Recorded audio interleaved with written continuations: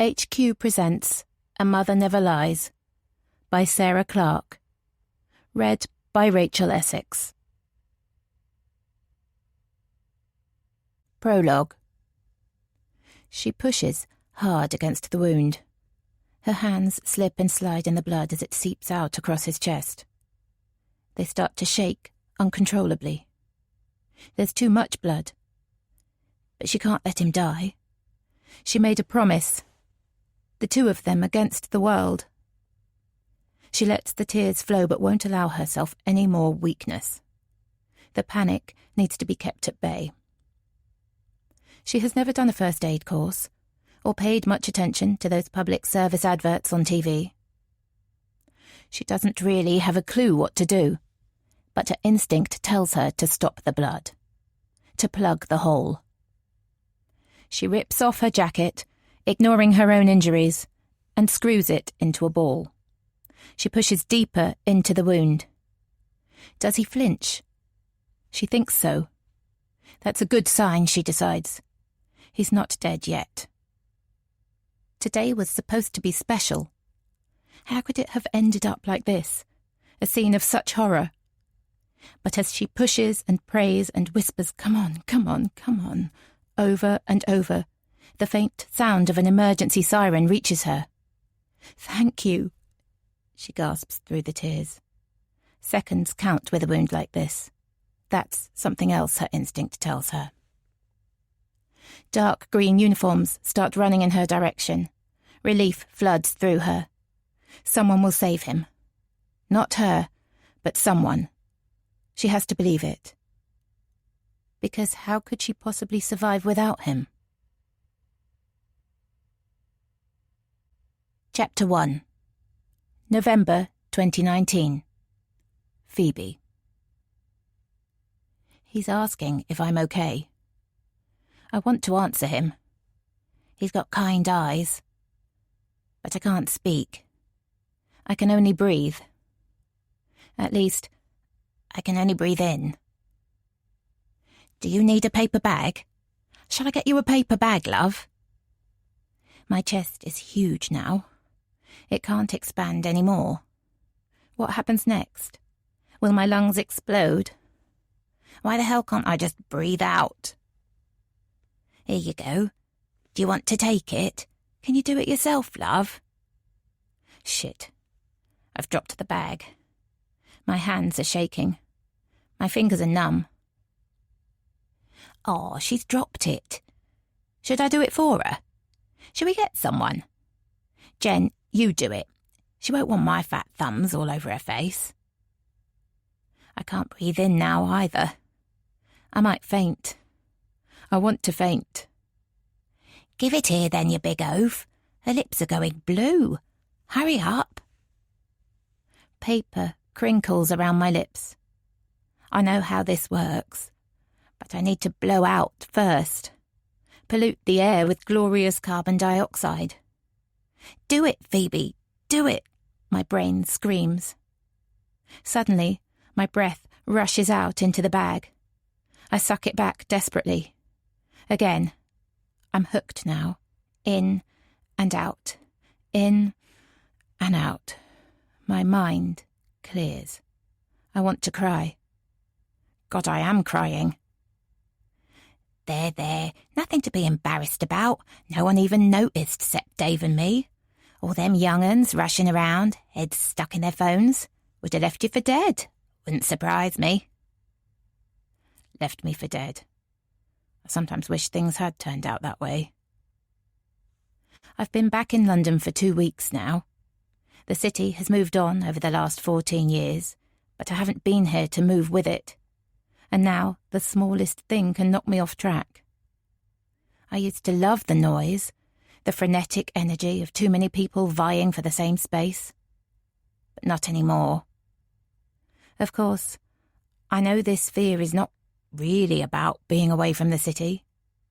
It's about what happened before I left. This evening, I thought I'd be okay. Completely exhausted after a day on my feet, I was impatient to get home. Eyes down, I ignored the jostling commuters and the slouchy teenagers, and made it onto the platform without a problem. But then I saw them, huddled together in their dark coats, and they looked so similar that it took me right back to that night. And that's when Jen and Dave found me. "This is our train now. You going to be all right?" "You keep the bag, it's fine. Dave has stuffed his sherbet lemons in his pocket now. They'll be gone in a flash anyway." I nod at Jen, wiping away my tears and smiling widely to show her just how all right I am. "You take care of yourself," Dave adds, heaving himself onto the train. He looks a bit embarrassed now. I'm not sure whether that's down to him hesitating with the paper bag or Jen exposing his sugar habit, but I like him more for it either way. "Thanks," I say. "Thanks for saving me." I know I sound dramatic, but however many panic attacks I've had, they still make me think I might die. Like faulty adrenaline levels really can override vital organs. "It was nothing, love," Dave mumbles, and then the doors close, and his sloped shoulders gradually disappear inside the busy train. Now I'm worried about Dave and Jen.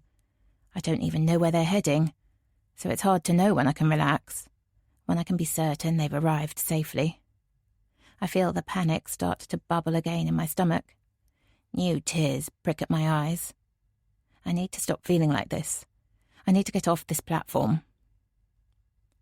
I turn back towards the exit and focus on my breathing as the tide of commuter traffic carries me along.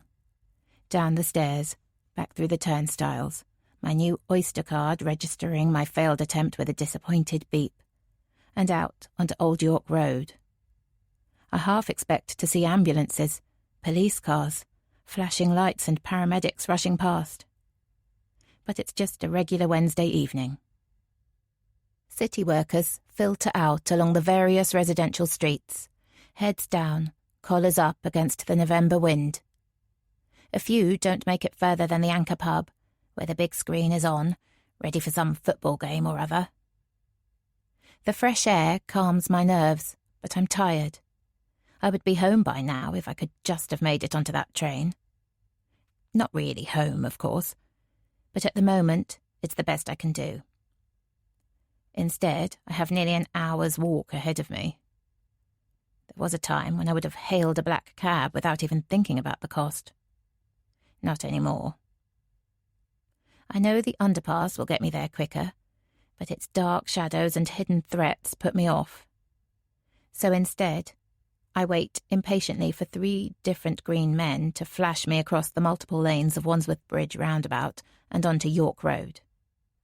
Then I begin the long walk eastwards, the traffic droning past relentlessly. I watch a skinny cyclist with a flashing headcam hurl abuse at a white van driver, who just gives him the finger and swaps lanes. And at one point, I'm forced to step off the pavement by a homeless man curled up against a bus stop, causing some cyclist-type road rage myself. But I suck in the smell of Middle Eastern food drifting out from the grubby cafes, and share a half-smile with a young mum herding her kids. And it feels good to be back. I've missed this. When I get to the Volkswagen dealership, I can't help pausing, remembering a visit from a lifetime ago. How good it would be to waltz into that showroom now, actually buy a car, instead of yielding to some misplaced loyalty and leaving empty-handed like last time. Although I waddled more than waltzed back then. I need a car now more than ever, but I can't see my universal credit stretching that far. As I continue staring, I notice the salesman looking at me suspiciously through the giant glass panes. Clearly I don't look like a prospective customer anymore either. I drop my gaze to the pavement and keep walking. Eventually, I peel off York Road and head south into Battersea. I know plenty of people who don't like this area. Its perfect skin of Edwardian townhouses hiding an underbelly of council flat blocks. But I do. I'm sure it's partly the familiarity of growing up here. But more than that, I like that everyone, the wealthy and the struggling, walks down the same street, grabs last-minute shopping from the same corner shop. I've never managed to work out where I sit in the British class system, so it's a relief to be somewhere where everyone fits in. It's not even 7 o'clock when I arrive at my old childhood home, but the sky is black, and I feel ready for bed. I dream of sinking into a hot bath and then crawling underneath my duvet, giving my aching body as much rest as possible before I go out again tomorrow. My father will be in his study by now, pretending to read an old script while chain-smoking his way through a packet of Marlboro Reds. I feel a momentary pang for a nicotine hit of my own, but I know I'd be crazy to start down that road again. I assume my mother will be asleep, or more accurately, comatose, after gradually working her way through her daily dose of gin. Unfortunately, I'm proved wrong. "Is that you, darling? Your father's in a foul mood, so I'm in search of a drinking partner. Come and have a G&T with me." I stifle a sigh. "Actually, I was going to run a bath." "Can't do that, I'm afraid, darling. No hot water. Boiler's on the blink again. Luckily the fridge is in full working order, so the tonic's lovely and cold. It's Sicilian lemon, darling. Divine." Her shrill voice and heroic attempt at enunciation can't hide the fact that she's probably been drinking these divine gin and tonics since lunchtime. But I can't refuse her. She's given me somewhere to stay, after all. "Sounds great, Flora," I reply. My parents have never been fond of traditional titles, so it's been Flora and Paul for as long as I can remember. They've never been fond of traditional parenting either. There was a time when I couldn't wait to get away from them. Now, I'm grateful for their charity. As I make my way into the front room, I can't help noticing the decay. This was a splendid house once, although it had already started its downward spiral when we moved in 40 years ago. There is still evidence of its former glory, the beautiful ceiling roses in both living spaces, and the sturdy oak newel post guarding the staircase. But now the neglect is more obvious. What's left of the carpet is stained with red wine spills, and the windows are spotted with fluffy green mould. Everything is covered in a layer of dust, and nothing seems to work properly. Except the fridge, of course. "Any luck, darling? With the job hunting?" Flora asks, while handing me the perfect gin and tonic, weirdly out of place in this shabby setting. I look closely at her face to see if I can spot any trace of suspicion. I've told her that I spend my days looking for work. She wouldn't approve of my real purpose, so I've kept it to myself for now. I'm relying on her not knowing that job hunting is mainly carried out at home in front of a computer screen these days. "Nothing today. Maybe tomorrow." "And did you cope okay?" At least she has the good grace to appear concerned. I know she doesn't understand, really. She's had her fair share of trauma in life too, but she has always found solace in a bottle, letting the numbing effects of alcohol carry her pain away. "Yes, all good. It was a sunny day, so I decided to walk. I hope she won't grill me further." Even in her drunken state, I worry that she can see right through me. For all her hands-off parenting, she always had a way of knowing when I was keeping something from her. But she just throws me a quizzical look and, miraculously, chooses discretion. "Well, you don't need to rush things. And walking is wonderful exercise, of course. You'll be 50 before you know it, and you can't take that slim body of yours for granted forever." I look at her slight frame and silently question her logic, but I'm glad she's moved on. "Perhaps you should take the day off from job hunting tomorrow, darling.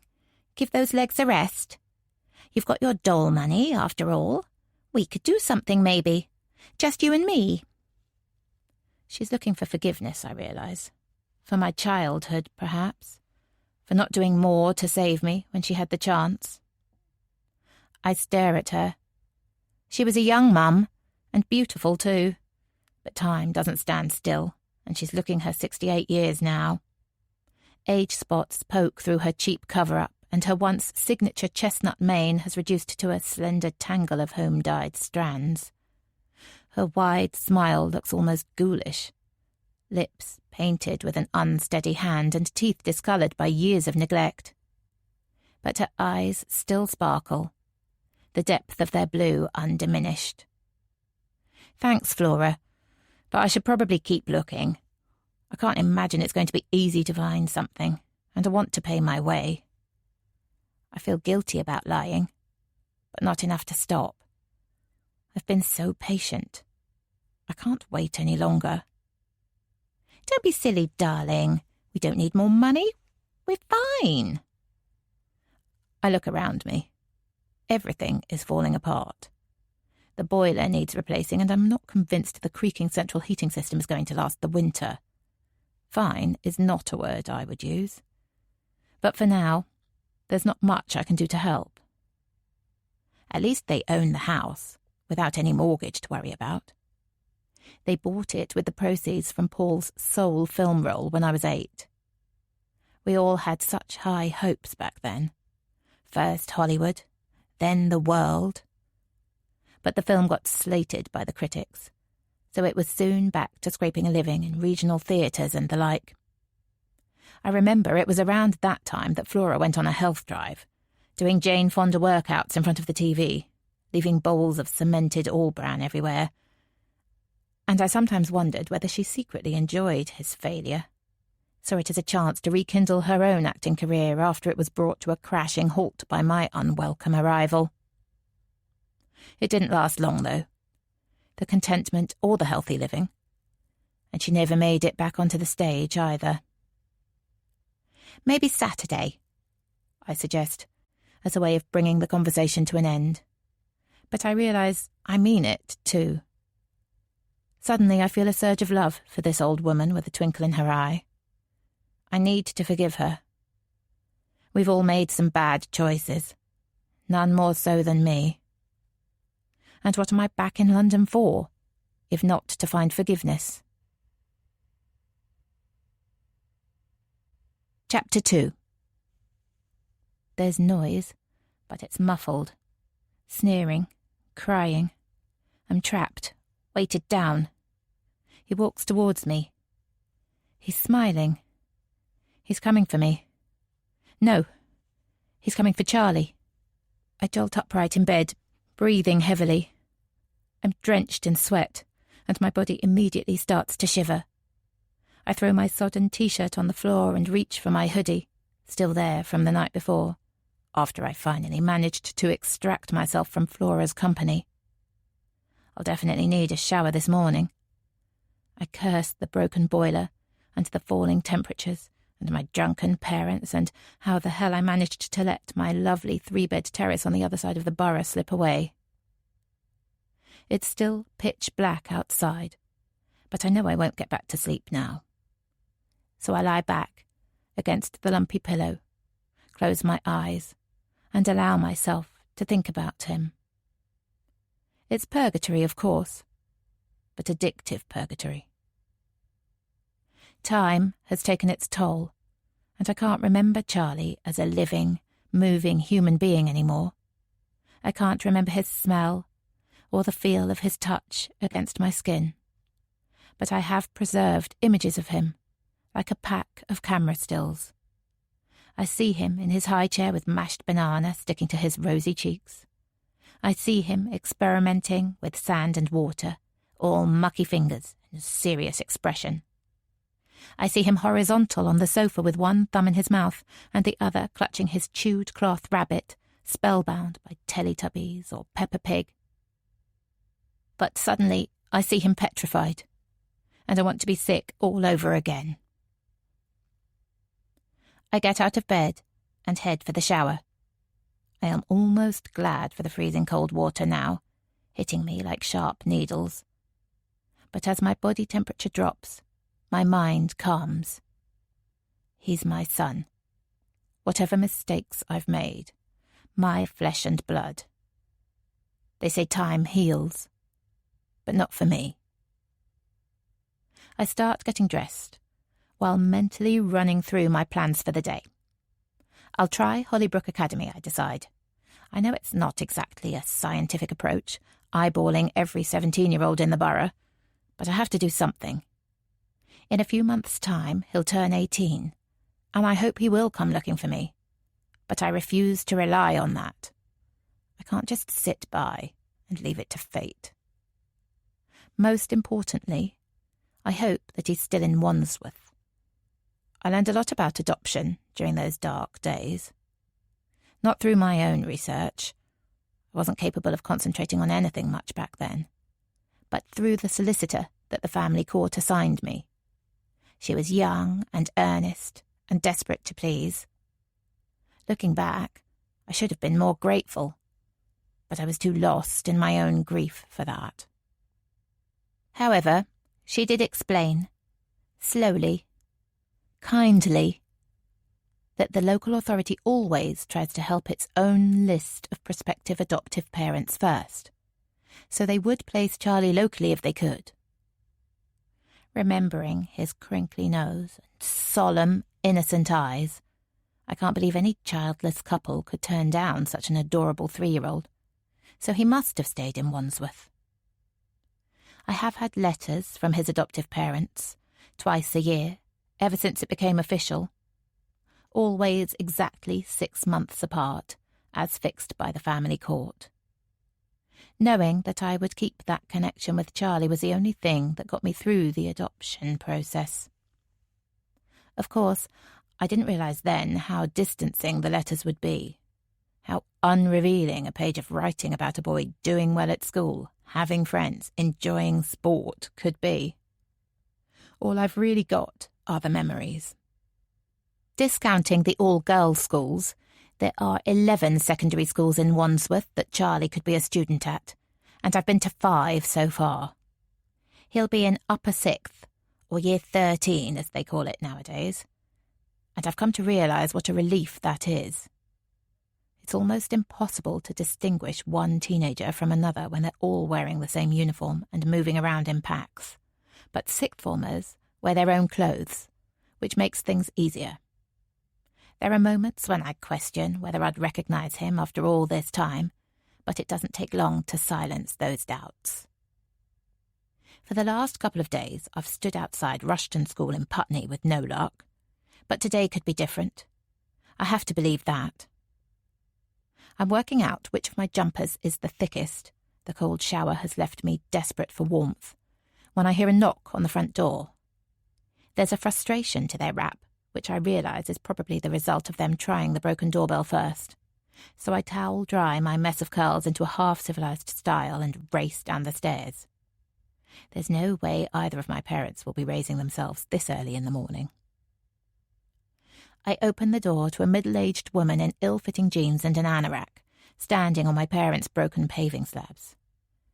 "Can I help you?" I ask. "Hello, Phoebe." Her directness knocks me off guard and I take an involuntary step backwards, which unfortunately she treats as an invite. Before I can do anything to stop her, she pushes open the door and steps inside. "I wonder if we can have a chat." The patronising tone, the tilt of her head. I can almost smell social work on her. I want to refuse, to just slam the door in her face and pretend this never happened. But I know that kind of behaviour will bring its own repercussions, so I surrender to the inevitable and stand aside. For a woman who wears no makeup and keeps her mousy hair sensibly short, she has a surprising air of authority, and I feel more like the visitor than the host as she walks purposefully down the hallway. "In here?" she asks, inclining her head towards the living room. I nod and watch as she scans the room before choosing to perch on the edge of Paul's prized leather Chesterfield, which is cracked and dull now, of course. "We never met back in 2005, she starts. "I know that Tasha was your social worker through it all." My heart starts thudding faster as she pauses. I know what she's about to say. "I'm Claire Morris. I was Charlie's social worker." The woman who took my son away. A massive shot of adrenaline surges through me, and I struggle not to act on it. My hands ball into tight fists and my breathing gets shallower. Shit. I can't do this. I think about why I'm back, how I will find him, and it gives me the strength to find my voice. What are you doing here? I heard that you were back. From who? She ignores my question. I thought it would be a good idea to drop by. See how you're settling in. Now you're living locally again. From who? I repeat. My tone is more assertive now, and it works, because after a moment of indecision, her shoulders droop a little. She leans forward, resting her elbows on her knees. I was chatting to your mum. She mentioned that you'd moved in. Flora? I ask, surprise knocking me off guard. We've kept in touch over the years. She says it as though it's obvious they would be friends. Perhaps it is. In many ways, they were on the same side back then. I give her a ring every now and again. She didn't have the professional support that you got, remember? I stare at the social worker expectantly. I still don't know why she's come. She says you spend every day out of the house. I've been job hunting, I whisper. Yes, she said that too. Her words hang heavy with disbelief. She's clearly less naive than Flora. Less drunk too, of course. Look, I just want to make sure. She pauses for a moment and I enjoy her discomfort as she struggles for the right words. That you're not being distracted by the past. I shift my weight from one foot to the other. So this is a threat, is it? I ask. Forget about Charlie. Or else. It's not like that. She speeds up her words as though suddenly desperate to get it over with. Look, I'm not here to run you out of town or dredge up the past. I know that you've suffered, but my responsibility isn't to you. He'll be 18 soon, I throw back. He won't be your responsibility then. I don't add that I'm counting the days until his birthday, spending every minute wondering if he'll come looking for me, dreaming about that knock on the door. Officially, Charlie hasn't been my responsibility since 2007. His care was signed over when he was adopted. But that doesn't mean I stopped thinking about him. He was a lovely kid, is a lovely kid, she corrects herself. And I don't want to see him hurt again. And you think I'll hurt him? I'm spitting my words out now. I know how much you loved him, and I'm sure you still do. But the Charlie you remember doesn't exist anymore. He's got a new name and a new family. She pauses again, and I realise I'm holding my breath. Phoebe, he doesn't know anything about you. Her words burn into me, scalding my eyes. They also don't make sense. But I wrote to him twice a year, I remind her, via the council. They encouraged it, for his life story project. Look, Charlie was very quiet when he was first adopted. Withdrawn. He was clearly very traumatized. And, I interrupt, even though I don't want to hear the rest. Normally, we suggest adopted children should know about their past, keep that connection to their birth parents.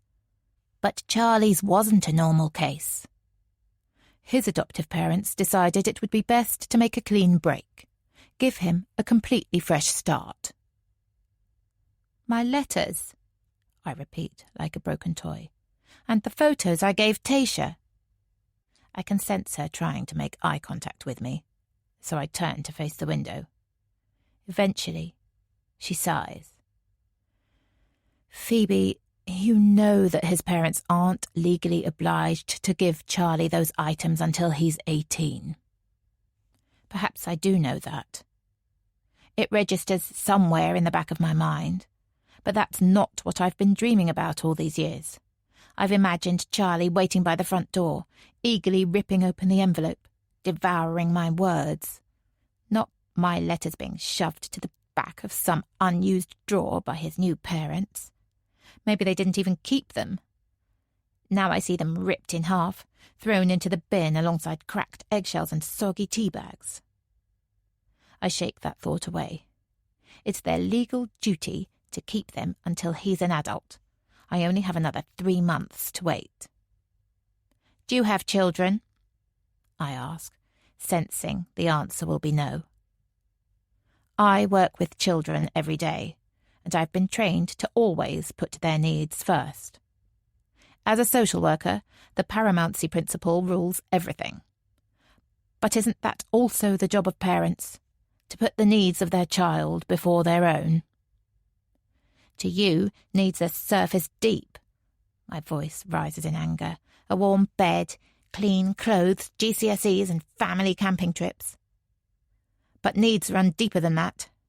My own mother has let me down countless times, is still letting me down, I add pointedly. But we have a bond. You can't play God just because a parent doesn't fit your idea of what makes the perfect family. I watch Claire dip her head towards the floor before raising her eyes up, shining with a new resolve. You were angry back then, broken. I know that. You'd lost someone very special. But just think about how much Charlie suffered. Doesn't he deserve some distance from that? My eyes smart with tears. Acid forms in my mouth. How dare she say these things? I'm his mother. But I can't speak. I can't even move. The silence hangs between us for a moment before she continues. Leave him alone, Phoebe. You lost your maternal rights to him a long time ago. She stands up, but doesn't move any further. She's not finished. And don't forget, it's against the law to approach him. He may be turning 18 soon, but his right to anonymity from you is permanent. I watch her zip up her anorak, hover over me, hairs prickle on my neck. And Phoebe, you need to prepare yourself for him never coming to look for you.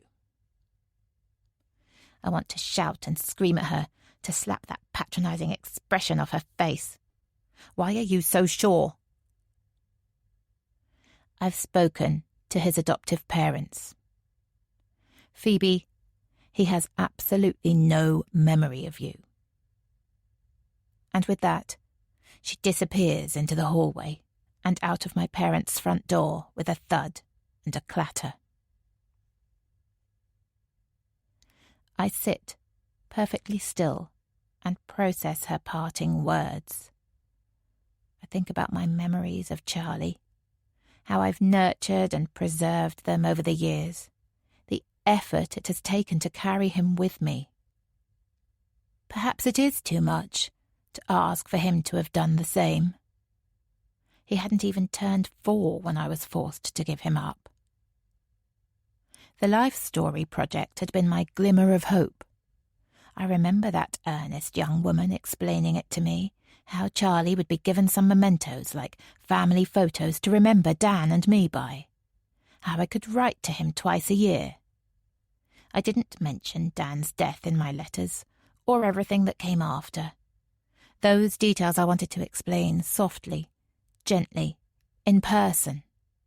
But I told him how much better I was feeling and how much I hoped that we'd see each other again one day. I never thought he might not read them, or that his adoptive parents would make sure I was wiped from his memory. Suddenly desperate for fresh air, I grab my jacket off the broken peg in the hallway and head outside, into the park opposite my parents' house. Park is an exaggeration. More a postage stamp of green space, plus 2 swings, a slide, and a rusty roundabout. But it has a kind of urban peace about it that I like. I sink onto the metal bench, its unforgiving bars digging into my back. I replay the social worker's words. Doesn't he deserve some distance from that? A speck of doubt starts to worm its way into my thoughts. Could she be right? Is our relationship beyond repair? But I shake the feeling away. No. I've waited so long for this chance. I'm his mother, and I'm not walking away now. And if his adoptive parents have kept me from him, severed our bond, then it's even more important that I find him. I take a deep breath and stand up. I'm fed up of being controlled by other people. It's my turn now. After nothing but gin, tonic, and a grab bag of McCoy's crinkle-cut crisps for dinner, I realise I'm starving. I should go back to the house, make myself something nutritious, but I can't face going back inside. My mission feels more urgent now. So instead, I stop at the first cafe on my route and order a fried egg bap and takeaway tea. At the last minute, I ask her to add bacon, and the taste of that sizzling fat is worth every extra penny. It takes me an hour to reach Hollybrook Academy, a small school on the edge of Wandsworth Common. Everything is quiet when I arrive, so I find a wall to lean against and try to blend into the background. I feel a quiver of excitement in my belly, like I've found Charlie's school. Like today is going to be when I see my son for the first time in 14 years. I check myself. This is exactly how I felt yesterday morning, and look how that day turned out. The waiting gives me time to think about what Charlie might look like now.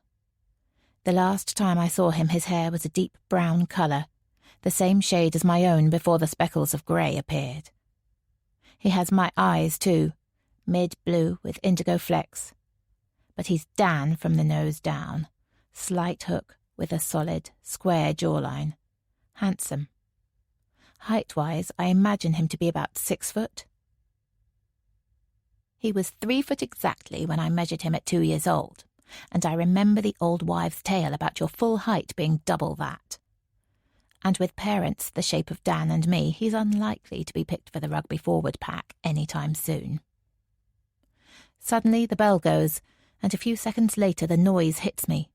A few hundred children emerge from a maze of different doorways, chatting and barging their way into the playground, seemingly undaunted by the wall of blazers obstructing their path. It must be break time. Somehow, the sea of blue uniforms shifts and settles.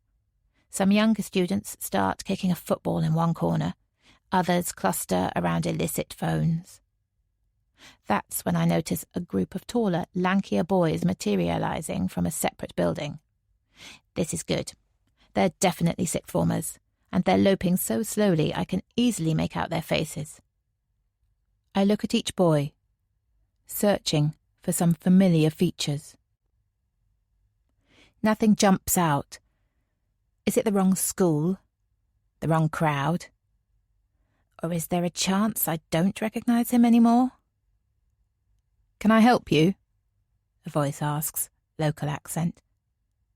"No, thanks," I respond without turning round.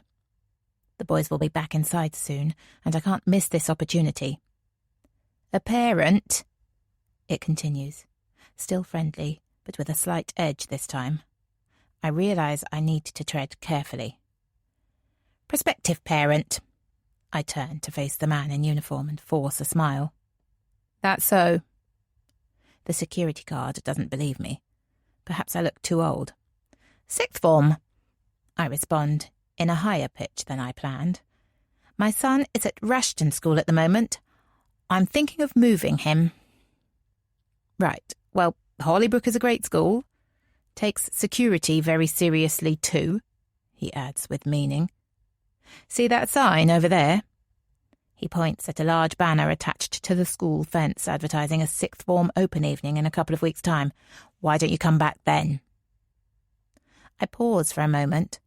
I so want to stay, but I know he's moving me on. "Great. I'll do that," I answer, through gritted teeth, and slowly turn away. I can't risk being on some school watch list, so I know I have to play along. I walk away from the school and deeper into Wandsworth Common, sensing his eyes following me, until I reach the cover of the trees. Chapter 3. May 1998. Phoebe.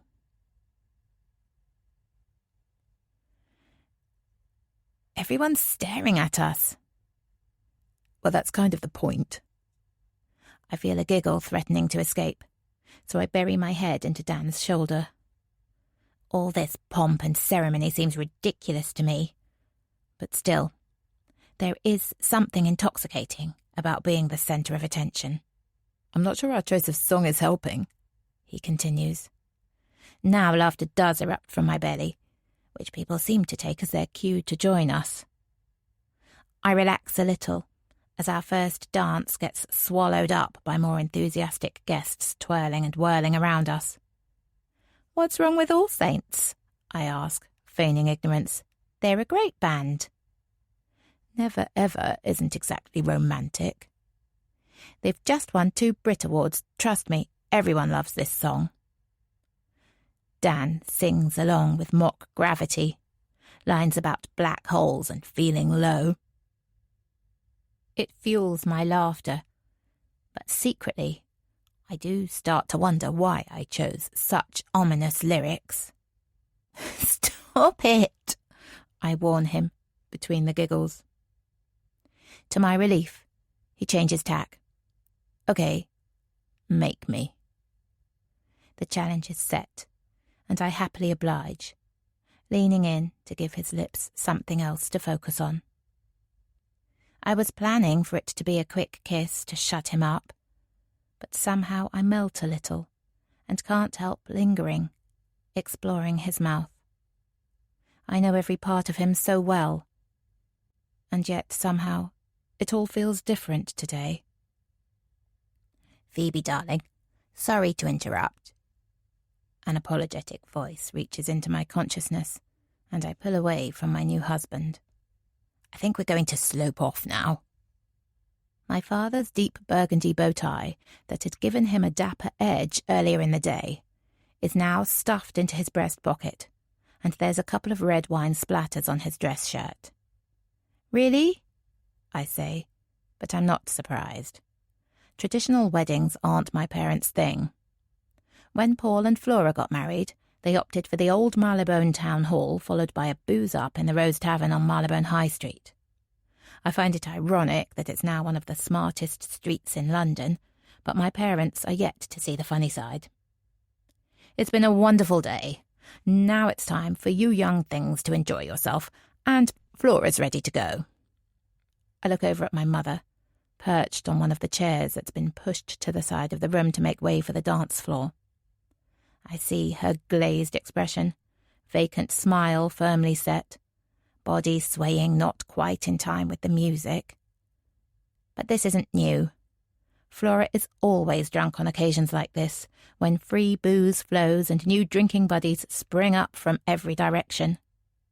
No, her wanting to leave is about something else. Those little wedding conventions that Dan insisted upon, but that make my mother's skin itch. Dan pulls me closer. No problem, Paul. I'll make sure she enjoys herself. Yes, I'm sure you will.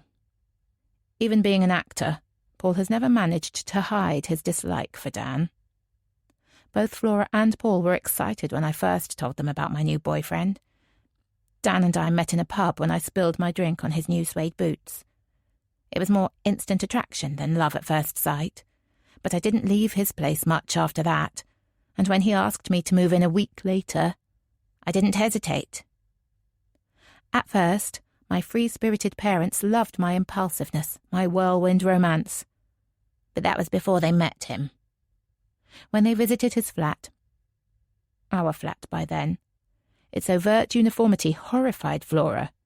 Dan's legal magazines, neatly stacked in issue order, clearly offended her too because she managed to spill her entire cup of tea on them.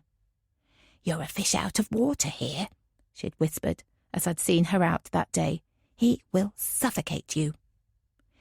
It's a shame she never realised how much I was floundering when I lived with them. "Are you okay?" Dan asks as we watch Paul navigate Flora towards the exit.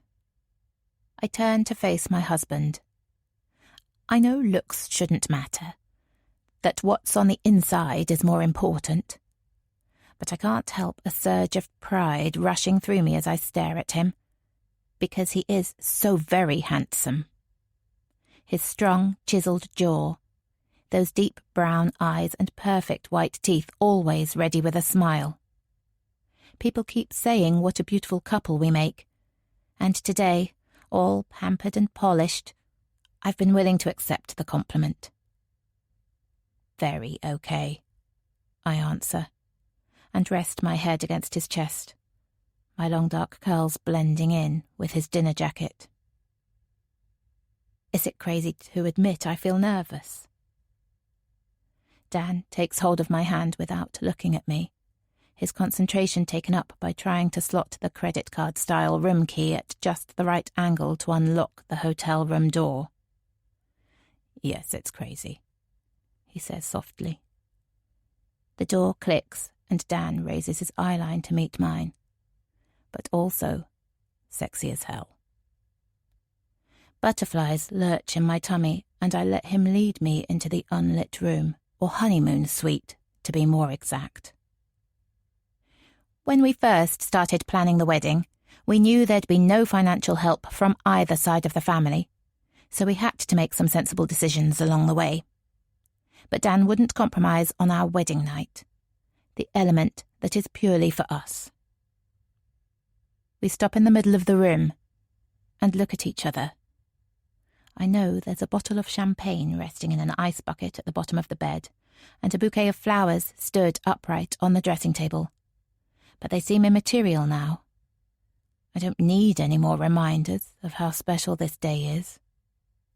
Dan places his hands either side of my face and pushes his lips against mine. He's both claiming me and protecting me, telling me I'm his whilst promising to take care of me. This normally modern man is showing some caveman impulses, and in my virgin white dress it feels nothing short of perfect. Except getting the dress off isn't quite so movie smooth. There are 100 baby buttons and hidden hooks to work through, and equality reigns again, as we both battle to get them open. "This better be worth it," Dan threatens, and I pick up on his fictional tale of premarital celibacy. "Oh, my naked body is quite something." "I bet it is," Dan concurs, just as my dress finally slips to the floor. Then the giggling stops once again and he reaches for me. I feel a deep ache of love for this man who swept me off my feet and put me in the centre of his life. Our lips join together, and my bony hips slot underneath his more muscle-bound ones. Our curves rise and dip so neatly against each other that it feels as though we were pre-moulded this way. I love you, Dan. I need to say it. To be clear, I love you too. Do you think we'll be this perfect forever? Of course we will. You and me, against the world. He picks me up and lowers my naked body onto the four-poster bed. I pull him towards me and very quickly, any thoughts of the wider world disappear. Chapter 4, November 2019. Ben. Fucking unbelievable. Ben feels the familiar surge of rage flood his body. Adrenaline grabs at his muscles. His pupils dilate and the red F blurs out of focus. He shouldn't give a shit, really. But it just doesn't make sense. He'd actually tried in that geography essay. He hadn't bothered much during his first year of A-levels, so 2 fails in his summer exams were understandable, while his A in art and design was so expected that it hardly drew comment. His parents' reaction had been predictable, of course. A mix of disappointment and sympathy laced up with a thread of "we'll always love you, however much of a failure you turn out to be." Ben could have taken them at their word, left school, holed up in his room with his Xbox. But he hadn't. He'd started year 13 with something close to a positive attitude. And look where that effort has got him. Next to the F is an illegible paragraph of writing, also in red biro. Teacher's tips for rising up the letter ladder. Well, fuck you. Ben drags his fingers along the essay, crinkling the paper into his cupped palm. Morton, not a good idea, Mr. Saunders calls out evenly. Ben stares at his teacher. He should, remove his hand and smile that fake apology he's practiced over the years. His teacher would pretend not to recognise his insincerity, and the class could move on, giving him the chance to get his shit together. Or he could wrap the essay into a tight ball and throw it at the bastard. He sucks in air, then expels it slowly. Sorry, sir. Just a bit disappointed, you know. Beaming smile, gritted teeth. He releases his fingers and rubs his clammy palms along the underside of his desk. No point sweating over a stupid essay. No problem, Ben. Come and see me after and we can run through your paper together. Now, you lot, deforestation. With the tension in his muscles starting to ease, Ben switches the class onto mute mode and lets his mind wander. While he is no great fan of school, he does prefer the anonymity of his life during term time. The half-term holidays had been a different story, trapped with his family in Berlin for 10 long days. Ever-perfect Rosie had steered the conversation away from school whenever their parents ventured onto the subject, but that had infuriated him as well, her constant do-gooderness. Thank God he'd managed to escape the city's Kreuzberg district a couple of times and lose himself in its mind-blowing street art scene for a while. The bell rings, breaking into Ben's daydream. He's got a free period next, and had planned to revise for the next day's chemistry test, but he's not in the mood for that anymore. He trudges out of his geography classroom, avoiding eye contact with Mr. Saunders in case his teacher plays out his earlier offer of help, and contemplates going to the art studio instead, adding more chaos to the oil painting he's working on for his portfolio. But he doesn't make it further than a few steps down the corridor before he's waylaid. Hey, bro, you got free period next? Ben smiles at his friend. Jake only joined the school in year 12, but has already gained himself quite a reputation for flouting the rules. It didn't take them long to find each other. Yep. Got plans? Well, I have a chemistry test tomorrow, Ben mutters vaguely. Fancy a bit hands-on revision? There's a glint in Jake's eye, and it doesn't take much for Ben to work out what he's suggesting. He can almost taste that first drag, feel the relief of it filtering through his body. Any chance those chemicals involve THC? He asks in a low voice. See, you know it already. You're going to beast that test. Ben smiles again, wider this time, because this is exactly what he needs. A chance to dispel the anger still bubbling under the surface, and to do it with someone who feels close to being a kindred spirit. Of course he couldn't expect Jake to have the same life history as him. That would be too fucked up. But having a 28-year-old stepfather who regularly posts topless pictures of himself on Instagram is pretty messy too. And Jake isn't blessed with the same amnesia about his sordid past that Ben is. Shoulder to shoulder, they wander down the noisy corridor, but instead of turning left into the sixth form centre, they carry on out of the main exit. Science block? Jake asks, pausing to check Ben's willing to take the risk. They could disappear off-site, but that means a walk across the rugby pitches to get to the back gate, and the sky's already threatening rain. The science block is much closer, but the chance of getting caught is higher too. Works for me, Ben answers without hesitation. The school grounds are quiet as they stride across the playground. the rest of the school now sucked into the final period of the day. They arrive at the modern red brick construction, and Ben concentrates on the wall in front of him. "I'll go first, follow me," he instructs with a rare confidence saved for distinct occasions like this. After 3 miserable years underperforming on a football pitch, followed by a season doing the same thing yet more painfully on a rugby pitch, Ben's parents finally surrendered to the realization that their son wasn't into traditional sports like his sister. So at 12 years old, Ben had started spending his Saturday mornings climbing. It wasn't always fun. He would get so angry with himself if he couldn't make a particular climb or grabbed onto the wrong colour hold, disqualifying him from whatever level he was trying to conquer.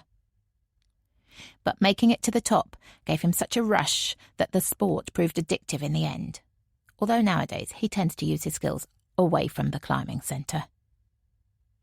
With Jake falling in step behind him, Ben squeezes his toes into a gap in the brickwork and powers up with his legs, pushing his hips square against the wall. 4 grabs are all it takes for him to reach the roof overhang, and then he swings his body to get the momentum before thrusting an arm and leg in one dynamic movement onto the roof. He's made it. He manoeuvres the rest of his body onto the asphalt surface and rolls onto his back, enjoying the sensation of his heart racing. "Smooth moves," Jake pants as he appears next to him. "You're stronger than you look." Can't promise the same precision on the way down. Jake responds with a loud laugh, and Ben wonders if they're being stupid, smoking their illegal drugs up here. There are 4 labs underneath him, and all of them will be full of students right now, staring into Bunsen burner flames or throwing acid-blanched litmus paper at each other. He imagines getting so stoned that he decides to drop through the skylight like some psychedelic messiah. The fuss that would cause. "What you smiling about?" Jake asks, handing Ben a well-packed spliff. Ben takes a long pull and feels the sweet aroma fill his mouth, and then his lungs. He takes a couple more puffs, then hands the joint back to his friend, his world nicely spinning. "Getting off my head, I guess," he finally answers. "Yeah, life's good when you're fucked." Ben considers that. He vaguely knows that Jake is talking rubbish, that there's no meaning behind his words. But what if he's right? Does being fucked give you a unique insight into life? Something regular people will never know or feel? Is being constantly slung with shit actually life-enriching?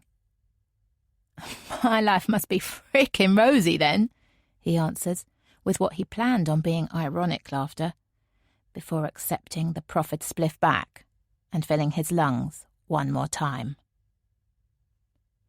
The bell goes, and Ben stuffs his empty chemistry notes into his bag, trying not to make eye contact with anyone in case they notice how bloodshot his are. After smoking and talking shit for half an hour, he and Jake had managed to get off the roof without anyone noticing them, and into the sixth form centre with only a passing look of suspicion from their head of year. But now that everyone is heading for the exit, he feels more exposed. He keeps his head down and manages to make it outside without having to engage with anyone. He's passing the main school building, a looming 16th century mansion, when fingers pinch him at the elbow. With a sharp intake of breath, his arms fly skywards as if they're programmed to overreact by some outside force. "Whoa, steady!" Rosie ducks neatly under Ben's arm as it comes back down to earth. Ben tries to focus on his sister, while slipping his hand back down to his side. If his physical rejection disappoints her, she shows no sign of it. "Who did you think it was? Is that Arabella girl stalking you again? Don't worry, she freaks me out too. Shouldn't be so damn pretty, should you, little brother?" Ben vaguely considers pointing out that he actually towers over Rosie now.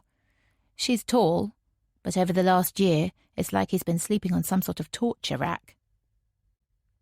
Rosie gave him the nickname when he was a mute 5-year-old, during that car ride back from the courthouse. It was her way of reminding him that she was the eldest, if only by 5 months, and maybe a note on her status, the biological child. In the end, the nickname stuck, and even his new height hasn't persuaded her to change it. Nah, Arabella moved on pretty quickly. Ben chooses not to mention the way he brought that situation to a close, the shock on the girl's face when he couldn't take her constant whining anymore. You heading home? Yep. Netball practice was cancelled, so I thought I'd make a start on my history essay instead. Do you ever let up being perfect? Ben asks, with more resentment than he'd intended. Clearly the numbing effects of the marijuana are wearing off, and her hurt expression rouses a guilt he's never quite managed to shake where Rosie's concerned. Sorry, sis. Bad day. Jesus, Ben, Rosie responds impatiently. You've just won that art prize out of 50 million kids, and you think I'm perfect? Ben shakes his head at his sister's wild exaggeration. There were actually about 500 entries in his category of the Wandsworth Young Artist of the Year award. Secretly, he was proud to win the top prize, but he's not admitted that to anyone else. He knows his parents aren't interested in his artistic talent, and the thought of their fake congratulations is enough to put him off saying very much. All that means is I'm allowed to be imperfect, Ben responds, his mask firmly back in place. I'm clearly just too creative for geography or chemistry or chores or being civil. But he can't finish goading his sister because she starts whacking him with her sports bag. You're such a dick, she giggles, and Ben can hear the affection in her voice. Pride, relief and resentment all flood through him at the same time, one jumbled shot of emotion that could have knocked him off balance if he hadn't learned to cope with his mixed feelings for Rosie many years ago. Her mood actually proves quite infectious, and Ben feels his earlier weed-induced good humour return as they reach their home on Millada Road. A large Victorian terrace, unremarkable from its neighbours, with its perfect frontage guarded by iron railings. But as Rosie unlocks the door, his heart sinks. Their mother is back from work. Hi, guys, she calls out, all bright and breezy, like she hasn't been sat in an office for most of the day appeasing clients with bigger egos than budgets. Good day. Any news on that geography essay, Ben? All casual, unconcerned, like she hasn't got her fingers crossed underneath the work surface. Yep, he answers, not willing to lie, not caring enough to keep her hopes up. Why the hell is it so important anyway? He hasn't even had a chance to take his shoes off.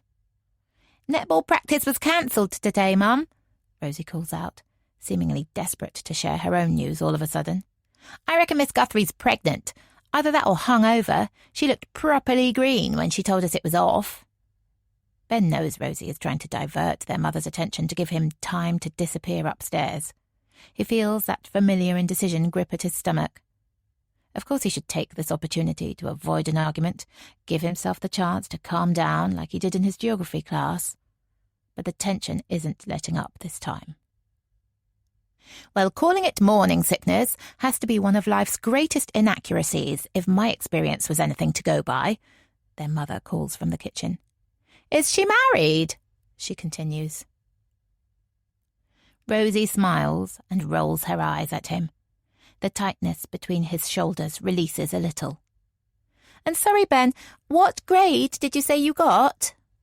Don't rise to it, Rosie whispers urgently. She's been brainwashed by all those alpha mums at their annoying little coffee mornings. You've got more talent in your little finger than all of their darling offspring put together. She knows it too, really. She just forgets sometimes. As Ben looks at his sister's imploring eyes, his mind flashes back to his first few weeks in this house. Rosie had been so bossy back then. At least she'd seemed that way compared to his nervous ways. She would grab his hand and pull him into the den, talk incessantly and demand he play with her. It could be schools, families, hospitals or zoos. But whatever the game, Rosie would always be in charge. Until the time he refused to play her game, with an anger and force that none of them had expected. She wasn't so bossy after that. But this time she's right. His brain-washed mother isn't worth it. Ben throws his sister a grateful look, grabs hold of the newel post and hoists himself upstairs. Avoiding confrontation with his parents has been his mantra for years, Why is he forgetting that now? His bedroom overlooks the garden. It's the smallest room in the house, but has always been his favourite. Rosie has the front room with 2 large windows facing the street, filled with a collection of Annie Sloane painted furniture. Even from the landing, Ben can see that most of it is hidden under piles of clothes, messiness being the one chink in his sister's otherwise perfect armour. Where Rosie's bedroom is spacious and exposed, his is compact and private.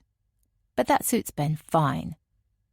He takes off his jacket and tie, compulsory for sixth formers unfortunately, and falls onto his bed.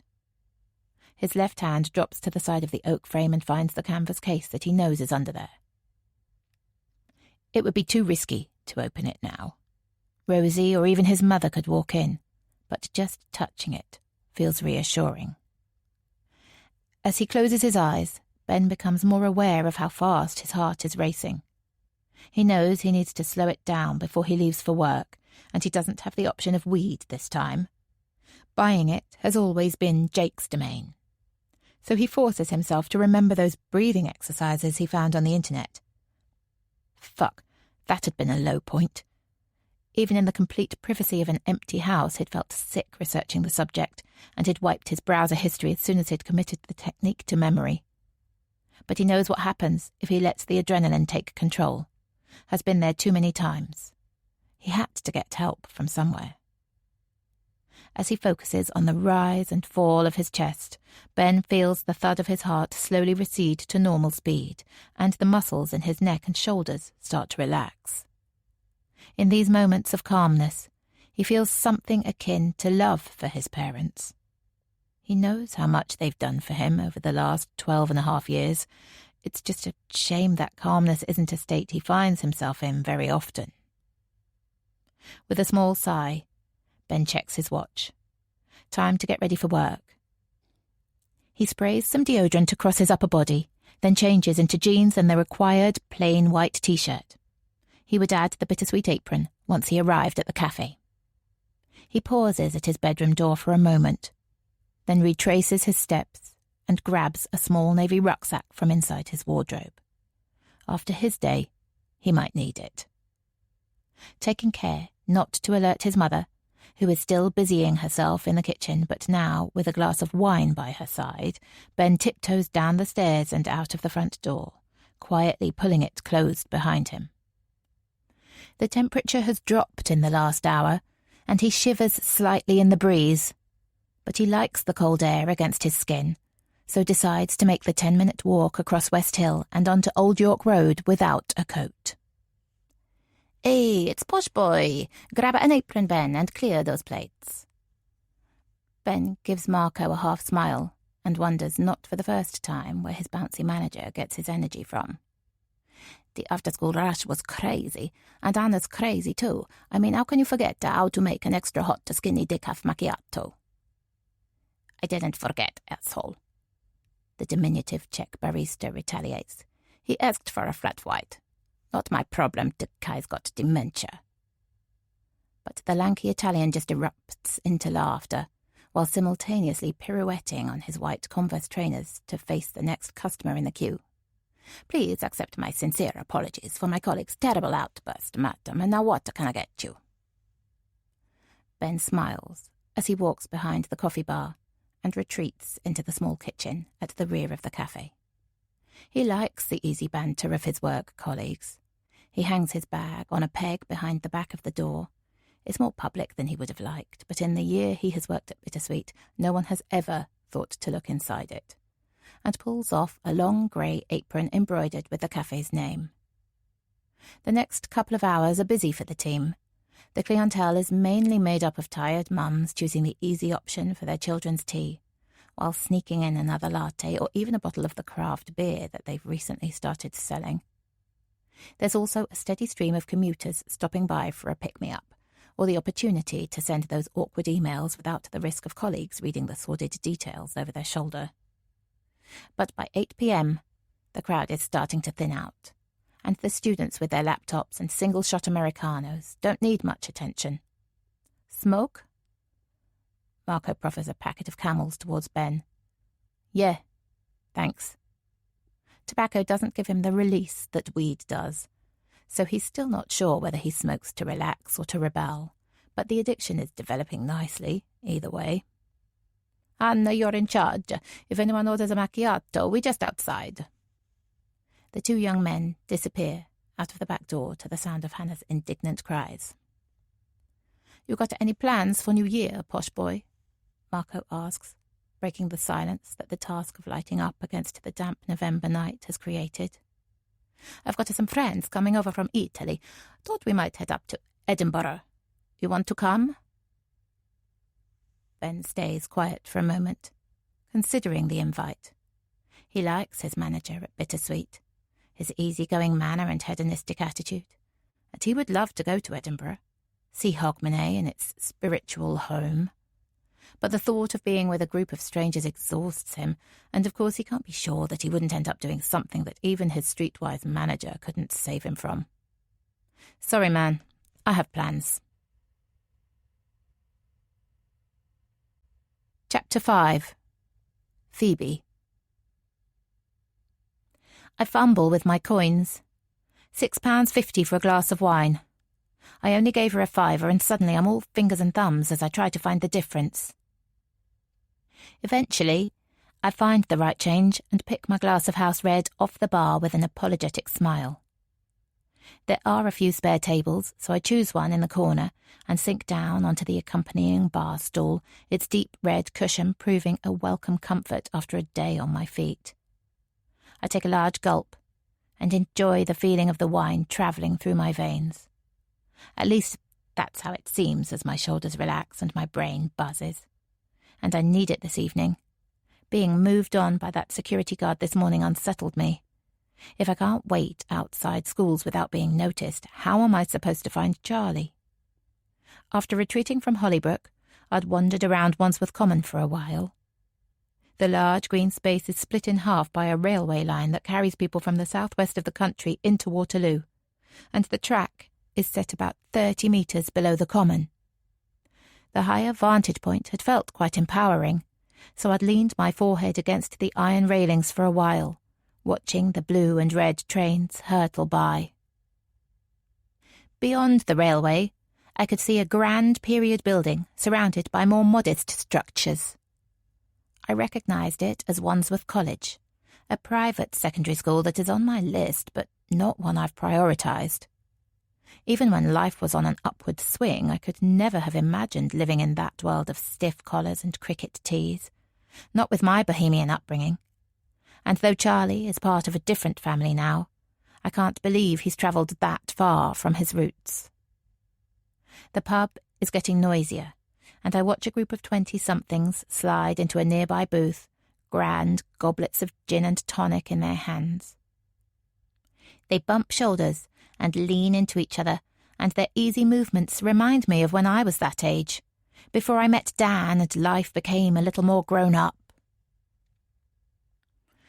At 18, I'd seen the chance of a steady wage as an escape route from my chaotic home, so had convinced Paul's agent to give me a job. While I could never have followed my parents into an acting career, as much for my lack of talent as anything else, theatre was the only world I knew, so it made sense to stay involved. By my early 20s, I was partying hard and had racked up a string of scandalous stories to entertain my friends with in London boozers like this one. "Another one?" the bartender asks, hovering over me with a leaning tower of dirty pint glasses in her hand. I shouldn't really have a second drink. The first glass has done its job and relaxation is already turning to exhaustion. But I can't face going back to my parents' house just yet, so I nod, mumble thanks, and hand over another fortune. She then turns to ask the man sitting at the next table, and I notice him for the first time. Headphones cover his ears, and he's staring at his laptop. As she leans down to get his attention, I wonder why he's here, oblivious to the atmosphere that I'm soaking up. But as I scan the room, I realise there are a scattering of other young people sitting alone, having replaced friends or partners with various pieces of tech. This would have been bizarre behaviour when I was their age, but it's normal now. Change can happen like this, a stealthy creep that you never really notice. Or it can hit you like a juggernaut and knock you off course forever. 2 of the 20-somethings, a boy and a girl, shift out of the booth, both armed with a packet of cigarettes and a coat. I stifle the urge to go with them. I haven't smoked for over a year now, but it was a regular thing for more than a decade, and the craving is never far away. Smoking kills, it says on the packet now. But for someone who spent the last 14 years wondering if they're better off dead, it's not much of a deterrent. The bartender arrives with the wine, and as we catch eyes, I see the familiar mix of curiosity and apprehension in her expression. My combination of dark brown hair and blue eyes has always sparked a level of interest, but I know she's seeing beyond that. Now, my eyes emit a wary glow, and my once open expression has folded inwards. For years, my natural urge was to please people. My parents, Dan, Charlie. But then I left them all behind, and it seems their absence has left an indelible mark on my face. I try to soften my features with a smile, and after a moment's pause, she returns it. As she places a full pint of lager on the table next to me, the man removes his headphones and I hear him say thank you. His voice is light and melodic, and it makes me think of water trickling over pebbles. I suddenly feel bad for my earlier disapproval and smile at him. Hey. He raises both his pint and his eyebrows, his smooth forehead wrinkling for a moment. I mirror his toast with my wine glass, then turn away. I used to love meeting new people, widening my network of experience or opportunity, but not anymore. However, he doesn't pick up on my cue and keeps on talking. Listen, I'm desperate for a fag. I know it's a disgusting habit. He raises his hands in a half shrug, half gesture of surrender. But would you mind keeping an eye on my laptop while I nip out? I look at the sleek rectangle of grey metal, the slight indent of the Apple logo shining on the top.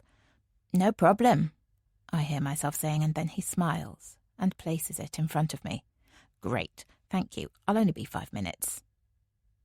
I watch him pick up his jacket, then head towards the pub door. I look down at the laptop and my fingers itch. It's not like I haven't searched for Charlie online before, typing a concoction of different terms into Google, ghosts hovering over my shoulder all the while. But since I've been back in London, I've felt a fresh urge to try harder. I wasn't surprised to discover neither Flora nor Paul had invested in a computer since I'd been away, and my old Nokia isn't set up for Wi-Fi or internet either, so this is the first chance I've had in a while. With one eye towards the pub door, I slowly lift the screen lid. Google Chrome is already open, and there are 3 tabs displayed along the top: YouTube, Soundtrap, iTunes. Perhaps he's a singer. With the thud of my heartbeat getting louder, I click open a new tab and consider what to type. From what that social worker told me, there's no point in trying Charlie anymore.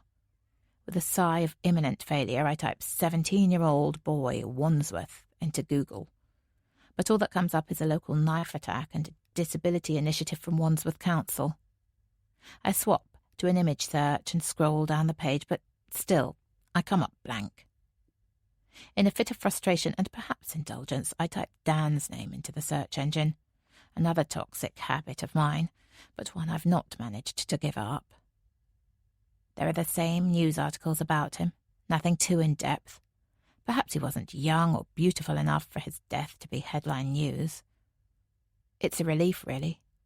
I can't stand the thought of Charlie searching for information about his real father when he finds out his name and being confronted by the graphic details of his injuries. How he lived is a much better story. I should close the laptop, really. The man could be back from his cigarette break any moment.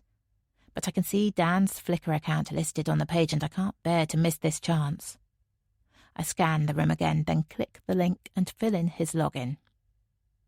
I haven't done this for so long, but the details are easy to retrieve from my memory, sizzling in the rush of adrenaline that's cascading over me. The page opens and I stare at the most recent photos uploaded.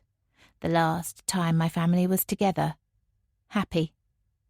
Charlie with ice cream smudges and Dan's bronzed torso, his wedding ring glistening in the sunshine. Chocolate brown eyes and wide, generous smile. I reach forward and let my fingertip gently trace the outline of his face on the computer screen. I wish we could go back there, before the violence and loss that erupted so soon after. My eyelids blink back tears. So, thanks for looking after my laptop. I slam the lid down, a gasp escaping before I can stop it. Sorry, I was just checking. I hope you don't mind. You see, my phone broke. Excuses swarm out of my mouth like bees drunk on pollen. Don't worry about it. He wafts them away. My identity's not worth nicking. Not yet, anyway. He grins then and retreats to his seat, lifting his headphones back over his ears. How can people be so easygoing? I think about my brittle exterior, how life has hardened it, and tears threaten again. Charlie is the only person who can soften my shell, and at this rate I'll never find him. I drain the rest of my drink and make sure I avoid any more eye contact as I scurry out of the pub. With wine sloshing around in my stomach, I stop at the Sainsbury's local and buy a couple of discounted sandwiches. I need some solid food to mop it up. Devouring them as I walk the last mile back, I wonder why my parents never feel the urge to eat. How they can just drink all day without craving something more substantial. It's almost 10 o'clock when I get home and everything is quiet. I take off my coat and head into the kitchen, praying there's milk in the fridge for a cup of tea. I'm in luck. I don't check whether it's in date, but at least it's neither yellowed nor lumpy. As I stir in 2 spoonfuls of sugar, a habit I picked up after Dan's death and never managed to give up, I also try to stir up some resolve inside me. I wish I could tell Flora about my search for Charlie. If I got her excited at the prospect of seeing her grandson again, that would give me the extra push I need to keep going. But after that visit from the social worker, their friendship revealed, I can't risk it. It was the children's guardian from Kafkas that recommended against leaving Charlie with my parents. Their dependence on alcohol probably all too plain to see. But Paul and Flora never tried to change the court's opinion. Perhaps they were secretly relieved to have the decision taken out of their hands. With my tea drunk and mug rinsed, I turn back towards the stairs. Suddenly, there's a loud thud, followed by the sound of broken glass, then distant retching. I take the stairs 2 at a time. My parents' room is at the front of the house and the door is wide open. I see my mother lying on the floor, face down in her own vomit. A shard of glass is sticking delicately into her forearm, and there's a thin line of blood trickling towards the carpet. She's laughing, spitting out the remnants of her sick with each giggle. For God's sake, Flora, you can't just lie there. Get up, woman. Paul is barking orders at her, but I know his harsh words stem from worry rather than anger. It's all right, Dad, I'll sort it. I can't help calling him that. He looks so old and vulnerable. Phoebe, darling, I didn't want you to see her like this. Trust me, I've seen worse. But she's your mother. She's supposed to look after you, not the other way around. What must you think of us? I stare at the faded pyjamas covering his skinny frame, his small pot belly so out of place against the rest of him that I can't help thinking it's not physically attached, like a prosthetic he's trying on for a new part. His hairline has receded, but what's left is still thick and a lustrous shade of grey. We are who we are, I respond vaguely. I wouldn't tell him what I really thought of them. You take my room. I'll stay with Flora tonight. After a slight pause, Paul backs out of the room. He's failed too many times to think he can make a difference now. Alone with my mother, I manoeuvre her into a sitting position. I find an old hand towel in a dusty chest and gently wipe the sick off her face. This will have to do. I can't bear the thought of trying to manhandle her into the shower in her current state. I carefully pull the piece of glass out of her arm. The blood oozes for a moment and then settles. No need for a plaster, thank goodness. She murmurs as I pick her up and lower her onto the bed, but within seconds of hitting the mattress, she's fast asleep. I roll her into the recovery position. I fight the urge to leave the mess until morning. However exhausted I am, that smell is revolting. Instead, I work my way back to the kitchen in search of a dustpan and brush, plus some old newspaper for the glass. Miraculously, I find both. The bristles on the brush are black with dirt and slightly stuck together, but it will do, and there's a collection of Wandsworth Times in a box behind the back door. Almost pure liquid, the sick has seeped into the carpet by the time I get back. I rub at it vigorously with the towel, but I'm not sure I achieve much. After brushing the broken glass into the pan, I rip a few pages off the newspaper and scrunch it up to create a makeshift container that I can pour the glass into. As I fold the package away, I look down at the newspaper, now exposed at page 7. And that's when my chest clamps shut. Because it's him. The picture of the boy holding an award. Absolutely no question. It's him. Then suddenly, my chest releases and my heart starts racing. But it's excitement I feel this time, not fear. Struggling to focus, I desperately tried to read the small article accompanying the picture. Local student Ben Morton, 17, was recently awarded first place in the 15 to 17-year-old category of the Wandsworth Young Artist of the Year competition, beating 500 other talented artists to win the top prize. Ben is currently a pupil at Wandsworth College, where he is studying art, geography and chemistry A-levels. Congratulations to Ben from all of us at the Wandsworth Times. A Wandsworth Young Artist of the Year exhibition will be held at the Battersea Arts Centre from 7th to 10th November, when all finalist pieces will be on display. Ben Morton. I roll the name around my mouth over and over, trying to make it sound familiar. Ben Morton. Charlie Taylor, so different but still one and the same.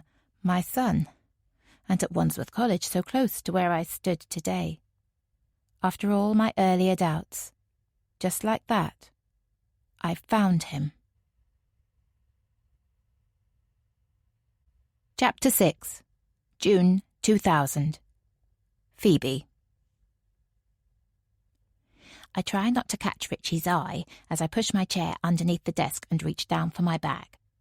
Saskia Reeves's new contract, confirming her role in the new Witches of Eastwick musical at the Theatre Royal, is still strewn across it, my scrawled notes in green biro adding some colour to the otherwise dull legalese. I know I should file it away before leaving for the evening, but I'm in too much of a hurry for that. "Got plans?" Richie asks, with genuine curiosity. It's past the official end of the day, but that doesn't mean much in this office, and I'm usually here until at least 7, unless I'm going to watch a client in a show. "Emergency love sickness call, I'm afraid."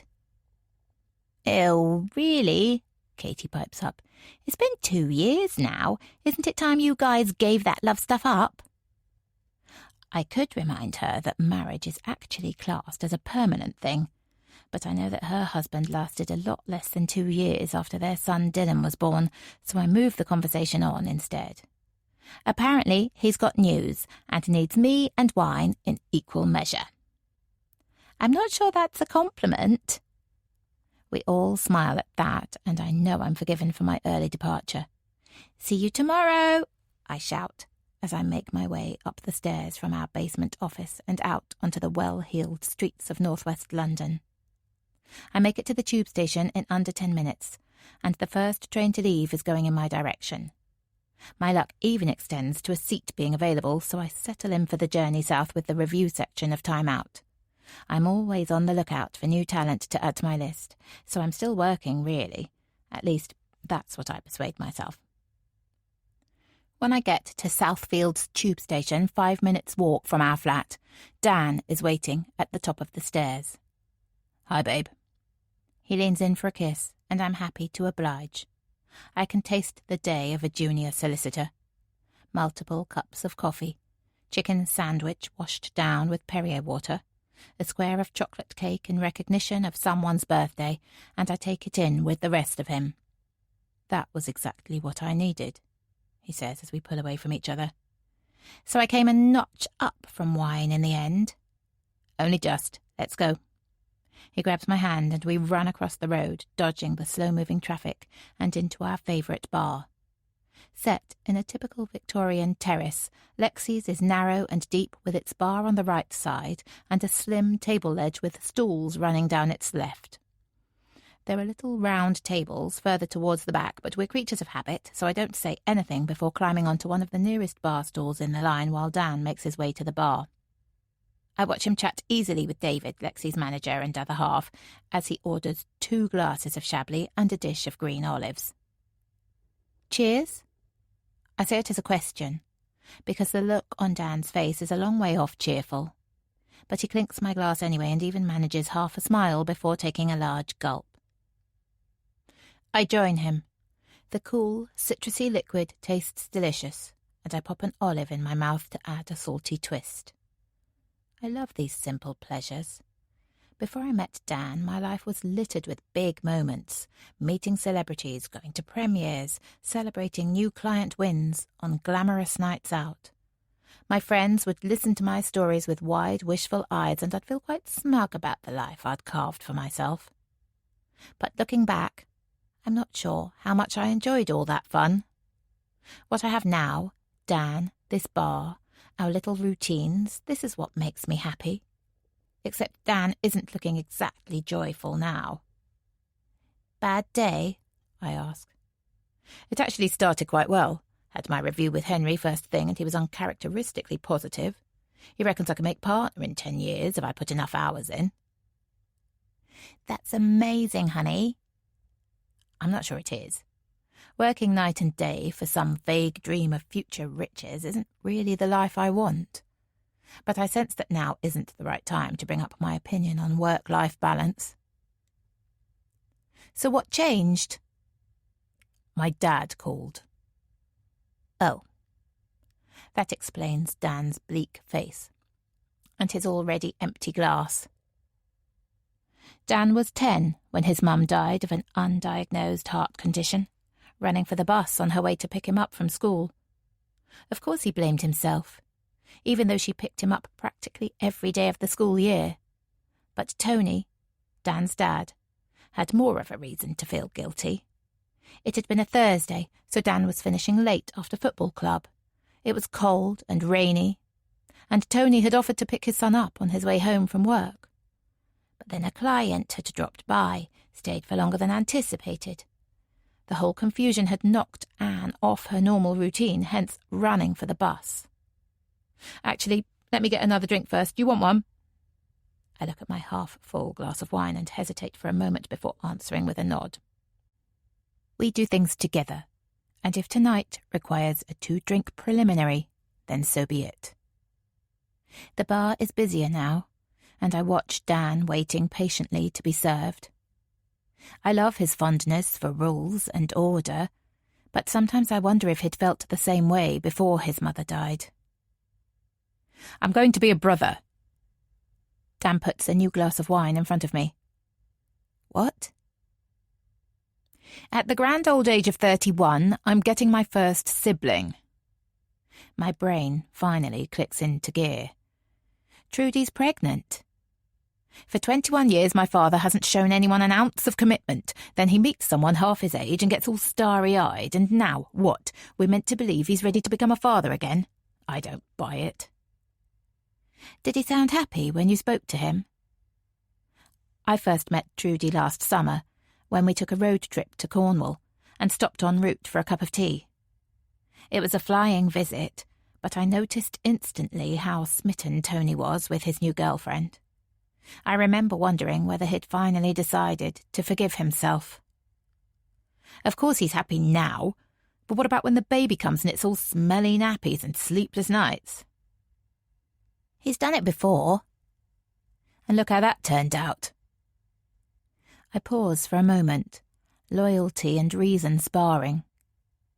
He never abandoned you, I finally say. Tony might not have been the perfect father, but I feel an urge to defend him. He brought Dan up on his own, after all. Not physically, maybe, but in every other way. I reminded him of her. It was easiest to pretend I wasn't there. Whatever I did, however much I achieved, he was oblivious. I'm sure he's proud of you. I instantly regret my words, my empty platitudes. Flora doesn't notice my successes, so why should Tony be any better? It's true that he's never shown an interest in our lives or congratulated Dan on his journey up the career ladder. Perhaps he really is the selfish prick that Dan describes. He doesn't give a shit about me. We both know that. Maybe that's why we get on so well. Equally shit parents. Dan's face opens up into a wider smile and I return it quickly. I pick up his hand and kiss each one of his neatly trimmed fingernails. Maybe he'll be a better father this time round, without the burden of grief hanging over him.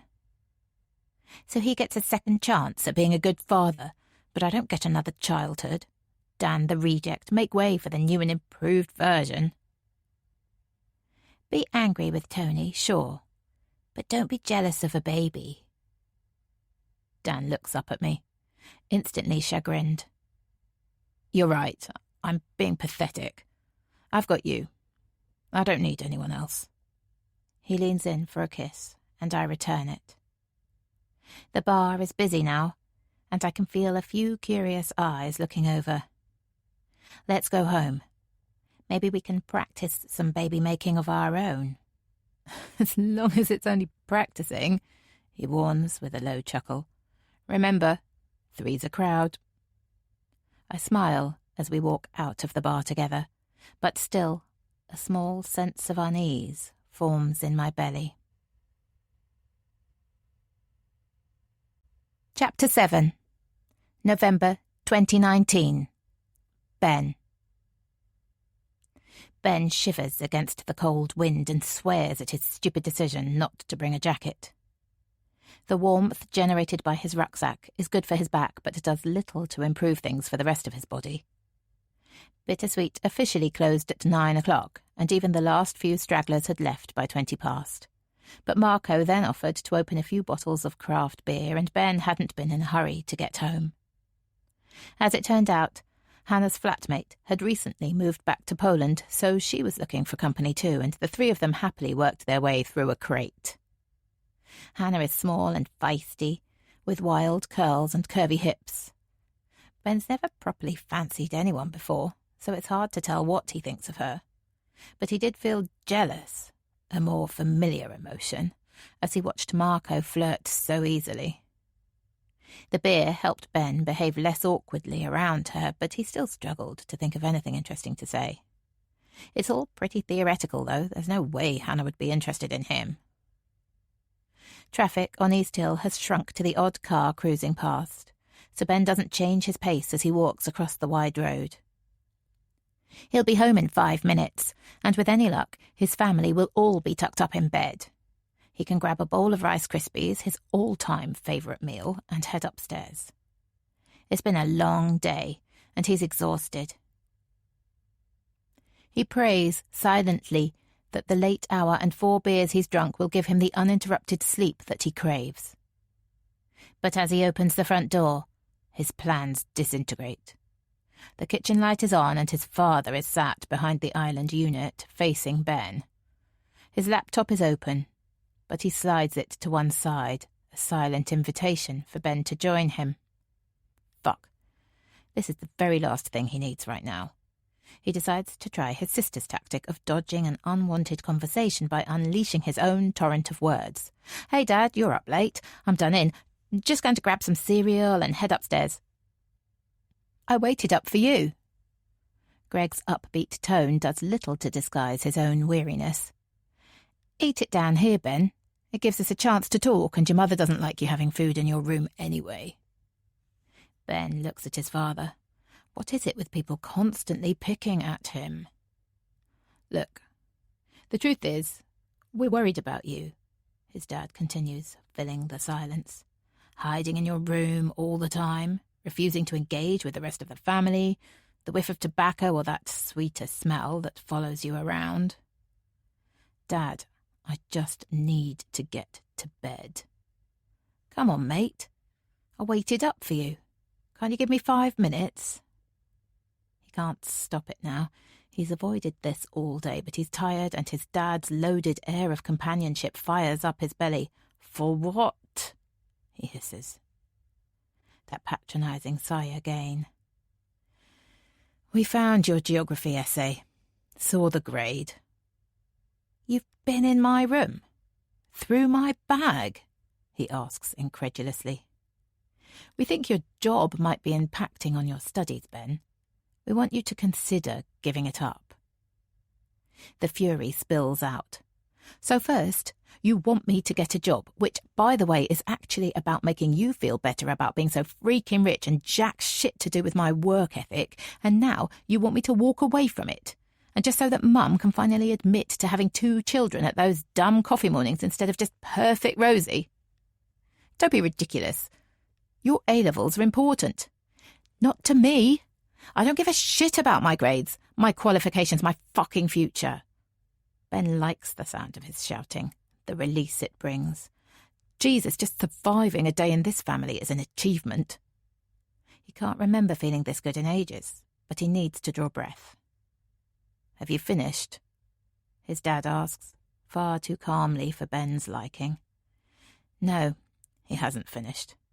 I bet you regret picking a fucked up kid now, don't you, Dad? He screams at his father, spittle flying in every direction. Ben knows he's gone too far when his father propels upwards, the bar stool crashing loudly against the tiled floor. Greg is on him in a second, grabbing Ben around the neck and pushing him against the shiny American fridge. Don't you dare say that! A primal fear suddenly grabs at Ben's insides, and he feels his legs weaken, his bladder loosen. You are my son and I love you, but stop pushing me, Ben. Ben realizes his legs can't hold him up. His knees shake as his dad's hands unknowingly keep him upright. He freezes in fear. His mind starts shutting down. Suddenly there's a scream. What the hell are you doing? His mother's hair is dishevelled, but her eyes are alert as she races into the kitchen. Get your hands off him! With that command, the pressure against Ben's skin suddenly disappears. He falls to the ground. Oh my God, Greg, what were you thinking? She's whispering now, as though Ben might not be able to hear her from his new position, or perhaps the neighbours have returned to being her first concern now that imminent danger has been averted. I don't know. Oh God, I don't know. Ben hears his father's voice crack and muffle as his head falls into his hands, but he doesn't care. All Ben feels is relief flooding through him and a desperate urge to escape. Ben, darling, are you okay? His mum reaches out, but he bats her arm away. He can't bear her touching him. I'm fine, he spits out. Just need some air. He drags himself up, then lurches out of the room and towards the front door. As he opens it, the burst of night air reminds him how cold he felt on his walk home from work, so he grabs the first jacket he finds on the row of pegs. As he runs down Mellada Road, the terror gradually leaking out of him with every new step, he realises he's holding his dad's prized Barber. He removes his rucksack and puts on the jacket. The heavy material makes him feel hemmed in, claustrophobic even, a bit like its owner, he thinks with a scowl. The adrenaline has worn off now, and Ben's body is pleading for rest, but his mind is still racing and he knows he needs to calm down if he's going to stand any chance of sleeping tonight. When he first felt the urge to pick up his rucksack, before he even left for work, was that a premonition for how things would turn out? He pulls a flattened packet of cigarettes out of his jeans pocket and lights one up with the bright green plastic lighter stuffed inside. With the anger gone and the memory of his intense fear shut away, Ben can't stop regret forming. His dad just wanted to talk. That's what dads do. Why does he have to get so angry about it? His parents have been caring about Ben for over 12 years. They do treat him differently to Rosie, and he hates that. But they do it with the best intentions. He was a broken 5-year-old boy when they picked him up from that foster home, and they offered to fix him. Why can't he be more grateful? The problem is, Ben can't remember why he became that broken kid in the first place. He knows that his real dad died, and his real mum couldn't look after him anymore, and of course any child would be broken after that. But his first memory is of the intense fear he felt living with a gaggle of rowdy strangers, his foster family, and the confusion of all those women talking over him in concerned whispers. When he met the Mortons, all those months later, it was their calmness, the order of their home that he was drawn to. Ironic, really, because it's that same order that suffocates him now. Of course, in February, he'll get the chance to learn more. Once he turns 18, he'll be able to find out his real parents' names, where his mother lives, everything about them. But actually, the thought horrifies him. If he can't make things work with Greg and Lucy, 2 reasonable people who were prepared to love him when no one else would, how the hell would things go with a grief-stricken fuck-up who clearly has 0 maternal instincts? 10 minutes later, Ben crosses onto a narrower, winding road. If he walks to the end, he will pass Wandsworth Prison, an imposing Victorian building that appears much more civilised from the outside than it's reputed to be on the inside. But instead, he stops when he reaches the slightly ramshackle bridge that carries traffic over the railway line. As he stares out over the tracks, adrenaline starts to work its way back into his system. The walls that stand either side of the bridge are about 3 metres high and made of London brick, flanked on both edges by security fencing topped with anti-climb guards. The only way onto the track is directly over the wall. Ben runs his hand along the brickwork. It's damp in the moist air, and moss has grown over the pointing. He hasn't been here since late summer, and he knows how much more dangerous it is in these wetter conditions. He walks to the side of the wall to get a better view through the fencing. The climb up will be easy enough. The rutted brickwork offers a wide choice of holds, but then Ben will need to drop himself over the wall onto a narrow ledge. If he slips off, he'll fall 30 metres onto the railway line. Ben hesitates for a moment, closing his eyes and listening to the faraway calls of prison inmates. He should just go home. His parents will be in bed by now. Not asleep, of course, but they won't risk another row tonight. He pulls the straps of his rucksack tight against his shoulders. Of course he's not going home. Checking to make sure there are no cars close by, Ben digs his right toe into a shadowy groove and reaches his arms up, burrowing his fingertips in between the bricks. With just the dim glow of street lamps radiating from Trinity Road, Ben must rely mainly on touch and his memory.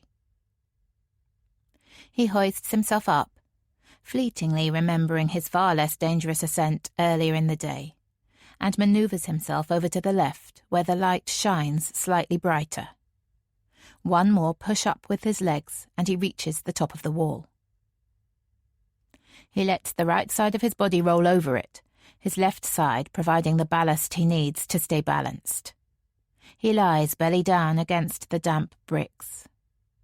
Ben knows he must keep his body close to the wall, and every muscle taut. He's scared, but he loves the kick that being scared gives him. Slowly, carefully, he lets his right foot scrape down the back side of the wall. As his hips follow, Ben pushes them against the bricks, holding onto the wall with all his strength.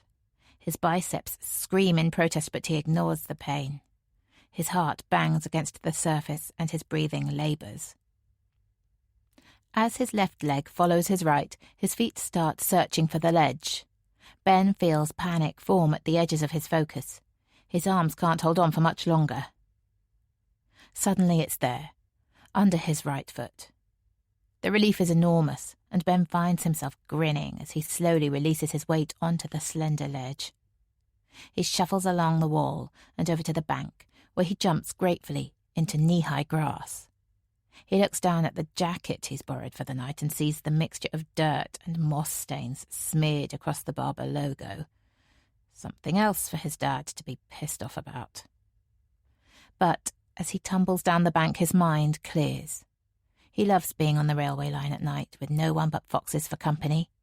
His school is only a few 100 metres away and his home not much further than that. But being 30 metres down, surrounded by metal tracks and green camouflage, feels like a different world. The wall Ben is looking for is just a short walk up from the bridge. When he arrives, he pauses a moment to check his previous work. Ben is by far his own biggest critic. And then, satisfied, unzips his bag. Ben is particular about his paints. He travels to the London Graphic Centre in Covent Garden to find the exact brand he likes, and he's choosy about colours too. He likes them fiery and loud, oranges and deep yellows, gaslight blue. So alien to him really, but maybe that's the point. His tag is pure black though, the hardest colour to remove. Ben shakes a can of paint and aims it at the wall. He's already sketched the idea in his black book, which he keeps locked in the case under his bed alongside his uglier, more shameful pictures, so he knows what he needs to do. As the spray floats onto the concrete building, his shoulders start to relax. This is his favourite drug, better than smoking or craft lager. The sound and the smell of the airborne paint, the mix of destruction and creation, and the covert language only other taggers will understand. 2 hours later, the first stage of Ben's design is finished. The writing is there. He'll come back another night to add the symbols that he's planned. He's prouder of his graffiti than he is of the painting that won him his award. Not because it is technically better, he knows the limitations of tagging, but because it's always harder fought. One day he'll get even braver, tag a heaven spot and really ramp his reputation up. It might not be as sensible as an A-level, but at least it's something he'll do off his own back, for himself. Calm, satisfied, and dog-tired, Ben decides to take an easier route off the railway line 1/2 kilometre up the track. It's a longer walk home, and he's supposed to be up in 4 hours' time, but he enjoys the peacefulness of the empty streets. He will apologise to his dad in the morning, they will make up, and an uneasy truce will hold for a while. Hopefully, that will give Ben enough time to put out the fire burning behind his eyes. Chapter 8. Phoebe. Finally, darkness has started to lift. Physically, I'm exhausted. Between Flora's snoring and my own stomach churning, I've hardly slept. But my mind is doing somersaults. At last, after 14 long years, I'm going to see my son again. Will he recognise me? Should I even give him the opportunity? I don't have a plan beyond standing outside the school gates, but hopefully the rest will come to me once I see him. As I slip out of bed, trying not to disturb Flora, I catch my reflection in the mirror attached to her dressing table. At 47, I should be pleased that there's no sign of wrinkles and that my body hasn't sagged or swollen, especially after what I've lived through. But my lack of aging hides an uncomfortable truth, that the shell I've built around myself is so brittle that one day it could shatter completely. I wander over and sink down onto the velvet stool. I have so many memories of Flora sitting here, absorbed in the serious task of makeup application, oblivious to the unkempt urchin staring from the doorway. I feel like an imposter now, sat on her makeshift throne. To distract myself, I start opening the drawers underneath the dressing table. The left drawer is full of jewellery. Tarnished chains so knotted together that they look more like a piece of dirty industrial mesh. All manner of pendants are buried inside, as well as an array of brooches, rings, and garish costume jewellery. I close the drawer, untouched. The large middle drawer is dedicated to Flora's makeup. As I handle the different bottles, cases, brushes, and lipsticks, I realise that I can track Flora's decline through these products. older Chanel and Dior products sit at the back, foundation that's hardened and cracked, and eyeshadow that has turned from powder to a solid block with a film of fingertip grease. The front of the drawer is different, a mixture of Boots No. 7 and Superdrug own-brand products. I look back at my reflection and wonder. I was never a heavy makeup user, but I had my routine like most other women. A little contour cream to smudge out the imperfections, a mix of light and dark eyeshadow, grey pencil and black mascara to give my blue eyes some definition. Except on the few occasions when other people convinced me it would help, I haven't worn makeup since I left home that evening. But today is different. I finally have a reason to look my best again. Flora groans slightly in the bed behind me as I pick up her primer, squeeze a nugget out onto my index finger and smooth it across my face. My features seem to soften, so I keep going, using every product I recognise from Flora's more recent stash and a few I don't. When I'm finally finished, I sit back and observe my handiwork. It's incredible, really. The internal scars I carry have completely disappeared from my face. I can even see remnants of the old me. And if I'm going to meet Charlie today, this is the Phoebe I want him to see. As I swivel to get off the small cushioned stool, I notice a dog-eared corner of paper sticking out of the right-hand drawer. I turn back and pull it open, releasing a flood of handwritten notes. I recognize them instantly. I don't know where the urge to write to Flora first came from. Perhaps the therapy sparked something. But I made it part of my routine, a habit I never gave up in all that time. My parents wrote to me too, but their letters were always signed off with both their names, and as they were written in Paul's looping script, I was never sure how much input Flora had. With a stab of fondness, I look back at her. She's sleeping silently now, looking beautiful if it wasn't for the telltale signs of the previous night still speckled through her tangled hair. As I return the letters in a neater pile than I found them, I notice a different style of note towards the back of the drawer. With my heart rate increasing, I pull it out and unfold the dried-out paper. There's a short message scribbled on one side. Charlie drew this in his session today. It's small steps, but he loves art therapy, and I remain optimistic, so please don't worry about him. Regards, Claire Morris, 16/11/05. With tears welling in my eyes, I turn the paper over and take in the picture. A boy with brown hair and blue eyes is standing on a yellow beach with a bright sun shining down on him. But the sea is scrawled in red, and 2 black dots peer out from the waves. I hold my breath and, with shaking fingers, slam the note back inside the drawer. The noise filters into Flora's consciousness, and I turn to watch her wake up, relieved for the distraction. "Morning, darling," she starts with surprising vigour. "You look spectacular. I'm not sure those pyjamas quite do your face justice, though. What's the occasion? Job interview?" I nod awkwardly. At least Claire didn't share her suspicions about my job hunting with Flora. "Nothing too exciting, office admin, that sort of thing." Luckily, predictably, she doesn't ask for more details. "Well, my mouth tastes like the proverbial vermin's nether regions, darling. Did I embarrass myself again last night?" I weigh up my response. All I really want is for her to lay off the booze for a while.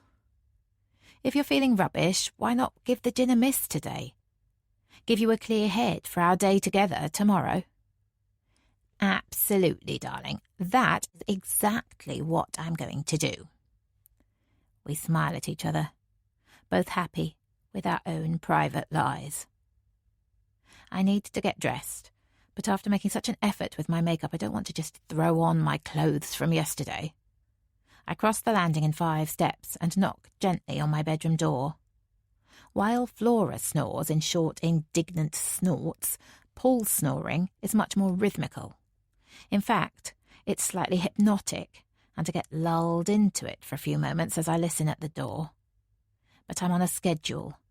I can't miss the start of the school day. I knock louder.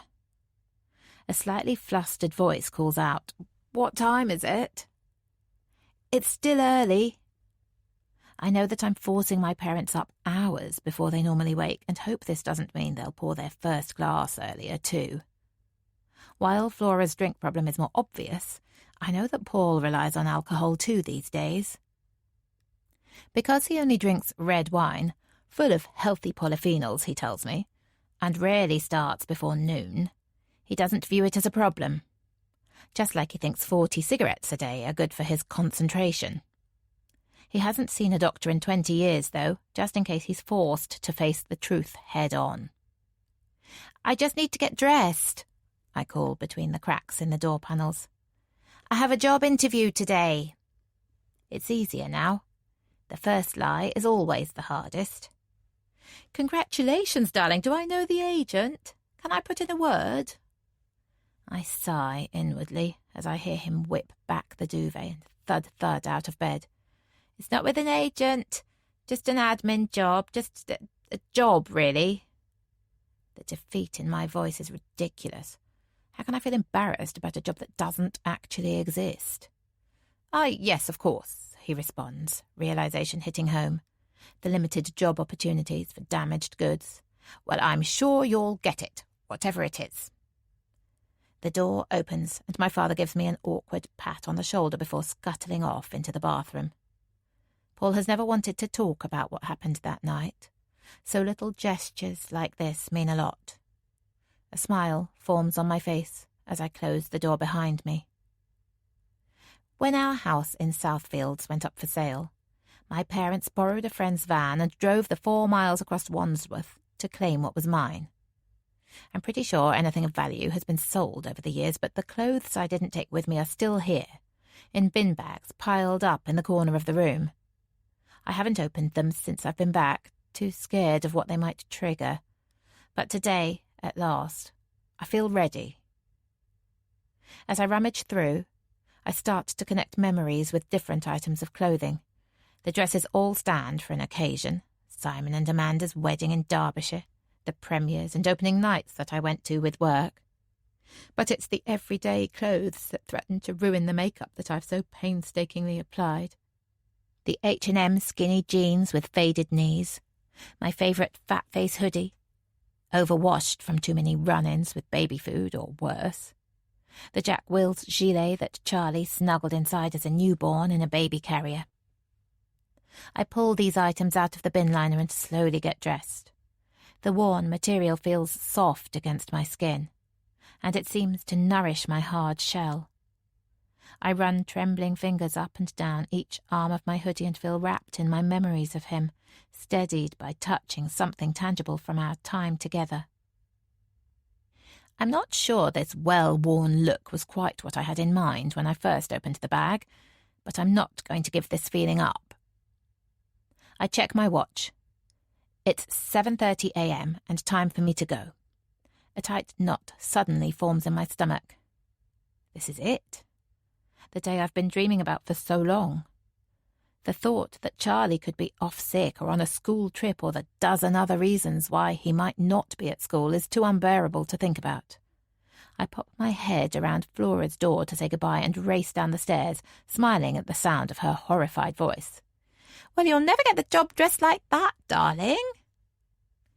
I arrive at Wandsworth College in plenty of time to see the start of the school day. Blazer-clad pupils traipse in with varying levels of enthusiasm. The youngest stumble under a haphazard mix of bags and musical instruments.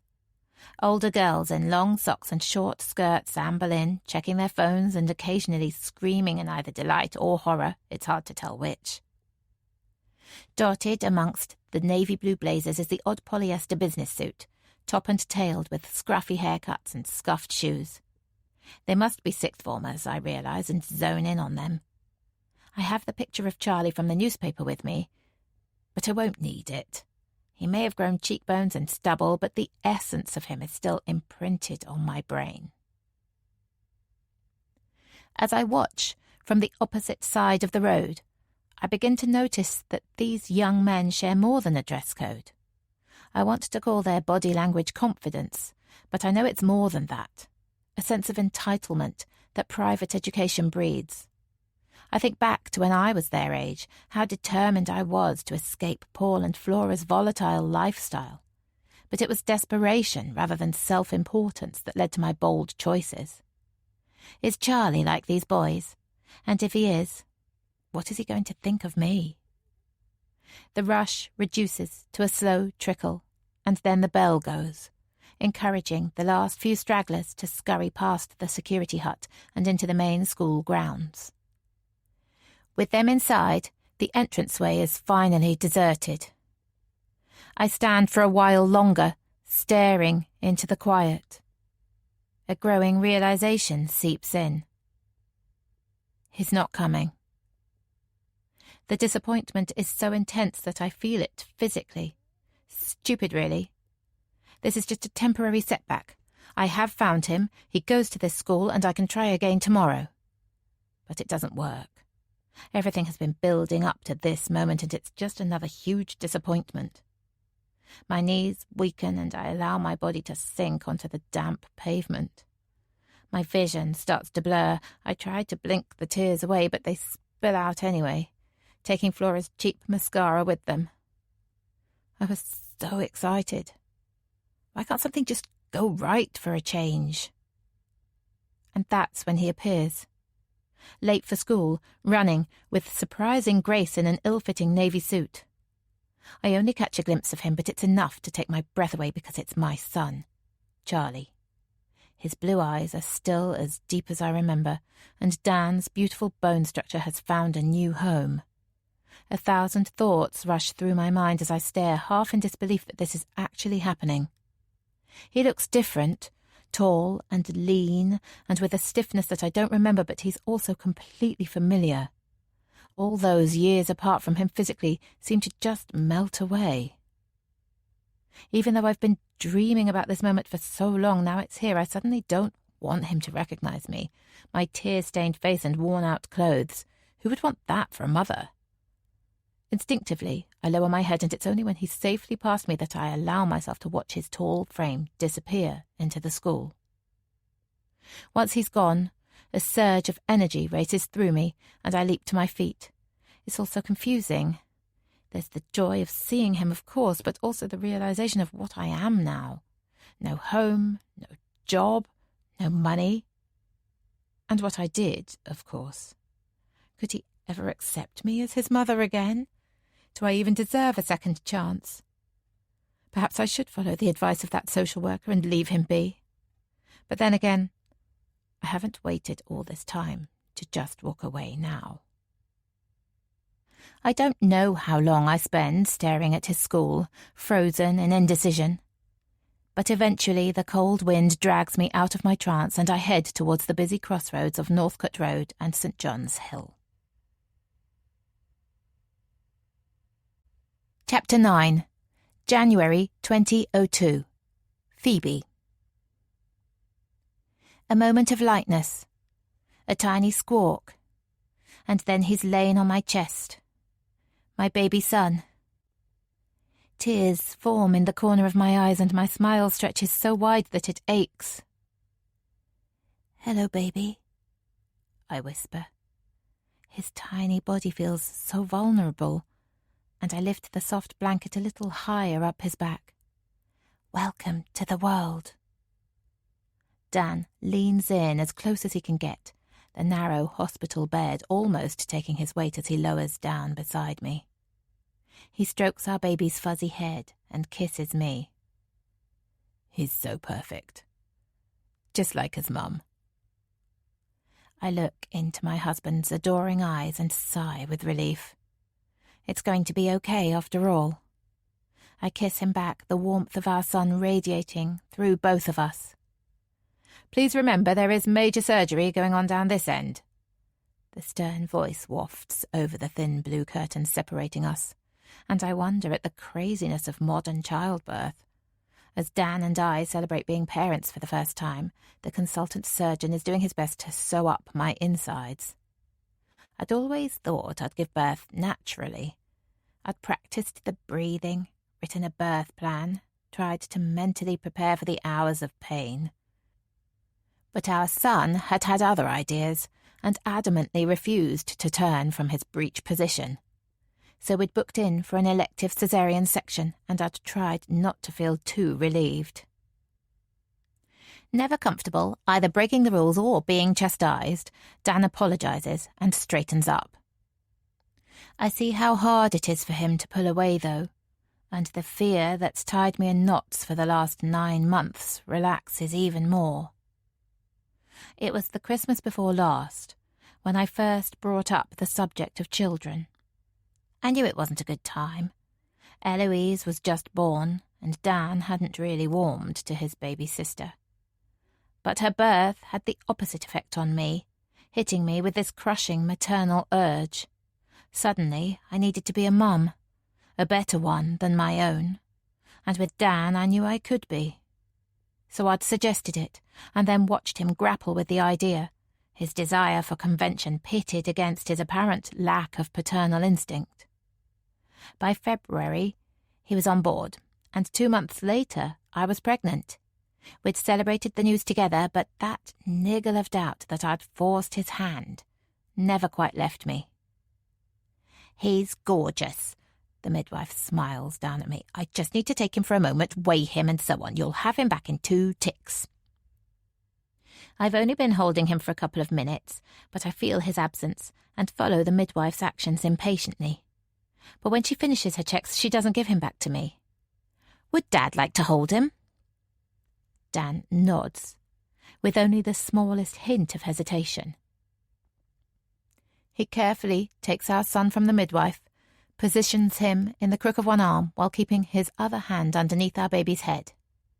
The look of concentration on his face is absolute as he carries out this manoeuvre. It's not natural, I realise, with a pang of disappointment, but he's trying, and that's what really matters. The surgeon appears around the side of the curtain. "All done. The team will take you up to the ward now. Oh, and congratulations." I start to say thank you, but he's disappeared again, pulling off his surgical gloves with a thwack-thwack. It reminds me that childbirth is both momentous and entirely routine. "What are you going to call him?" the nurse asks, bouncing along next to my bed in light blue scrubs and trainers as the porter wheels me into the lift. It's a little disconcerting being so public again, my nakedness under the blankets apparent to me, if not to anyone else. For most types of surgery, people look away out of a sense of respect.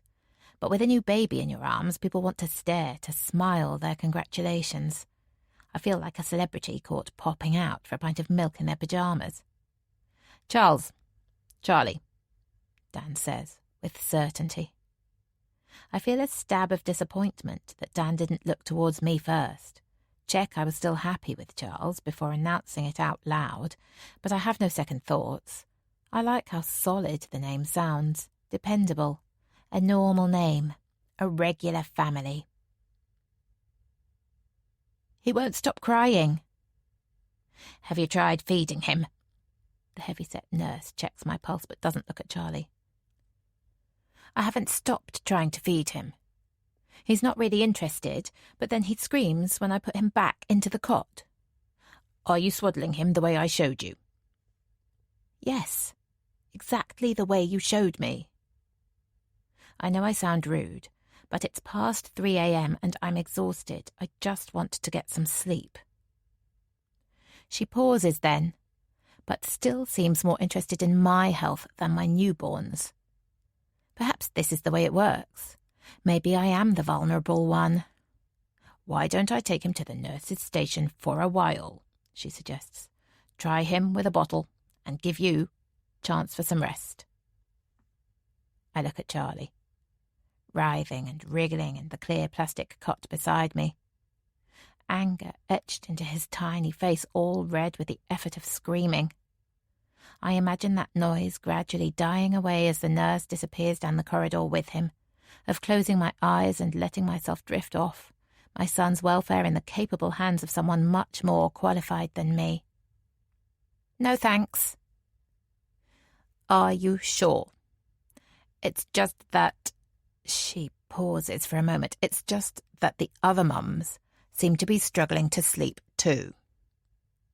I look around the room for what feels like the first time. My world has shrunk so much today, and I've been oblivious to anyone but Charlie for the last few hours. There are 3 other beds and cots in here. A curtain screens the bed next to me, but I can see both mums on the opposite side of the room. One is trying to sleep, her baby silent next to her, and I feel a stab of guilt. But the woman directly opposite me is sitting up, her baby snuggled into her arms. "Don't worry," she mouths. "We're fine." I smile my gratitude, and as she smiles back, I feel an unfamiliar sense of sisterhood. "I'll try feeding him again," I say, hoping that this will be enough to persuade the nurse to leave us alone. She gives me one final look of concern before shrugging her shoulders and bustling out of the room. When I'm certain the nurse isn't coming back, I lean over and pick Charlie out of his cot. I undo the cocoon of swaddled blankets and an arm pushes out, fist curled. This is what he needs, I realise, a bit of freedom. I try feeding him again, but he pulls away after a couple of minutes. I can't blame him. The sticky yellow colostrum milk is hardly appealing.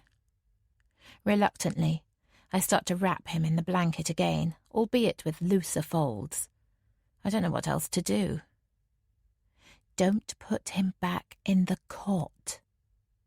I look up at the woman opposite me, her baby asleep on her chest. "This one's my 4th. I learned with my 2nd that they don't like being that far away from you. But the nurse said," she cuts me off, "they worry that the baby will fall out of the bed, that you'll go to sleep and loosen your grip." Maybe I would. "Look, you can put pillows down the side just in case, but I promise you won't let him fall. It's instinctive. Awake or asleep, a mother will always keep their child safe." I look down at Charlie's contented face, so different from the scrunched-up anger I'd seen only a few minutes earlier. It makes sense, of course. He's been feeling the rhythm of my heartbeat for the last 9 months. It's not surprising that it comforts him now. But am I putting Charlie at risk if I listen to this stranger instead of the nurse? I know what Dan would want me to do, the man who functions on a clear set of rules. Then I think about Flora. No doubt she would have relinquished me to the nurse's station as soon as the offer was made. But what do I think is right? I pull one of the pillows from under my head and position it down my right side. I shift down the bed until I'm lying flat, Charlie still resting silently on my chest. 7 pounds exactly. The midwife had called out earlier, clearly enjoying the roundness of the number, and I feel that weight now anchoring me down. This is so natural, I realise, us nestled together in our den of starched sheets and hospital blankets. "I'll always keep you safe," I whisper to my sleeping child. "You and me against the world." Then I close my eyes and let myself drift away. Chapter 10, November 2019. Phoebe. 6 hours later, I'm back at the school gates. It was watching a group of preschool children singing nursery rhymes in the back section of a cafe that helped me decide.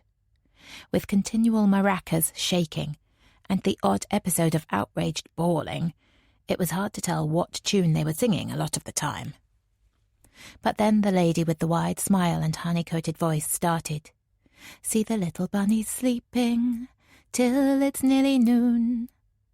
And suddenly everything went quiet as 12 two-year-olds lay down and closed their eyes. I closed my eyes too, but only to stop the tears escaping again. That had been Charlie's favourite song at playgroup when he was their age, and he would respond with the same astounding obedience. Of course, it wouldn't last long. We would get to Hop, little bunnies, hop, hop, hop.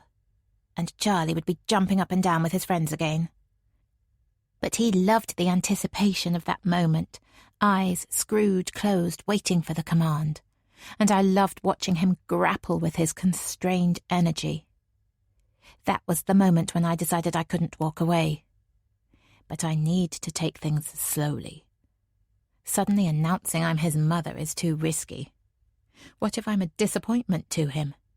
Or even worse, if I cause the wrong memories to flood back? There's the social worker's words to consider too, of course, the laws I'm breaking.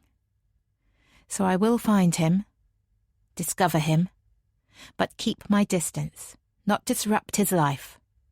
Who knows what will happen in the future? But as long as the possibility of us reconciling is there, that's enough for now. The bell goes, signalling the end of school, and I don't have to wait long. In less than a minute, Charlie appears, walking quickly through the crowd of younger children, seemingly desperate to escape. Perhaps school isn't such a wonderful place after all. As he turns left out of the gates, I follow. Just before he reaches the bus stop, a female voice calls out from behind me. "Hey, Ben! Wait up a second." Charlie pauses for a moment and then turns his head to look. Ben.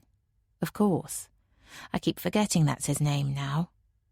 As he waits for the girl to catch up, I study his expression. There's fondness there, but also a trace of annoyance. I can't work out whether he's pleased for the interruption or not. "Hey, Rosie, you heading home?"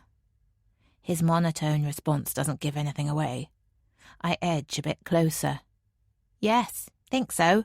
Mimi's invited me to hers for a movie night sleepover thing, but there's talk about nicking a bottle of vodka from her parents' drinks cupboard, and I can't be bothered with the fallout." Rosie sounds nice. I wonder vaguely if she's Charlie's girlfriend. Jesus, Rosie, ever heard the phrase live a little? Or maybe not. "Oh, while you're living it up, serving skinny lattes to yummy mummies, you mean?" Trust me, if I had mates offering me free vodka, I wouldn't hesitate. Charlie's hard words send a cold shudder through me as I wonder if I've passed on my parents' alcohol addiction. But he's nearly 18. Drinking straight vodka is a rite of passage. "You do have mates, little brother," Rosie says in a softer voice, and slips her arm inside Charlie's. Little brother. The realization takes my breath away. Of course they're siblings. Their conversation was pure brother-sister bickering. But for all the hours I've spent wondering what his new mum and dad were like, I never thought that there might be siblings too. My eyes burn with the effort of forcing back the memory of Charlie's real sibling. But I manage it. This is too important. I continue to follow, but their voices are too low to make out now. Rosie is still hanging on Charlie's arm while his body language shows that he wishes she wouldn't. Why can't she let him go? Either she's needy or controlling, neither of which are good. She's talking constantly too, not letting him get a word in. No wonder he bites back every now and again.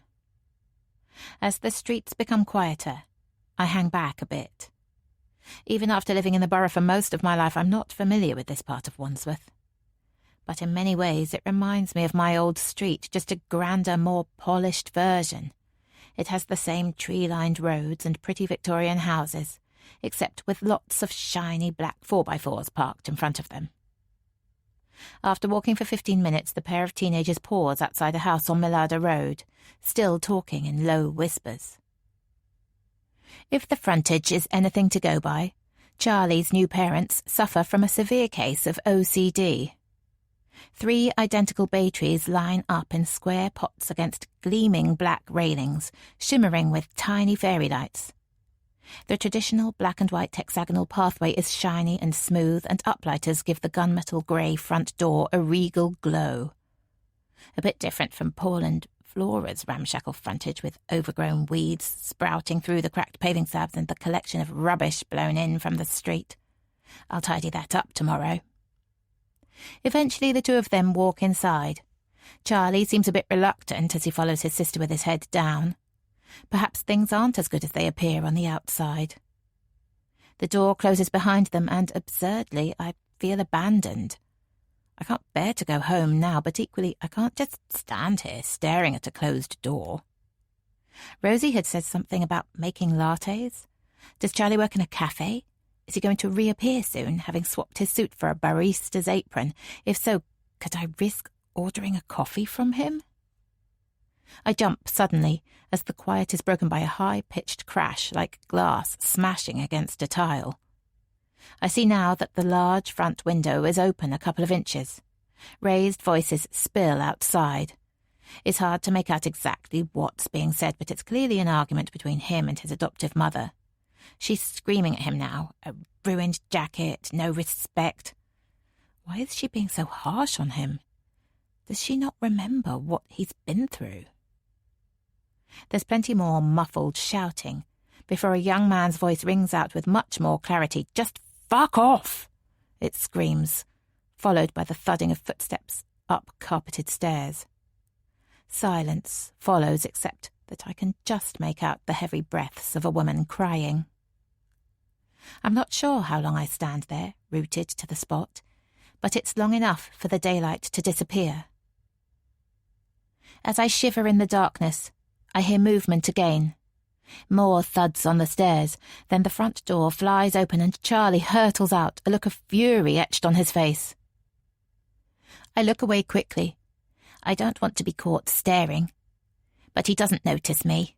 He storms past, a rucksack held between two white-knuckled fists, and disappears down the dark street. Without thinking, I follow. His long legs and urgent pace mean I have to jog to keep up, and we're soon beyond the residential streets and heading down the hill towards Wandsworth's central hub. The streets are busy here, so I can move much closer to him. The bag is on his shoulders now. Anger still shows on his face, but I can see pain, too. He hesitates for a moment, then takes a packet of cigarettes out of his pocket. I watch him light one up with shaking hands and suck deeply on its filter. I find myself drawing a big breath, too, like I'm smoking it with him. The hit has given him something because he ups his pace again, skirting behind a row of brightly lit shop fronts. This back street is darker, and my heart rate quickens. Shadows start dancing around my head, but I bat them away. I need to stay focused on my son. A sprawling park comes into view, and, as I realise that's where he's heading, my apprehension grows. I remember this park. In the daytime, it's got a lot to offer. Playground, football pitches, open parkland. But the place has a more sinister reputation after dark. I brought Charlie here plenty of times when he was little, but I'd never stay beyond the end of the school day. I feel the urge to run now, but I fight it. I can't leave Charlie on his own. I see a group of teenagers in the far corner of the park. A couple of the younger ones are on BMX bikes, trying and failing to get the attention of their older peers with their tricks. It's hard to make out much more than silhouettes in the night sky, but they don't look friendly, so I'm shocked when Charlie walks straight up to them, bold as anything. I move as close as I can without being noticed. They don't seem happy about the intrusion. "Yeah?" one of the older boys says, not politely. "Wondered if I could borrow a bike. Take it for a spin." What the hell is he doing? "You fucking high or something, man. Why the fuck would we do that?" The rest of the group sniggers, but there's menace in their laughter. "It's not for me. It's for your mates." Charlie speaks slowly, as though he thinks they're stupid. He's the stupid one. The kid swaggers over to Charlie, stands so close their noses almost touch. "Oh, yeah? How's that, then?" "I can show them how it's really done, can't I? I reckon they need a few lessons." "You fucking bitching me!" a new voice shouts out, stunned fury adding a new level of danger. The two cyclists throw down their bikes and stride over to where Charlie still stands, seemingly oblivious to the shitstorm he's creating. They're younger than him, shorter too, but God knows what weapons they might be carrying. The weird thing is he doesn't seem to care. It's almost like he's enjoying it. The sting of a slap rings out and I gasp in horror. I know this is just the start. I can't stand by and let him take a beating, or worse, but my feet won't move. Don't let him down. My head screams, not again. But I'm so scared. With a silent warrior cry, I force my body into action, lunging forwards, and it works. One by one, I take stiff strides towards the group. What the hell are you doing? I shout, trying to drown out the wobble in my voice by turning up the volume. Piss off, old lady. I need to find the upper hand, and quickly. That's DS, old lady, to you, I counter, emphasising the police title. Let him go, or I'm calling it in. I pray to God that he can't spot my shaking hands now shoved into my pockets. The boy pauses for a moment, so I keep staring, desperate to hold my ground. They're just kids, 15 at the most. I spot a trace of confusion in his eyes, and I realise with a growing euphoria that he's not going to risk it. I swallow the urge to laugh. He may think he's tough, but he hasn't lost the naivety of childhood yet. "Fucking pigs," he mumbles in a bid to save face and storms off towards the road, his group following obediently. Slowly, I feel my breathing return to some acceptable level. I can't let myself replay what just happened, how differently things could have turned out. That may be for another day. But I have different priorities right now. I look at Charlie, stood less than a metre away from me. This wasn't in the plan. A range of physical reactions threatened to expose me. Racing heart, pricking tears, Cheshire Cat smile, but I need to control them all. He hasn't shown any sign of recognition. I can't risk raising suspicion now. Are you really police? No, I manage. At least I'm not worried about him recognising my voice. A decade of smoking has given me a new rasp. You look like police. Really? Like you can handle yourself? I think of my hardened face and wiry frame, of having to adapt to a life I could never have imagined. You just looked like you needed a hand. I didn't.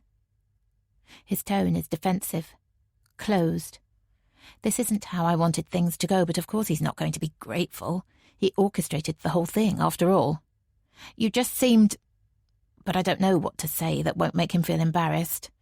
As well as being risky, goading gangs of kids is a strange way to behave.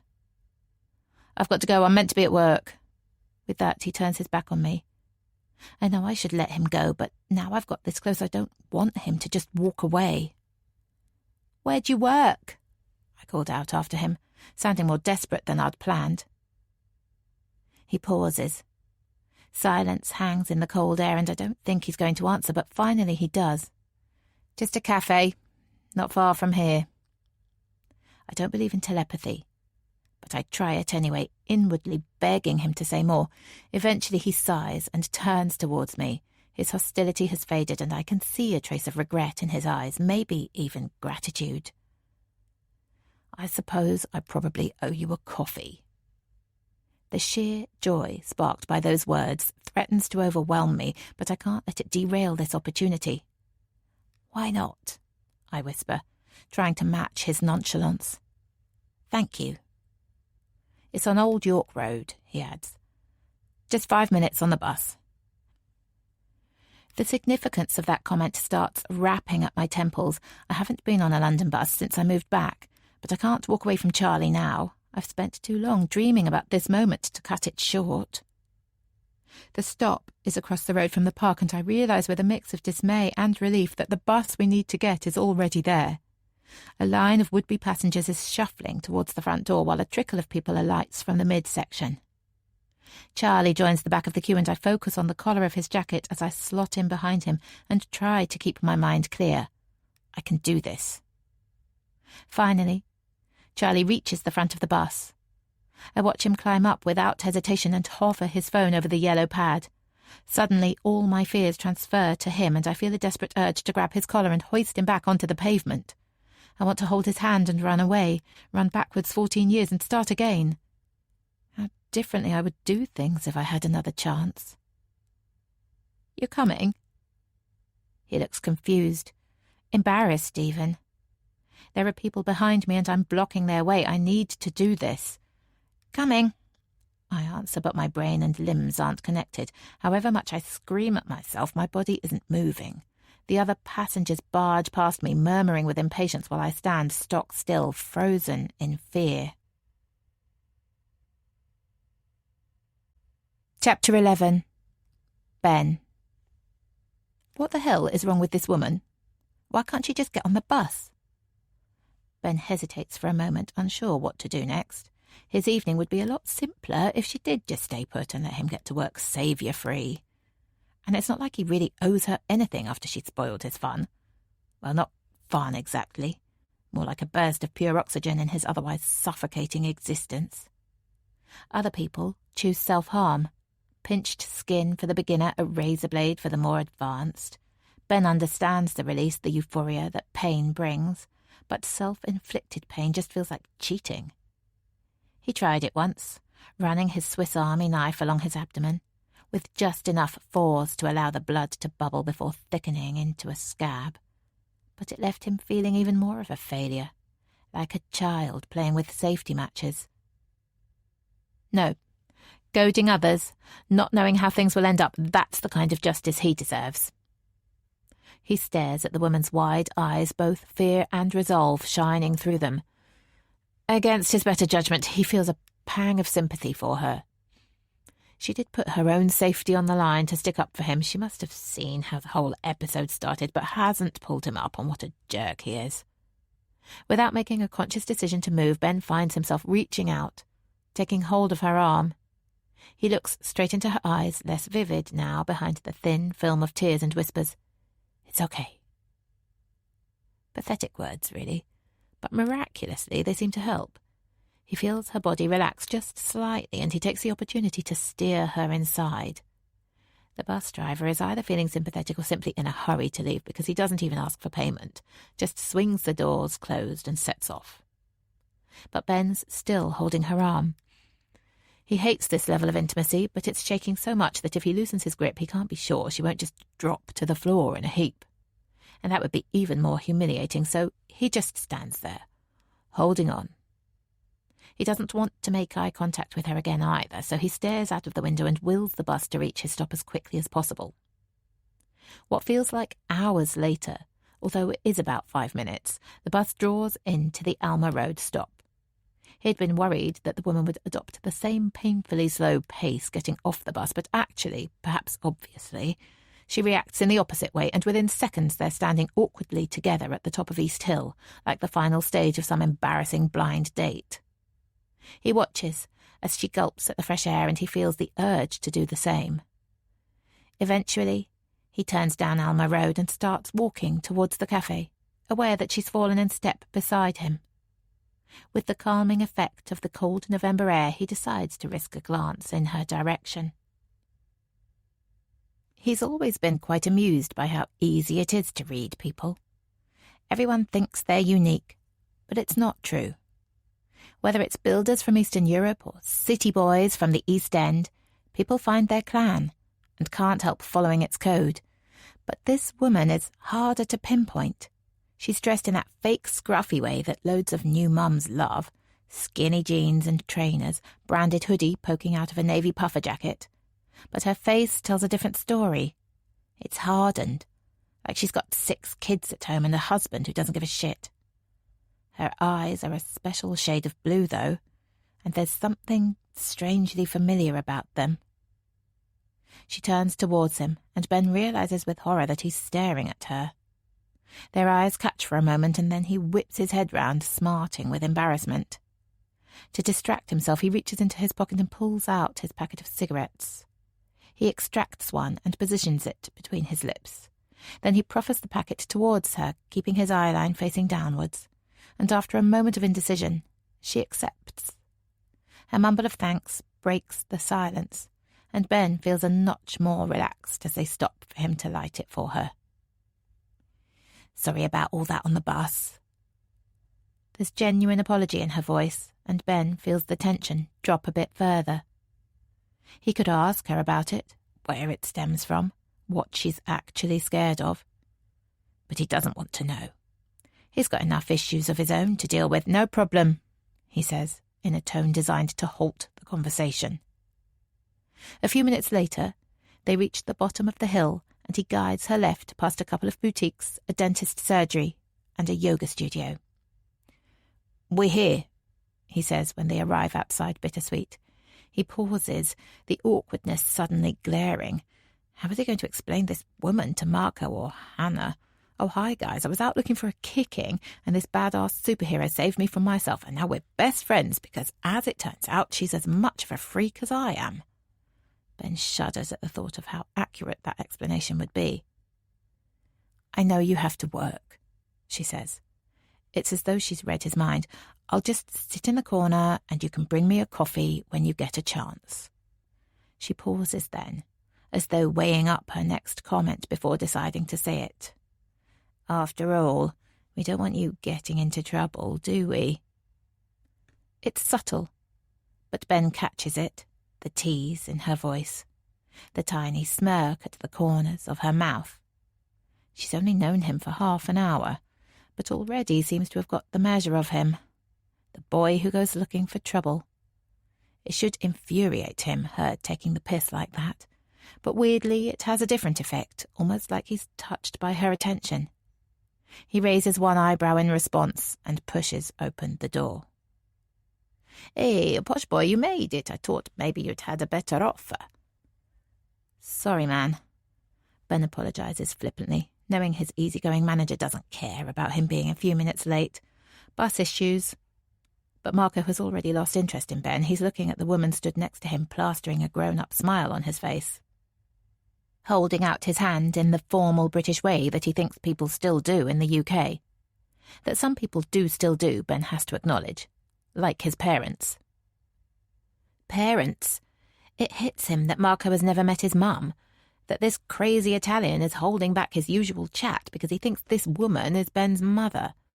He can't help erupting into laughter while also feeling suddenly anxious to put him straight.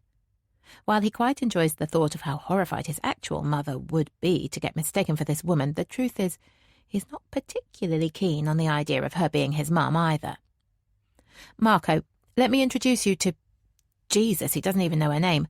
"I'm Fiona," she pipes up, saving him.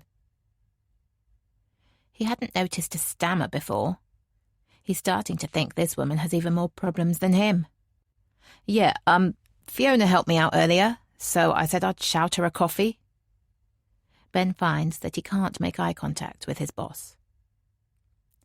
He knows his explanation doesn't stand up to scrutiny, so he's grateful when Marco chooses not to push it.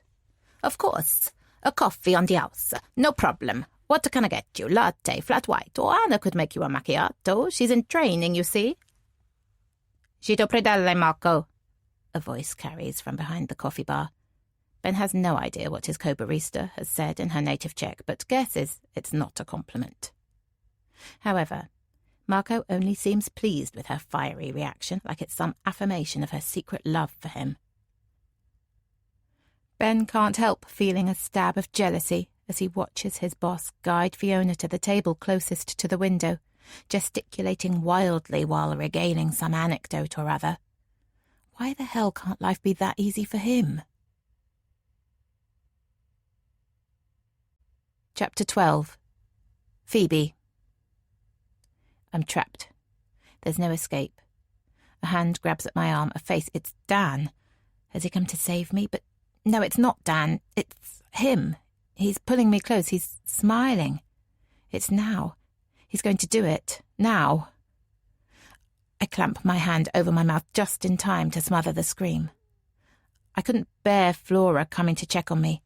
1 part concern, 4 parts confusion on her sagging face. I sit up against the headboard and try to push the images away. It's not hard. I have much better ones to replace them with now. I think about Charlie reaching for my arm last night, reassuring me as my heart thudded along with the chug of the bus's engine. It was as though in that one moment he was offering his forgiveness. Stupid, really. He doesn't even know who I am. The cigarette was a mistake, though. After the bus ride, I felt like I'd earned it, and I didn't want to turn Charlie down. That sense of sharing something with him was so good. But I can already feel the urge for another. I reach over for my watch to check the time. It's still early. I'd promised Flora that we'd spend today together, but she's not going to be up for hours, and I need to work off this itch of adrenaline. I met my son last night, and he's handsome and kind and funny, but he's also angry, especially with himself.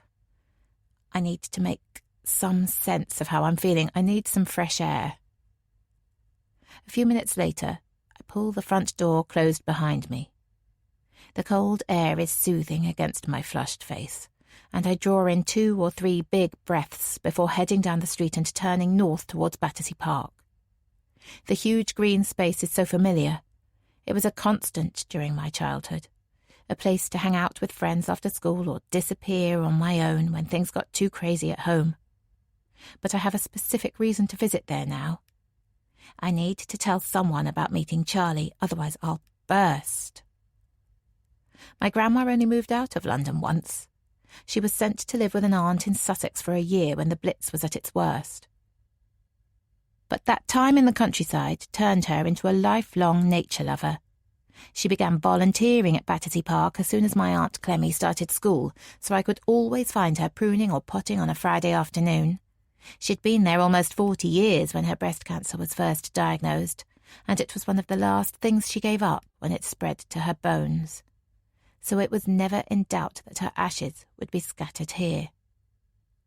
I sit down on the bench opposite a bank of rose bushes, a few still holding on to their autumnal bloom. In loving memory of Violet Simpson, the bench is inscribed. That's not my grandma, of course. Flora would never have been that organised, but this was her favourite place to sit, and Dan and I brought her here a few times towards the end of her life. He would butt her wheelchair up against the edge of the bench and I'd hold her hand. He'd leave us to it for a while then, offer to get coffees from the little hut by the petting zoo. Whether it was to give me precious moments alone with my grandma or just a break for him, I never really knew. As I listen to the morning bird song, I can see why she liked it here. I relax into the bench a little more. "I found him, Nana," I whisper. My grandma died 2 years before Charlie was born, so the only way she could meet him was like this, me bringing him to be inspected by a rosebush, so it doesn't feel strange talking to her about him now. Although he's not Charlie anymore, he's called Ben. And I'm Fiona. Where did that come from? I think of Fiona Bruce, glamorous, intelligent, easily holding a rabble of politicians to account on question time, and the name feels even more out of place. But I couldn't tell him I was called Phoebe, just in case it conjured up some memories. Now I've found him, I can't let the truth derail things. And he goes to a private school, like Flora always pretended she'd been to. My mother was an enigma from the day she was born, apparently. This dazzling star in an otherwise ordinary family. My grandparents were in awe of Flora, while they were mainly a disappointment to her. She adopted a posh accent when she was still in primary school, and even the swinging 60s couldn't persuade her to give it up. With such grand castles in the air, perhaps her life was always predestined to be a disappointment. But he's hurting, Nana. Is that my fault? For what I did to him? I can almost see her weighing up the question, the rose petals wafting side to side in the breeze. She was never very sure of herself and didn't like giving advice, so it would take her ages to say anything. I always appreciated that reflection, but as I listen to her silent response now, I find it deafening. But it must be my job to fix him too. There's an unattractive whine in my voice now. They've had him for years, and they've failed. I'm the only one he has left. I have to make this right, don't I? I was one of 3 grandchildren, but my cousins grew up in Leeds, so I was always her favourite. It also helps that I'm a carbon copy of Flora, but a calmer, less exhausting version. She could never deny me anything for long, and with that final beg, I feel her comforting cloak of approval descend onto me. I stand up, with a fresh resolve, and pull one of the dying roses off its stem. By the time I get home, its petals have disintegrated between my fingers, but at least I managed to stop myself buying a packet of cigarettes at the corner shop. It's lunchtime by the time Flora and I head off. As we totter down the road, I notice that my mother has made an effort for our day out. She looks like a cross between Vivienne Westwood and Joan Collins. If I tried to wear a glittery orange coat and bright pink scarf over a black cocktail dress and leopard print heels, I'd look ridiculous. But somehow Flora manages to pull it off. Just about. "Battersea Arts Centre," she exclaims when I tell her where we're going. "What a lovely idea. I was there last month, actually, helping a young theatre group with their performance. They call it Scratch, getting feedback from experienced actors to help them develop their ideas. Wonderful initiative. Awful name, of course. Makes me itch every time I think of it." I know that Scratch is open to everyone, not just people with acting backgrounds, but I don't take the opportunity to put her straight. "It's not a performance," I begin carefully. "There's an art display in the Grand Hall. Finalists from the Wandsworth Young Artist of the Year competition." My explanation hangs in the air for a moment as I try to gauge her reaction. She loves the venue, with its own history of populist campaigning, and art is one of the few things that can drag her attention away from her next drink for a while. But there's also the chance she'll make the connection. So I hold my breath. Of course I'd love to tell Flora the truth about Charlie. She had a better relationship with him than she ever did with me. Being a grandparent proved perfect for her. Dip in and out as you please, have all the fun with none of the responsibility. Maybe she'd be on my side. Her respect for the law is flimsy at best. But what if she didn't approve and decided to tell that social worker? I just can't risk it. "Does that sound okay?" I ask, and this time she answers immediately. "Wonderful, darling." I sigh with relief and try to ignore the niggling sense of guilt. "And perhaps we can stop by the Scratch Bar after. My treat." The exhibition is free to enter, and the Grand Hall, with its ornate features and impressive domed ceiling, is full of people wandering from piece to piece, making admiring noises while trying to rein in small children as they slide around the polished floor.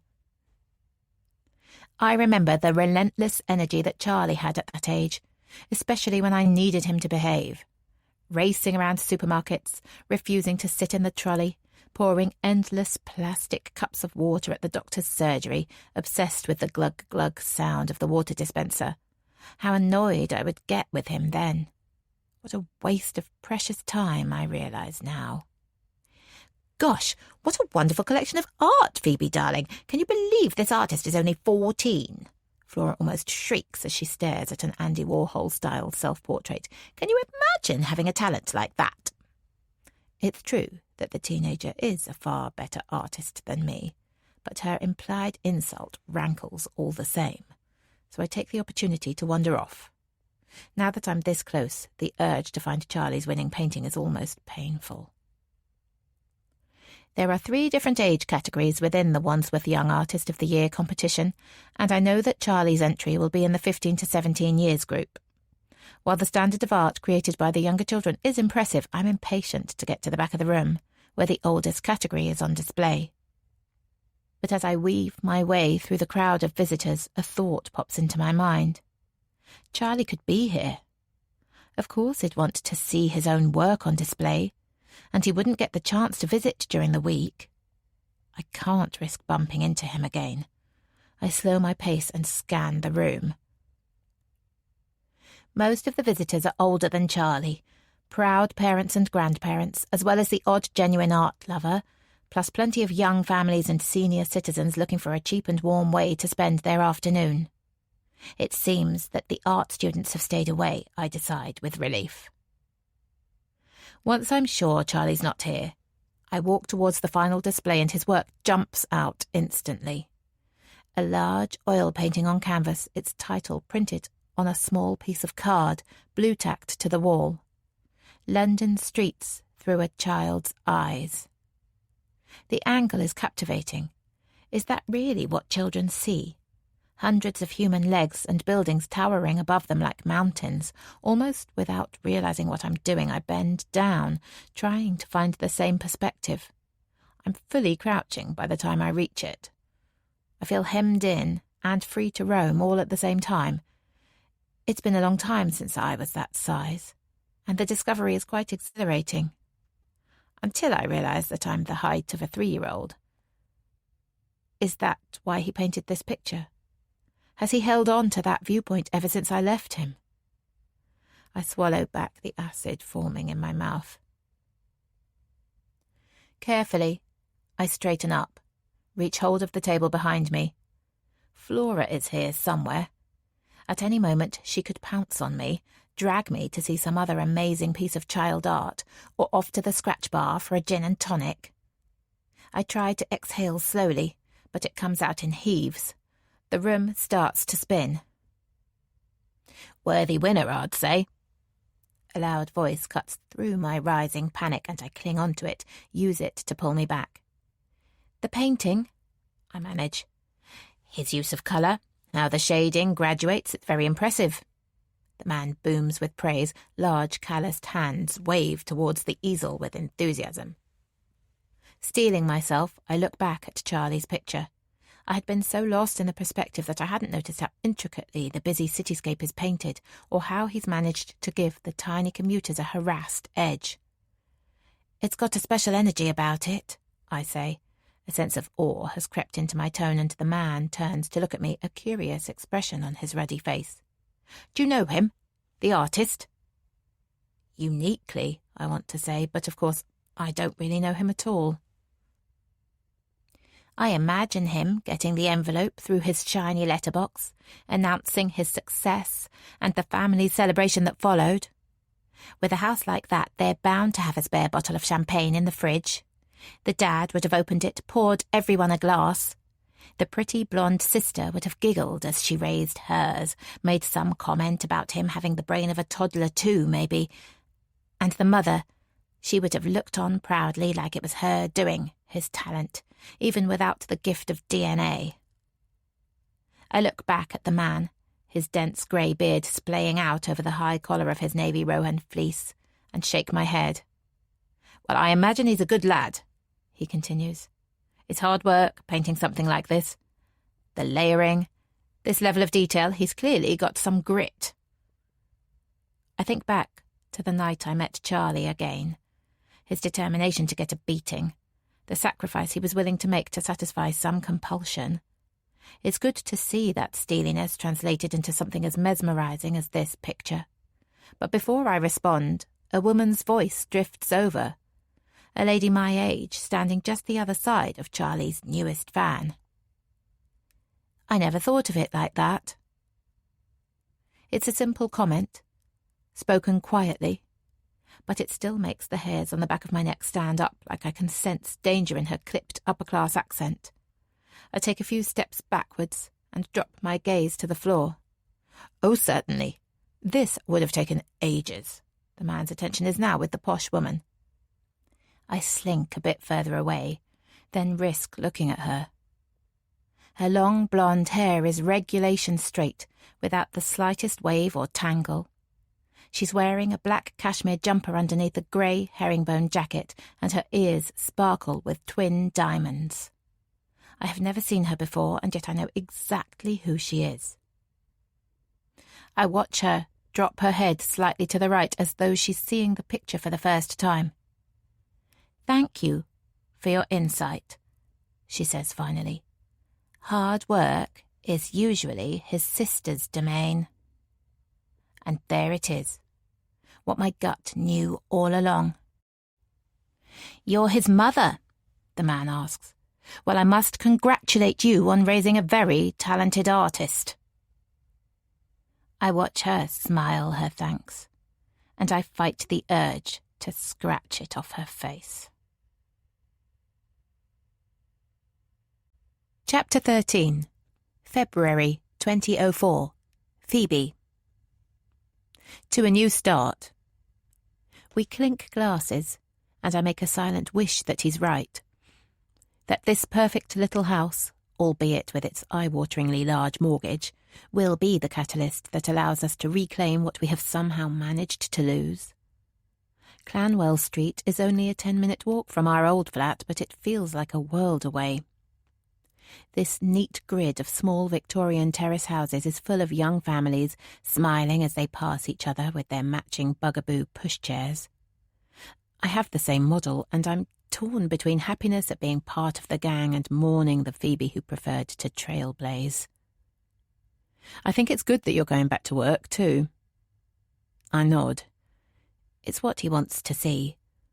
But that decision wasn't easy either. The first 6 months with Charlie were hard work, sleepless nights, unexplained temperature spikes, those long hours listening to him cry. But I loved them. Feeling so completely necessary. It was only after that, when he was sleeping through the night and had settled into a comfortable routine, that I started to get bored. And that's when I began wondering if I could be a working mum without damaging him or weakening our bond. Dan was desperate to move up the property ladder. His promotion to associate partner had fueled a desire to own a house, so the extra salary would come in handy too. In the end, I'd met with Richie and we'd scrabbled together a plan. 3 days in the office, plus part-time hours from home. I'll keep my demanding clients happy and be there for Charlie. It's still a leap, though. I haven't thought much beyond feeding techniques and infant sleeping patterns for nearly a year. I look around at the dozens of storage boxes, the neatness of their stacking not hiding the huge task ahead of us. The movers sorted out the big stuff, the sofas and beds, Charlie's cot, but the rest of it is down to us, and Dan has already told me that he can't take any more time off work. I start back with Richie in March, which gives me a month to get this place feeling like a home. Life will get busier, though, I warn, when I'm back at work.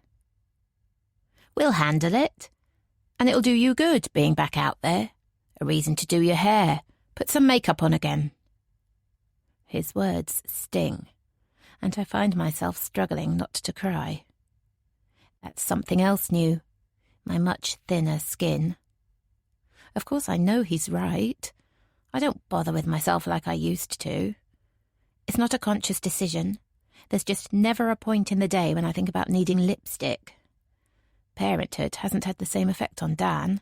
His body is still firm from his regular gym visits, and his investment in designer clothes hasn't dropped. I can smell expensive aftershave on him now, while perfume wasn't a factor for me in getting ready to move house this morning. The imbalance makes me feel nervous. We should make sure we set aside some time for us, too. I shuffle closer along the sofa. I know it's not just my declining appearance that has caused this rift, that I've made bigger mistakes. Those first 2 nights in hospital with Charlie were exhausting, but also life-changing.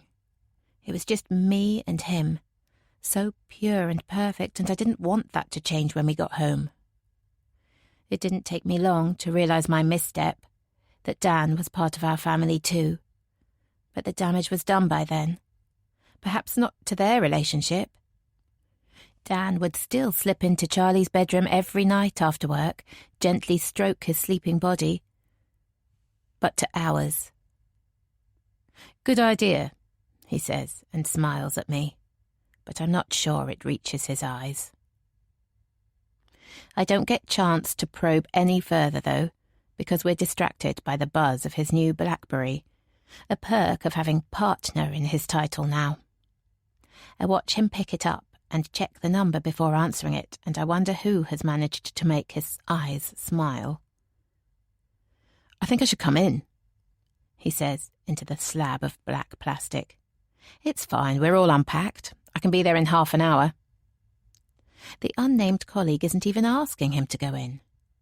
Dan is practically forcing it on him. Or her. I suddenly feel stupid for shuffling up to him on the sofa. Sorry, Phoebes, he says when the phone call ends. GFR are threatening to pull the plug on the Bathgate acquisition. I can't let the team handle it on their own. Can't it wait till tomorrow? I hate the whine in my voice, how needy it sounds. It doesn't work that way, you know that. If they can't get it signed off tonight, the deal's off. I do know that. The arrogance of solicitors and how they think their world is too important for sleep. There have been plenty of nights when Dan hasn't made it home at all, making do with a few naps on his desk in between contract negotiations. But it's our first night in our new house. It should be special. Well, let's not forget what's paying for this special new house. He kisses me on the forehead and I feel like a house pet, getting a scrap of affection before my master carries on with his life. He disappears out of the living room, and I hear him put his trainers on, the smart suit rule not applicable at this time of night, and pick a set of keys off the table in the hallway. The door slams, and then it's just me. The setting might have changed, but it seems not much else. I carry the half-finished glasses of now flat champagne into the open-plan kitchen at the back of the house. I'm not used to so much space. The house I grew up in, where my parents still live, has a similar footprint, but without the extension. Even if they had the money, which they didn't, there's no way Flora and Paul would have had the wherewithal to organise building work on this scale. Flora might have liked the idea of an entertaining space, but it would never have got further than a periodic whim. So it was this room that sold the house to me when we first looked round. The children's drawings blue-tacked to the wall, magnetic letters spelling out random words on the fridge. Happy families. It was a game I wanted to play too. The silence is broken by a whimper, followed by a louder cry. When I put Charlie to bed this evening, I'd noticed how red his cheeks were, the telltale sign of teething, so I'm not surprised that he's breaking his recently formed habit of sleeping through the night. I take the stairs 2 at a time. I peer over the cot and he instantly stops crying. I know this will only last a couple of seconds, that if I fail to lift him out he'll just start wailing again. But still, this power to comfort him is exhilarating. I reach down and pick him up. He likes to be held against my chest with his head nestled into my neck. I arrange him into position and stroke his back underneath the quilted sleeping bag. His face is damp with tears against my skin and I gently rock from side to side to try and lull him back to sleep. "I'm sorry your teeth are hurting you," I whisper. It doesn't feel right that babies have to endure this pain, so small and innocent, and yet having to cope with breaking skin and aching jaws. "Mummy's going to take care of you." Eventually, he falls silent. He's fast asleep against my swaying chest now, but I don't want to put him back. He feels substantial in my arms, something solid within the fragility of my marriage. I imagine life with just him and I, appealing in some ways, but I understand the loneliness of being an only child in an unconventional family. I'm not going to allow that to happen to Charlie. Finally, I kiss his smooth head, the fuzziness he had as a newborn long gone but not replaced by hair yet, and lay him back in the cot. I need to try harder with Dan. I can't let our marriage fail. For Charlie, as much as for me.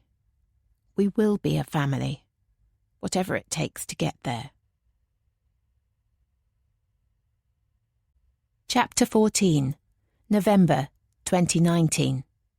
Ben. Ben leans his head back against the cool bedroom wall. His t-shirt is damp from sweat and it's not long before he's shivering. No heating on at this time of night. He's sitting on the floor between the bottom of his bed and the wardrobe, so it's not difficult to reach up for his duvet, drag it over him. The warmth is more comforting than he expected, so he makes the extra effort to wrap it all the way around him and pull it up to his neck. That nightmare again. He's never told anyone about it, even though it's been part of his life for as long as he can remember. In the early days, he'd wake up crying. His mum would rush in, sit on his bed and pull him into her. He hated that too, but he taught himself to expect it, and then it was manageable. But she never asked what the dream was about, and so he never told her. Although even now, he's not sure how to explain it. It's as though his eyes are closed in the dream. He can sense it and hear the screaming. Other than that, all he remembers when he wakes up is a mess of dark shadows, colour seeping out around the edges, and just 2 piercing black dots, like a pair of eyes staring out at him. He's tried to explain it through art, something else he keeps to himself, but while the process calms him down a bit, the paintings haven't given him any clues as to what his dreams mean. He reaches his hand under the bed and feels the familiar art case. Foul dreams splattered on pieces of textured paper. It's pathetic, really, being so scared of something he can't see properly, of a dream that he can't even explain. It's not something he likes to repeat when he's awake if he can help it, except that's exactly what he did at school yesterday, stuck in the main hall, struggling to breathe. Maybe that's why the dream came tonight, because life has actually been pretty good over the last few days. The weekend could even be described as enjoyable. His mum went to see his painting on Saturday, which was a miracle in itself, and even more surprisingly, she'd come back looking almost proud. The mood was clearly catching, because his dad had then suggested going out for Sunday brunch to Ben's favourite cafe on Northcote Road. There'd been no arguments over their avocado on toast, or in Ben's case, doorstep bacon sandwich. No innocent questions laced with not-so-hidden meaning. His dad had even apologised for suggesting Ben give up his job. There'd been the odd Rosie worship, of course, but he could cope with that. So Ben had woken up on Monday morning feeling quite good. He'd even suggested to Rosie that they walk to school together, although she'd looked so panicked at the idea. He wasn't exactly known for his timekeeping, that he'd let her off the hook. He'd wandered in by himself, enjoying the half-hearted warmth of winter sunshine on his back, and even considered paying more attention in class, which is why he didn't expect to start panicking in the middle of assembly. Some guy had come to talk to them from the Violent Crime Task Force, one of the London Mayor's pet projects, apparently. No one was particularly interested in what he had to say.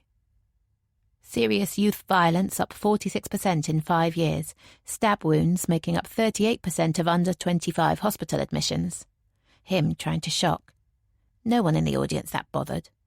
Nothing to do with us posh white kids, sir. But as he kept reinforcing his message, nearly 15,000 knife crimes in London last year, how every young person needs to be vigilant, Ben started thinking about his run-in with those kids. What would he have done if one of them had pulled a knife on him?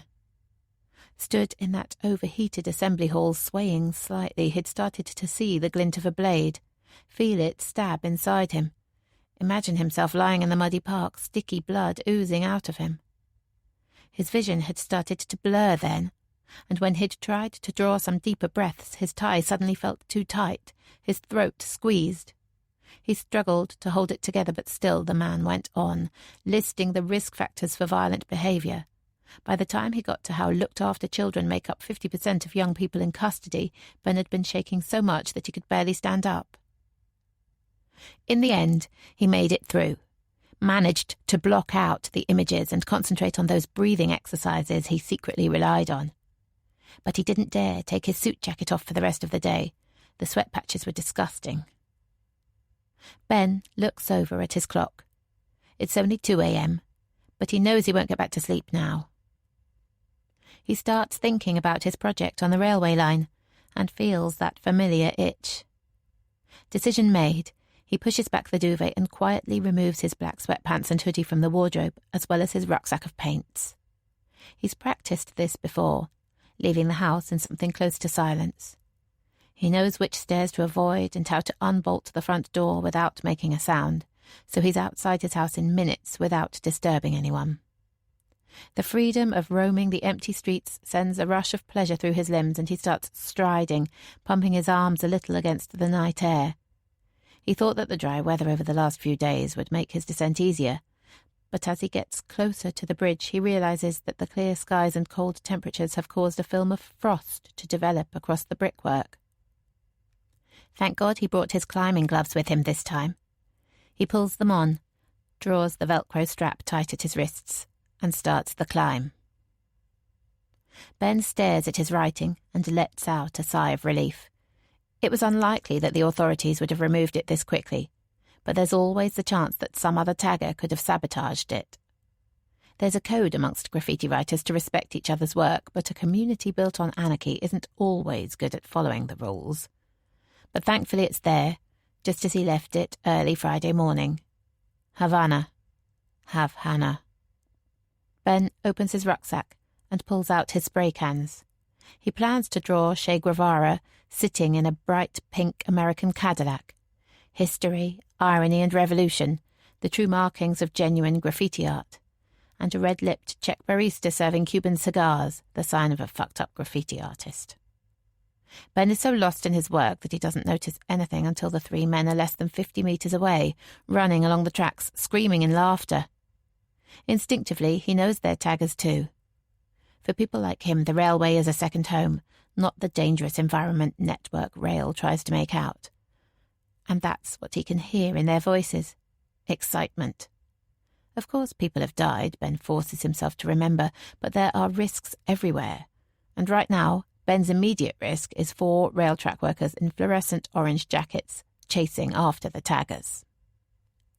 He could run with them, but he's pretty sure their pursuers haven't noticed him yet. His best bet is to lie low and hope he stays hidden. The human hyenas are making so much noise that the workers aren't likely to look in his direction anyway. Ben carefully drops to the ground and buries his face into the long grass. With a slight turn of his head, he can still watch the action. The hyenas sprint past him, although their laughter is more raspy now as the effort of running catches up with them. The railway workers are showing their fitness levels too, as most of them start to flag, one of them stopping completely, hands on his knees, heaving like he's going to be sick.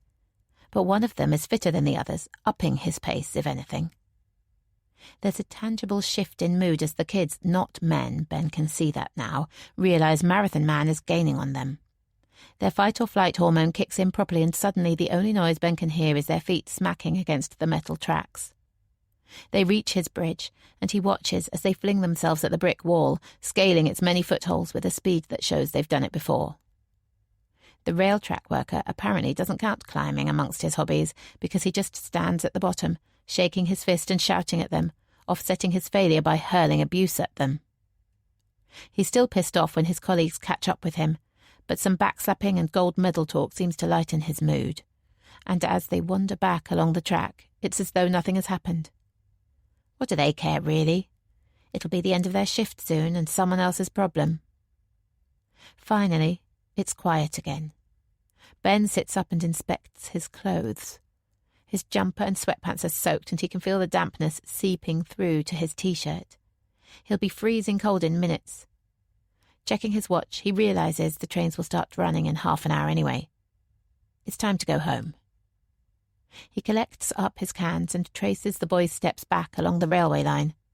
He could take the easier way home, but he wants to pay homage to their escape.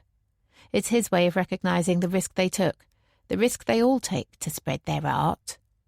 He's almost at the bridge when he notices a dark shadow at the side of the tracks. Getting closer, he realises it's a rucksack similar to his. Ben picks it up and can hear the telltale signs of cans clinking against each other. One of the taggers must have thrown it when their escape was in the balance. He pauses for a moment, unsure what to do. While spray paint is expensive and you can never have too many cans, he doesn't want to steal from one of his own. But on the other hand, rather Ben has it than one of those railway workers. It could even be used as evidence against the taggers if they're ever caught. Decision made, he hoists the bag onto his shoulders, above his own rucksack, and pulls the straps as tight as they'll go. He'll notice the extra weight when he's climbing up, but he's capable of adjusting for that so it doesn't faze him. With a drop that's only the height of the wall, he doesn't even feel an adrenaline spike as he levers himself over and lowers his feet onto the road. It's an uneventful walk home, too. Just a nod from a passing milkman, and within 20 minutes of leaving the track, Ben is back in his room. His body is crying out for sleep, so he scrawls a lie on a post-it note and sticks it outside his bedroom door. Study period first thing, don't wake me. He puts both bags inside the file box in his wardrobe, then strips off his wet clothes, for the second time that night, and finds a dry t-shirt in his drawer. He pulls the duvet back onto his bed and slips underneath. He's so tired that he can almost feel the heavy weight of nothingness descend on him. Except it doesn't. He can't relax. Something is stopping him. Curiosity, he realizes. He needs to look inside that bag. With his body still screaming in protest, he pushes back the duvet and retrieves it from the wardrobe. Crawling back under the covers with his new hoard, he slowly unzips it. There are 4 cans inside, green, yellow, and 2 shades of blue. Taking commuters to some paradise island through graffiti. Those guys should get medals, not abuse. There's also a sketch pad, a black book of past designs and future plans. He leafs through it. The colours might be happy, but the messages are angry. The voices of people who want to destroy the status quo, to say fuck you to the establishment. Ben wants to say fuck you too, but he's not sure what his anger is aimed at. Not lack of opportunity, not poverty, or gang violence, or a chaotic family life. He's got no excuses, but still he can't stop the urge to destroy things, to stick 2 fingers up, just like these taggers. He reaches further into the bag and finds a hard plastic handle. Not a paintbrush, he knows that. His heart rate seems to slow a bit as he realizes what he's holding. Self-protection, probably. He pulls the duvet a bit further over his head and carefully lifts the knife out of the bag. It looks innocent enough, with just its handle on show, but Ben can't help opening it up, releasing the 3-inch blade. Even in the darkness, the knife manages to glint a little, and Ben fights the urge to run his finger along its edge, feel the sharp sting of splitting skin. He thinks back to that talk at school, the warnings about too many young people carrying knives. In this moment, with the weapon in his hand, he understands what drives them, the feeling of power that a knife brings. Eventually, he folds the blade back inside the contoured handle. The bag can go back in the wardrobe, but the knife needs a better hiding place. He pulls the art case out from under his bed, clicks it open with the 4-digit code and slips the knife inside. Chapter 15. Phoebe. It's good to see you again, Phoebe. How have you been? I shouldn't feel nervous here. This is only the 2nd time I've met Tom, but I liked him straight away, and talking to him came easily enough in our first session. But now that I have a secret, one that I'm not ready to share, I don't feel so comfortable anymore. Yes, fine, thanks. Good, I think. I shuffle in the chair and check my watch. Do you have somewhere else to be? I look up at him, force myself to make eye contact. Tom has one of those open faces, curious without being nosy, warm hazel eyes and faint freckles across his cheeks. He doesn't deserve my frostiness. Nowhere special, I say, and force myself to lean back against the soft cushioning of the armchair with a smile. I've got plenty of time. He smiles back and reaches for his mug of coffee. It's good that you're keeping busy. I try to resist, but we both know it's a statement loaded with questions. How are you keeping busy, Phoebe? Are you avoiding those memories, staying on track? Well, I've been job hunting, I offer, my go-to lie since I've been back in London. That's great to hear. Any ideas on what you want to do? Be a theatrical agent, I murmur, sadness creeping into my voice. I almost didn't go back to work after having Charlie, and perhaps things would have turned out differently if I'd stayed at home, made Charlie and Dan the centre of my world. But I always loved my job. The rollercoaster ride of carving careers for creative people, their crazy dreams and unpredictable responses to every job offer. I can't regret making that decision now. Perhaps you could go back. I think about how I've changed over the past 14 years, how scared I now get when I'm in crowds or alone when it's dark, the panic attacks that come almost without warning. Not like the old Phoebe who paraded around the West End like it was a second home. I think it's time for something new. He nods. Perhaps he was just being polite all along. A new start. Put the past behind you. That sounds like a good plan. Exactly, I say, shuffling again, Charlie's teenage face gate-crashing my mind. Perhaps you could look for work closer to home, he continues carefully. Something, he pauses for a moment, something less demanding. That's a good idea. I smile again because I know he's right. The job centre is less than 5 minutes from here. If I dropped in after our session, I'd probably have a job by the time I left. As a cleaner, maybe. Or a care assistant at one of the local care homes. But I know I won't go. Not because I think these roles are beneath me. I've done plenty of menial jobs over the last 14 years, and I know they're important. But I have Charlie to think about now. And how would that look to him? His birth mother working as a cleaner. But I also know that I can't rely on my universal credit forever. Even living rent-free, 70-odd pounds a week doesn't last long. And now that I've found Charlie, I don't have to dedicate all my time to searching for him anymore. But the thought of actually looking for roles, writing a CV, figuring out LinkedIn, selling my experience to interviewers half my age, it's just too overwhelming. I'm sure I'll find something soon, I promise. Tom nods. Then his voice softens. And, have you thought about Charlie at all, since you've been back? A gasp rises in my chest, but I catch it before it escapes. Of course he was going to ask about Charlie, that's his job. He's read my notes, understands what I've lost. He gets that my welfare is inextricably linked with my son's. But he can't see inside my head. I get to choose how much he knows. Not really.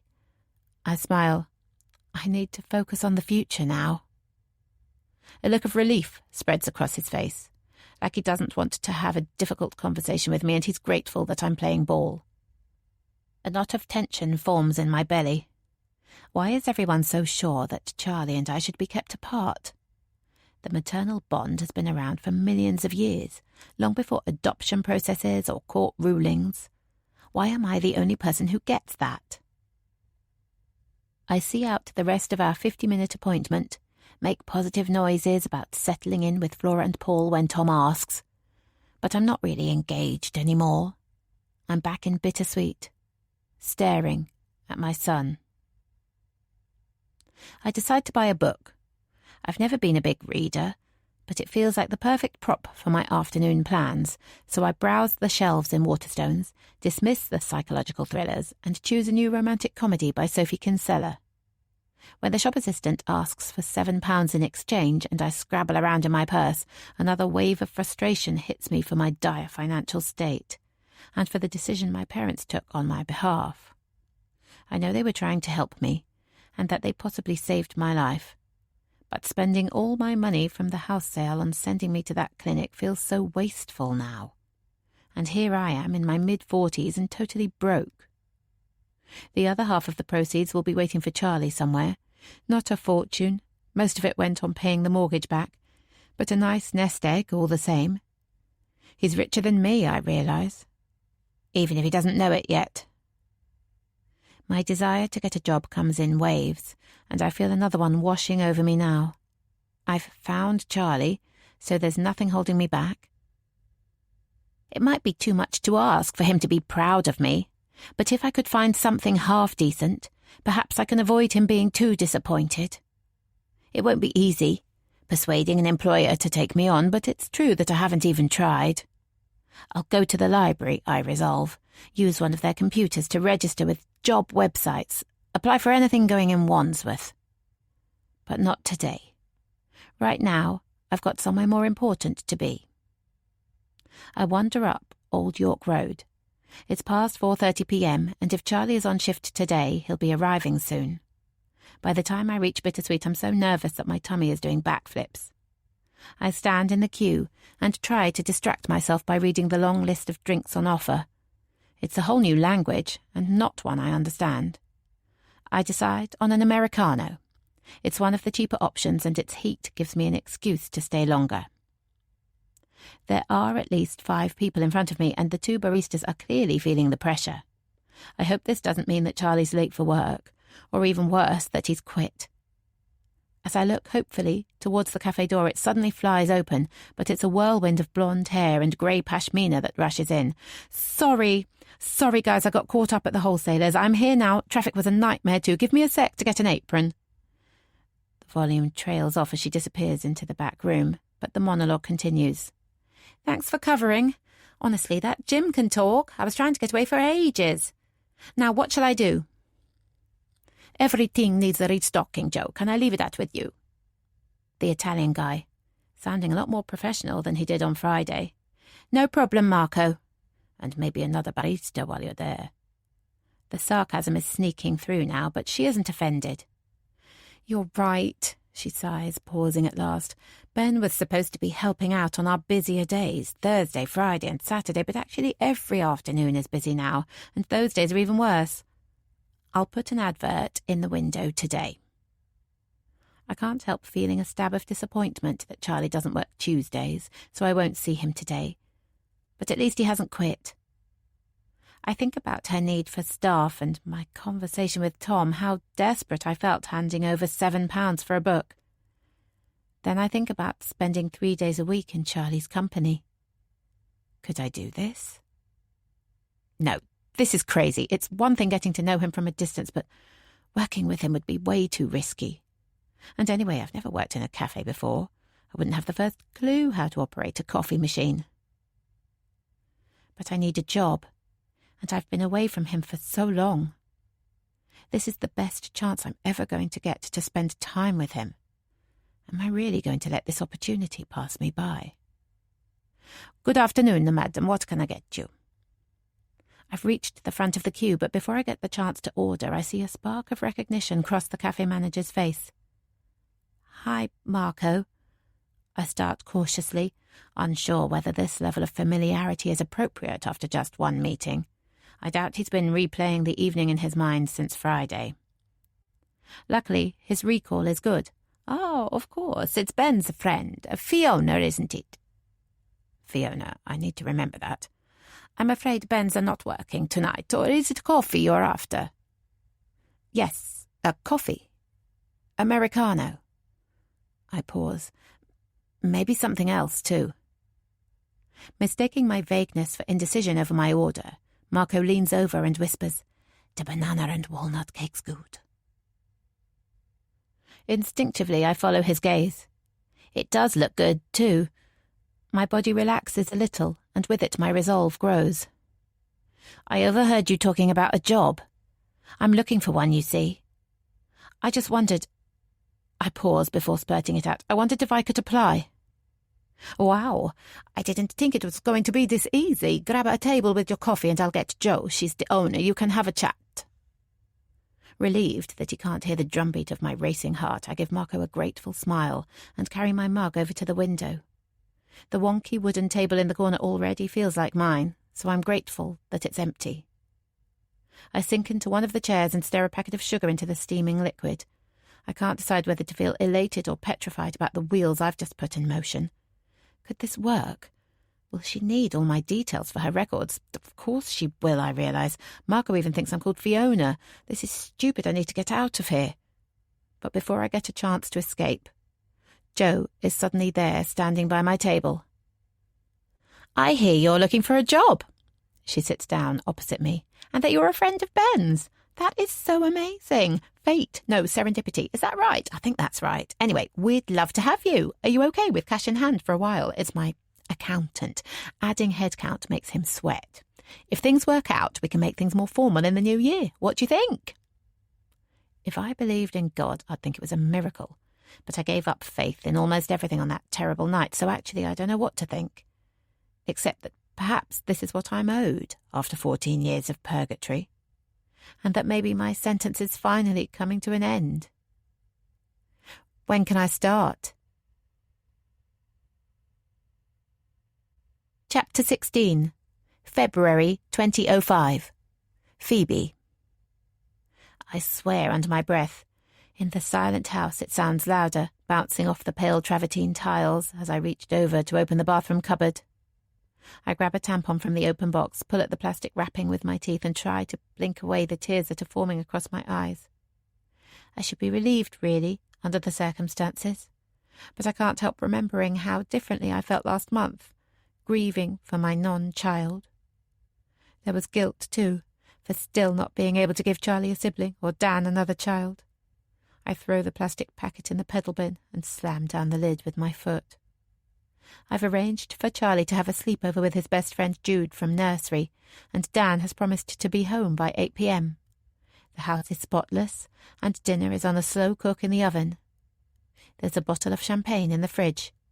Dan doesn't approve of real champagne without a tangible reason anymore, but I'm not in the mood for appeasing him tonight, and I've set the kitchen table for 2, even lit a couple of candles.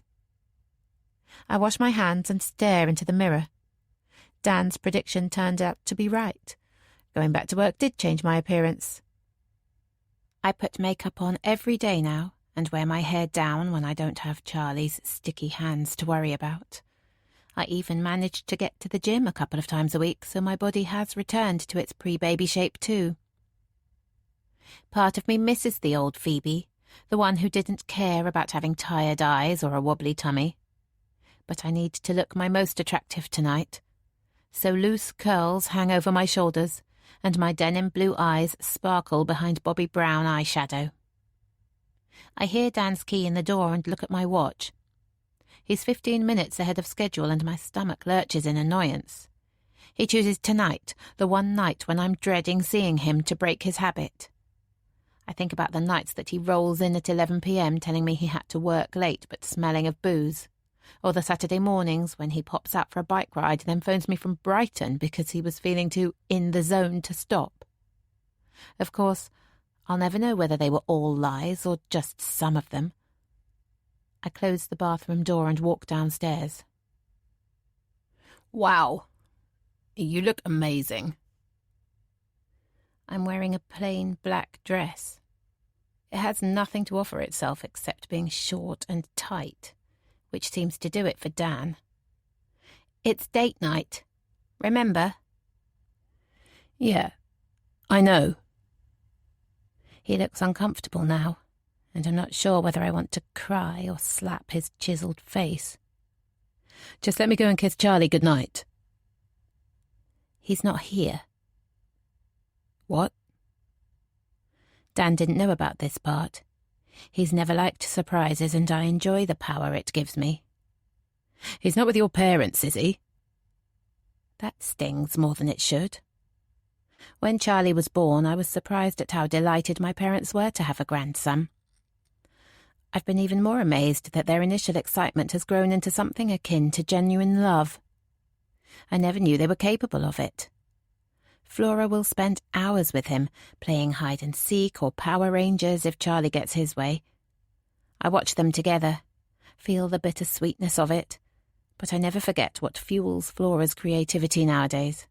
I hardly leave them alone together, and I would never let Charlie stay overnight. Of course not. He's at Cara's. Every working mother needs a wingman, and Cara is mine. I've only known her since we moved to this house, a meeting of prams that became an invite for a cup of tea, a friendship spawned by our parallel lives, but I rely on her more than anyone.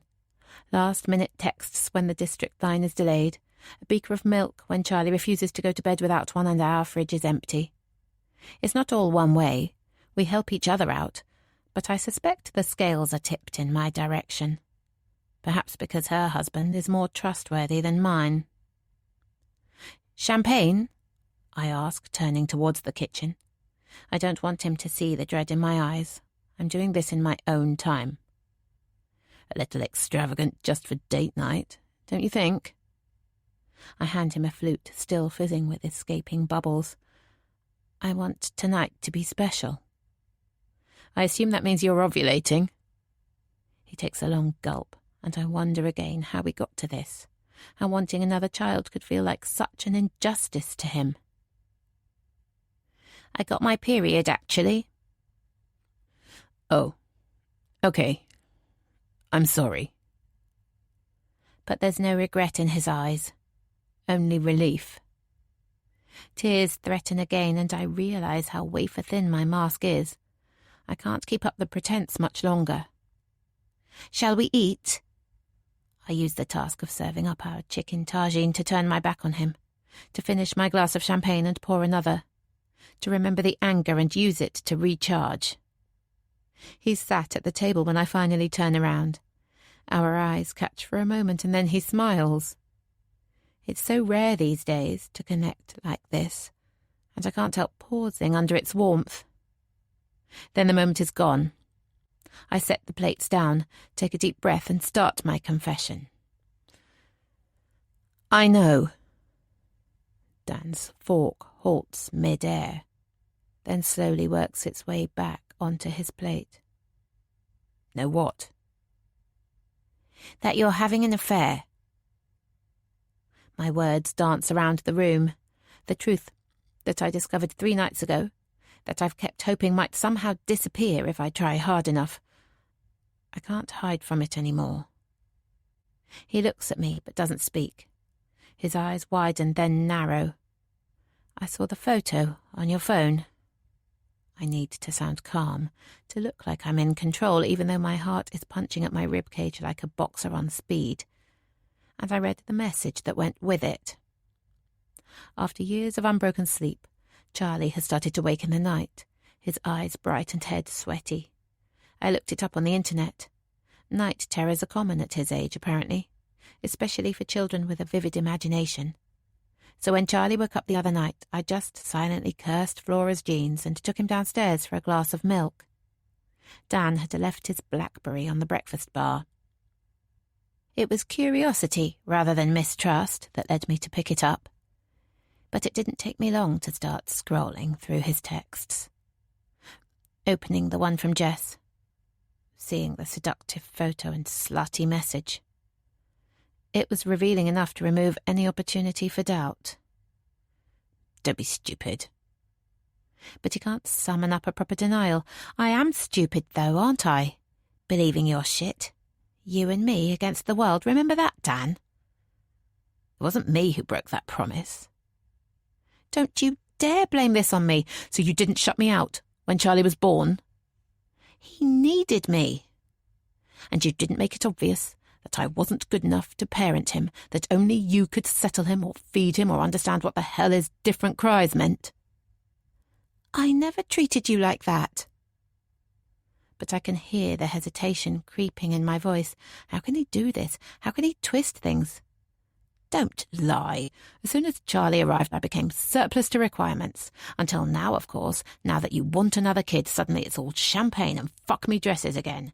Well, I can't just perform to order. Why not? You love order. I'm not letting him win this. I bet she's your secretary, isn't she? Or your personal trainer. Predictable Dan can't even use his imagination when he's finding someone else to fuck. In fact, having an affair isn't even original, is it? You're just following in Daddy's footsteps. The real reason Tony didn't show up at school that day. The dirtier, unspoken truth about Dan's mother's death.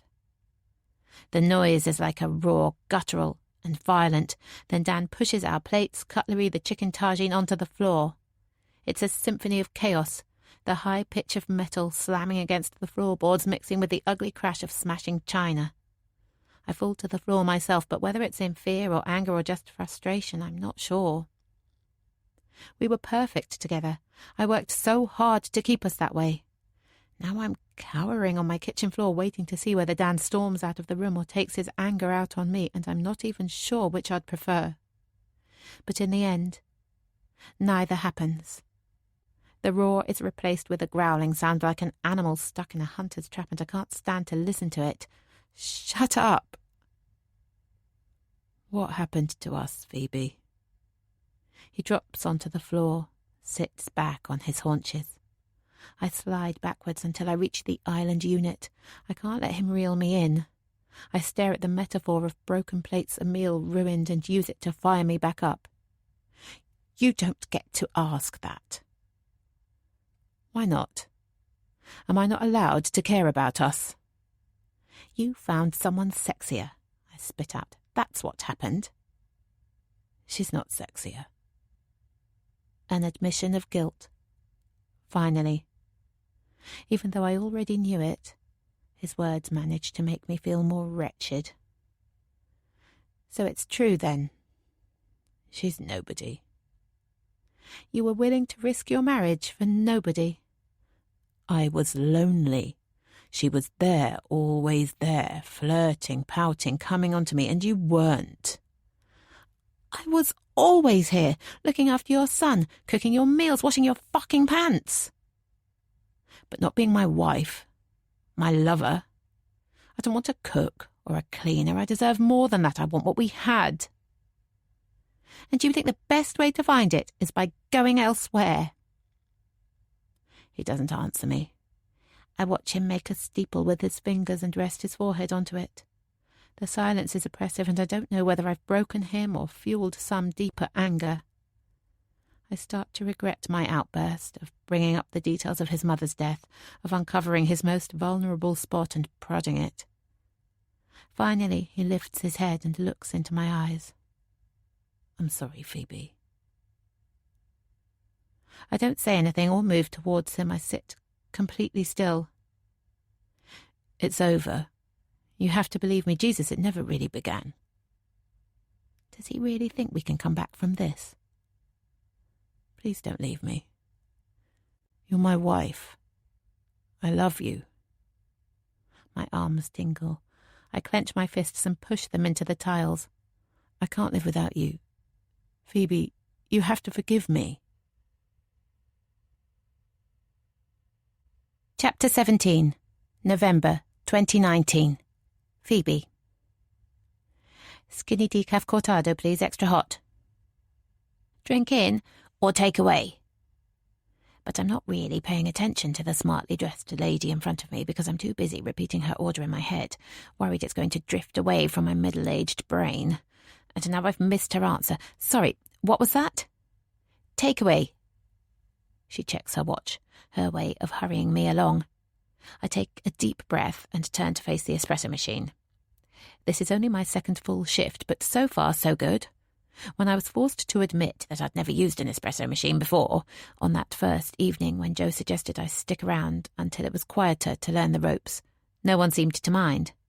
As the cafe gradually emptied, Marco took me through it step by step, explaining how to make all the different coffees on their menu, as well as the mysterious intricacies of dry cappuccinos, split-shot Americanos, and a multitude of other off-menu orders. It was quite overwhelming at first, all that new information. But once I started making the different coffees, everything fell into place. It turns out that coffee making is a mixture of art, timing, and process. So not that different from being a theatrical agent, really. I scoop some freshly ground coffee into the portafilter and secure it into the group head with a decisive twist. As I run the hot water through, I put a dash of skimmed milk into a jug and lift it onto the steam wand. 160 degrees is the ideal heat, a little hotter for this order, but there's no temperature gauge. You have to feel it, according to Marco. Surprisingly, I do. By the time I hand the coffee over to the woman, my composure has been restored and I managed to ring up her payment without a hitch. I'm not quite such a natural with the cash register, but I'm learning. As she strides out of the cafe, perhaps she was in a genuine hurry after all, I can't help looking at my watch too.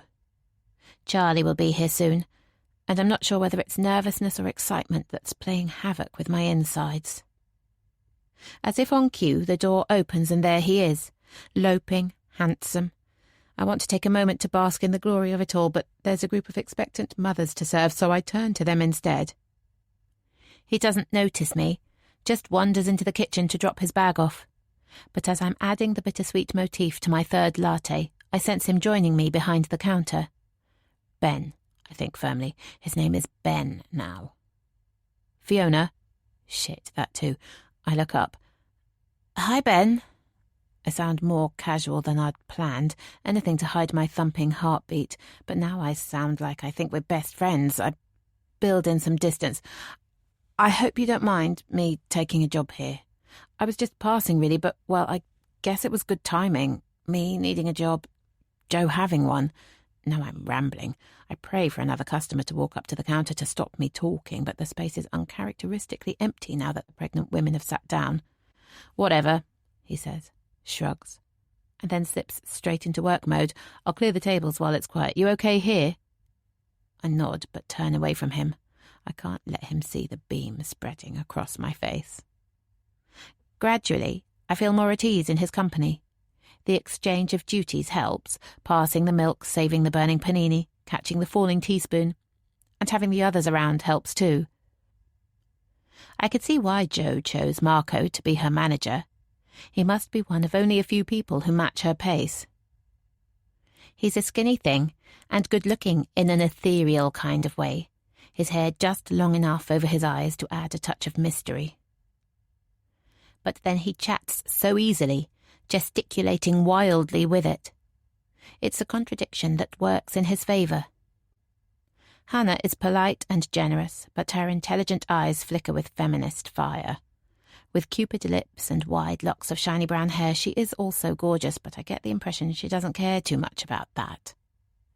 As it turns out, they're the leading actors in this performance. Charlie and I are just supporting roles. Marco teases Hannah like a younger sister, and she reacts every time. I want to tell her to ignore him, that he'll get bored eventually, but teasing siblings is not something that I have any right to comment on. At first, I assumed he fancied her, and that's the reason for all the attention. But it didn't take me long to realise he's not interested in women. I worked in theatre for too many years not to notice that. "Fiona, take a break." It's an order, not an offer. So I grab a bottle of fizzy water from the fridge — I couldn't stomach a coffee after the number I've served — and walk to my table by the window. It's past 8, and the night sky has long since set in. I watch couples walk hand in hand to the bars and restaurants dotted along Old York Road. I came here with Dan once, to a restaurant called Connigan's. We spent a fortune on champagne and fillet steak. It was early in our marriage, before responsibility grew and romance dwindled. Our romance, anyway. Mind if I sit down? A voice interrupts my thoughts. His voice. Of course. I try to disguise my awkwardness by gesturing at the chair opposite, but my arm flicks at the air with too much force, and it looks like I'm shooing him away. I quickly pull it back and sit on my fingers. After a moment's pause, he lowers into the chair. "Last hour's always a bit quieter," he says. "Gives us a chance to tidy up so that we can finish early." I nod at him. I can tell he's got more to say, so I stay quiet. We usually stay behind on Thursdays for a couple of beers. It's sort of a tradition. I can't tell whether he's inviting me or warning me off, but after a moment's pause, he continues, "You're welcome to join us." "Thank you," I say, but there's still more. "It's just that, well, I was hoping—" Realisation hits me. Those boys in the park, his self-destruct mode, he's scared I'm going to bring it up, tell Marco and Hannah exactly how we met. I shouldn't enjoy his discomfort, but I can't stop a sense of euphoria spreading through me. We share a secret, and I have the power to protect it. And him. If you're worried I might say something about the other night, don't be. I say it firmly. I want him to trust me. We've all got our thing, and we're entitled to keep that thing private. You know mine too, remember? It wasn't exactly the smoothest bus ride. He acknowledges that with a tiny nod. I won't say a word. Not now. Not ever. His face forms into a small, relieved smile, and then is off to clear the last few tables. I didn't stay for a beer in the end. It was hard to drag myself away, but I decided that joining your teenage son for a drinking session with his mates is not cool, under any circumstances. More than that, I had such a perfect image of his grateful face imprinted on my mind that I didn't want to do anything that might dislodge it. Even though I've been on my feet since lunchtime, the walk home is almost a pleasure. People talk about floating when they're happy. It's not quite that, but I do feel a bit anaesthetised as I make the familiar journey back to Battersea. It's past 10 when I get home, so I'm surprised to see the light on in the front room. Even more surprised to see Flora and Paul sitting next to each other on the sofa watching the BBC News as though they have a genuine interest in the state of British manufacturing. "Darling, how was it?" The TV is promptly switched off. "We wanted to stay up for you, welcome you home after your first day." I think back to yesterday, letting myself into a dark house, exhausted, slipping into bed gratefully. They've missed a day, but I'm actually surprised they remember at all.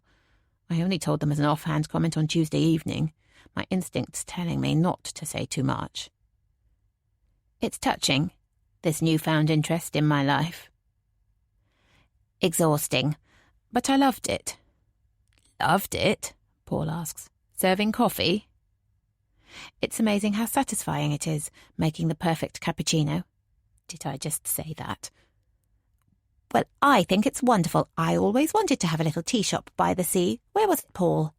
St. Ives. St. Ives. Imagine, Paul. Do you think we still could? Maybe. Paul responds vaguely. He knows that neutral works best with Flora. Then he returns to the subject of my job. Nice people. A good team, yes. A smile forms on his face. He's decided it's good news. I'm so pleased for you, Phoebe. You deserve to be happy, to start rebuilding your life. His eyes look different too. Not love exactly, but maybe fondness. He hid so much during those dark days that I never knew what he felt. But I had plenty of time to fear the worst. I feel a rush of elation that I might have got that wrong. I should tell them. I realise it in a flash, but with an intensity that almost knocks me over. They deserve to know, and the truth is I want to celebrate finding him. Talking to a rosebush isn't enough. I want to shout it from the rooftops. I think about Flora's continued friendship with that social worker, of Paul not being able to hold my gaze for years, their willingness to go along with the adoption. But that's all in the past now. Even if they only feel a tiny proportion of the excitement that I do, surely it will be enough. I do feel like I deserve to be happy again. I start, gauging their reaction. Oh, Phoebe, you absolutely do. All that unpleasant business was years ago now. Flora flaps it away. And you weren't, well, thinking straight back then. Dan's death and everything. That lovely lady at the clinic put you back together, didn't she, darling? Now it's Paul's turn. It's amazing how good they still are at this, the double act. Phoebe, you've been away from us for a long time, but you're back now. There's nothing we want more than to see you happy again. It's not true, of course. The booze and the fags will always come first, but the sentiment sounds genuine and I'm grateful for it. It spurs me on. After all, he's their relation too, their grandson. They deserve to know. I found him, Dad. I whisper it, but it sounds louder. Found him? Found who? What are you two talking about? Flora can sense the thickening atmosphere, but her brain hasn't caught up. Paul chooses to ignore his wife, continues staring at me. You mean Charlie, I presume? I just nod. I can't speak now. What do you mean you found Charlie? Flora squeals. She's flustered now. Oh, Phoebe, what have you done? He's my son, I throw back. How can they both be so blind to what really matters? But it's not allowed. He's not yours anymore, she continues. He'll always be mine. He's part of me. Surely you, of all people, can see that. It's been a long time, Phoebe. People change. Paul's calm voice sounds so convincing I stifle the urge to stick my fingers in my ears. No. He might be called Ben now, and go to a posh school and live in an expensive house, but he's still my son, my flesh and blood, and no one, not you, not that social worker, not that la-di-da fake mother of his, can ever change that.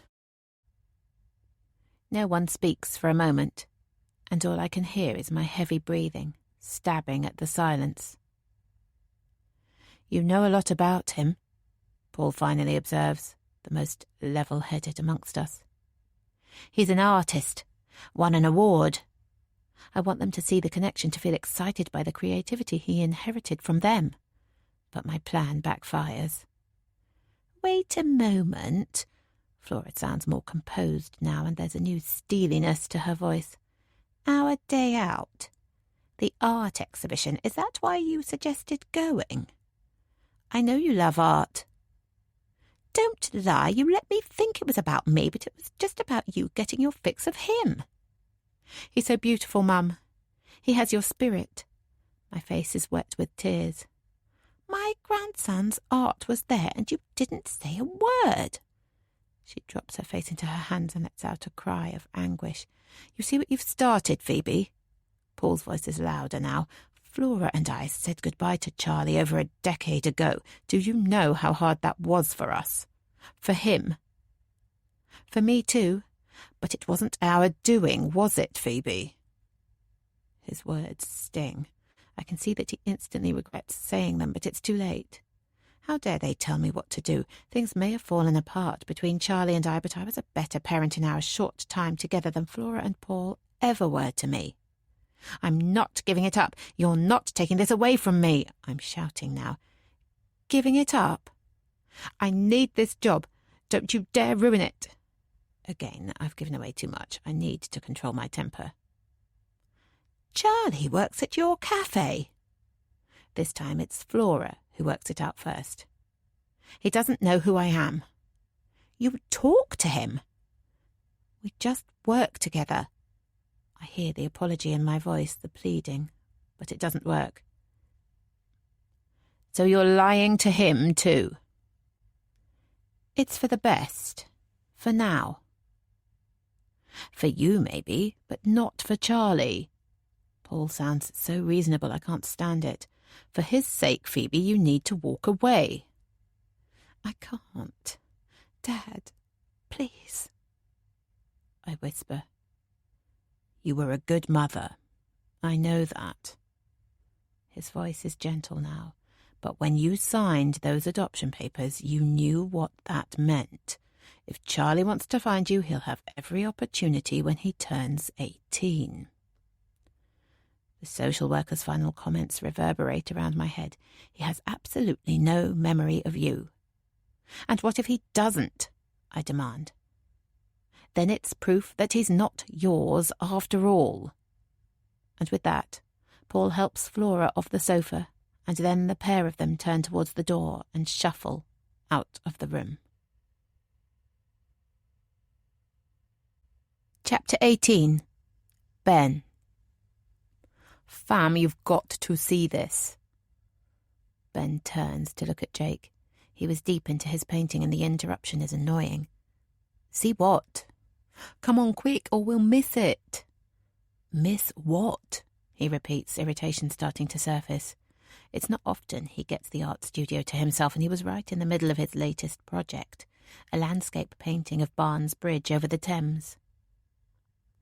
At first it was just another A-level piece, but the more time he spent on it, the more important the painting has become. The traffic on the bridge, boats on the river, cyclists dodging runners, kids and dogs on the towpath. Gradually he's creating chaos, and he loves it. A fight, year 11 I think, over some girl. Everyone's down there but no teachers yet. You came all the way up here to tell me that. Look, I promise this is going to be good. It's that medal kid, you know, the one that wins everything. Ben plays dumb, but he knows exactly who Jake means. He shouldn't. The kid is 2 years younger than him, but some people just stand out. It's one of the many lies that parents tell, that everyone is good at something, that talent is handed out equally. The reality is that some people are brilliant at everything, while plenty of others don't shine at all. Chris Thorne plays scrum half for the rugby team, striker for the football team, and opening batsman for the cricket team. He's an academic scholar and his band played at the last school disco. Against who? Ben can't help warming to the idea of watching Chris Thorne get a kicking. Dunno, but he's a big lad. Come on. Fuck it. Ben wipes his paintbrush on the nearest rag and drops it into a beaker of cold water. Now he's made the decision. He's suddenly in a rush to get there, so he throws his apron on the side and the two of them race down the stairs and out onto the playground. Where? Behind the sports hall. They start to hear the sound of kids jeering when they're halfway across the rugby pitch. A blanket of noise rather than a collection of individual voices, like fans at a football match or animals in a field. As they walk around the back of the building, the volume rises. Ben stares at the scene. Any urge he had to see Chris Thorne paying for his talent dissolves in an instant. How can so many people be enjoying this? There's close to 50 kids watching, and almost all of them have their phones out, recording the event. The main attraction isn't even much of a fight. The two boys are just shoving each other in the chest rather than throwing any punches, but Ben sees that their faces don't match up. The bigger kid, Ben pulls the name Adam from somewhere, has an expression of pure rage on his, while Chris's face is mainly fear and maybe some regret. Whoever the girl is, Ben can see she was just a conquest to Chris, while to Adam, she's the one. Another powerful shove and Chris falls backwards onto the ground. The crowd surges forward, phones get angled down. Acid forms in Ben's mouth. "Let's go," he says to Jake. "It's not even a proper fight." "Oh man, it's just getting good." Jake pulls his face into a comedy grimace. "Ouch, did you see that?" Ben didn't see the boot connect with Chris's ribcage, but he heard it, and again the second time. He doesn't really care whether it hurts. People get too dramatic about pain anyway, but watching it feels wrong. He understands how ridiculous that is, the boy who walks headfirst into trouble not being able to stomach a playground fight. But being on the sidelines gives a different perspective and not one he likes. "You need to get out more," he says casually. He's become pretty good at acting cool while his insides fight some phantom enemy. "And I will when you stop working every weekend, but for now I have the downfall of a perfect specimen to watch." Jake's grin leers over him and sweat beads on Ben's forehead. He knows he can't walk away. That would single him out as different, and he couldn't stand being the target of that kind of school chat, so he steels himself against the noise and waits for it to be over. Surely the teachers will notice the huddle of goading children soon. Except it's not a teacher who disrupts the fight. A girl in uniform suddenly rushes up, crying and begging for them to stop like a scene from some low-budget melodrama. Ben feels a strange mix of disgust and sympathy. Does she not realize how many people are watching, filming? It's horrible to witness, but he can't drag his eyes away from her. However, the girl is clearly too upset to care about her audience because she drops to the ground to Chris Thorne's side. The timing is unfortunate, though. Adam's foot connects hard with her head. Ben screams, without warning, without the chance to pull it back inside. Heads turn in his direction. Surprised looks from boys who know him, smirks from those who don't. For once, Jake doesn't say anything, just stares at him. What has he done? Why did he scream? He doesn't give a shit about that girl, two-timing bitch that she is. He doesn't care about any of them, or Jake for that matter. He turns away from all their mocking looks and starts walking, arms pumping. He wants to leave this place forever. Ben feels the familiar throttling at his throat, the oppressiveness of the buildings around him. He knows he needs to calm down, but he can't. He keeps walking, past the refectory, the Fives Courts, the science block, until he reaches the 2 temporary classrooms on the school perimeter, erected during the recent building work but unused now. Finally, he pauses. Out of sight, he rests his forehead against the prefabricated building. Then he pulls it back and drops it once more. Harder this time. The pain feels good, so he does it again. And again. His vision swims as the nerve endings in his forehead send danger signals to his brain, except that's where the real danger lives, of course. He knows he needs to stop thumping his head against the wall. He can't let bruises form on his face, allow the whole world to see his shame, but it's so addictive, too difficult to stop. With a half-muted cry of anguish, he turns away from the wall, but the urge to destroy doesn't go. He can feel it surging down his arms like electricity. There's a brick on the ground, the last of the builder's rubbish, hidden rather than cleared. He picks it up and hurls it at the window. The sound of smashing glass is magnificent, exactly what he needs. The laughter bubbles at first, then spills out in huge roars. He knows he sounds crazy, but he doesn't care. He's alone. No one here to film this madness. Except he's not quite alone. "Morton, what the hell is going on? Why did you just smash that window?" Ben stares at his parents across the kitchen table. His mum looks tired, her eyes still carrying the residue of tears she pretended weren't shed. His dad is angrier, ashamed of having to sit opposite the head teacher yet again and apologise on Ben's behalf, of having to repeat the adopted child excuse, the tired explanation of Ben's difficult start in life. Mr. Shawbridge had been understanding, like he always is, talked about normal circumstances, suspension, about how Ben's situation wasn't normal, of course, Abnormal, then. At least someone has the balls to admit it. He brought up the subject of therapy, how Ben might benefit. This wasn't new. Every time Ben got into trouble at school, he'd give the same spiel. Greg even suggested he was on the Priory's payroll once, before Lucy's sharp stare had cut that joke dead. His parents had never liked him having therapy, so those visits had stopped as soon as he became a Morton. He didn't mind. He couldn't remember much about that place he went once a week when he lived with his foster family, but he knew he never felt comfortable there. The woman was too nice, all sympathy, smiles and reassurance. She'd get him to draw or play with toys, pretend it was all about having fun, but then ask him stuff that was none of her business. It was a relief when he didn't have to go anymore. Well? His dad wants an explanation, but what is he meant to say? Who smashes a window rationally? Sorry. Really? Won't happen again. Now, where have I heard that before? Lucy seems to decide that Greg is too angry for this conversation. She leans forward, rests her hand over his fist, takes the baton. Ben, we love you. Nothing will ever change that. Ben squirms in his chair. But we don't always understand you. A pause. We don't understand why you're so angry. Ben's got nothing to say, neither does he. You're nearly 18, Ben. Greg's turn again. This is crunch time. We've given you all the tools, home, family, good school, fair boundaries. Now you have to decide what kind of adult you're going to be. There's no glory in destruction, Ben. It's childish just throwing your toys. You need to grow up. Take responsibility. You should talk to us, Ben. Hiding in your bedroom isn't healthy.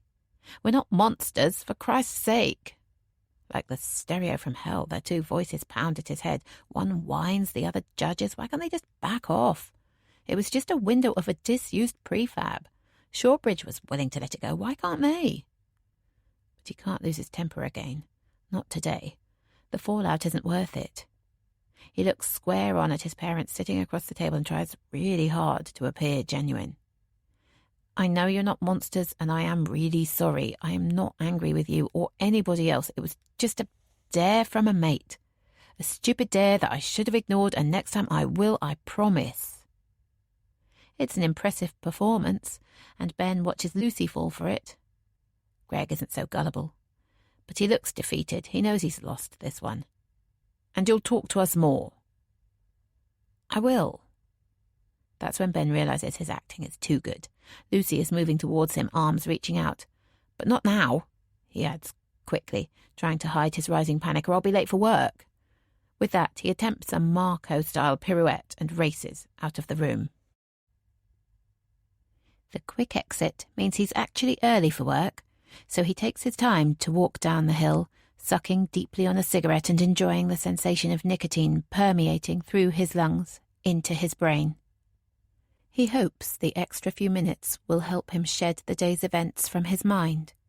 He needs to lock them away if he wants to function properly tonight. It's Friday, which means the early part of his shift will be busy with stay-at-home mums starting their weekend cooking bans early. Then, from about 7 p.m, the place will empty quickly. Plenty more exciting places to be on a Friday night than Bittersweet. Marco and Hannah work full-time Monday to Friday, so Ben tries to let them finish early on their last day if it's quiet enough. It's a bit of a ball ache clearing up without their help, but the gratitude on Hannah's face when he offers to cover her last hour helps with his motivation. Of course, there's that new woman too now, Fiona, so it should be easier tonight. As predicted, it's busy when he walks inside, so he heads straight through to the kitchen to collect an apron. Hey, how are you? Fiona is standing in the doorway. She's trying to look casual, but the fingers playing at her neck give her away. Ben vaguely wonders what her story is, how she manages to look both badass and terrified at the same time. But whatever secrets she's hiding, what's most important is that she hasn't divulged his. Glad it's Friday, I guess. Yeah, I remember school being like that, especially during A-levels, way too intense. It seems weird to Ben, someone that old, having done the same exams as him. Bet you can't even believe they had A-levels when I was 18. What is she, a mind reader? Ben swallows his embarrassment. Did you go to school around here? A grammar school in Battersea. I wasn't exactly an A student, though. Me neither. Well, except in art. Ben flinches. Why did he say that? It's not something he usually brings up. I must remember to check out your coffee motifs, then, she quips with a smile. Ben smiles back. Whatever her background, Fiona seems pretty relaxed. He realises that he's glad she's joined. It had been starting to feel like a crowd of three. Together, they walk through to the cafe area. Ben accepts Fiona's offer to clear the tables and wanders behind the counter where Hannah is serving one of the regulars. He watches her listen patiently to the old guy's story, then, clocking his shaking hands, offer to carry his pot of tea to the table for him. She winks at Ben as she moves past him, and it takes a great deal of self-control not to grin like an idiot. Looks like someone's pretty into you. Fiona is back with a deep tray full of empty cups. Ben feels his face reddening. Not me, he spurts out. Oh? Who then? I think Hannah and Marco are pretty tight. Why is he saying this, confiding in a stranger? I don't think so, she says quietly. I'm pretty sure they're just friends. Ben looks across at Marco flirting with two mums, enchanting their children with some magic trick involving a coin. Perhaps she's right. He thinks about Hannah's wink again and feels an unfamiliar surge of optimism. He didn't expect that to happen tonight. His reverie is broken when the cafe door flies open, its handle hitting the wall with a thump. He watches an old woman with heavy makeup sashay in, or stagger, it's hard to tell at her age. As she walks towards the counter, she seems to be staring at him. Maybe she's a bit confused, Ben thinks. That might explain her mismatched outfit, too. Fuck. It's no louder than a murmur, but the swear word definitely just rolled out of Fiona's mouth. Her face looks petrified too, like it did on that bus journey. What is she scared of this time? He turns back to the old woman who's now arrived at the counter, still gawping at him like he's got two heads. He's about to ask what she wants when Fiona surges forward, pushing him out of the way. Flora? Ben can tell she's trying to sound normal, but in reality she only manages a margin off horrified. Ben can't blame her, really. He'd be pretty mortified if he knew this woman too. Hello, Phoebe, darling. Phoebe? Ben says, confused now. I thought your name was Fiona. Chapter 19. Phoebe. Shit. What the hell do I say? Things have been going so well, and now this. My son thinks I'm either crazy or a liar, and on top of that I have Flora to deal with. Fiona is my middle name. I prefer it, I say quickly, which makes me sound like a 12-year-old girl making some petulant anti-parent protest. I can tell he can't decide whether to believe me or not, but his expression is definitely confusion rather than shock. Has he really forgotten his own mother's name? The feeling is becoming all too familiar now, relief laced with disappointment. I force myself to focus on the more urgent issue of getting Flora away from him. Holding her gaze, I will her to keep eye contact with me and away from her grandson, as I scurry out from behind the counter. I put my arm around her shoulder and, with as much force as possible without looking like I'm manhandling her, guide her to the table by the window. It may be my favourite, but this is all about choosing the one furthest away from danger. What the hell are you doing here? What do you think? The words slur, slipping and sliding into one another. You said that I should stay away, then you turn up yourself. You're still here, though, aren't you? You didn't listen to us. She thinks she's whispering, but actually it's a sharp hiss that carries above the normal hum of conversation. I flinch at the thought of her words reaching Charlie. At least I don't worry that he'll recognise his grandma. She sunk too low for that. And you think it helps, coming here like this, telling him my name? I couldn't bear it. If he found out who I was. I'm struggling to follow her swerving train of thought. You seeing him and me not. Thank goodness her volume has finally dropped. That's why you came, to see him. He was taken from me too, in one day, just gone.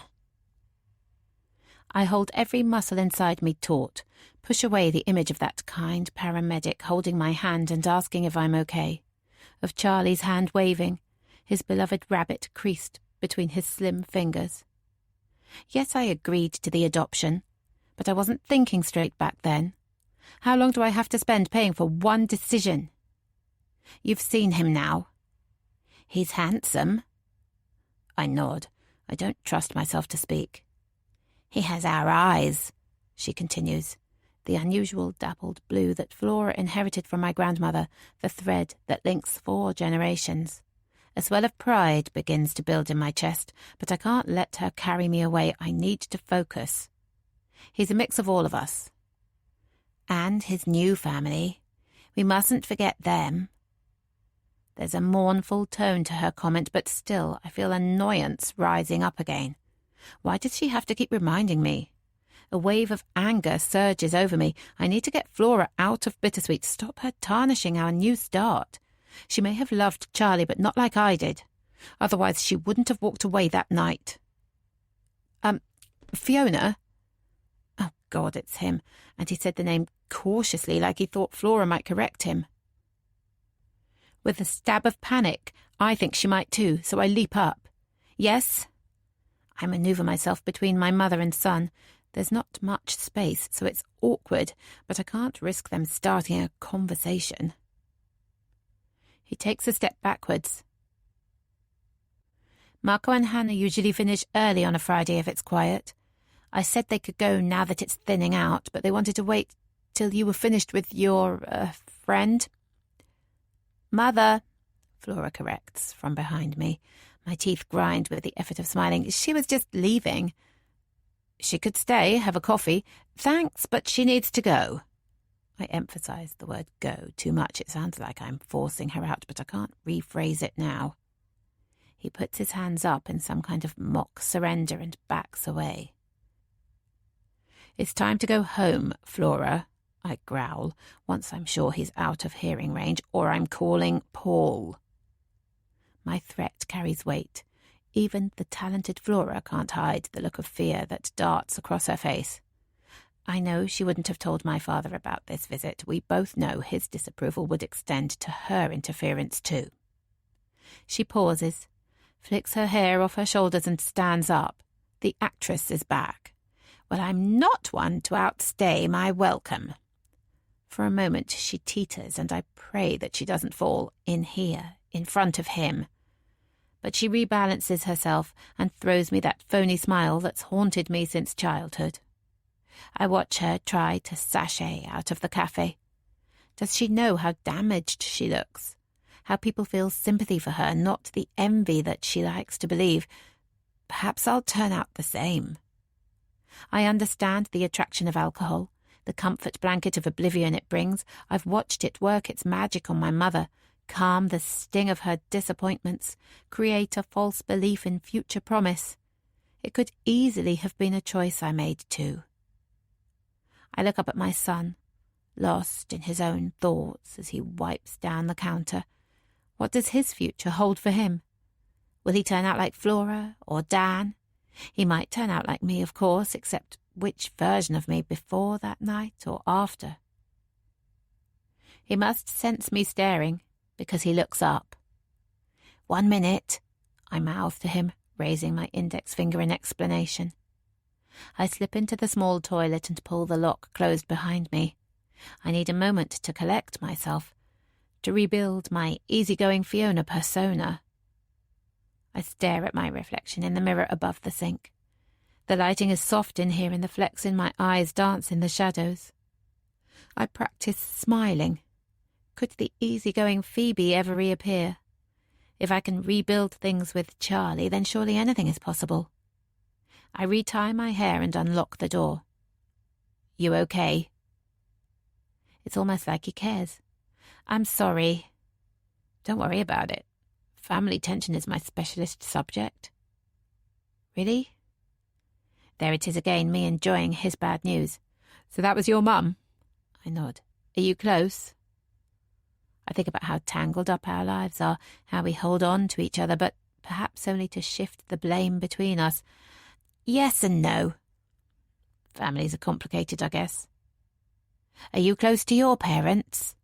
My heart thuds hard against my rib cage. He has no idea how much his answer matters to me.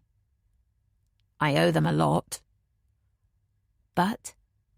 There's a but, I know. God, I hope there's a but. But it's a pain in the arse, always trying to repay them, always remembering to be grateful. You grateful? I've spurted it out, can't turn back now. Shouldn't they feel grateful to have you? I'm not sure that's how they see it. I look at his face. The young are so easy to read. They think the swagger, the attitude hides what they really feel, but it doesn't. It's not hard to see the loneliness and self-doubt behind it all. Maybe it's just not how you see it. I say it gently because I don't want to be categorized as one of them, lecturing him. But it carries no gravity. He wafts it away. Luckily there's Rosie. Your sister? Good guess. I fix a smile, will him to move on. Rosie's perfect. Sporty, clever, musical. Oh, and really nice, mustn't forget that. And your parents compare you? Not really. I was just some messed up 5-year-old they took pity on. They don't expect me to achieve anything much, although that doesn't stop them hassling me constantly. I pause. It would be suspicious if I didn't ask, but still I feel like I'm sinking into shark-infested water. You're adopted?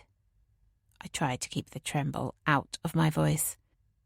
Yeah, Rosie is theirs naturally, but they couldn't have any more children after that, so they adopted me. They wanted a baby, I think. Something cute to parade down Northcote Road. But supply is a bit lumpy in the orphan trade. You're an orphan? The sharks snap at my feet. I struggle to stay upright. May as well be. He looks down at the floor, tears well in my eyes. He couldn't be clearer.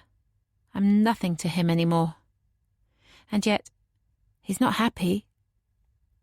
Perhaps that's the problem, feeling like an orphan. And if I can become someone to him again, maybe then he will start to feel better.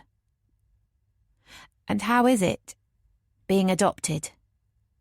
He shrugs. Rosie and I are only 5 months apart. Such a small age gap isn't usually recommended, but here I am.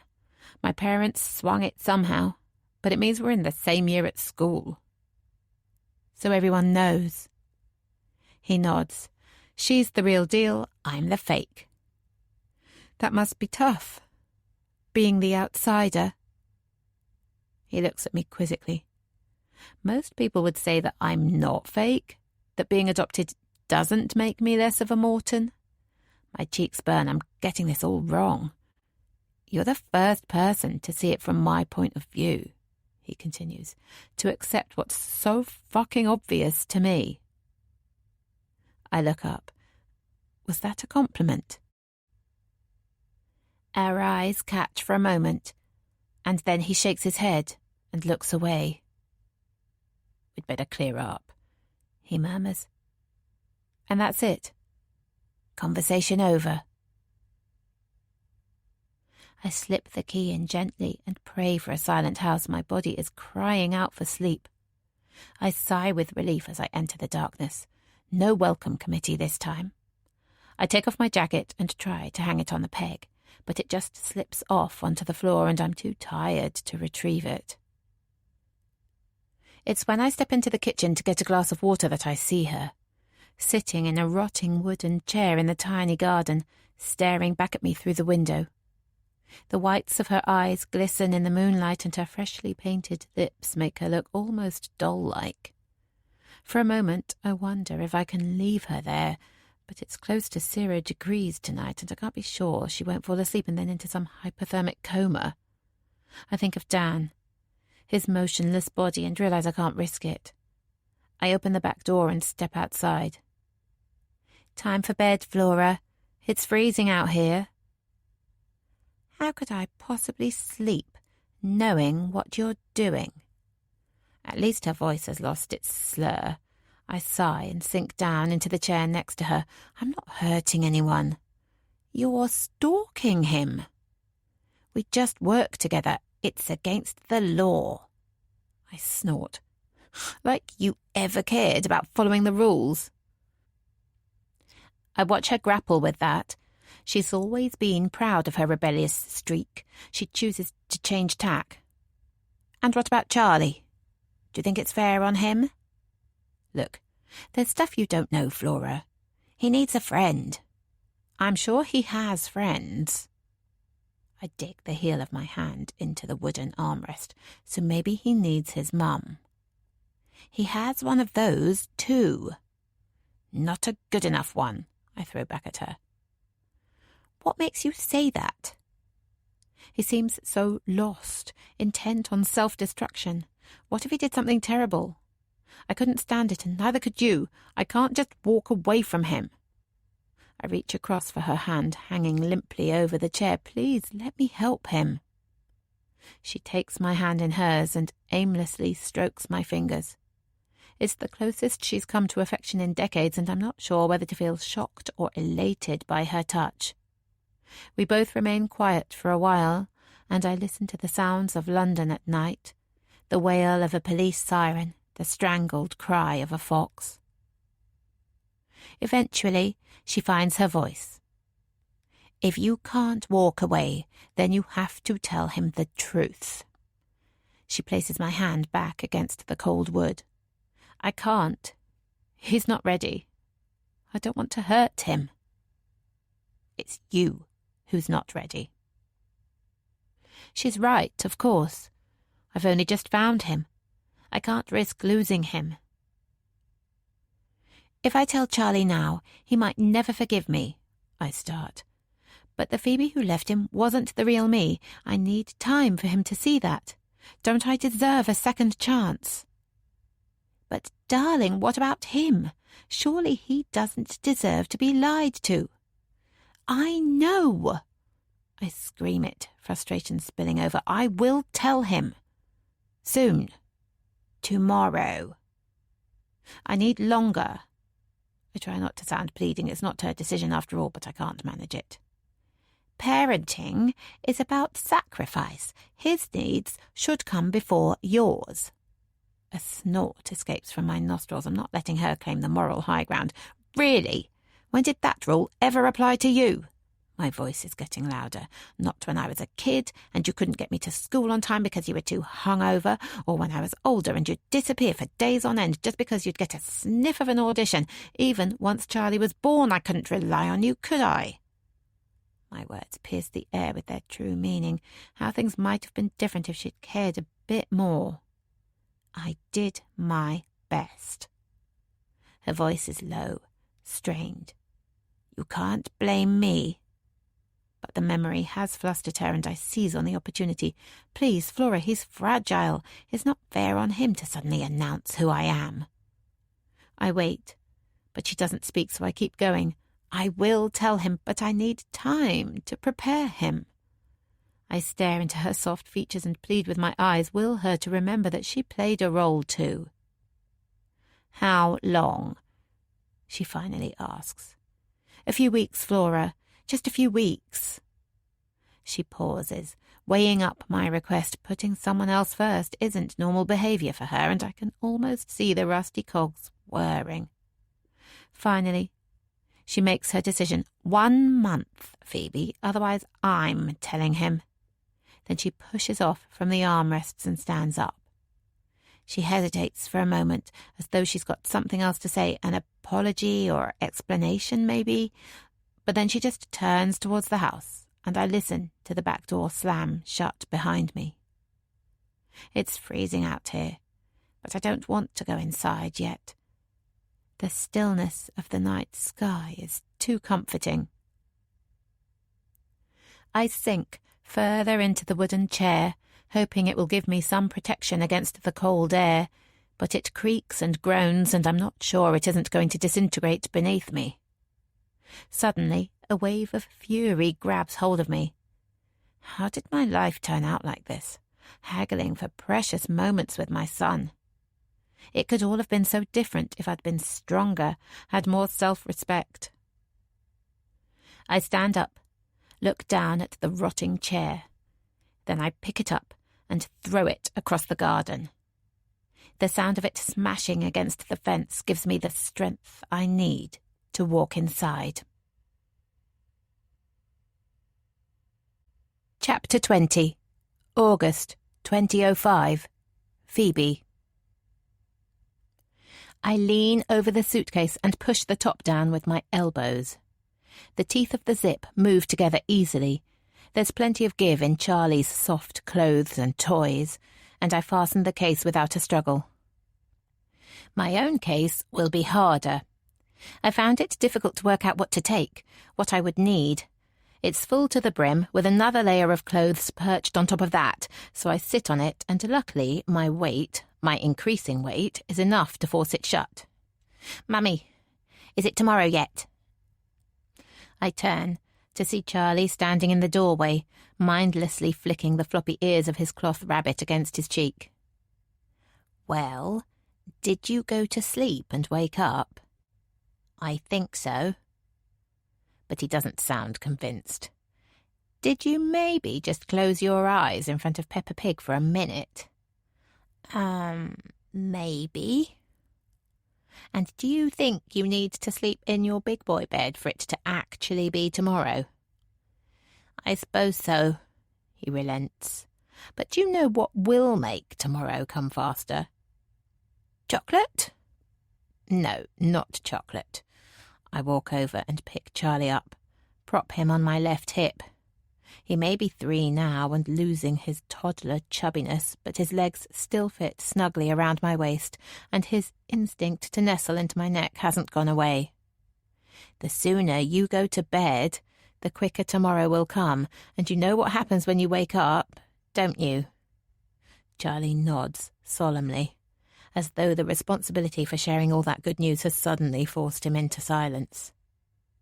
"What happens then, Charlie?" Dan walks into the room and gently pulls our son off me. The reproachful look he gives me is fleeting, but I acknowledge it, smile, give him an apologetic one back. The change of position clearly helps Charlie find his voice. "We're going on holiday," he shouts into Dan's ear. "Easy, mate." Dan rubs his ear in mock pain, but Charlie doesn't appear perturbed, just laughs a bit harder and wriggles out of Dan's arms. "Crete, here we come," Dan continues quietly, looking across at me. There's so much meaning in his expression that my eyes well up. We came close to losing our marriage, but things are different now. There's still the odd late night at work, of course. I can't change everything. But Dan is much more present now. While I hate admitting it, even to myself, his affair and the argument that followed proved to be a turning point. Against all the screaming voices in my head, I gave him a second chance. And so far, I've had no reason to regret it. Overnight, Dan became much more attentive, and for my part, I threw away the ovulation sticks and let nature take its course, which it did a few months later. Funny how these things work out. "And you're sure the plane ride will be okay for the baby?" I swat him with a dress that didn't make it into the suitcase. Even at 8 weeks, my belly is starting to protrude, like it knows the deal this time round and is impatient to get on with the task of growing, so I'm already feeling the need to avoid slimming outfits. "Of course it's fine, you idiot." This is also new, his fussing over me, and I can't help basking in the warmth of his attentiveness. "We should leave at 6, definitely no later than 15:15. Our flight isn't until 11. Leaving that early will mean hours wandering around the departure lounge at Gatwick Airport trying to keep Charlie entertained. But I don't question his timings because this is part of the deal too. Accepting his imperfections. Well, in that case, I think all of us should go to bed early, starting with the littlest in the room. Now let me see." Charlie starts giggling and scrambling for the doorway. He looks over his shoulder and I know what he's expecting. I raise my tickling fingers and he screams in delight, slowing down his escape to make double sure that I get to him before he reaches his bed, universally accepted as the safe zone. I catch up with him just inside his room, and we tumble onto his small bed together. Eventually the tickling stops and we hug for a few minutes before I quietly extract myself. He's already fast asleep. Just try it. Will I like it? Charlie doesn't sound convinced as he pulls a piece of fried halloumi cheese apart. His neoprene t-shirt is damp after a morning in the sea, and the sand still stuck to it shimmers in the sunshine. Well, I like it. Dan picks another slice off the sharing platter in front of us and drops it into his mouth. The beach bar is no more than a shack, really, and the menu is limited to a few Greek staples, but it hasn't stopped us coming here for lunch every day of our holiday so far. Delicious. He gives me a look of encouragement, but the thought of eating the rich, salty cheese makes me want to vomit again, so I pretend to ignore his signal and pick up a bread roll instead. If I don't like it, can I spit it out? This is when I see Dan in our son. The measured decisions, taking all possibilities into account. These moments always give me a sense of relief that the impulsiveness of my family has been diluted by Dan's more careful genes. How about, if you eat it all, I'll get you a Coke. Wow, I can have Coke! As a very special holiday treat, and only if you eat the whole slice. I watch my two men take up their adversarial positions. Dan leans back as far as the bar stool allows and crosses his arms. Charlie runs his tongue over both lips and then screws up his face. The challenge is on. He retches slightly after his first bite. I can see that he hates it, but amazingly he doesn't stop. Bit by bit, the slice of halloumi disappears until finally Charlie's face erupts with a look of pure triumph. I'm finished. Can I have my Coke now? Dan laughs with a mixture of admiration and pride. I definitely think you've earned it, buddy. He kisses Charlie on the nose and heads towards the bar. Can I get one too? I shout after him, and he gives me a languid thumbs up. We've all relaxed so much on this holiday. It really is the paradise island that the travel agent promised. Charlie has loved sitting at the water's edge, collecting seashells and drawing patterns in the wet sand, and Dan and I have had time to talk, to reminisce, as well as to plan our future. We don't talk about her anymore. It was Dan's idea to give ourselves a week to get all the anger and blame out. Nothing was off limits, as long as we both promised never to mention it again once the week was up. So I ranted, goaded him about her, begged for an explanation. He rode it out, answered some of my questions, pleaded ignorance on others. At the end of the week I was so exhausted that it wasn't difficult to close that door and open a happier one, and booking a holiday was the first thing we did. Dan places 3 Cokes on the table and we all reach for one. The icy cold sweetness tastes delicious and I gulp it down, although not quite as quickly as Charlie. Hey, slow down, buddy. You'll be burping all afternoon. Charlie responds with a deep belch and immediately bursts into laughter. I can almost see the sugar working its way into his bloodstream and know there's going to be a burst of energy any minute now. The beach bar is hardly a confined space, but I still feel our son needs more freedom to work off his first fizzy drink experience. Do you want to head back down to the beach? Yes. Daddy, can we build a castle, a big one for my nights? How big? Bigger than our house, bigger than the biggest castle. Dan laughs at Charlie's enthusiasm and his eyes crinkle with love. As I watch Charlie slip his soft hand inside Dan's much larger one, I let my own drop onto my tummy. Are you going to help us build this enormous castle? I think Mummy needs a rest. Charlie pulls at Dan's hand. He wants his father all to himself for a while, and I can't blame him for that. Time with Dan is precious for both of us. I might stay here for a bit, in the shade. Dan reaches down and kisses my cheek, and it's like we're young again, lost in each other. Then he turns his attention back to Charlie and they're off, striding down towards the sea. I sip the last of my Coke and let my hand explore the new swell above my bikini line. It's warm in the Greek sunshine, and I imagine cells busy multiplying with the easy familiarity that thousands of years of practice bring. I know my baby is just a tiny thing, and that statistically the chance of miscarriage is still real. We haven't told anyone, including Charlie, and our first scan is still a month away. But deep down, I know this baby is a girl, and that she will survive. She's strong. She came to save us after all. Chapter 21, December 2019. Ben. Ben looks down at the plate. To be honest, Marco, I'm not sure one candle stuck in a stale croissant really says happy birthday. I think you should love it. It's ironic, you know. You Brits love your irony, don't you? Yeah, I guess, but Hannah's Czech. Not sure they do irony so much over there. Marco joins him in staring down the drab offering, the red candle now sloping dangerously to the left.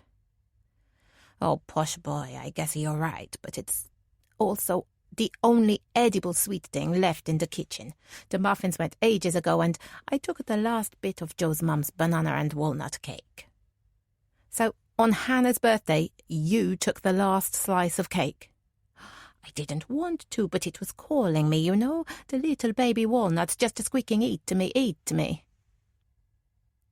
Ben looks up at his manager's lopsided grin, the sparkle in his eyes only semi-obscured by the strands of black hair falling over them. How did he manage to be so happy all the time? It's the thought that counts, though. Marco needles on, still not willing to give up on the idea of birthday croissant instead of cake. Ben considers his options. He could just go along with it. What does he know about girls anyway? Hannah might think it's funny, ironic or whatever, but she might also be disappointed that they hadn't made more effort. That's not for Hannah, is it? Fiona asks, looking over his shoulder with the same doubtful expression that his own face had shown moments earlier. Fiona, not Phoebe, as she'd politely confirmed when Marco asked after he'd made some joke about her being a double agent for Starbucks. She'd blushed at that, then explained that only her parents still called her by her first name. Weirdly, Ben had quite liked Phoebe, thought it suited her better. But then the only Fiona he knows is a stuck-up horsey friend of his mother's who snorts when she laughs, so the name doesn't hold the best association for him. It's ironic, apparently, he explains. Really? Okay. She draws the second word out to highlight how unconvinced she is. Ben takes it as a friendly warning. I could try Martha's Bakery, see if they've got any cakes left. Okay, posh boy, you win. My birthday croissant isn't good enough for your la-di-da tastes, but you better go quick. Martha's closed 5 minutes ago. Ben looks at his watch, swears under his breath, and races out of the cafe door, the jingle of the bell only partially drowning out the sound of Marco crying, "Maybe another banana and walnut cake?" Martha's is only 5 doors up, so he's outside the artisan bakery in moments. The sign has already been turned to closed, so he waves at the girl behind the counter.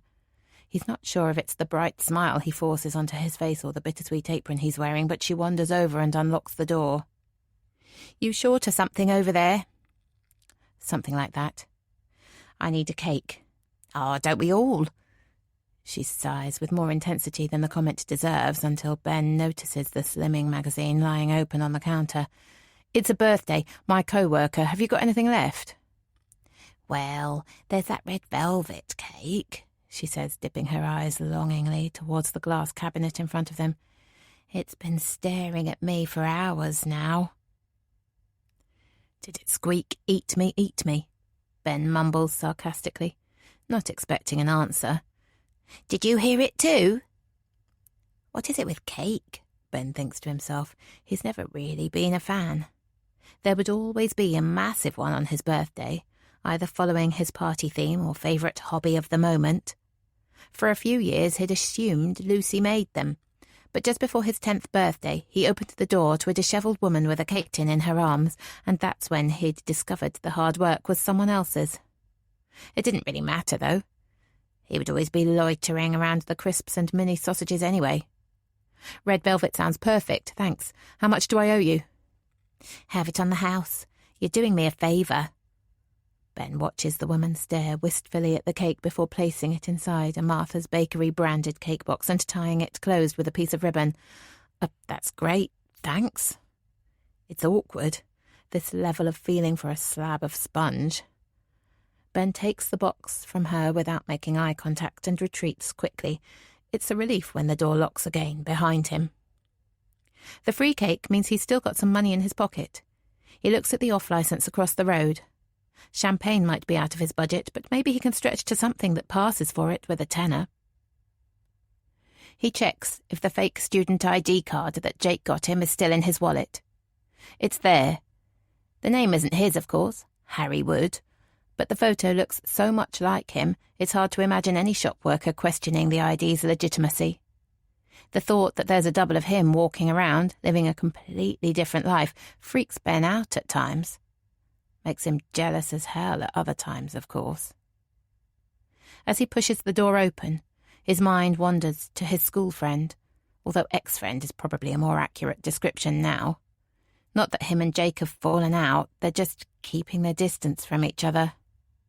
As it turned out, the fallout from Ben's pathetic scream during that fight was kept to a minimum.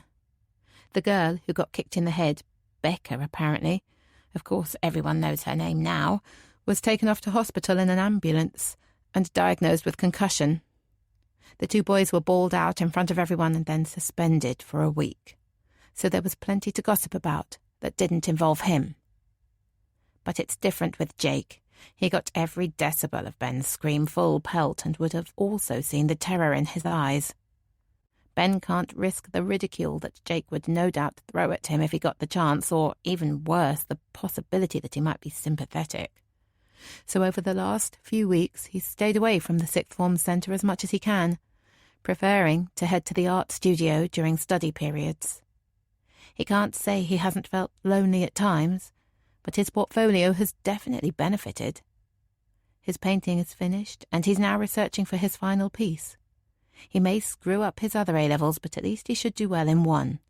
The only one that matters to him, anyway.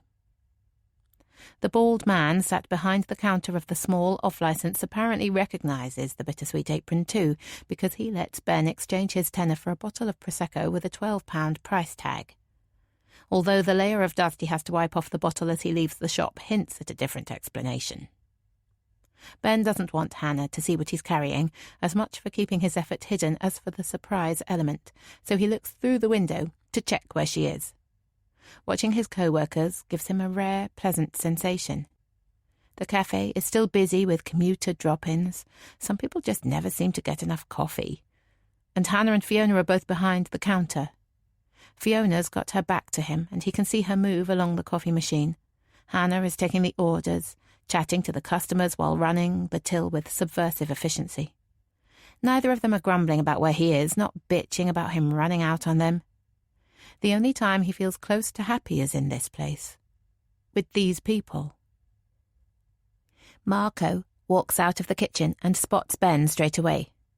With an exaggerated wink, his manager puts his gangly arm around Hannah's shoulder and manoeuvres her into the kitchen. The coast is clear. Ben quickly walks inside, shoves the Prosecco into the fridge with the craft beer and hides the cake box behind the milk steamer. "Bubbles too. Nice work," Fiona whispers under her breath as Hannah ambles back, spots the stale croissant, and with a slight tut, slides it into the bin. The meeting of glasses is more crash than clink as the four of them start the birthday celebrations. With the cafe empty by 8:30 p.m, They'd been able to clear everything away before it officially closed, and as soon as the sign was flipped over and the blinds pulled down, Marco had declared the party started. "Happy birthday, my little checkmate. Did you get that, guys? You know, like in chess. Checkmate." "Yes, Marco, we get the joke," Hannah groans with a smile. For all her casualness, Hannah had seemed quite touched by their birthday surprise, the three of them lining up, holding out cake and Prosecco like it was some kind of tribal offering. Marco had insisted they sing happy birthday to her as well, although it was mainly his voice that rang out across the cafe. "So how old are you today, Hannah, if you don't mind me asking?" Fiona never wants to talk about herself, so perhaps it's not surprising that she includes a get-out clause in her question to Hannah. "I'm 19. God, that sounds so old." "Not to me." Hannah smiles widely at Fiona's answer. It seems that it's not just him who's warming to their newest member of staff.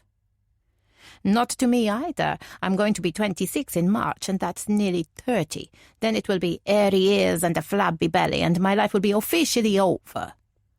Marco drowns his sorrows with another large gulp of Prosecco before filling up everyone's glasses again. "How old are you, Fiona, if you don't mind me asking?" Hannah mirrors Fiona's words, but adds a playful smile. Ben's pulse quickens and he forces himself to look away. "I'm 47. So I was close to 30 when you were born. Don't remember any hairy ears, though." "Well, that's a relief." Marco emphasizes his point by fake wiping his brow. "Do you remember turning 19? Ben realizes with a start that he's just spoken. Weird, he's not usually the one to initiate conversations, especially not with questions like that. "I remember it very well." There's a new edge to Fiona's tone. Hannah picks up on it, leans forward. "Sounds like a story to me. Come on, a lovely lady, a spill." Ben watches Fiona pause for a moment, but whether that's reluctance to tell them more or just collecting the pieces of her story together, he's not sure. "Nothing much to tell, just a fun night out." The sheepish smile, the slightly reddening cheeks. This is a side of Fiona that none of them have seen before. They wait, expectations rising. "I got lucky, I guess. My birthday was during London Fashion Week, so my boss got me tickets to Vivienne Westwood's Pret-a-Porter show and the after-party." Whoa, what? You got to meet Vivienne Westwood? That is the coolest thing I've ever heard." As usual, Marco doesn't hold back on expressing his awe, but Ben is quietly impressed too. He's always been drawn to Vivienne Westwood's eclectic outfits and mad range of colours. "Yeah, it was good. She'd won British Designer of the Year before, so her show was really popular. Loads of famous faces there too. I remember drinking too much champagne and babbling to Kate Moss about the acting career I was going to carve out for her." "Oh mio Dio, you are such a dark horse, Fiona. Any more secrets you want to share with us?" Marco is almost fizzing with excitement. Ben watches Fiona's face flush instantly. Maybe she had a wilder past than any of them had given her credit for. But Hannah takes pity on her obvious embarrassment, steering the conversation in a different direction. "What did you do to have a boss who could get tickets like that?" Fiona's eyes dart in Ben's direction before she answers, as though she wants his approval or something. He's not sure why she would, but he throws her a look of encouragement anyway. It seems to work. "I was a theatrical agent. I started at the bottom, straight out of school." "Proper job at 18? Ben can't help asking. It's like a light has flicked on. "I was impatient back then, wanted my independence." "Did you like it?" "The job or my independence? Actually, I liked both. Rented a tiny box room in a house share in Clapham. It wasn't exactly luxury, slugs in the shower every morning, but my housemates were fun." A pause. "And it was good to be away from my parents." Ben's mind wanders to his own mum and dad, their fondness for rules and impressive ability to drain the fucking life out of him. Could he do it? finish school in the summer and just keep on walking. However annoying he finds his parents, Ben has always believed that he couldn't survive without them. But perhaps that was just the narrative they wanted to push, to keep him reliant on them. Perhaps he has got the guts to do it. If Fiona did, why not him? Chapter 22. Phoebe. The freezing December night takes my breath away as I step out onto the pavement and turn towards home, but it does little to dampen the warm glow inside me. I imagine my own combustion engine will keep me fired up tonight. Perhaps it was being asked to remember my 19th birthday like that, and my tiny room in that easy-going house share. My life was so full of parties back then. Bars, all-night clubbing, days spent exchanging outrageous stories with my housemates. But then I met Dan, and I was so head over heels in love that his request that I tone down my lifestyle was easy to agree to. I wonder how different my life might have been if I'd put up more resistance. "You heading home, Fiona?" I turn back towards the cafe and nod. I'm getting used to my new name now, enjoying it even. It's as though it symbolises the fresh start I've been given. "Is it far, where you live?" I pause, a habit I've picked up every time he asks me a question. I can't help wondering, will this answer be one clue too many?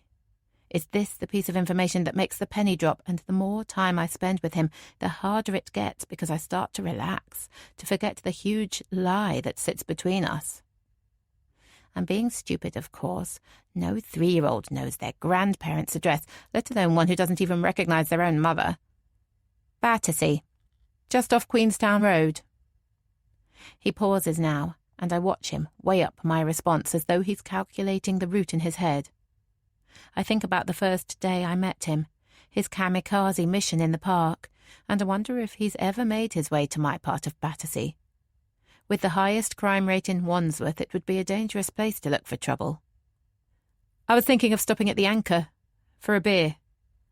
I look beyond him, but he's on his own. Hannah was meeting some girlfriends for a birthday night out, and Marco had rushed off too, although he'd been much more tight-lipped about his destination. I'm not sure why he wants to keep his life away from Bittersweet so private, but it would be a bit hypocritical of me to push him on it. "Only I spent all my money on that Prosecco." It takes every ounce of effort to stop myself from grinning. Not only is he suggesting we have a drink together, he's trying to sponge some cash off me. In this moment, I've never felt more like a parent. "I can buy you a beer," I say, the grin half seeping out. As we walk inside the busy pub and Ben gestures towards a small table in the corner, his way of telling me he'll wait there, I realise that I'm about to break the law. Ben isn't 18 yet. Of course, I'd had plenty of drinking experience by the time I was his age, progressing from bottles of cider in the park at 14 to JD and Coke once I looked old enough to be served, plus any concoction of booze from Flora's extensive stash at home. But things are stricter now, and I feel a bit uncomfortable as the woman behind the bar asks for my order. "A pint of lager and a glass of Merlot, please." My voice sounds strained, but she doesn't do more than glance at me. Never mind check out who I'm with. "Anything else?" "2 packets of crisps." As usual, I've swapped lunch and dinner for grazing through a few leftovers in the cafe kitchen. Usually it satisfies my hunger, but the bubbles seem to have woken up my appetite this evening. "Salt and vinegar." I pick up the crisps and wine in one hand and the pint of lager in the other.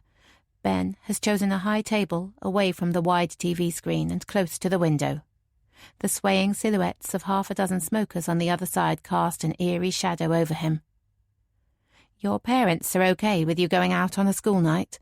I can't help asking, as I slide onto the bar stool next to him. "It depends on their mood.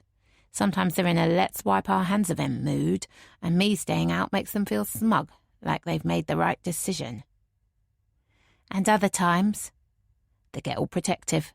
Knights in shining armour coming to rescue me for the millionth time. Then they feel like failures when I don't play along, so get pissed off. It's a circular thing, I guess. And how do you see it? See what? Bad boy or victim? Both. Neither. I don't know. I'm a crap son, though. I know that. He picks up a beer mat and starts peeling the top layer off. It's an intricate process, lifting the thin section of paper without ripping it.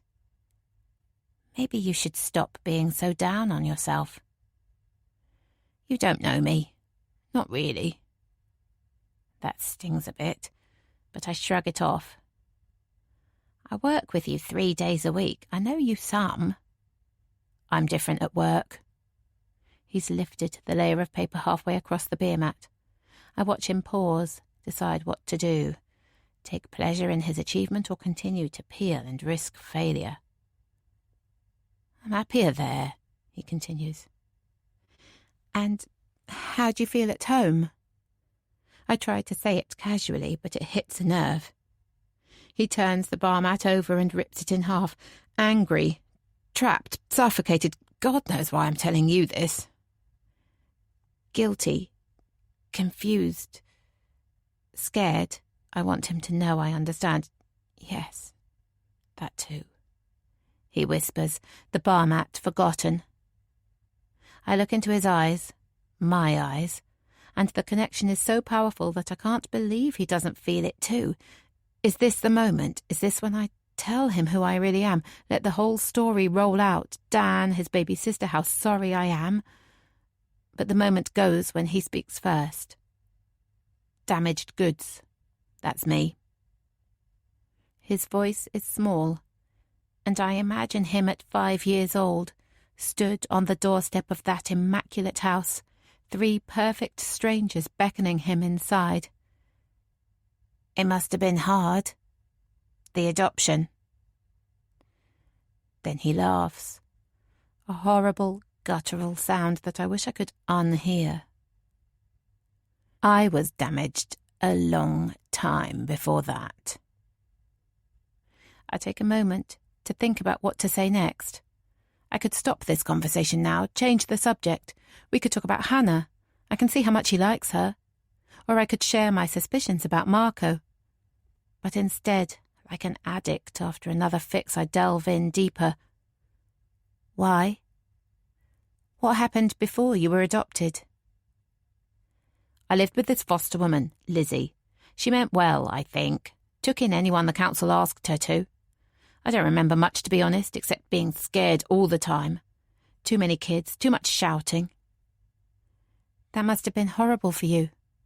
Guilt stabs at me. I was glad to get out. And your real mum? Do you remember her? We could be anywhere right now. The pub, the smokers outside. None of it exists for me anymore. Real mum? He scoffs. Do you mean the woman who left me when I was 3 years old? No, nothing. I used to try, when I was younger and more pathetic, close my eyes and hope I could remember something. But then fat Lizzie would waddle into view and that would be it. Back in that house full of angry teenagers, I'd probably fit right in now, he adds with a bitter smirk. And do you think you would ever look for her? My voice falters, but I have to know. What would be the point?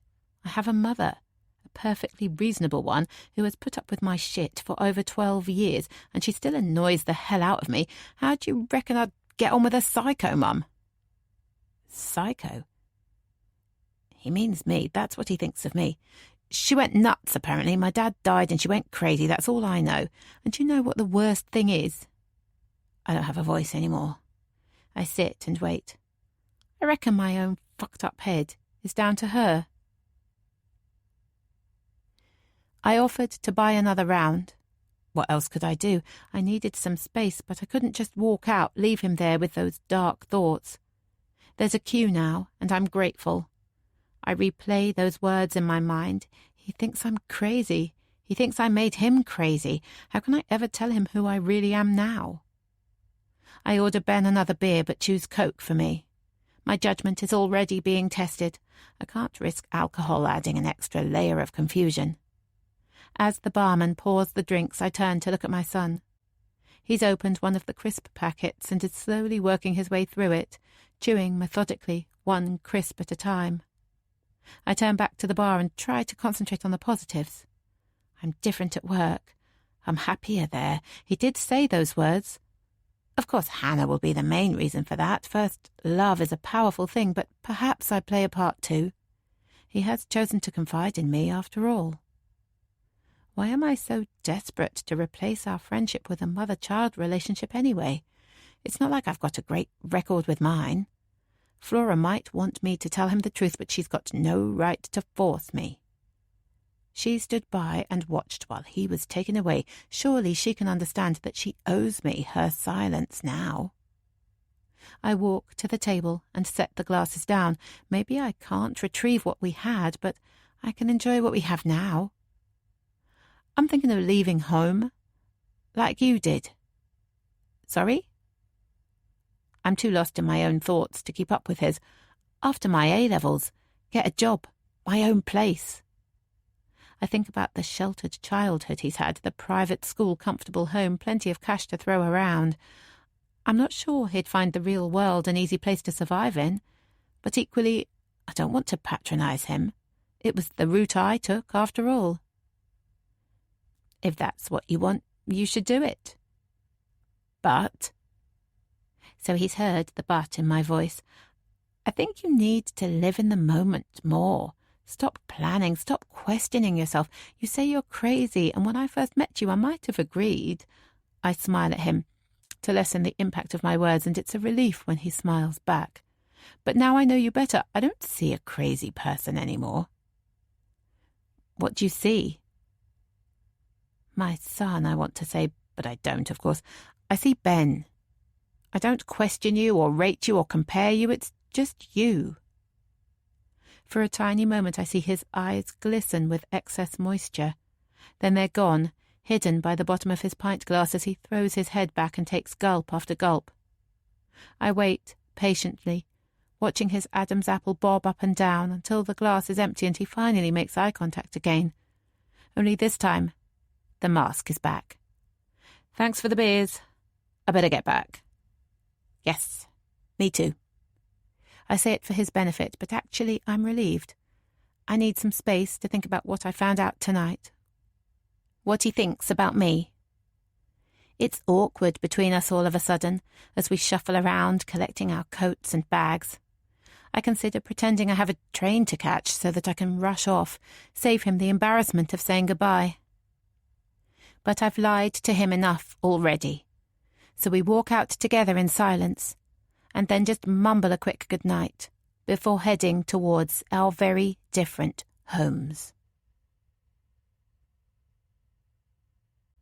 Chapter 23. Ben. Where's the ham? Ben's head has been pounding all day after last night's mix of beer and cheap Prosecco, and he's still got to work a full shift tonight. He needs to find some energy from somewhere, and he reckons a few slices of salty processed meat will do the job. Oh, I threw it away. There's plenty of cheese. I don't want cheese. Lucy looks up from the drawings currently spread across the kitchen table. A client is hell-bent on converting a disused car park into an office block, and she's trying to figure out how on earth it's going to work. Well, tough, because this house is now vegetarian. What? Ben knows Rosie's been banging on about giving up meat lately.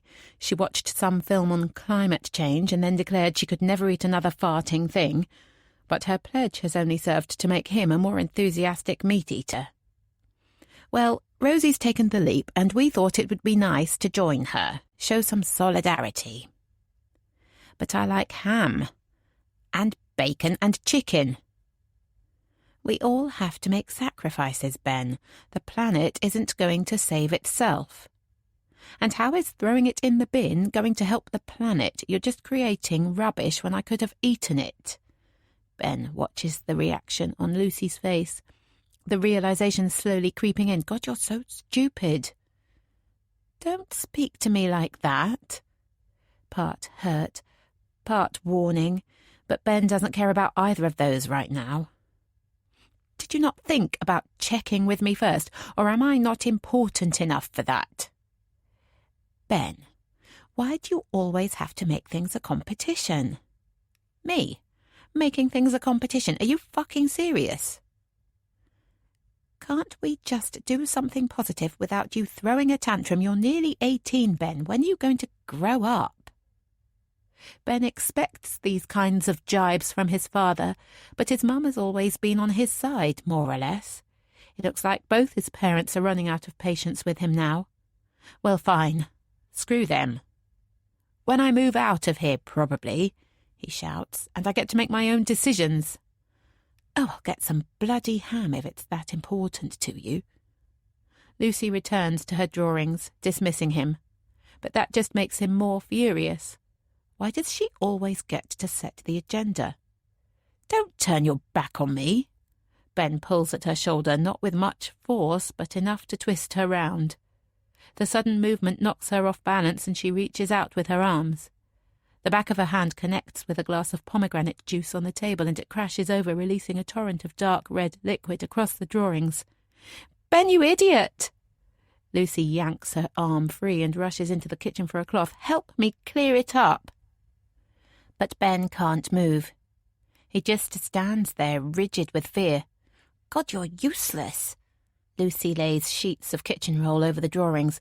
Why'd you have to cause such a drama over nothing, anyway? Ben stares at the table, mesmerised, the white paper turning blood red as the juice seeps through. If you're not going to help, just go, Ben, okay? He doesn't need to be told twice. He backs out of the room, grabs his jacket and rucksack, and slams the front door behind him. What the fuck was that about? She's right. He is useless. Tears are threatening to fall, and he can't let that happen. He could go to the park, find a way to get it knocked out of him there, but he's been trying to kick that habit since the knife crime lecture at school. Maybe he can walk it off. That's what those do-good websites advise, anyway. He takes a left and starts striding. He's not convinced this is going to work, but what choice does he have? He needs to sort his head out before it's time for work. Training for the army, mate? Ben hears a snigger and looks up. A kid is stood on the pavement, maybe 11 or 12, working his way through a bag of Haribo. What did you say? He growls. Easy, fam. You just looked a bit weird, marching like that. Ben stares at the boy, his smirking face littered with tiny pimples. It's the kind of face that might have been called angelic once, before puberty set in and smeared it with grease and hormones. Think you're tough, do you? Taking the piss like that? Well, I ain't scared of a skinny fucker like you. The resurgence of his earlier anger is so intense that it takes Ben a moment to react physically. But then clarity descends. He lunges forward with his right hand, grabs the kid around the face and pushes his fingers into the boy's soft jowls. He can feel the undulating ridge of new molars. He squeezes harder. Scared now, though, aren't you? He goads, dragging the boy by his face and pushing him back against the nearest wall, enjoying the sound of his spine connecting with the brickwork. The boy tries to say something, but Ben's grip has turned his pleas into incoherent babble. Name, he demands. Nothing. Tell me your fucking name. It's Dom, the boy manages through the tears and spit. Well, Dom, I'm going to kill you now, okay? Ben doesn't recognise his own voice. It's so full of venom. He pulls the boy towards him slightly, then uses all his force to whack the smaller body back against the hard bricks. I'm sorry, all right? Please. I thought... You need to learn some respect. I know, I'm sorry. I didn't think you would be like this. What? I thought you looked cool. Nice. Ben suddenly releases his hand in disgust, self-disgust. What the hell is he doing? This kid is half his size. What was he thinking? He smooths down the boy's collar, but he can't wipe away the fingerprints on his face or the bruises that will form underneath. He can't wind the clock back and ignore the taunts. Were they even that?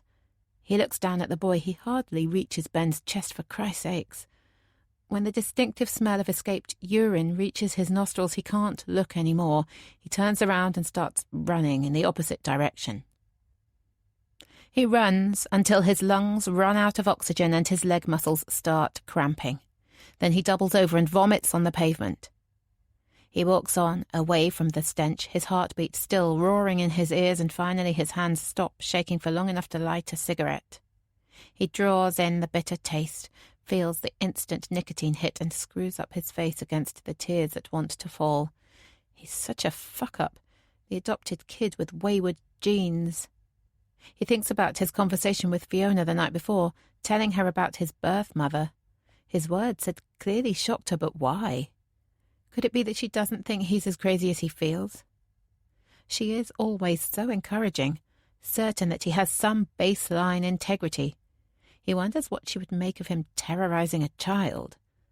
But the cigarette does its job, and as he flicks the butt onto the road, he feels calm enough to banish the images and start his journey to work. "You okay, Ben?" Shit. Marco never calls him Ben, never asks if he's okay. His eyes must still look red, his breath stinking of fags. "Yeah, you?" He tries to sound casual, but it comes out defensive. Marco hesitates. Ben waits. "I am more than okay. I opened the 12th window on my advent calendar this morning and out popped a small but perfectly shaped bottle of Aperol. There's nothing that says Christmas more than an Aperol Spritz for breakfast, posh boy." In spite of his day, Ben can't help smiling, as much for Marco's decision not to push things with him as for the image he's conjured up. "Where do you want me?" "Hannah and Fiona have called the shotgun on creating Christmas, so you and me are running the show tonight. I'll clear the tables. You start behind the counter. Once you dropped your pack off." Just the mention of his rucksack sends a rush of adrenaline through Ben. Like Marco has gained X-ray vision and can see what's inside. As he nods, he pulls the rucksack tight against his frame. He doesn't want to risk the cans clinking together as he makes his way into the kitchen. Running the orders by himself keeps Ben busy, and he's grateful for it. He enjoys the precision of coffee making. Knowing the exact amount of coffee to use, the appropriate intensity of compression, balancing the milk and froth, perfecting the bittersweet chocolate motif, and he needs the comfort of that certainty this evening.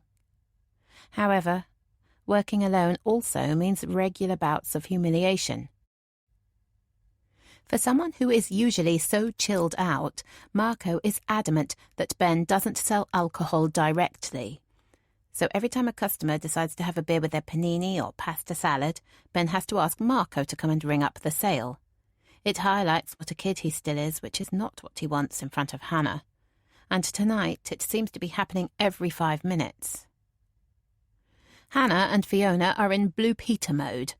Apparently Joe dumped a box of decorations off earlier with instructions to transform the place into some kind of Santa's grotto. There's a competition running along Old York Road, and Marco said she was quite upfront about her need to win first prize. The fairy lights are up, flashing around the window frame, and the two of them are now decorating the newly acquired Norwegian pine. A fake tree would never satisfy Joe's standards.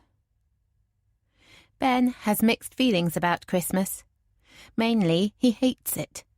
Spending long, boring days trying to avoid his family. Particularly his mum when her stress levels skyrocket. And those conflicting emotions on Christmas morning. Pleasure at getting a massive pile of gifts, guilt for knowing he doesn't deserve them, and always wrapped up in a fundamental disappointment for life being no different from the day before. But the anticipation of Christmas can still totally irrationally excite him a bit. "I gave you a 20. "Sorry?" Ben looks back towards the customer he's just served. A middle-aged man trying to look cooler than he is in spoke chinos and bright white Nike trainers. He reminds Ben of his dad. "You've given me change for £10. I gave you 20. Ben looks down at the guy's cupped hand, a fiver, £2 coins and 4 20-pence pieces, exactly the right change required for his takeaway peppermint tea, because he definitely paid with a £10 note. You gave me a tenner. Check the till. It was 20. If the guy was angry, shocked even, Ben might not mind so much, but he's calm, patronising, not a whiff of self-doubt. So you're about 45, yeah? What? The guy's a bit flustered all of a sudden. Good. Did you know that you've been losing about 10,000 brain cells a year for the last 25 years? Look, I'm not sure what your point is, but so by my calculation, you've got about 250,000 fewer brain cells than me. What are you saying? He's angry now, Ben notes with satisfaction. Sweat is starting to bead on his shiny forehead. That I'm right and you're fucking dumb. Ben stares hard at the customer. What does he want? The guy to walk away defeated, crowning Ben the victor, or for him to reach over the counter and grab Ben around the face, dig his nails in? Neither happens, though, because Fiona walks up. I am so sorry, sir. She pings open the till, whips out a £10 note. Please accept our apologies. It's been a long, busy day. She pauses, changes her mind, scoops up a few coins. Have your drink on the house, too. It's the least we can do. Ben watches her drop the money into the man's still open palm and smile at him pleadingly. After a moment's hesitation, he throws Ben one last disgusted look and marches out of the cafe. Now that it's just the two of them, Ben steels himself for a telling off. It will be quietly delivered, this is Fiona after all, but after his day, he doesn't know if he can even handle that. Seconds pass without her saying anything. Jesus, he needs to get this over with. So what now? Sorry? Are you going to tell Marco? Of course not. Her answer is immediate, impulsive, and Ben relaxes slightly. For all I know, you gave him the right change and the guy was just pulling a fast one. Despite his anger still looking for an outlet, Ben feels a surge of gratitude. Plenty of people forgive him, but rarely do they believe him. Thanks, he whispers. Separating right from wrong, she continues. It's not always that easy. I'm not going to start pretending I know best. Ben shifts from one foot to the other. Fiona's words seem to have a drug-like effect on him. He's not sure they're good for him, but he wants more. I'm going for a fag. Do you want to come? He likes the smile that forms on her face. It makes him feel powerful, like he's got a voice worth listening to. Ben suddenly realises that he could tell this woman anything. She won't judge him, and he needs to talk to someone, otherwise he'll go insane. He pushes the back door open, and they walk outside together. Chapter 24. Phoebe. It's midday when Flora finds me curled up on the sofa. After breakfast, I'd considered cleaning the house, but I just couldn't dredge up any enthusiasm. So I'd found an old script of Paul's in his study and tried to lose myself in Pinter instead. My mind had wandered to Charlie, of course, the sins he'd confessed to. It breaks my heart to think he's capable of attacking a young boy. I didn't show it, of course. I couldn't risk him putting the barriers back up. I just nodded sympathetically, took a second cigarette and assured him that the boy will be fine. Physically he will be, but I know how long the effects of trauma can last. Ben seemed lighter after his confession, like he'd transferred the burden of his anger to me. I suppose I deserve it. Not working today, darling? Flora hasn't mentioned Charlie since our late-night exchange in the garden. Sometimes I daydream that she's forgotten, that all those gin and tonics have eaten away at her memory sufficiently to let me off the hook. I know that's just wishful thinking, though. Day off. I suppose that's sensible. I look up from the script. There's a gravity to her tone that puts me on my guard. Why sensible? Well, I imagine he'd appreciate some space today. She walks over to the fireplace. There's an advent calendar on the mantelpiece and she removes it before sinking into the armchair opposite me. I listen to her count the numbers up, get to 13 and pause. Gosh, Friday the 13th, she murmurs, as though warning herself about impending doom, but she recovers quickly, and I watch her slice open the little window with her electric blue talon. Ah, it's a little robin. How lovely. She drops the chocolate into her mouth. It's a good job we chose yesterday, isn't it? When you still had luck on your side. My heartbeat starts thudding faster. Yesterday? To tell Charlie the truth. The 12th of December. Is it really a month since our showdown in the garden? For 14 years every day felt like it dragged. Since I found Charlie, the opposite seems to be true. I look at the advent calendar, still in Flora's hands, and curse Christmas. Flora hardly knows what month it is usually, let alone the day. But she's never got over the excitement of chocolate being added to advent calendars and has bought one every year since about 1985, which means in December she knows the date on a daily basis. With panic silently rising, I consider pretending, make up a story about him being shocked at first, then softening, listening to my explanation and understanding why I had to leave him. But I know she'd see right through me, then uncover my lie by demanding to be introduced. Her deadline was always going to catch up with me. I haven't told him. I finally admit he's still not ready. But Phoebe, you promised. I'm scared. You're being selfish. I'm scared for him, what he might do if I told him. Maybe Charlie is stronger than you think. She pauses. Stronger than you were.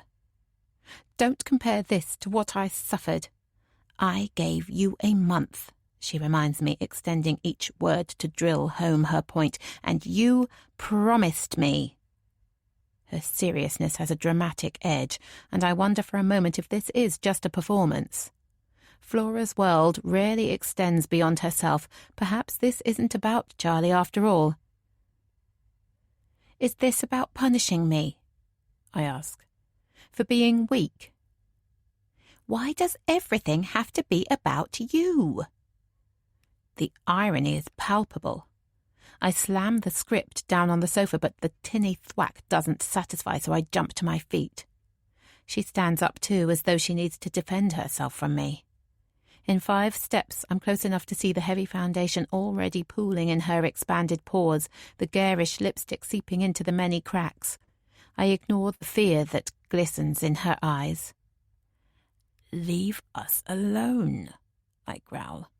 I gave you plenty of chances. This isn't a game, Flora. It's not me who's playing make-believe. She pauses. But perhaps it's going to be my job to make him believe. And with that threat, she darts out of the room. It's a relief to get out of the house. I only go as far as Sainsbury's Local on Battersea Park Road, but the winter air calms my temper.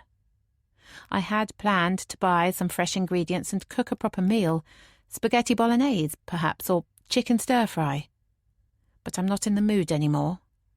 If Charlie can lose control over a slice of ham, how the hell would he react to finding out I'm his mother, and that I've been lying to him all this time? Why has Flora chosen now to be so proactive in my life? I pick up 3 microwave meals on special offer and whip them through the self-service till. I walk to the park after that. I had hoped to sit on the swing for a while, let its gentle motion help me decide what to do. But unfortunately both swings are occupied, and the unwelcome stares I get from a group of mothers stood nearby persuade me to leave them to it. I need to stop Flora telling Charlie the truth. But how? My only hope is that her gin-addled brain won't be able to figure out a plan, that the enormity of telling him the truth of how he might react will hold her back. But for how long? I eat my tagliatelle carbonara straight out of the black plastic container. I left it in the microwave for too long, and the first mouthful burns the roof of my mouth. But the creamy sauce and salty ham taste delicious, and it isn't long before I'm scraping the last of the sauce out of the corners and wishing I could have another. I make myself a cup of tea instead and return to the living room. The rich food has made me sleepy, so I do my best to plump up the saggy cushions and close my eyes. Oblivion is exactly the tonic I need right now. I clearly do fall asleep, because the daylight is low when Paul walks into the living room, waking me up. I rub at my eyes, then push myself to sitting and plaster on a smile. I've hardly seen him since the night he found out about Charlie. His style has always been to avoid confrontation, and he's stayed predictably hidden ever since. "I hear it's your day off," he says, sitting down next to me. I nod, smile. I search his eyes for a hint of what Flora might have told him, and it's a relief to see no sign of recrimination. "I picked up some food for your dinner," I offer. "Something easy." "Ah, apparently your mother and I are going out." "What?" "They hardly go out separately anymore. They never go out together." Yes, I was rather surprised too, but Flora is keen. "You're going out?" "She's being very mysterious. Won't tell me where." My heart starts hammering. This is why he doesn't know yet. I know where she's taking him. So much for alcohol delaying her. "But I bought food. Maybe you could go another time." I sound shrill, but he doesn't seem to notice. "That's very thoughtful of you, darling, but Flora is quite set on the idea." "Perhaps I could come too, then," I suggest, my panic rising. I can't imagine sitting there with them, but I also can't let them loose on Charlie alone. "Actually, darling, I was hoping that Paul and I could have some quality time together." Flora has sashayed into the room, and the message in her stare is quite clear. "You're not talking me out of this again." "Really?" It's Paul's turn to look surprised now. "You wouldn't deny us that, would you, darling?" Of course I would deny them whatever it took to protect my son, but I hesitate before answering, and then it's too late. She reaches out to Paul with both hands and flashes him her brightest smile. "It'll be fun. Just you and me, like the old days." Even after all these years of selfish acts and drunken embarrassments, he can't resist her. With an almost apologetic glance in my direction, he gets up off the sofa and lets her lead him out of the room. The clang of the front door closing feels like a prison sentence. I shut my eyes and imagine the two of them walking into Bittersweet, taking a table close to the counter, Flora holding one of Paul's hands while pointing at Charlie, confirming who he is. What will happen next? Will Flora get his attention and then blurt out the truth alongside their panini order? Or will they wait until closing, ask for 5 minutes when he's mopping the floor? All scenarios are so awful that I don't want to think about it. I start pacing the room, considering my options. I could chase after them, try to persuade them to keep quiet. But Flora is determined to tell Charlie the truth, and I don't want to cause a scene in front of him. I could phone the cafe, try to get him out of there, but what would I say? He'll just go back to thinking I'm crazy. I wish I could call Flora, try to reason with her somehow. She's got a mobile phone, but she never carries it with her. It will be shoved in some drawer somewhere, gathering dust. The landline sees more movement in this house. I stare down at my own cheap Nokia sitting next to me on the sofa. I'm the opposite. I take it with me everywhere. I'm not sure what I'm expecting. There was a time when Dan would text little messages. "I love you," maybe, or more often, "Can you pick up shirts from dry cleaners?" But that was all a long time ago. For no reason other than to occupy my hands, I pull a bottle of wine out of Paul's antique French wine rack. The contraption looks like it belongs in a torture chamber rather than a living room, with its iron spokes rising out of a series of metal rings, but Paul loves it. He found it in a flea market in Montpellier one holiday and managed to fit it in the back seat of our Ford Cortina somehow. There was a time when it would be full of interesting bottles from across the globe, but now there are just a few screw-tops from Sainsbury's. I don't usually drink in this house if I can avoid it. Seeing the effects of my parents' dependency is enough to put me off. But tonight is different. There's a bottle opener sitting next to the advent calendar on the mantelpiece, and it's not long before I'm holding a large glass of some cheap Portuguese Merlot in my hand. I'm greedy for its numbing effect, so I don't stop until the glass is empty. I stare at my reflection in the tarnished mirror. Is this it? The day that the future I've been so carefully constructing comes crashing down. While the wine hasn't slowed my thoughts, it has relaxed me enough to sit back down. I slump onto the sofa, bottle in one hand, glass in the other. Maybe I should just give up on being reunited with my son, kick back with Flora and Paul and drink myself into oblivion. Right now, that doesn't feel like such a bad idea. I'm on my second bottle when they walk through the door, but it hasn't had the effect I was hoping for. I still feel wired. I search their faces for clues, but Flora's glazed mask and Paul's stony expression reveal nothing. Well, I spit it out. He looks like you. Paul says it as an insult, like I've ruined Charlie by giving him my eyes. Did you tell him? He works hard. He's a credit to his family. Answer my question.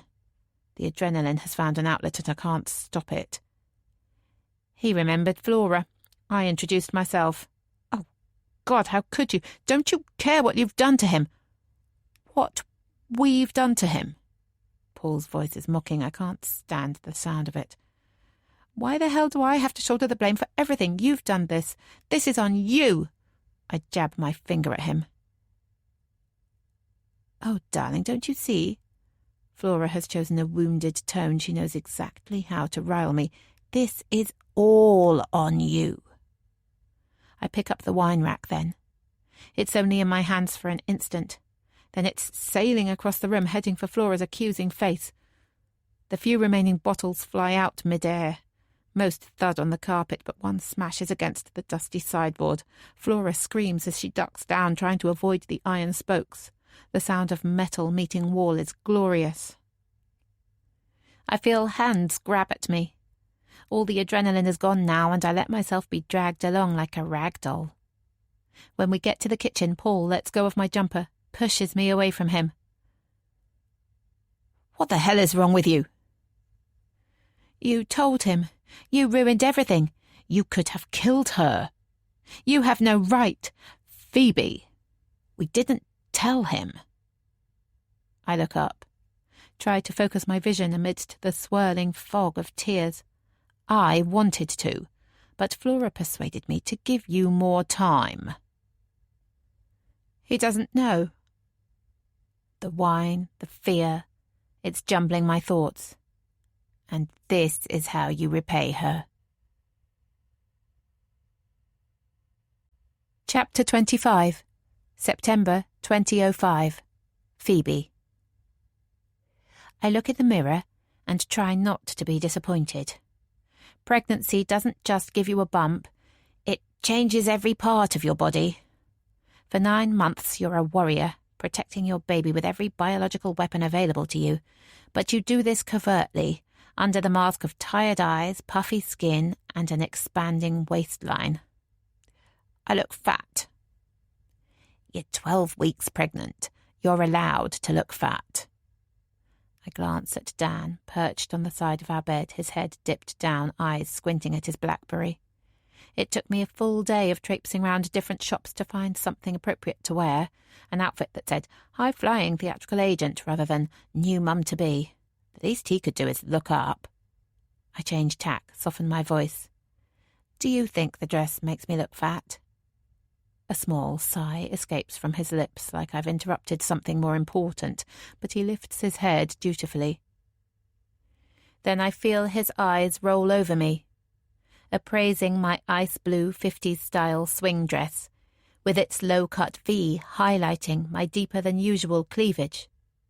And I see his expression change, his interest shift. Wow. You look amazing. With his words, a worm of excitement squirms in my belly. I still can't quite believe I've made the shortlist for Theatrical Agent of the Year, my welcome back news when I returned from Greece, let alone Richie's confidence that I'm a dead cert winner. But this evening, as I twirl in my new dress, the reality of my achievement is coming into focus. Husband, son, new baby, and now my career at an all-time high. It feels almost too good to be true. Of course, the awards ceremony also means a glamorous evening out with my husband. He'd been unsure about the date at first, apparently some big anniversary for his firm. But when Richie had paid for the tickets and then surprised us with a luxury hotel room to finish off the night in style, he'd promised to sort something out. Cara had agreed to have Charlie, and I'd gone shopping. I bought new lingerie too, I add, finding a sexy tone to match his expression. Over the last week or so, my morning sickness has started to subside, and I felt more able to deal with the exhausting mix of work, childcare, and keeping the house in some sort of order. Second pregnancies are not like your first, when everyone treats you like a princess and demands that you put your feet up. But I don't mind. My hand slips to my belly. We've been toughing this one out together, and now, finally, I have the energy for something more fun. It feels a bit weird, having a dirty weekend when you're pregnant. It's a night at the Ritz, I remind him. Not exactly seedy. Maybe my priorities have changed. He sees the hurt flash across my face and grabs my hand. Sorry, that came out wrong. I just mean the baby comes first now. Protecting it. Protecting her, I murmur, almost without realizing I've spoken. I'm certain that we're having a girl, and calling her it feels wrong, offensive even. But he takes my comment as acquiescence. Exactly. I look into his eyes. So where'd you get your kicks while you're protecting our daughter? He drops my hand, leans back further on the bed. Shit, Phoebe, that's not fair. He looks hurt, and I instantly regret my words. I'm sorry. We agreed. That's all behind us now. I know, I shouldn't have said that. You promised you'd moved on. We can't make a success of this marriage if you're still angry with me. I guess I just want tonight to be special. Romantic, free champagne, a room at the Ritz. I want to feel like an irresistible wife, not a sensible mother. He reaches for my hand again and pulls me down next to him on the bed.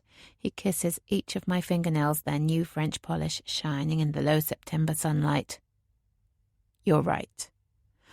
I'm being stupid. This is your night, and I'll make sure it's perfect. He leans over and kisses my lips, nibbling and exploring. I close my eyes and feel a shiver of anticipation tingle on my skin. Tonight will be special. I can feel it. Eventually, he draws away. I better get in the shower, spruce myself up. What time are we leaving? Brought out of my reverie, I look at my watch. Cara could be here any minute to pick up Charlie. He's so excited he's already sat on the stairs with his bag packed. Then we're free to go. Well, it's good that it doesn't take me long to look gorgeous then. I roll my eyes, pretend to scoff, but we both know it's true. It's so much easier for men, especially ones gifted with natural good looks like Dan. Shall I book a cab? He asks, his brow furrowing slightly. I know he's weighing up the substantial cost of a taxi into the West End against the free rolling he's going to enjoy for the rest of the evening. No, don't worry, I was planning on driving. Really? It's not like I can take full advantage of the free champagne. The car's been a bit temperamental lately, he muses. What happens if we break down? It's true that our 1997 Jeep Wrangler, a legacy from Dan's bachelor days, has had a few issues. A crack in the manifold that meant a new exhaust. Steering issues when the car picks up speed, known rather ominously in the trade as the death wobble. Dan loves it, though. Won't hear of replacing his precious Jeep with something more akin to a family car, and secretly I'm quite fond of its iconic status too, if not its reliability.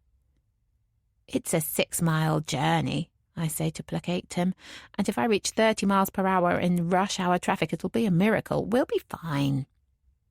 Well, if you're sure. He stands up and releases the buttons on his shirt, exposing his solid torso, still tanned from our trip. And I guess it means we won't have to wait for a cab at the end of the night. Quicker to our hotel room.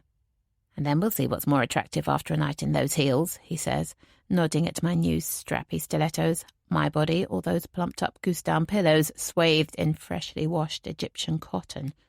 He winks at me, but doesn't wait for a response before heading out of the room. As I turn back to the mirror to apply the finishing touches to my makeup, my phone buzzes next to me. I read the text from Cara, and my heart drops.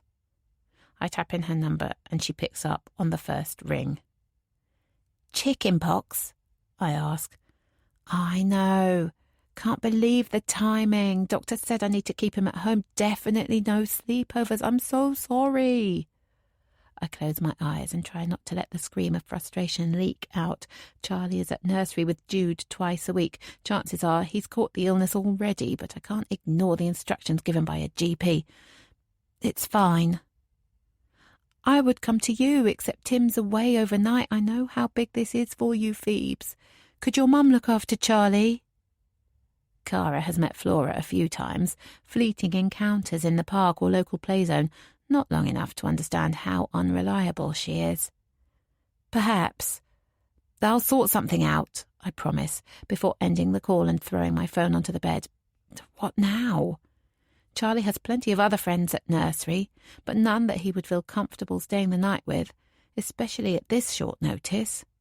Paul is away with a new theatre group he's joined, so Flora is on her own. Could I ask her? In some ways, she's a brilliant grandparent, happy to play with Charlie for hours. But how could I trust her not to drink herself into oblivion, to ignore my son's cries if he woke from a bad dream? Dan walks into the room, towel around his waist. "What's wrong?" I sigh and sink down onto the bed. Jude's got chicken pox. Cara can't have Charlie. Really? I know. What a nightmare. Silence hangs in the air for a while as I rock between two grim options, risking Charlie's safety with Flora or giving up the night I've been so looking forward to. But it's Dan who speaks first. "I'll stay. It's your night, not mine, and Richie will look after you." I look up at him. He was so ready with the suggestion that I wonder if he would prefer to stay. But I see the regret in his eyes, mixed with concern for our son, and my suspicions subside. "I want you to be there." "Me too, Phoebe. I really want that. But what choice do we have?" I pause, listen to the thud of my heart. "We could ask Flora." His response is immediate, horrified. "I'm not leaving Charlie overnight with that lush. Honestly, I think I should stay." Whether through frustration or the sting of his words, anger surges inside me. I know I have no right to defend my mother. Dan's description is exactly right, but she had made more effort with her grandson than I would ever have imagined. A lot more than Dan's father. And Charlie loves spending time with her. She also raised me for 18 years, and I managed to survive. Maybe it's time we gave her a chance. "I'll make sure she doesn't drink." "And you think she'll listen to you?" "It's one night. She hasn't been sober in 10 years. She's my mother, Dan. She won't let Charlie come to any harm." "Are you sure?" I stand up, run my hand down Dan's bare arm, still warm from the shower. Am I sure? Can I rely on her just this once? I think about the alternative. Sitting next to an empty chair, slipping into a super king-sized bed alone. I would never put Charlie at risk. But Flora. Really, Phoebe? Trust me. He stands still for a moment, his mind wavering, but finally he gives me a small nod. His consent. I know he's not convinced, but I can't let him talk me out of this. I want this night together too badly. I pick up my phone and make the call. I'm not going to let our perfect night be ruined. Chapter 26, December 2019. Ben. Ben can hear his family talking in the kitchen before he even opens the front door. He can't make out what they're saying, but he can tell the conversation is achievement-related by the pitch of their voices. He sighs behind the wooden panels. He's already apologised to his mum for Thursday's disaster and even managed to stay calm when his dad added his 2 pennies worth, so he knows there'll be no more fallout from that. But still, he's been on his feet for the last 7 hours and isn't in the mood for being congratulatory. He knows he won't get away with going straight upstairs, though, so he steels himself for the onslaught of positivity. "Is that you, Ben?" No, it's a burglar on a Saturday afternoon with a key. "Yeah." "Don't disappear upstairs. Rosie's got some news." Of course she has. Rosie attracts good news like blue bottles to a dead rat. He saunters into the kitchen. They are all sat around the island unit, fingers clasped around novelty mugs, the remains of a Waitrose lemon cake sat between them. He looks at the writing on his dad's mug. Silver Fox. It was a present from Rosie on Father's Day. Ben remembers him opening it, pretending to be offended while puffing out his chest, probably secretly comparing himself to George Clooney. Rosie has a healthy glow. Her cheeks suit her name, and the remnants of a ponytail are hanging over one shoulder. She's dressed in their school tracksuit and smells of outdoor exercise, reminding Ben where she's been, where they've all been. There was some netball tournament going on, and Rosie was captaining the first team. That honour had caused a fair amount of excitement in the house. Now it looks as though her team did well. Ben's mood sinks lower. "Go on then, Rosie, tell him." "Mum, the poor guy's just got in." She turns to face him, dulls her tone a bit. "We're having a cup of tea, Ben. You want one?" She stands up, walks towards the kettle, looks at him expectantly. God, she's so nice. And he's such an arsehole. "I'm okay, thanks. How did you get on?" It's an effort asking, opening the floodgates to more Rosie worship. But he owes her, he supposes. "Yeah, we won." "Out of 12 different teams," his mum adds, "and I think Rosie scored most of the goals. Is that right, sweetie?" "That's great. Well done," Ben mutters. "That's not the best part, though," his dad chimes in. "Winning today means they're through to the national championships. It's the first time Wandsworth College has qualified since 2011. "Awesome." Ben wonders if his response sounds enthusiastic or mocking. It's a fine line. "When is it, Rosie? January? Will it be a weekday?" His mum is now scrolling through her iPhone 10, already trying to work out how she can retain supermum status while keeping her position as the world's greatest architect. He feels a jab of sympathy for her. It must be hard having to be brilliant at everything. "It certainly is awesome," his dad agrees, not a hint of sarcasm in his voice. "In fact, I think a bottle of champagne is in order." Ben watches his dad leap off his bar stool and duck down behind the island unit. There's always at least one bottle of champagne in his wine fridge, chilled and ready for celebratory moments like this. Rosie knocks them out pretty regularly, so it's good to be prepared. "How was work?" As always, it's his sister who steers the conversation back to him. "Busy, but fine." It had been too. While he never likes the idea of working weekends, of having his free time stripped away from him, the reality is always at least fine, sometimes better than that. On Saturdays, he works alongside Joe's friend Sammy, a single mum with a toxic sense of humour. It's always quite amusing listening to what she's got planned for her cheating tight ass of an ex-husband, although Fiona had gone all tight-lipped when Sammy started ranting today. It made Ben wonder if there was a husband in her past. In fact, she'd been quite reserved all day. Maybe it was mentioning her parents' visit the night before. They clearly embarrass her because she never talks about them.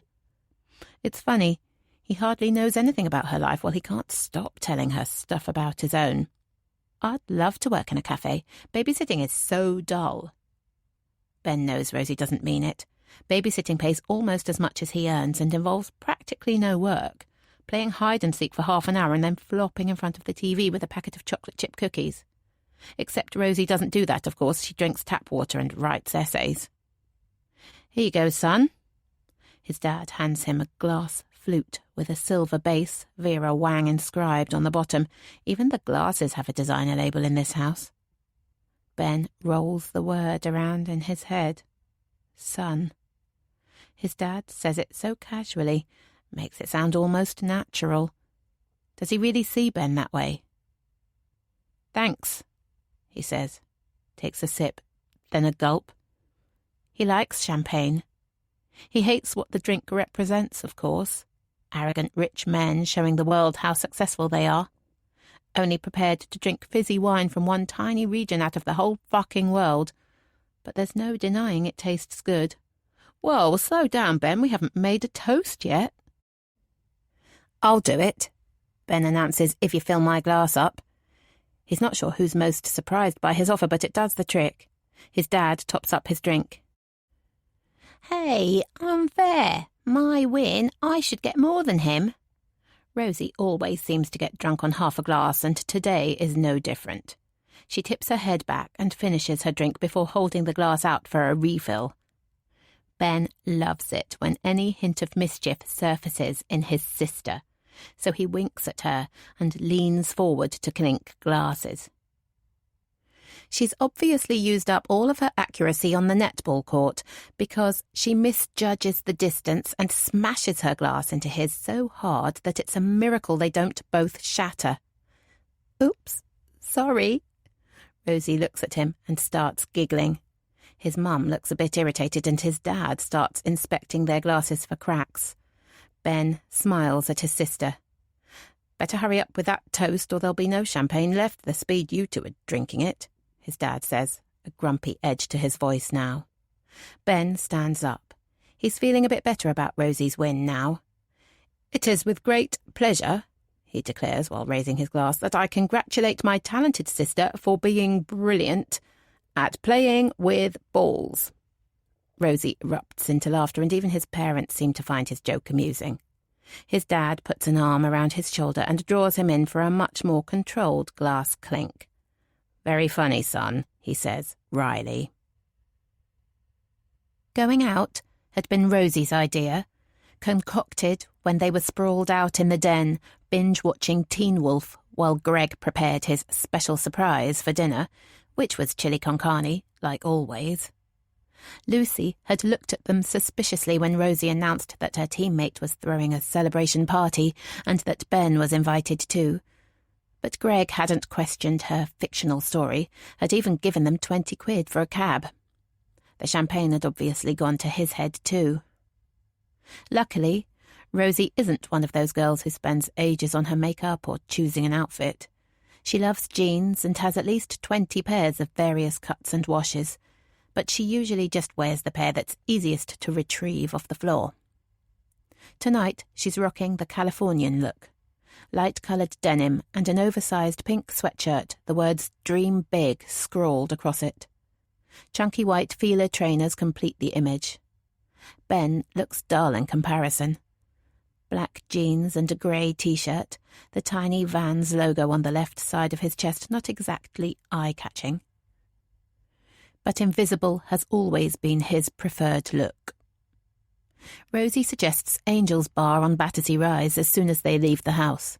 Cocktails and shiny bar staff aren't usually his thing, but the idea of losing himself in loud music is quite appealing. So Ben nods his agreement and falls in step beside her. It takes 20 minutes for them to walk to the bar, and they do most of it in amiable silence. But it's a different story when they open the door and Ben has to lip-read more than listen to what his sister is saying. I'm thinking strawberry daiquiri or peach cup. What about you? Ben looks at the cocktail menu. It's all a bit too bright and sickly for him. Bottle of beer for me. I'll order. But when he looks up, Rosie has already got the bartender's attention. He watches her lean in to make her order heard above the music, laugh at something he says in response. Why does she make everything look so easy?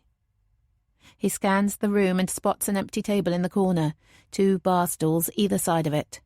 He tries to get Rosie's attention, but she's still focused on the cute guy behind the bar, so he just retreats to the table and sits down. There you are. I couldn't see you at first. Well done on getting a table, though. My legs are definitely feeling those 8 games of netball.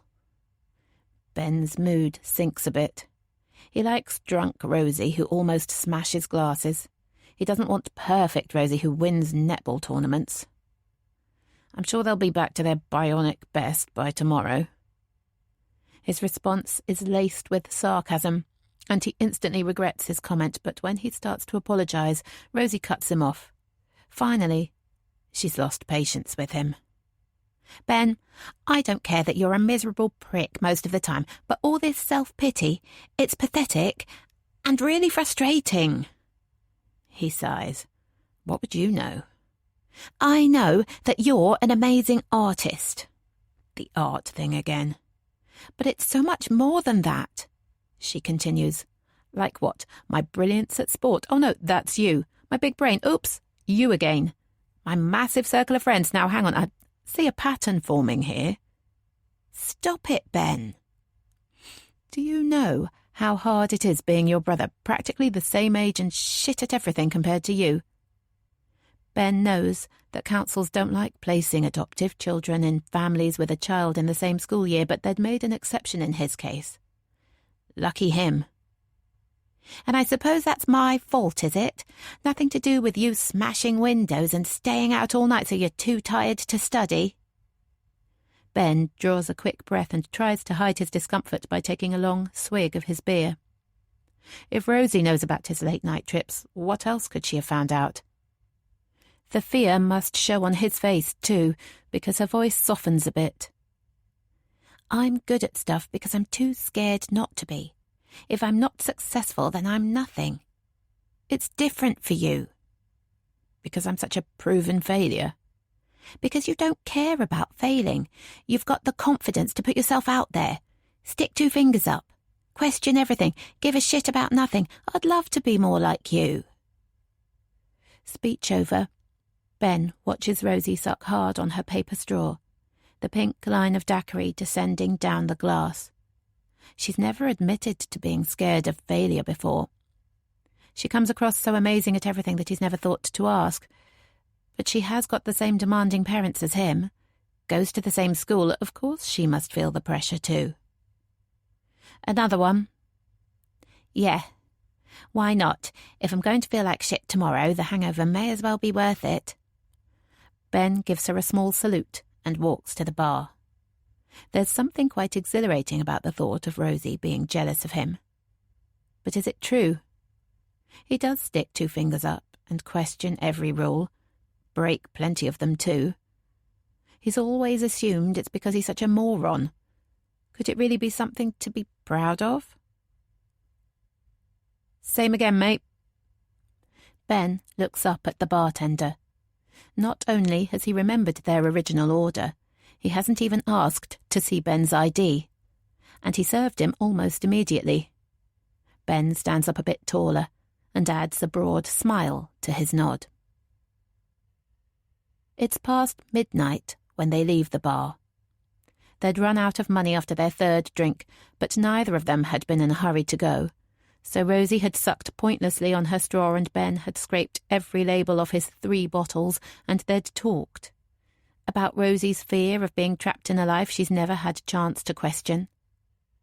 About how being a round peg in a round hole sounds good, but actually makes it impossible to climb out of. Ben has never compared them in that way, never seen his awkward angles as a positive. He hasn't felt this connected to his sister in years, and he feels quite content as he watches her hop gracefully from slab to slab. So what do you get up to when you sneak out in the middle of the night, then? She asks without looking up at him, although not out of tact. For some reason she's decided that walking on the cracks isn't allowed. Not much, really. I just like being out when the streets are empty. He may feel a new closeness, but there's no way he's telling her what he actually gets up to. Don't you get scared? Ben thinks about the many near misses he's had climbing onto the tracks, the knife that he found. He shrugs. I like getting scared. Really? Rosie looks up. Oh, shit. I stood on a crack. That's your fault. Ben smirks. So what, monster's gonna get you now? Maybe. She laughs back, resuming her strange skip. An idea starts to form in Ben's mind. How about I give you something real to be scared of? Like what? You want to be more like me, right? To put yourself out there? Maybe, she says again, although with less conviction. Come with me. He grabs her hand. The skin on skin feels alien but not altogether unpleasant. She starts laughing again, albeit with a nervous edge as they race hand in hand past their school and into Spencer Park.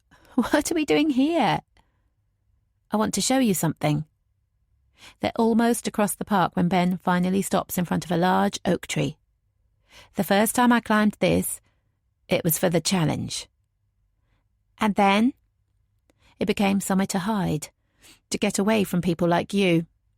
He smiles at her, though, to remind her they've moved on. I like a challenge, she says thoughtfully, more to herself than him. Watch and learn. Ben grabs hold of the lowest branch and pulls himself up, then kicks out with his right leg to reach the next level. He's done this climb so many times that it's almost second nature, and it only takes him a couple of minutes to reach the bough big enough for 2 people to sit on, about 5 meters off the ground. Come on, he coaxes. He watches Rosie copy his ascent. She's definitely slower and a bit tentative, but otherwise matches him move for move. He feels the familiar stab of annoyance at her ability to do everything so well, but this time it's mixed with a sense of pride. It's his thing, his idea after all. Suddenly, a scream rings out, splitting the night's silence in half. The thud of a body follows, sealing it back together. Oh God, what has he done? Ben scrambles down the tree, his heart racing, his inner voice screaming at himself in fury. What was he thinking? Especially in her drunken state, why the hell didn't he just take her home? Rosie, are you okay? He shakes her shoulder, desperate for some sort of reaction. It works. It's only a groan, but at least she's conscious. My arm, she croaks. It really hurts. Ben looks down at his sister's arm, at the bend in her elbow. Except it's not her elbow. The realization of what he's done makes him feel sick, and what is still to come. Ambulance, hospital, his parents' accusing faces, Rosie in a cast for Christmas, and for the netball finals, he realizes in horror. Ben digs his fingernails hard into the back of his neck. Chapter 27. Phoebe.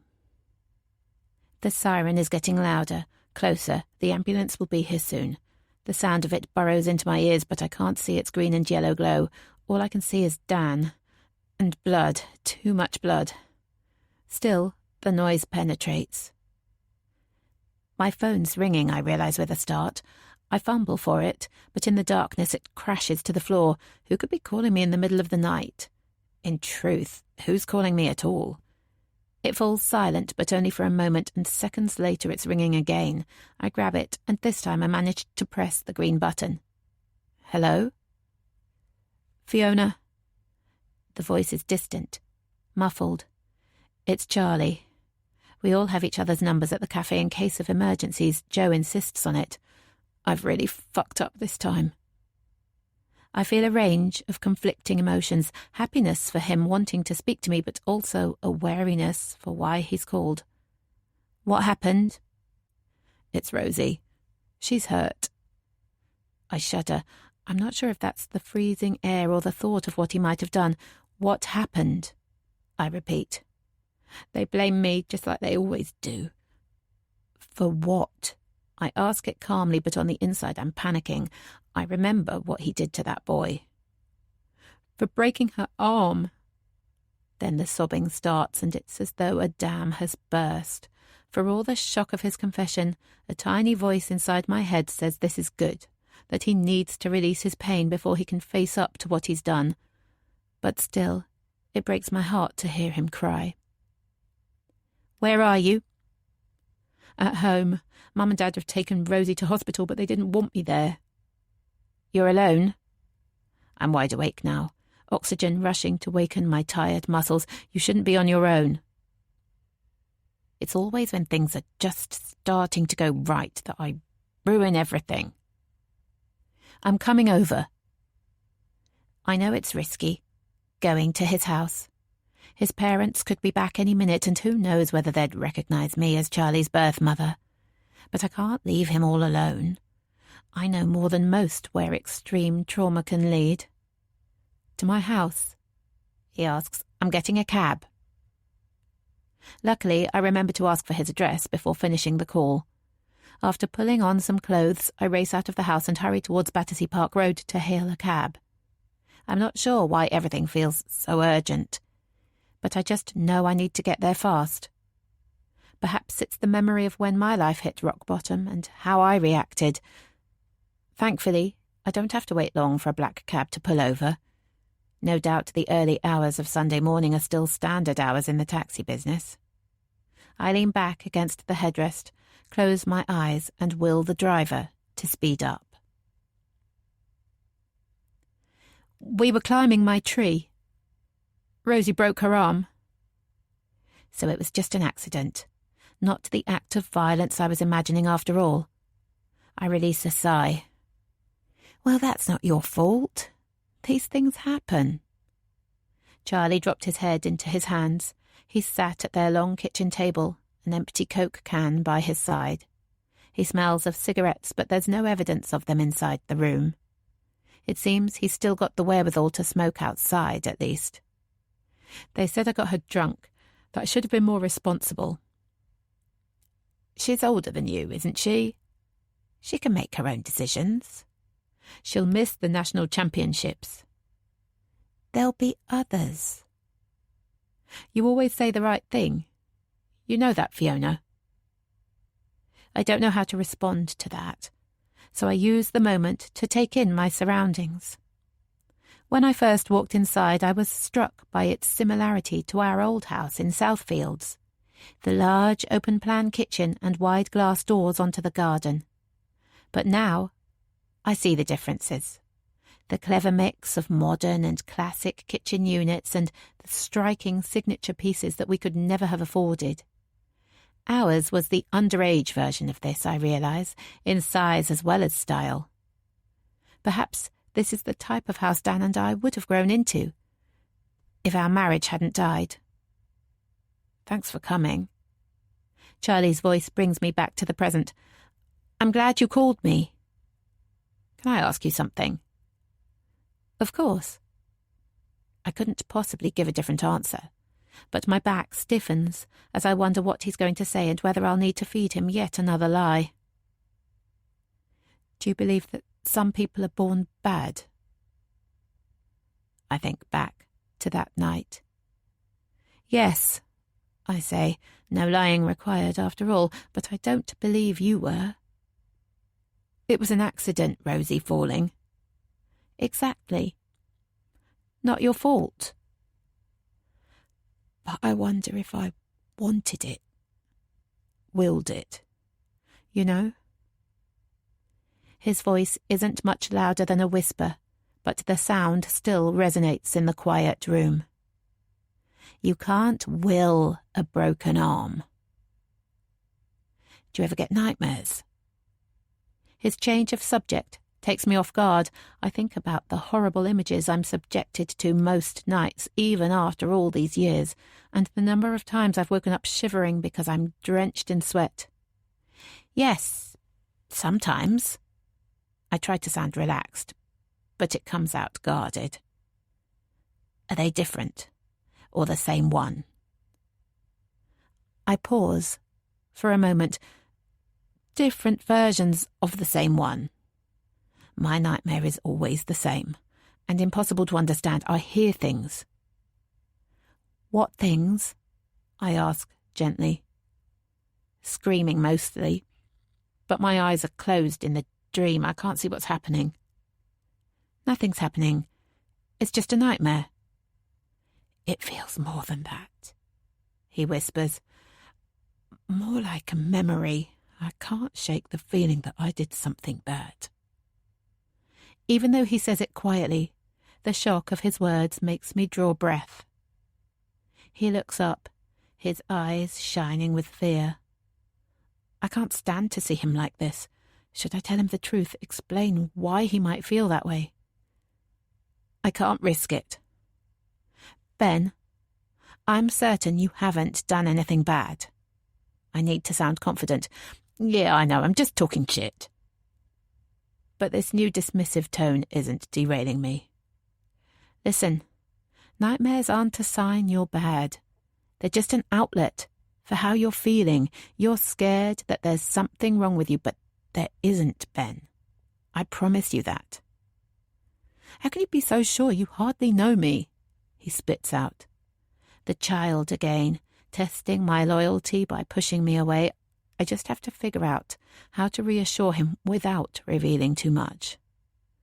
Something happened one night, a long time ago. I pause. Breathe. A terrible, tragic thing.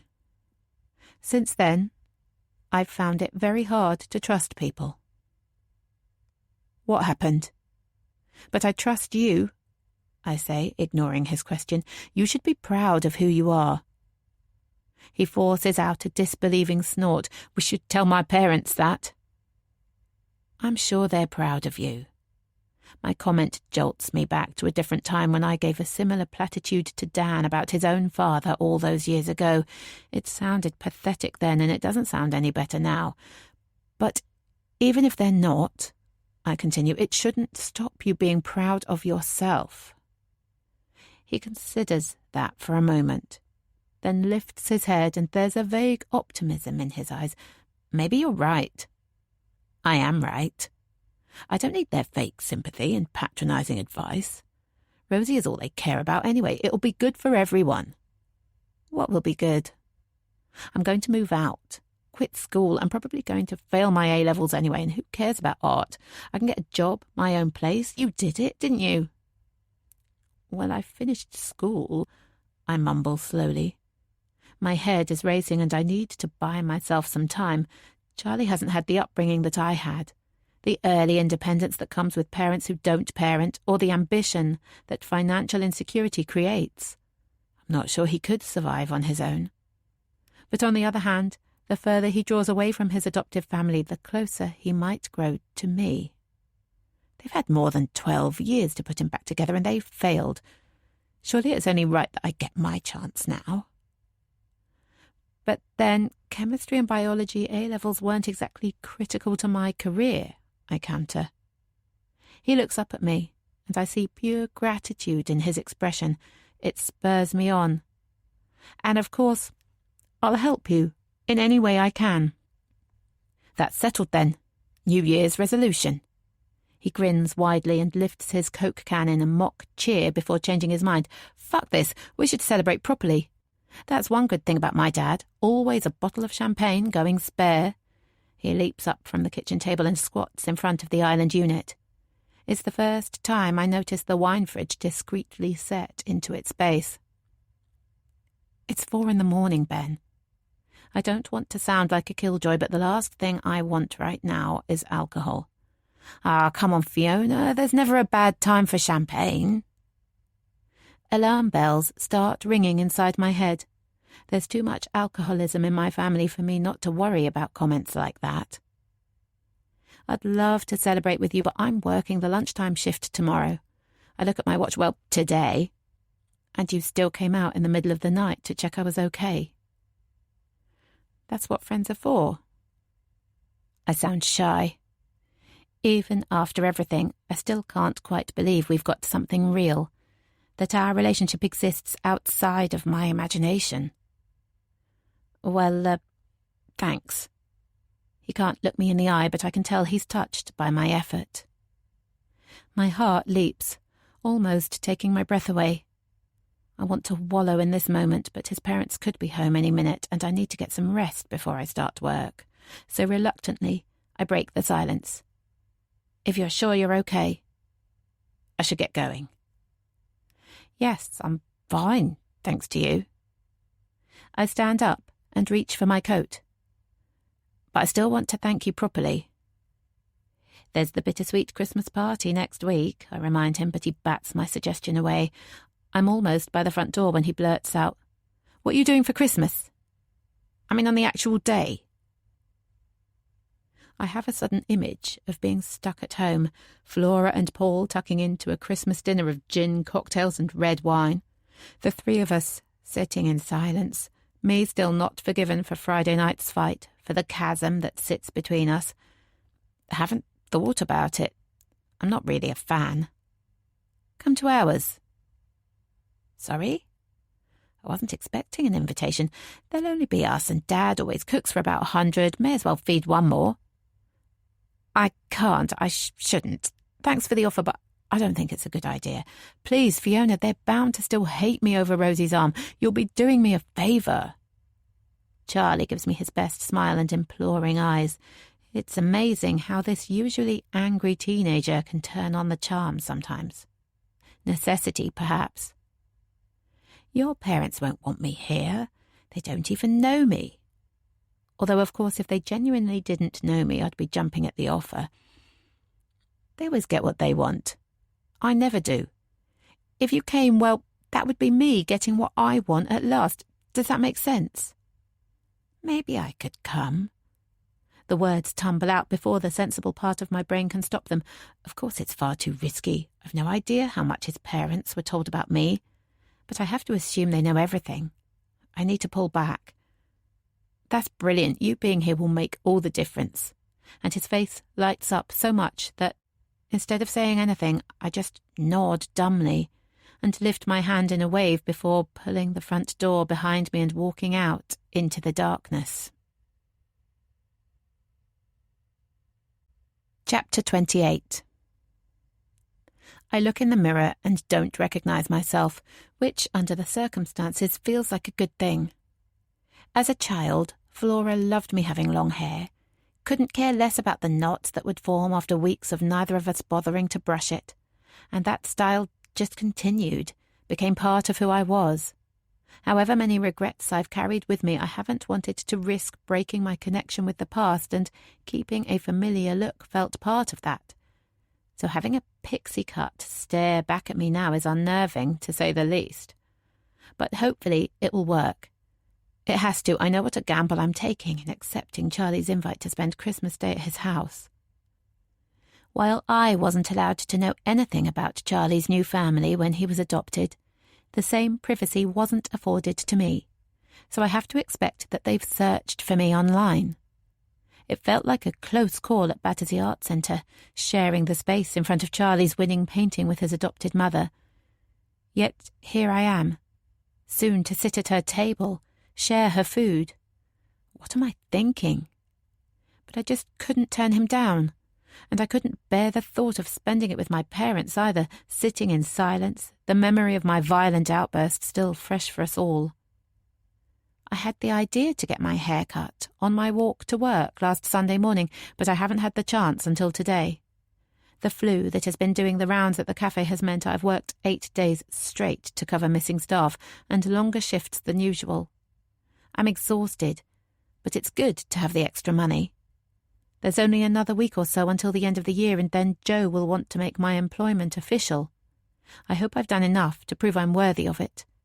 But until I have the conversation, that awkward conversation, I can't be sure. I turn away from the mirror and inspect the floor inside my wardrobe. Buying a new dress hadn't been in the plan, but when I'd seen it in the store window I couldn't help pausing, drawn to its optimistic colour. Spurred on by my bigger-than-usual pay packet, I'd stepped inside the shop and 10 minutes later emerged with a new outfit for the bittersweet Christmas party. But my impulsiveness hadn't extended to shoes, and now I need to work out what will go with a pale blue belted midi dress in the middle of winter. Deciding I can get away with Converse trainers, I pull them on and head downstairs. It's only 7 o'clock, and the party won't start until at least 8:30, but I'm keen to get out of the house. Since our argument, Flora has taken up painting. She claims that it provides an outlet for her mixed emotions over me finding Charlie, but I think it's just her way of reminding me of him, and that she won't stay silent forever. Either way, the living room is now a mess of discarded canvases, dirty rags and stained paint pots, and so even more uninhabitable than before. I pull on my thick puffer coat, and as soon as I step outside, I'm grateful for its warmth. I wonder if I'll ever feel comfortable taking a bus ride again, to travel alongside strangers without fear overwhelming me. I hope so, because I'm tired of walking. The night is biting, but I've made a deal with myself, walk there, cab back, so I pull the zip up a little higher and start the familiar journey. I arrive on Old York Road soon after 8. The lights are still bright at Bittersweet, and I can see a few customers finishing their coffee, which means I'm too early for the party. I scan the road and my eyes settle on the Anchor pub where Charlie and I shared a drink after Hannah's birthday surprise. The thought of sitting down in a warm, cosy pub for half an hour is tempting. One drink to loosen me up, I tell myself, and make my way inside. When I walk through the cafe door 1 hour and 2 drinks later, the first one went down with surprising speed.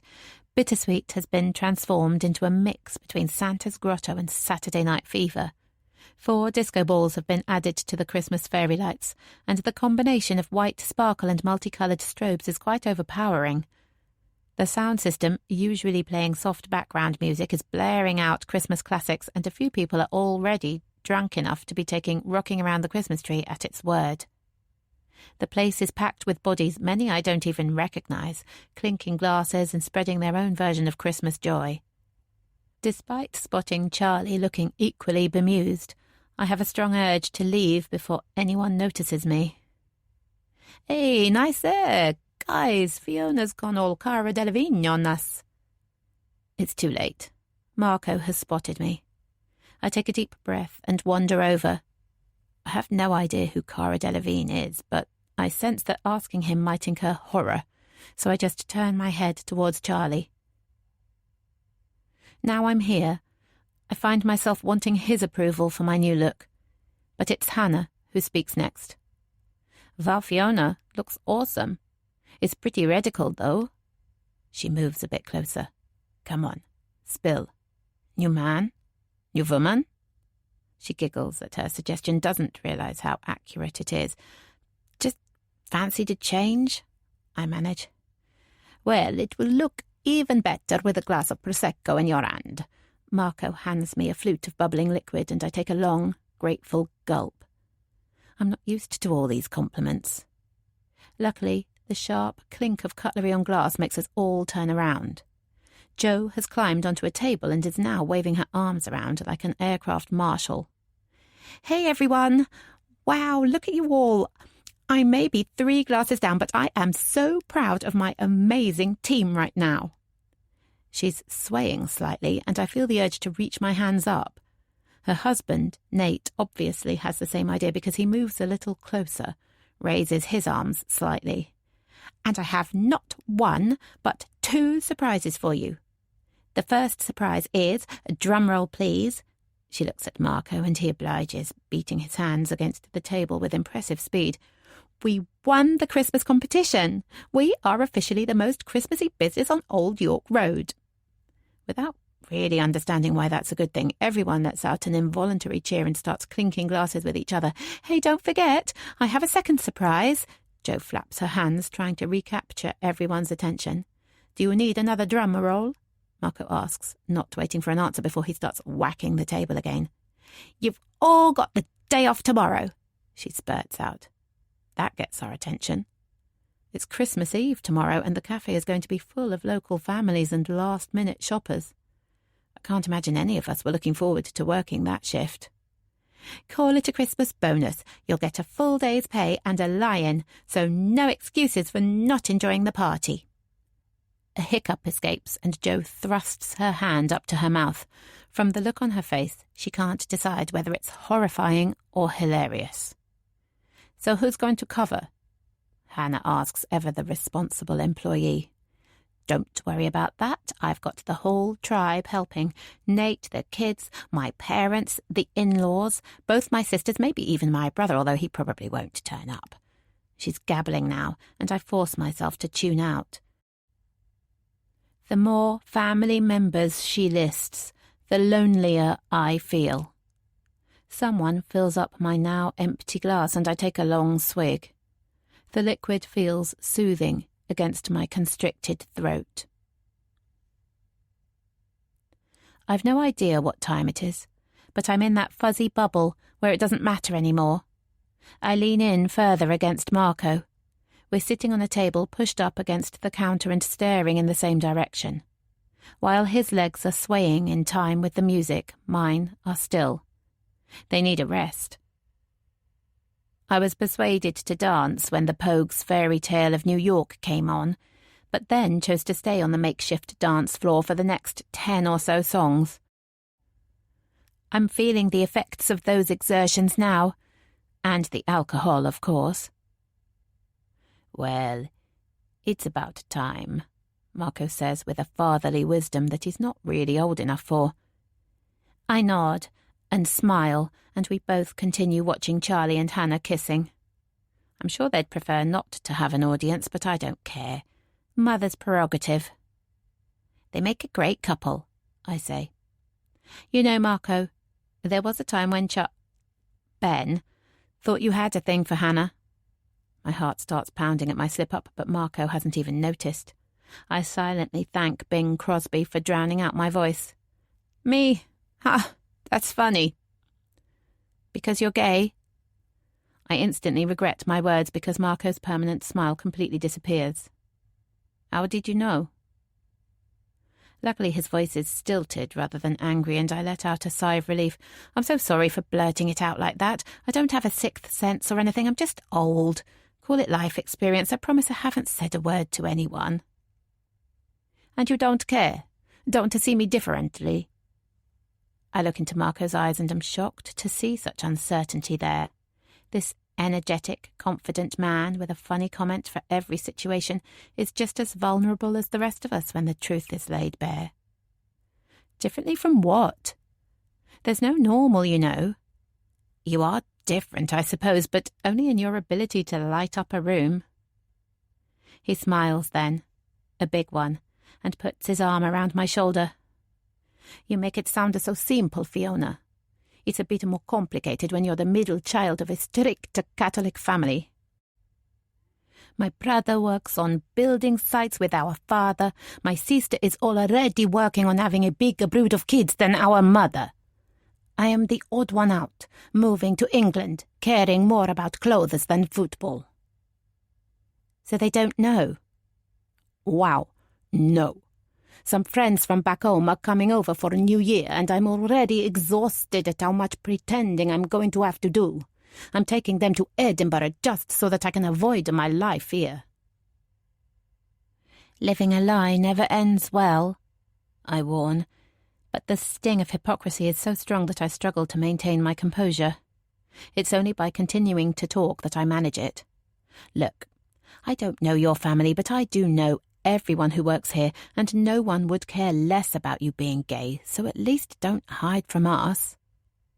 I miss his response, but I feel his lips against my cheek and his arms pulling me in for a hug. Then he's off the table, grabbing Sammy's hand and whirling her back onto the dance floor. I feel a warm glow for making him feel better. This is my proper family, I realise, with Charlie at its centre. Hello. Hannah has sidled up on my left, and the sad look on her face grips at my stomach.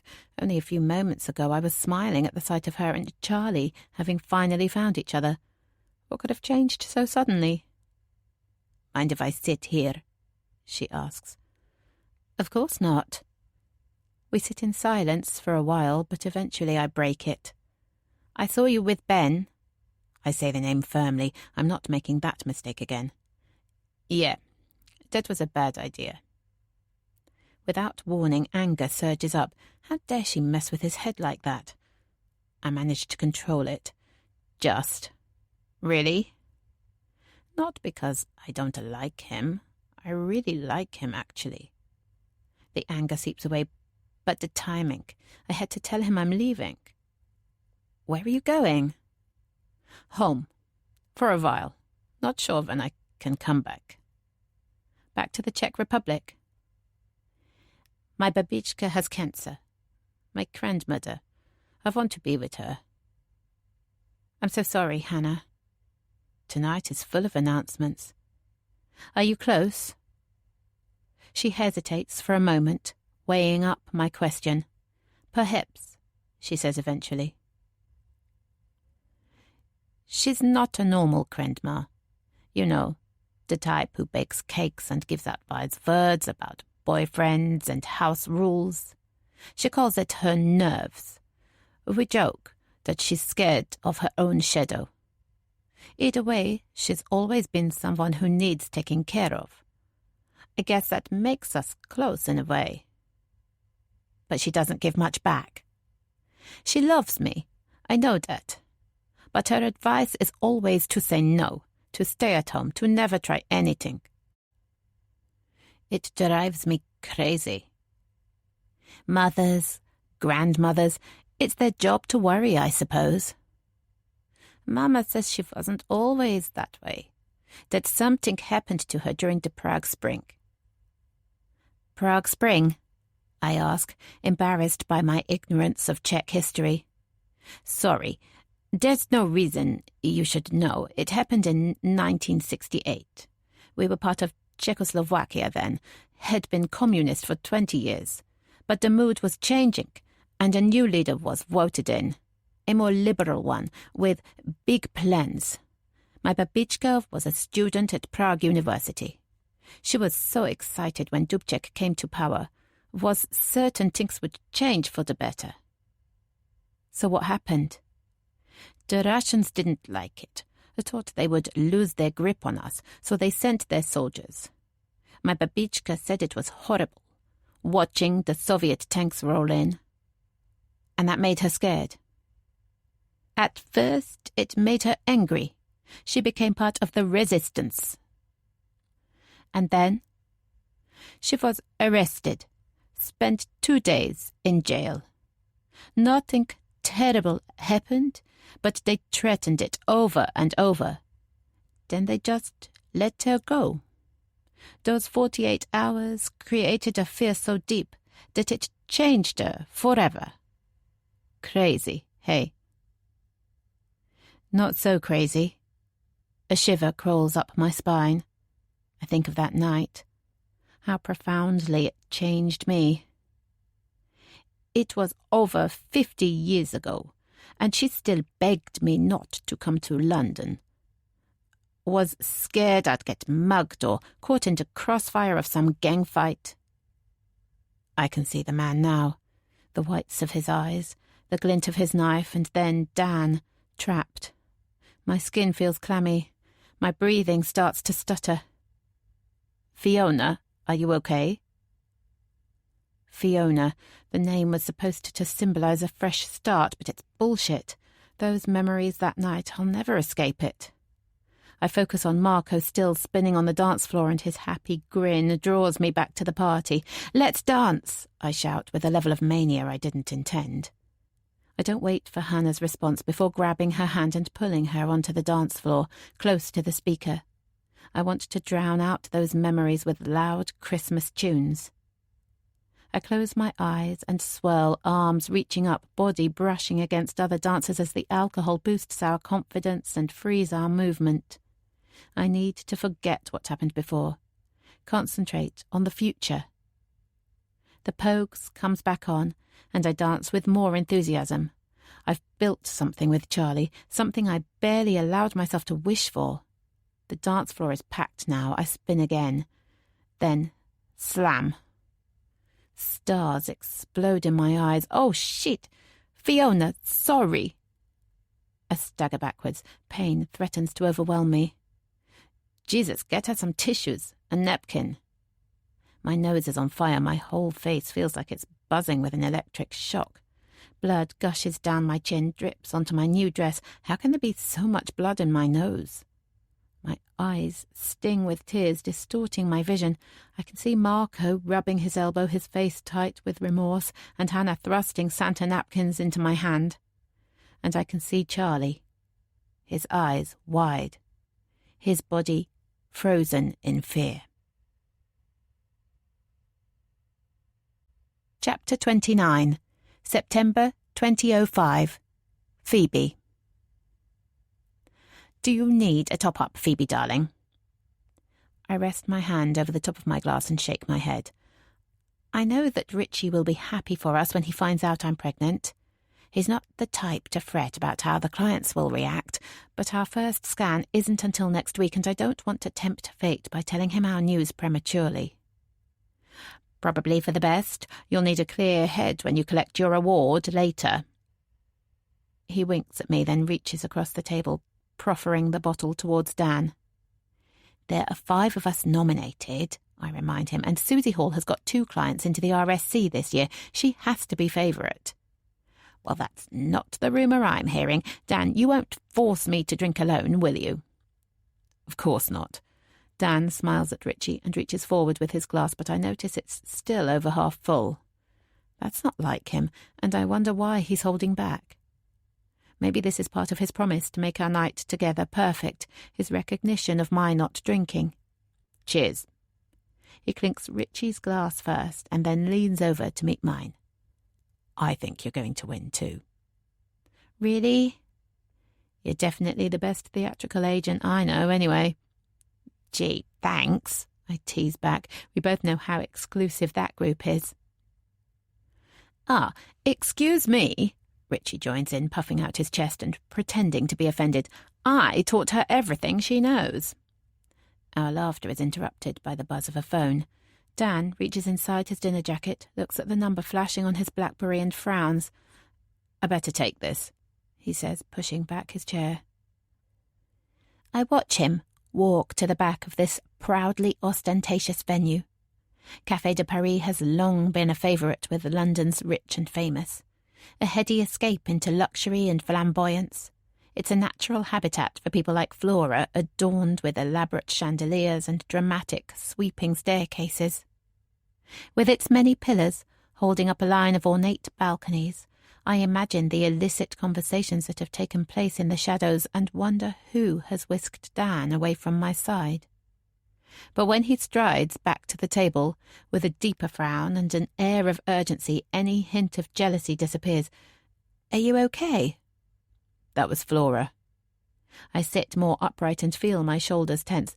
What did she want? Why didn't she call me? She didn't want to disturb you, apparently, in case you were on stage or whatever. Charlie's woken up and he won't settle. Did she sound drunk? Dan doesn't respond, and the silence says it all. I need to go, Phoebe. I know. My eyes well up and I have to concentrate really hard to stop the tears. I should be worried about Charlie, consoling him, protecting him from my awful, irresponsible mother, but all I can think about is how my night with Dan is over. What kind of mother does that make me? Putting my happiness before my child's. I'll get a cab. It shouldn't take long to flag one down. I shake my head. No, take the car. It'll be quicker, and Charlie deserves to have you home as soon as possible. I would prefer to drive, but only if you promise to stay at the hotel. I don't want you getting a cab home by yourself late at night. I look over at Richie, feel the warmth of his concerned gaze, think about the money he spent. I guess I could still stay. You'll love it, Phoebe, and you deserve it. Somewhere plush to recharge. I picture the hotel room with its jacuzzi bath, luxury bedding and 24/7 room service. It might not be the fairy tale ending I was hoping for, but perhaps I can salvage something from this mess. Are you sure you don't mind? Absolutely. It'll be fun, just me and Charlie for a night. Well, if you're sure, I can get the bus home in the morning. A smile spreads across his face, the relief that I'm okay shining through his expression. I smile back and enjoy the warmth of his kiss, his whisper of good luck. Then I give him the car keys, and with a small salute, he's gone. And the winner of Theatrical Agent of the Year 2005 is... My heart booms inside my chest. My mouth goes dry. I imagine walking onto the stage, pray that I don't trip up the steps or stumble over my acceptance speech. I look at the trophy. Wonder what shelf I'll put it on. Susie Hall. Not me, after all. Applause erupts around me, and I respond to Richie's instructions as if on autopilot. Smile, clap, make eye contact. I didn't even want the award, damn it. It was more than enough just to be nominated, but Richie had been so sure, and Dan isn't here, and now I feel like crying again. Oh, darling, I'm so sorry. I'm fine, it's fine. I smile at Richie, but it's false. The muscles in my cheeks are stiff with the effort. Are you sure? Because I've just spotted Oscar Janssen. I follow his eye line until I see the Dutch supermodel turned serious actor holding court in a red velvet armchair at the back of the room. He graduated from RADA in the summer with a distinction, and Richie is one of a number of agents trying to sign him. Of course. You go. I might do some networking myself. That's my girl. Tougher than you look. I watch him scamper in Oscar's direction, nodding and waving to people as he snakes a route around the many tables. It's a small industry, and everyone pretends to be friendly, but we're adversaries first and foremost. There are plenty of people I know here too. I should go and say hello. But they'll offer me sympathy, and I'll tell them how honoured I was just to be nominated, and they won't believe a word of it. I just haven't got the energy. It's past 11 o'clock, and the Agent of the Year award was the last to be announced, the grand finale. The lady from the Globe Theatre who handed out the awards has disappeared, probably heading back to her husband, or wife, maybe. The venue staff are clearing the tables, and a few guests have decided the stage makes a really good dance floor. Richie seems to have hit it off with Oscar, and I can see Piers, Paul's old agent and my first boss, entertaining a tribe of young assistants with his wild stories from yesteryear. I feel so lonely. Of course, there's nothing keeping me here. I could just pick up my overnight bag from the cloakroom, head west down Piccadilly. Even in these heels, I could be at the hotel in under 10 minutes. Sinking into a bubble bath 5 minutes later with a box of Pringles and a large glass of Coke. Except I'd still be alone, not tickling Charlie with my monster fingers or stroking his forehead to lull him back to sleep, not climbing into bed next to Dan, listening to him promise that awards mean nothing compared to the new life growing inside me, and how he doesn't need a piece of silverware to know how talented I am. I dig deep into my clutch bag and find an old biro. I scribble a note on a discarded menu and leave it by Richie's jacket. It's the perfect sweetener, and I'm sure Richie won't waste any time in offering my now redundant hotel room to his latest target. I pick up my denim jacket from the glamorous cloakroom assistant and head out into the night air. It had been a warm day, but the temperature has dropped, and I wish I'd thought to wear a thicker coat. Now that I've made the decision to go home, I feel impatient to get there, and I shrug off Dan's plea that I don't get a cab home alone. Leicester Square is heaving with people, wide-eyed tourists enjoying the buzz of this cosmopolitan city, plus groups of young workers as they move from pub to club or late-night bar. I usually love the energy of this place, the anomaly of such crowded streets after dark, but hailing a taxi here will be impossible. So instead I head south down the much quieter Whitcomb Street. My feet are killing me by the time I reach Nelson's Column, and I fight the urge to remove my stilettos, but there are plenty of black cabs trundling around Trafalgar Square or down the Strand, and many of them with their yellow light shining, showing they're free. As one comes towards me, I lift my arm as a signal, but the driver stops 20 metres away, and I watch a man in a business suit climb into the back. I try again with the next cab I see, but either his light is on by mistake, or he doesn't notice me because he sails straight past. I wander a bit further down the road to see if my luck improves, but all the empty cabs seem to have disappeared. And then it starts to rain. This peaceful moment is yours. Rest in it, breathe in it, and let it soothe you before the story resumes.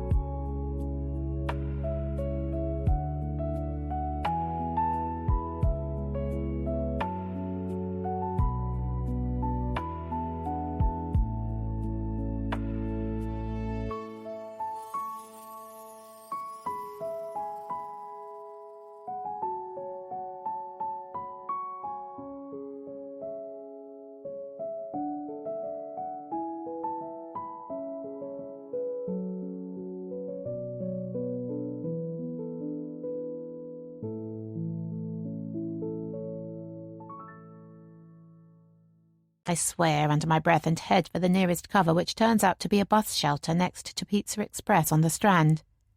I know this place, perhaps better than I should, and I find myself smiling as I sink into the plastic seat.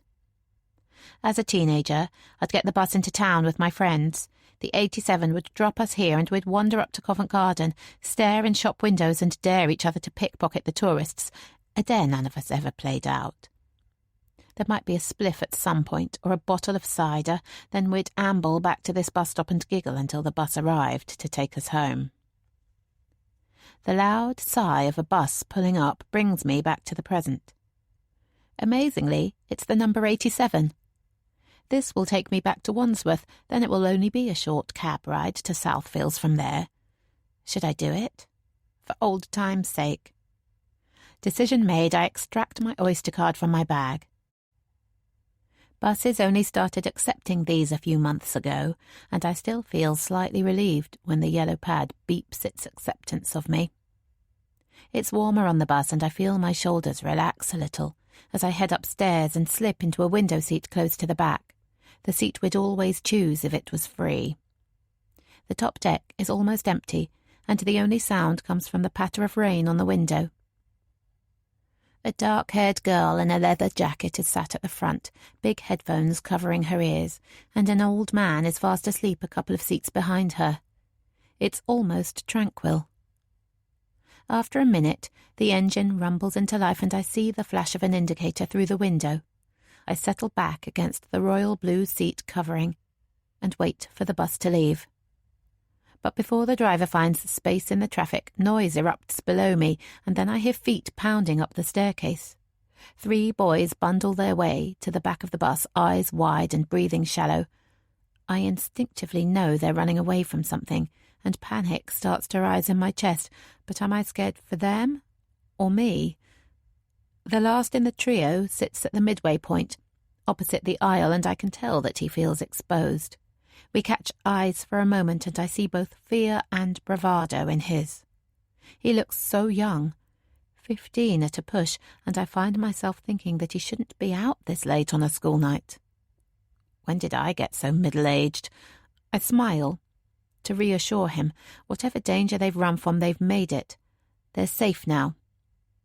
But he doesn't smile back because his attention is pulled away by more noise. Loud scuffling, heavy footsteps banging on the stairs. There are 4 of them. Teenagers, still perhaps, but also proper men, with wide chests and parka hoods shadowing their faces. They fall still when they see the boys, and I sense what they're thinking. No need to rush now. Their prey have nowhere to run. Then they start to move forward, taking their time, intimidating with their swagger and silence. I push myself back against the window. I'm not part of this argument, and I need to create some distance. But I can't help stealing a glance at the 3 boys, their eyes darting left and right in a futile search for an escape route. Should I pull the emergency cord, stop what might happen before any damage is done? But what would I say? These teenagers are scaring me, officer. The way they walk, the threat in their stares, what label would that give me? I look at the girl at the front of the bus, her head moving slightly to some beat that only she can hear. The old man is still fast asleep, arms crossed over the gentle curve of his belly. They don't care what's going on. I hear Dan's soothing voice in my head, "Not your problem, Phoebe," and realise I don't need to care either. The bus is moving now, so I stare out of the window, try to let the grandeur of Whitehall calm my nerves. We pass the cenotaph, an imposing stone structure built to honour the bravery of British soldiers, and I silently ask them to get me home safely. No one is saying a word behind me, but the air is heavy with simmering testosterone, and it would only take a spark to set it on fire. The bus lurches suddenly, the driver heavy on the brake, and one of the men loses his balance, falling forwards towards the boy facing the aisle. The boy screams in fear, and suddenly he's holding a knife, waving it left and right. "I'll cut you, man! I'll fucking cut you!" A gasp escapes from my lips, but the man just laughs, reaches inside his coat and pulls out a length of metal pipe. "Oh, yeah? Then it starts. The 4 men surge forward. It's a blur of rustling coats and clenched fists. I hear muffled swearing and panting, catch the glint of a knife rising, then disappearing again. I need to do something, stop this. But I can't move. I'm pushed up against the window. I feel my bladder loosen and I squeeze it shut, but I can't stop my heart from pounding in my ears. Like one terrifying monster, the tussling bodies sway towards me. I can smell their sweat, the stench of cortisol leaking out of their pores. If I stay stock still, if I pretend I'm not here, they won't hurt me. They'll just hurt each other. Like the man on the floor. Blood pouring out of his head, the one I'm not looking at because it's not my problem. But it's too late anyway. The boy, the one I smiled at, the one with the knife, he's heading for me. He's going to stab me. Why me? I haven't seen anything. I'm not a witness. I just want to get home to Dan and Charlie. But he's not heading for me. He's falling on me. He's bleeding on me. Chapter 30. December 2019. Ben. The angry fire burning inside him has gone out. Not smouldering, ready to reignite with the smallest spark, but absent. The smell of her skin, the taste of her lips, for the first time in forever, Ben feels totally calm. As the kiss deepens, Ben feels himself falling, in love, yes, but also physically falling, descending into somewhere new. Dopamine floods his body and he can feel it on his skin, a fizz of excitement. How can this be happening? Even dreaming of this moment had felt wrong, like he was tainting Hannah just by imagining being with her. But when, fueled by all that free alcohol, he'd spurted out his true feelings, she'd actually smiled, then leaned in for a kiss. And it had felt so good. Too good to be true, perhaps. Ben senses Hannah pulling away from him. He opens his eyes and tries to hide his disappointment. Everything okay? There's something I need to tell you. Ben leans back a bit further, but stays focused on Hannah's face. The words make his stomach lurch, but he loves the deep brown of her eyes so much better than the dark blue of his own. You're married. He jokes, anything to delay her confession. No, idiot. She stifles a giggle and pushes his knee with hers. It feels good making her laugh, but the satisfaction is temporary. I'm leaving London. What? Hairs rise on the back of his neck, going home for a while. When will you come back? He asks, trying to keep his voice steady. Why does this always happen to him? A taste of something good, then bang, it's gone again. I don't know. My grandma is sick. Sorry to hear that. Ben manages. He thinks about what life could have been like. Hannah as his girlfriend. Someone this amazing in his corner. What it won't be like now. It sounds like you could be gone a long time. Hannah drops her head and her face disappears from view, her warm eyes out of sight. Are you definitely even coming back? He asks, a new hardness to his tone. Yes, of course. But she doesn't look up. I'm going to get a drink, Ben murmurs. He needs to get away. How could he have been so stupid? He'd allowed himself that moment of happiness, opened himself up to thinking life might actually be getting better yet again. When will he fucking learn? He pushes his way through to the counter, doubling up as the bar this evening. He's sick of Prosecco. Its dancing bubbles taunting him. He needs something stronger. He spots an unopened bottle of vodka and, with a satisfying twist, cracks the seal. He half fills a plastic cup and takes a large gulp. He's not used to spirits, and the first mouthful sets off his gag reflex, but he swallows it down, and the second one is easier. Fuck Hannah. He doesn't need her. Fuck his family, his teachers with their condescending smiles, and Jake with his sympathy stare. Fuck them all. Ben scans the room, his vision more fluid now. Hannah is sat on one of the tables, leaning against Fiona, confiding in her. The older woman is listening, attentively asking the odd question, concentrating on the answer. He feels a stab of jealousy. Fiona is the only person he has left. He can't let her be taken from him too. He watches them both stand up and Fiona lead Hannah onto the dance floor. Fairy Tale of New York is playing again, and Fiona clearly loves the song because she's spinning around, arms swinging high, not like her at all, and Ben allows himself a little smile at her antics. Marco is dancing too, like a crazy gazelle, limbs flying in every direction. So it's not surprising that they collide. Marco's elbow smashes into Fiona's face, her head flies back. When it rights itself, blood is gushing out of her nose. Ben watches transfixed, the vodka adding its own vivid filter. The blood is dripping now down her chin, onto her dress, the brutality of crimson against the tranquility of pale blue. It looks familiar somehow. And terrifying. "You okay, Ben? You look like you've seen a ghost." He can't stop looking at her, the shock on her face, the blood-stained dress. He was watching them dance. He should have warned her. Poor Fiona, what a klutz Marco is. Hannah's looking after her, though nosebleeds always look worse than they are. Ben feels Jo's hand run up and down his arm, as though she's trying to rub some life back into him. This is like her, disrespectful of boundaries, tactile with everyone. He wants to rip her hand away and scream in her face, "I'm fine, Jo." Why can't he stop staring at Fiona? He forces his head around, away from the bloody scene. Then he takes a step back and thankfully Jo's hand slips away. "I might head off now."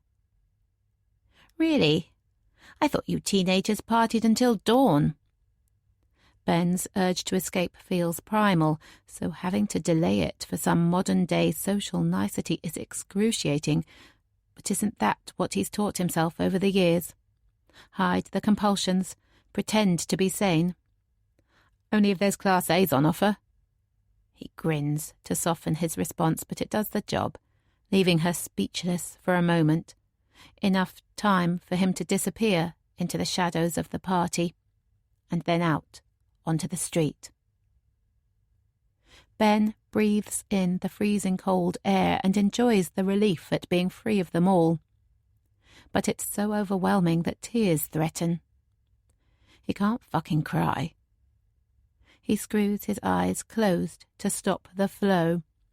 But there she is again, behind his eyelids. Fiona. Blood on her dress. Then it's Hannah, telling him she's leaving. He whips his eyes open and starts to sprint under the bridge and over the main road. He runs down Smuggler's Way, where the borough's waste disposal centre shares prime riverside frontage with high-rise luxury apartments, and out onto the river path. When he gets to the Thames, he leans against the iron railings and stares into the water. Putney Bridge is to his left, a succession of lights under its arches creating a streak of fire beneath, but the glow doesn't stretch to where Ben is. In the darkness, with the only noise coming from the water lapping against the river wall, Ben allows himself to replay what just happened. Gripping on to the cold iron bar, he brings back the image of Fiona, blood smeared across her dress. Why did it terrify him so much? And if it was so frightening, why couldn't he stop staring? And why did it feel like it was all his fault? He closes his eyes, and the image gets stronger. He can't see her face, though, just the stain of red, the cut of her dress slicing her chest into a V. He opens his eyes. Fiona's dress had a high neck, that's why the blood dripped onto it so quickly from her nose. Why is he getting that mixed up? But the background is different too. In his mind, he sees a small window and a front door, not Christmas decorations and disco lights. Why is his mind playing tricks on him? Swearing into the darkness, he pushes off the railing and starts walking along the river path. It's eerie, and he half wishes that a gang of kids would show up, push him over the railings, clear his mind permanently. But the path stays empty, and eventually he cuts south. Nowhere to go except home. He doesn't know this side of Wandsworth very well, and when he reaches a gridwork of narrow streets he realises he's lost. Pastel-coloured terrace houses run in long regimental lines, only broken up by 3 or 4 matching streets at right angles. With trees planted at regular intervals, bare branches sparkling with frost, Ben finds the pattern comforting, and he walks the length of one street that follows the tube line from Southfields. But when he reaches Wimbledon Park, he realises how far he's walked in the wrong direction. Instead of just retracing his steps, he chooses another street to make the return journey by. It's almost identical, and yet feels different somehow. Safer.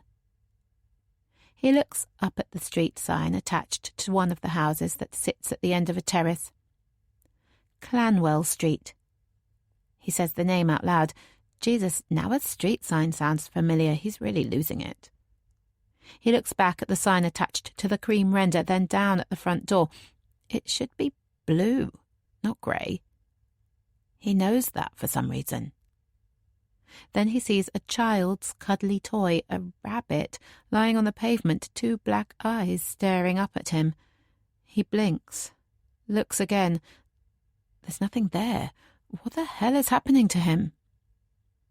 Finally he gives in to the urge that has followed him through the streets of Wandsworth. Tears flow down his face. Loud sobs rack through his ribcage. He's losing his mind. He feels so alone he suddenly wishes Fiona was there. She's the only person who comes close to understanding him. He looks back at the house and imagines her standing there. Her hair looks longer, darker, her face a little fuller. He wants her to hold him, but he's scared because there's blood on her dress, and he's angry, guilty too. He turns away from the house with the sign at the wrong-coloured door and runs for his life, for his sanity, and the safety of home. Chapter 31. September 2005. Phoebe. There's a boy lying on me, bleeding. The brutal irony of carrying a weapon, then having it wrenched from your grip and thrust into your chest. But I can't look at the boy. I can only stare into the whites of the man's eyes, the one now pointing the knife at me. The blade isn't shining anymore. It's dirty, smeared with someone else's blood. "What did you see, lady?" He growls. I'm sobbing in fear, but I can't let a sound escape in case it makes him angrier. Brings me further out of the shadows, so I swallow each one, my body swelling with the effort. "Nothing," I whisper. "I saw nothing." "Right answer." But he still jabs the knife at me, and I can feel it slicing my skin before it even reaches me.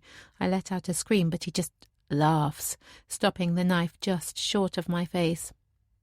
Then it disappears inside his jacket, and he follows his mates down the stairs, banging and clattering, hoods up against the glare of the CCTV cameras.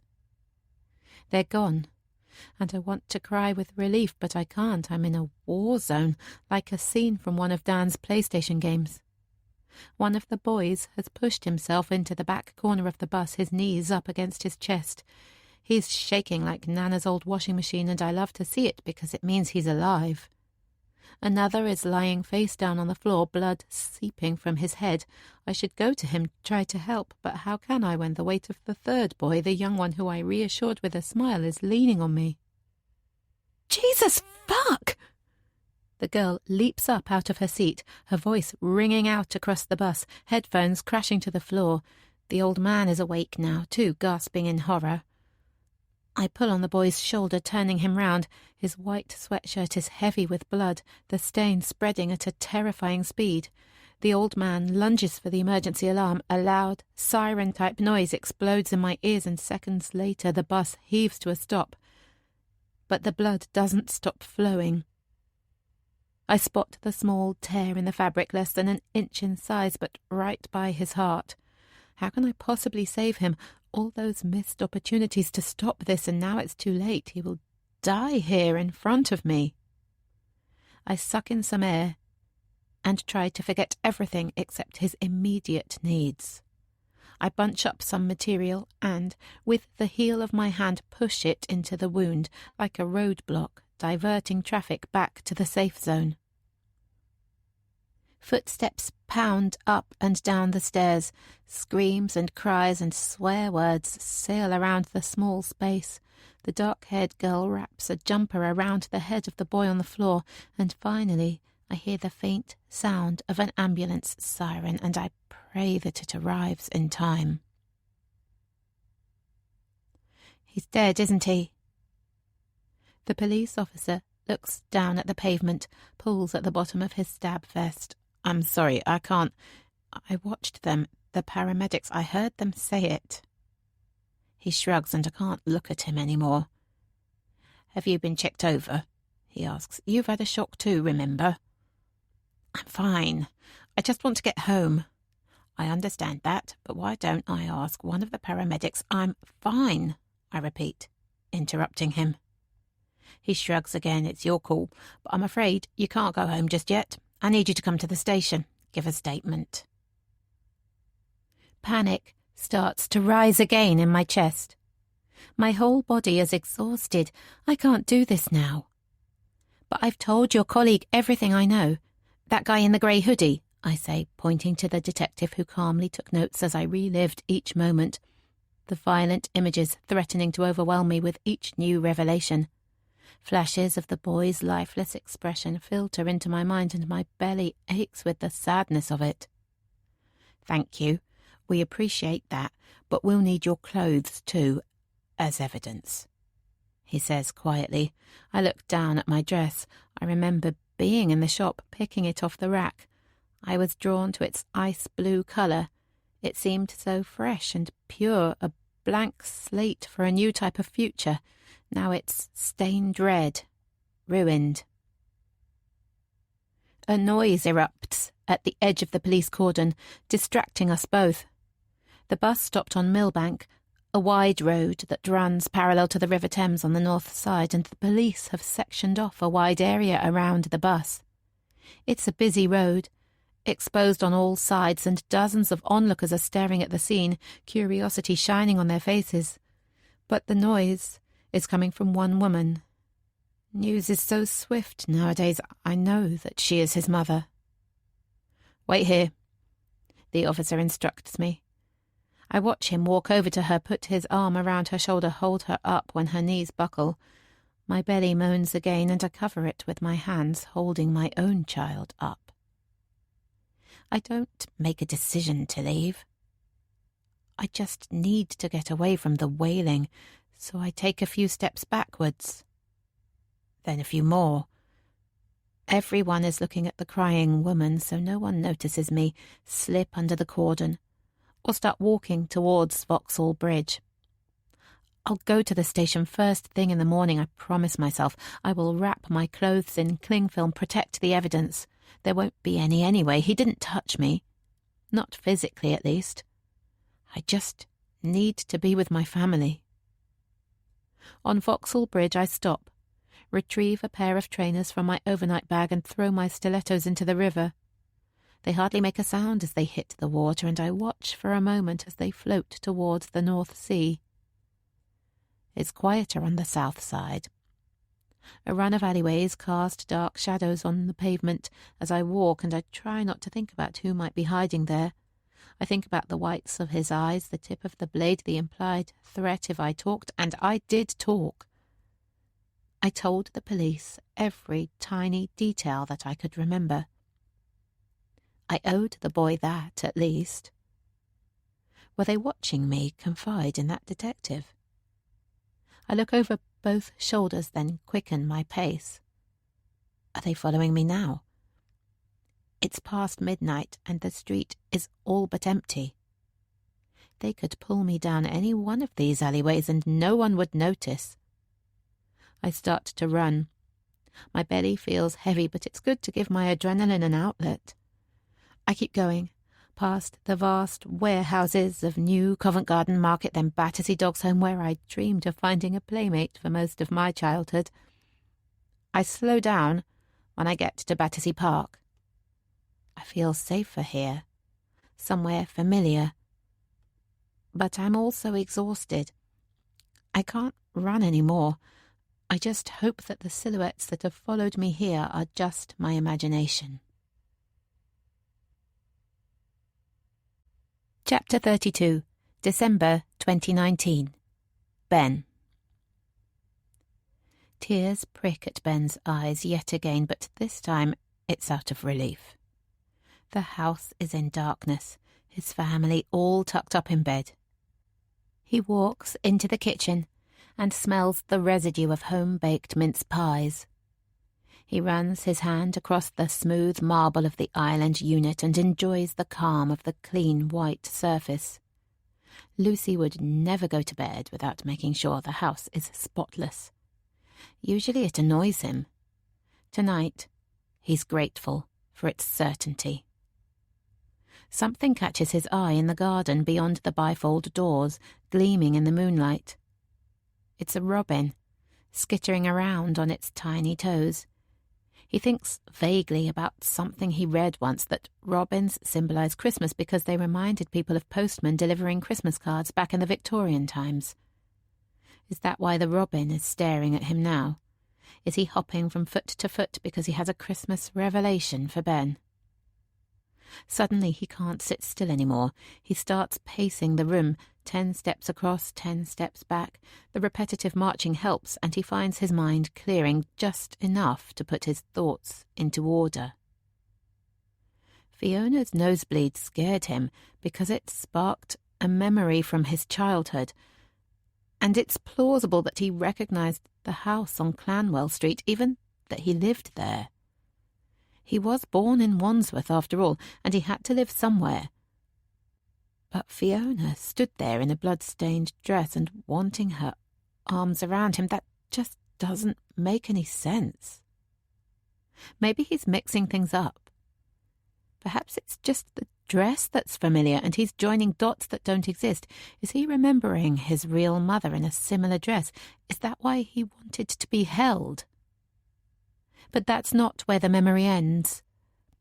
He was scared, petrified. Something happened that was much worse than a nosebleed, something terrifying, and he can't shake the feeling that the terrifying thing was also his fault. Ben senses that the answer is locked in the case under his bed, that those drawings will give him the clues he needs to kickstart his memories. Feeling like a lifer heading for the electric chair, he walks out of the kitchen and up the stairs towards his room. He's never really questioned why he doesn't remember anything from before he was fostered. He hasn't wanted to know before, but now it's started. He needs to know it all. With a shaking hand, he drags the case from under his bed into the centre of the room. He twists the 4 numbers of the code into place until he hears the click, and then empties the contents onto the floor. He sees the knife first, gleaming up at him. He picks it up, holds the cold blade against his flushed face. The cooling effect feels good against his skin. It would be so simple. Twist the knife, disfigure himself forever. He deserves it. He's sure of that. But why does he deserve it? He needs to find the truth, to work out what he did. With a renewed sense of purpose, he puts the knife down and fans the collection of drawings out onto the carpet. He stares at them, his portfolio of fear and rage. Some of the pictures are crinkled and aging, others are smoother, newer, but all of them follow a theme. He picks up one of his most recent drawings. The dark pinpricks stare at him, but they seem different now. Friendly rather than menacing, like the warmth of Hannah's eyes. The rest is mainly just a block of thick red brushstrokes, the anger and fear evident from the splatters of paint reaching into the corners. But there's a darker mass in its centre. Is this just the core of his anger, or does it represent something else? He picks up another, one of the first pictures he saved. The dark part has more form in this one. He fights the urge to look away, forces himself to think about what it represents. He's never done this before. These pictures have always been his dirty little secret, painted fast, hated instantly, and stored away as some act of penance, a reminder of his rottenness. He only ever looks at them when he wants to hate himself even more. Now that he looks properly, he can see the dark part is made up of 2 sections. The longer part uses horizontal brush strokes, left to right, 4, 5, 6 times. At the end of it, the shape changes. The strokes are circular here, the paint so thick that the red beneath it has disappeared entirely. He traces the shape with his finger, long and straight, round and round, long and straight, round and round. With a gasp, he throws the picture back onto the floor. He knows what the shape is, what he's painted. It's a body. He's painted a body. He starts pacing again then. A prone body surrounded by red. It doesn't take a genius to work out what that colour represents. Did he see a dead body? Did he kill someone? He shakes that thought out of his head. He was only 3 when he was taken away from his family, but maybe it was his fault. A game that went tragically wrong. Some toddler tantrum so full of anger that he caused a terrible accident. Or something worse. The images from his dream surface from behind his eyelids. Stairs. He can see stairs. A front door, maybe. Chaos. Noise. Fear. But nothing that makes any sense. He twists round and punches the wardrobe door. The pain feels good, but the sound of splintering wood just infuriates him more. It's just another mistake, another stick for his parents to beat him with. He disgusts himself. He grabs the knife, lifts up his T-shirt, runs the point along his abdomen. A bit more pressure and this could be over. The images turn to blackness, the memories gone for good. But no, this can't happen, not now. He needs to find the truth. He pulls his hands away, closes his eyes and concentrates on his breathing. Imagines the air coming in through his nose, flooding his body with oxygen, leaving via his mouth. It's amazing how well it works, how it clears his mind, enables him to think properly about things. About the fact that his dad died when he was 3. That it's his dad lying there, surrounded by blood and chaos and noise and fear. His mum may have had blood on her dress, but it was his dad who was killed. Violently. Through the glaze of his tears, Ben sees the laptop sat open on his desk, the brightly coloured Google sign glowing in the darkening room. He thinks about what he could search for, the clues he could type in. 2005, Clanwell Street, man killed at home, child witness. The answer will be in there, ready to be released onto his screen. He just needs to unlock the right algorithm. It's time. Time to find out what he did.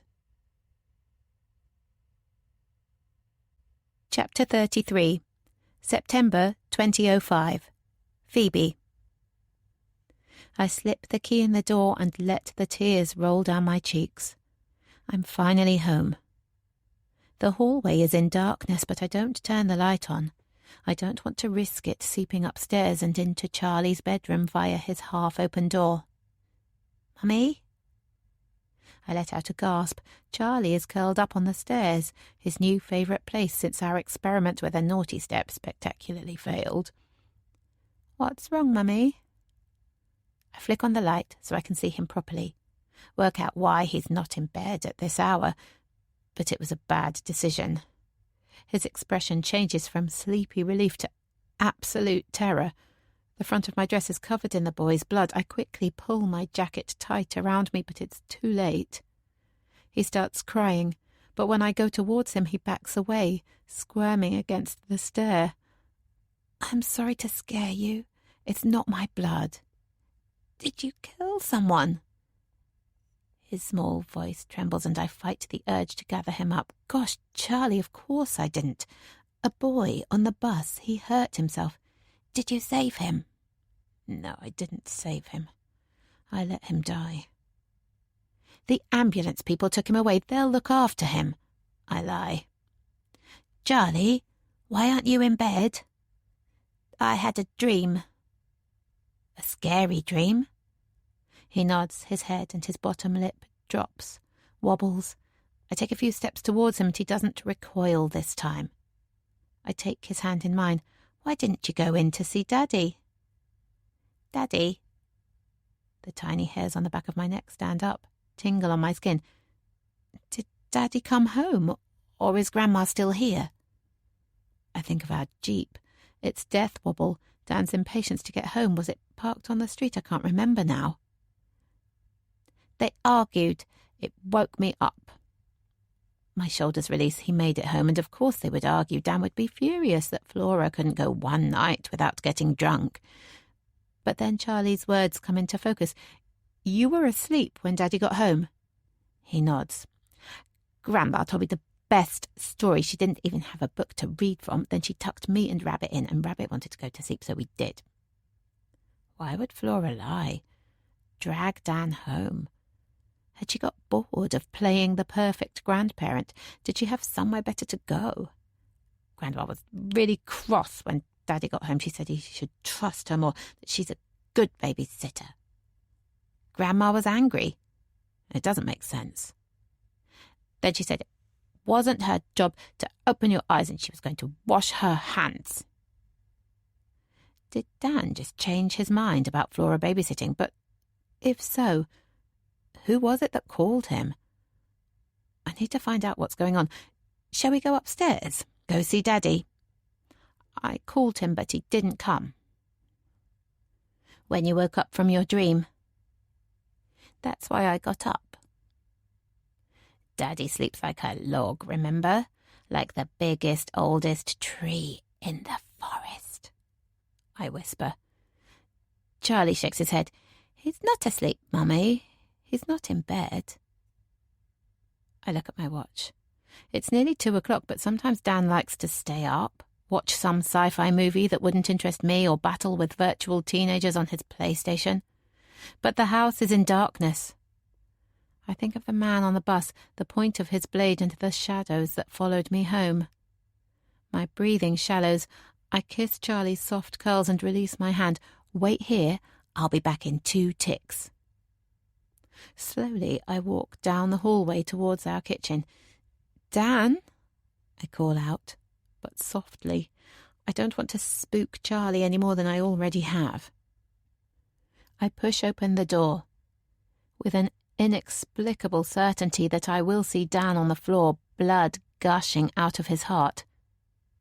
But the floor is empty.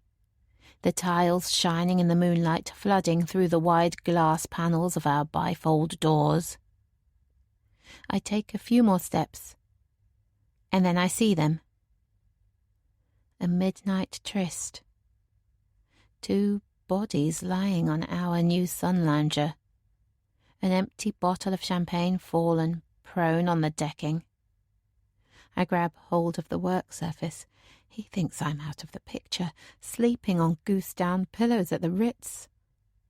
How could he do this after everything he's promised? I think of him taking the phone call, how far he walked away from the table, not Flora at all. Did he plan this? My belly contracts in pain, then stabs at me. Everything comes out in one long guttural moan. Even the insulation from the thick glass can't shield them from the noise, and they both turn in horror. That's when my cries turn to laughter, and then I'm cackling like a demented witch. Dan looks so caught out. I can see his quick brain furiously flicking through which lie to tell, what angle to try, and coming up blank. They move towards the house together, in unison, and then the large glass doors slide open. Jesus, Phoebe, quit the noise. He's chosen to go on the offensive. And his arrogance is so breathtaking that it works, stunning me into silence. Look, it's not what you think, okay? Jess is just a friend. A friend? I growl back. She's had a tough night. She just wanted someone to talk to. The weight of irony threatens to crush me, but I can't let it. He doesn't even ask why I'm covered in blood. He's too wrapped up in his own crisis to notice or perhaps to care. Another wave of anger surges. I know that Jess is the slut you were fucking. I should go. It's the first time she's spoken, and I fight the urge to slap her. She looks so prim and proper, picking up her bag and smoothing down her skirt, all the while she's ripping my family apart. Who you're clearly still fucking, I hiss. My hand drops to my belly, but she pulls away from my touch. Phoebe.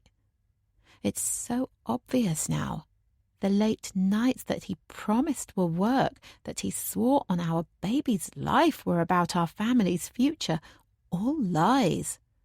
Just the chance for him to be with her. Our holiday, the plans we talked about. How could he say those things? You said it was over. Promised on our baby's life. It is over, he pleads, but he can't look at me. My voice gets louder. The release is addictive. Do you know that I've just pushed a dead boy off me to get to you? What? Stabbed in the heart, murdered in front of me. Phoebe, stop. Another boy, his head battered to a pulp, my shoes sliding in it. Phoebe! But I don't heed his warning. Blood everywhere, splattered all over me. Mummy, stop! I spin round. Charlie is stood in the doorway, his beautiful features all screwed up, tears and snot dripping down his face. Now look what you've done. Dan's booming voice rears up behind me. I'm torn, devastated that I could have been so stupid, but furious that Dan has twisted this to be my fault. I watch Dan dash towards our son, pick him up and rock his trembling body until the tears die down. I watch Jess take advantage of the distraction, scurrying out of the room and then out of the house, and all the while I don't move. I stand, frozen to the spot, until my belly stabs again, and this time I fold over with the pain. I can't help letting out a cry. Can't you see what you're doing to him? Go and sort yourself out, for God's sake. Perhaps he's right. I'm hurting all over. Maybe I'm not seeing things straight. Could Jess just be a friend now? Did I give him the chance to explain? I don't remember. I reach out to Charlie, but he pulls away, repelled by my appearance, or maybe my desperation. I suddenly realize how filthy I am. I need a shower, a jet of water to cleanse my body and clear my head. My tummy clenches again, harder this time. I turn away from them both and head down the hall to the stairs. I clasp the banister and use it to drag my exhausted body upwards. The pains are coming more regularly now, and I time each step to fall between them. The bathroom is at the top of the stairs, and I crawl inside. Our bath mat is large and fluffy. When Charlie was a baby, I would lie him on it after his bath, all snug in a towel, and tickle his feet until he laughed. I lie on it myself now. I don't want a shower. I just need to sleep. But the pain is too strong. I kneel on the sullied bath mat and keen in agony. This can't be happening. I can't have lost her, my beautiful baby. This is his fault. He promised the affair was over, on her life. Then he broke it. How could he do that? How could she mean so little to him? He can't get away with this. Not this time. I stand up. I don't care what I look like anymore. He needs to know what he's done. I open the bathroom door. They're at the bottom of the stairs. Charlie is back on the same bottom step. With Dan crouching over him, I can see Charlie's rabbit gently flapping against the side of his face as he rubs him up and down his cheek. "What's wrong with Mummy?" I watch Dan pause, look up, and directly into Charlie's eyes. "I'm sorry that you had to hear that, little man. Mummy said some terrible things." "I said some terrible things? How dare he?" "She's not thinking straight, but I'll keep you safe." "But you didn't keep our daughter safe, did you? You let her die." "Now, I'm not the monster here. That's on you, Dan." A surge of anger rushes through me. Enough. I half run, half fall down the stairs. Dan looks at me in confusion as I grab his head. It feels so malleable, so vulnerable in my hands, like that boy on the bus, his head caved in.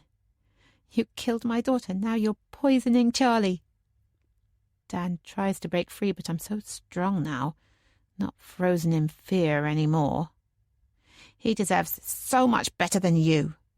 And then I whack his skull against the radiator, again and again. "This is for my baby, and for my son." I don't stop, and he can't stop me. And it feels glorious. Chapter 34. Christmas Day, 2019. Phoebe. I can't get the damn earrings in. They were my first Christmas present from Charlie, and I need to feel them against my skin today, to remind me that I'm not intruding on their family. It's the other way around. But my hands are shaking too much to hold the delicate post still. I roll the tiny diamond between my thumb and forefinger in an effort to calm my nerves. Charlie wouldn't have chosen them, of course. Not even a 10-month baby as special as him could do that. These little twinkles of love were Dan's doing, back when he cared enough to make the effort. I pull my ear taut, close my eyes, and use my fingers to guide the earring in. Finally, it works.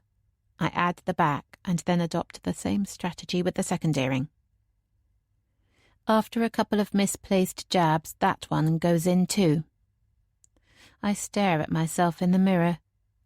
Pixie hair, full makeup to hide the faint bruising still evident across my nose. Sparkly ears. It's a new woman staring back at me. Fiona. Not the Phoebe who tried so hard to make her marriage work, to keep her family together, or who walked a tightrope for 14 years, swaying between a deep urge to end her life and an animal compulsion to survive. And not the woman who walked out of HMP Bronzefield almost 3 months ago either. The UK's biggest female prison, with its special area for restricted access prisoners, the country's most serious offenders. The solicitor thought I'd get my sentence reduced to manslaughter, that the events of the day would be enough to convince a jury of the defence of momentary lack of control. But I always knew they'd convict me of murder. The CPS made a big thing about me washing the blood off myself, like that showed I was of sound mind, but it wasn't that detail that persuaded the jury. They convicted me much earlier than that. I saw the growing disgust on their faces during the opening speech, when that smarmy barrister with his clipped public school accent listed Dan's injuries. The shattered cheekbone and multiple fractures to his skull.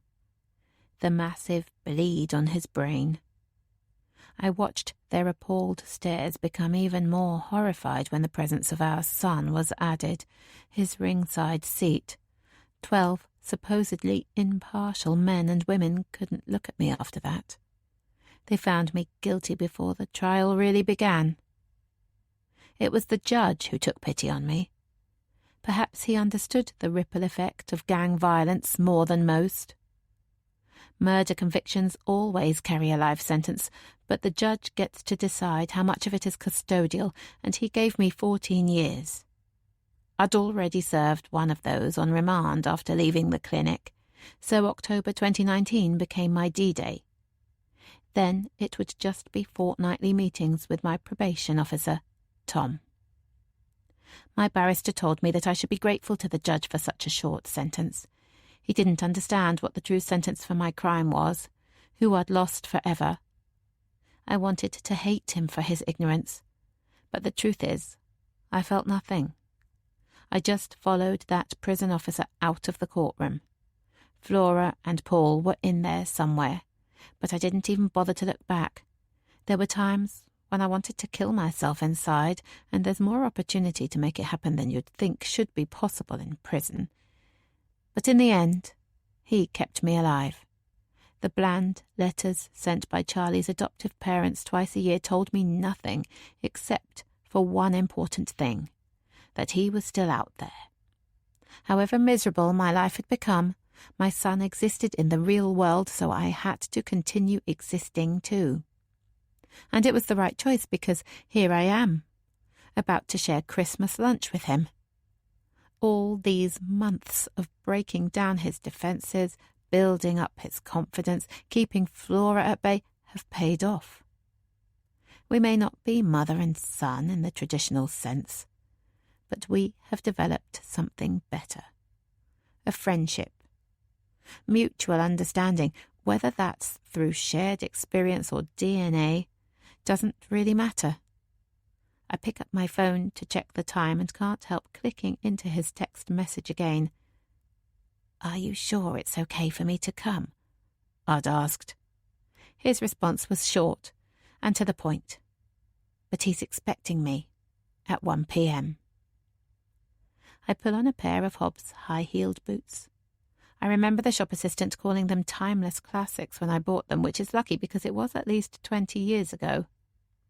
The leather has lasted well, so they were clearly worth the £200 I paid. As I stand up, I realise that I feel braver wearing these. It's ridiculous, really, how a pair of shoes can do that. In prison, I wore trainers every day, and that habit just continued when I returned to London. It's weird that uncomfortable footwear can feel so liberating. Flora is in the front room when I get downstairs. The door is closed, but I can hear her singing along to the radio. Pa-dum-pa-pum-pum. I pause for a moment. Little Drummer Boy has always been her favourite Christmas song. Every year she would sit me next to her and explain its story to me, about how the boy couldn't afford a present for Jesus, so used his talent as a gift instead. She would then remind me that creative talent should never be underestimated, and I would feel guilty about my role in curbing her acting career yet again. But still, I always enjoyed that moment with her, and she taught me to love the song almost as much as she does. I had planned to just slip out of the house to avoid any awkward questions, but that feels selfish now. When it came down to it, Flora kept my secret. I'm not sure how long a lifeline she's thrown me. Neither of us has been in the mood for talking much since the wine rack incident. But I should at least wish her a Merry Christmas. I push open the door. She stood at the easel, her new favourite position, paintbrush in one hand, gin and tonic in the other. It could be any day of the year if it wasn't for the flimsy paper hat sat lopsidedly on her head, the entrails of a Christmas cracker discarded on the floor. My heart melts a bit more. "Merry Christmas, Flora." Her head jolts upwards. "Gosh, darling, you startled me. It's the hair. I'm not sure I'll ever get used to it being that short." "Sorry. I thought a fresh start would be good." "Well, yes, indeed." She hesitates. This is the most engaged she's been since I lost my temper with her over Charlie, so I wait for her to say more. Perhaps this is our Christmas Day truce, a chance to find some sort of peace. Eventually, she continues. "In fact, Paul and I were saying something similar only yesterday." "Oh? Well, you have a job now, money in your pocket, friends of your own." She looks me straight in the eye and I realise what's coming. "And, of course, there's your duplicity to consider." "You want me to move out?" She nods. We do. It's for the best. Because of Charlie? You killed his father, Phoebe. Pum-pum-pum. There were reasons. You said you understood. Charlie was sat so close that there were blood splatters on his clothes. But still, you expect us to feel most sorry for you. Poor Phoebe. Her life ruined, her child taken away. What about him, though? I played my best for him, pum-pum-pum. I wasn't thinking straight. The baby. My throat closes up. I can't say any more. And what about your father and me? Our only grandchild taken away, but still, you put your own grief before everyone else's. I took my punishment. I just about manage through the tears. I did my time in prison. How dare she lecture me? She could have stayed that night, demanded a better explanation from Dan. There's blood on her hands too. All those years in prison, and you didn't learn a thing. She puts her paintbrush down, turns to face me. Not remorse for Dan's death. Not gratitude that Charlie gets to live a better life. You just licked your wounds and waited it out. And now you think you have the right to see him again, to lie to him, play with him like a toy. I'm protecting him, not me. Why the hell can't she see that? Shock has given way to anger. I can feel it pulsing through me. You can try all you like to convince yourself, but it won't work. We all know what you're capable of. I see flashes of Dan's head whacking against the radiator, of Charlie's frozen frame as I tried to hold him. Adrenaline surges through me and I fight the urge to push a stupid easel over, let paint splatter over the threadbare carpet. She walked out that night, told Charlie that she'd washed her hands of me. If she'd fought harder, questioned Dan more, refused to go, then maybe things would have turned out differently. I reach up to my earlobe and rub the hard diamond between my fingers. She has no idea what kind of mother I was, how good I was. She could never understand the strength of my bond with Charlie and how much damage it can sustain without breaking. It's not something our own relationship has ever known. Chapter 35, September 2005. Phoebe.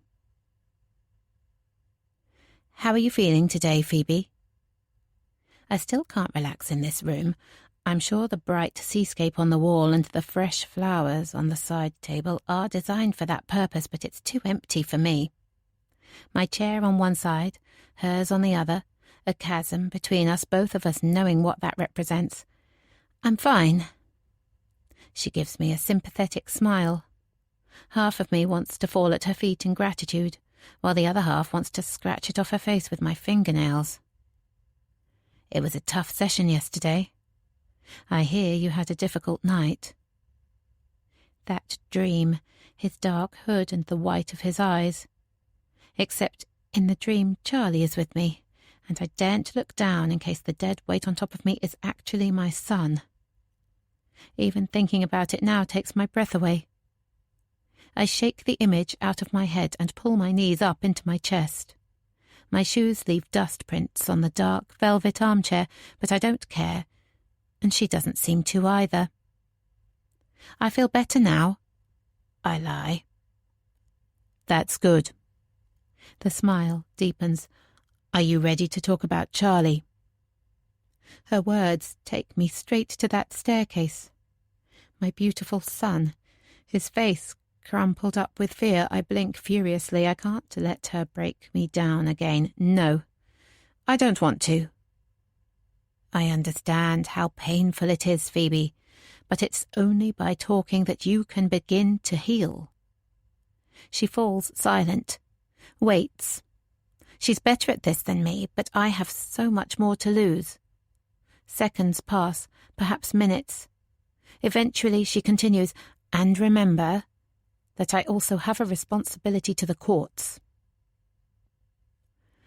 While she says it softly, the meaning is clear. My bail is conditional on staying at this residential clinic, and the magistrate explained that cooperating with my therapist was part of the deal. If I don't keep talking, I'll be transferred to Bronzefield Women's Prison until my trial. Well, fine. Let's play the game, but don't expect me to be honest. Yes, I remember. I force a smile. We can talk about Charlie. He was there. He saw it all. She coaxes me. I take a deep breath, wrap my heart in lead, and pick up the story. He'd pushed himself back against the wall, covered his face with his rabbit. I think about his catatonic state, his wide, petrified stare. Not his eyes, though, I add. And did you go to him? How could I? I snap back. I need to be more careful, though I'm losing my cool already. I pause for a moment to let my pulse rate settle. My hands were covered in blood, his father's blood. I couldn't touch him like that. Yes, of course. I see. But she can't see. She could never imagine the horrific scene that I created in our hallway that night. I went into the kitchen to wash my hands. The solicitor said that was a mistake, that it weakens the loss of control defence or something, but I couldn't stay like that, could I? It wasn't fair on Charlie. My words hang in the air. How ridiculous they sound now, floating around my head. Was it fair that I took his dad away from him, or that I forced him to witness the killing? Was it fair that I left him alone with Dan's corpse so that I could clean myself up? Of course not. Right up to the end I was putting my needs before his. My chest tightens, so I dig my fingernails into my palms, soak up the pain, and it releases a little. And after? Did Charlie allow you to get close then? I can't think about that moment. When I reached out and he squirmed backwards, when I pulled him into my arms and pretended not to understand why his body shook so hard. I was taking comfort, not giving it. Bile forms in my mouth and I wonder if I'm going to be sick. Take a moment, Phoebe. I told him how sorry I was and that I loved him. I blow my nose and take a few gulps from the glass of water next to me, and then I phoned 999. That was brave. I look up. Was I brave? I never considered absconding. I always knew that I had to pay for what I'd done. Charlie needed help. After everything you'd been through, you put him first. I killed his dad. How is that putting him first? Phoebe, you suffered a terrible trauma, then many more traumas piled on top of the first. Anyone might have been driven to do what you did in the same circumstances. Do you think so? I whisper. The smallest hint of kindness, and I can't help pushing it, trying to secure some kind of redemption. Maybe this is his fault. The boy on the bus, his casual brutality. Go on, she encourages. That night, it was like violence and death had become normal. There was this ball of tension inside me, and releasing it on Dan, well, that felt normal too. And does it still feel that way? Seeing his skin split open and not caring, feeling his skull crack and enjoying it. No, of course not. Murdering my husband was not normal. Murder? That's for the courts to decide. I know what I've done. Of course, there's no chance of redemption for me. I knew it as soon as Dan's broken head slipped out of my hands. That's why I phoned the police. Did Charlie speak at all before they arrived? He said sorry. Sorry? For wetting his pyjamas. Silence hangs between us, both of us mourning a childhood lost. How could I have done that to him? Every choice I ever made was for him, taking Dan back after his affair, trying so hard to get pregnant, to give Charlie a sibling. All I wanted was to be a better mother than my own. How could I have got it so wrong? Did the police take Charlie? She asks. I shake my head. There were only 2 of them, both younger than me. I'm not sure they really believed my phone call. Who then? 2 paramedics. They knelt down and talked to him, told him he would be safe with them. He didn't speak, but he took their hand. Did you get to say goodbye? I nod. My whispered words, his little hand raised in a tentative wave. I think they called a social worker after that, but I was upstairs by then. They let you go upstairs? She asks, surprise in her voice. For some reason it rattles me. Don't be stupid. I'm a killer, remember? I was with another paramedic.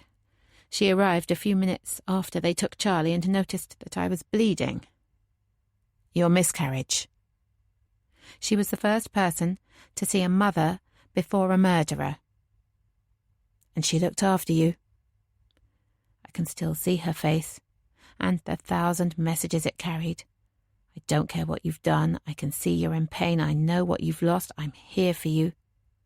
It was the greatest kindness I'd received since my world had shifted hours earlier on that bus. My knees had buckled under the weight of her compassion, but she'd held me up. She did everything that she could. Chapter 36. Christmas Day, 2019. Phoebe. The door knocker makes a louder bang than I was expecting, and I skitter backwards. When Rosie opens the door, I'm trying to regain my balance and cursing the heels that had felt so empowering only an hour before. Hello? Hi, I'm Fiona. Ben's friend from work. It comes out more defensive than I'd planned, and she looks at me suspiciously before opening the door wider. Would you like to come in? I take a deep breath. Yes, please. And Merry Christmas. Like a peace offering, I hold out a plastic Sainsbury's bag. It's full of presents, carefully chosen, painstakingly wrapped, but they feel cheap now against the backdrop of this perfect house. She takes it with her free hand, the one not constrained by plastercast, but doesn't look inside. Thank you. You shouldn't have, though. The honesty in her voice is unsettling. Anyway, come in. She leads me through the mosaic-tiled hallway, but instead of going into the now familiar kitchen area, she ushers me into a formal living room. The fire is crackling in the hearth, and tiny fairy lights twinkle melodically in the Christmas tree. Other than the deep blue fireplace and oak wood flooring, everything in here is a delicate shade of grey. Even the Christmas cards seem to blend in. Dad's just opened some champagne, so that's good timing. My stomach lurches at the thought of more champagne. I definitely drank too much of it at the bittersweet Christmas party, and spent most of Christmas Eve feeling sorry for myself, necking paracetamol and munching crisp sandwiches while trying not to remember how the night ended. I still can't believe how much blood there was. Hannah fussing with tissues, Marco distraught, and Charlie in the distance looking so upset. Even as my nose throbbed, I'd felt a happy glow when I'd noticed how concerned he was. "It's a little early for me," I say, lowering myself onto the velvet sofa so that we don't have to make eye contact. Sparkling water, then? I nod, and watch her unscrew the cap of a San Pellegrino bottle using one hand. I want to offer my help, but her determined expression holds me back, and it doesn't surprise me when she manages the task without spilling a drop. "Here you go," she says, passing me a glass. "I'm sure Ben will be through in a minute." I hope so. Charlie has told me so much about Rosie, but in my nervousness I'm struggling to filter out the private confessions from the public persona. I take a gulp and wonder whether I should have chosen champagne after all. It's then that I hear the voices. "Just back off, okay?" Charlie's anger floats through the wall. I shuffle awkwardly on the sofa, smile at Rosie as though I haven't heard a word. "Don't you dare tell me to back off.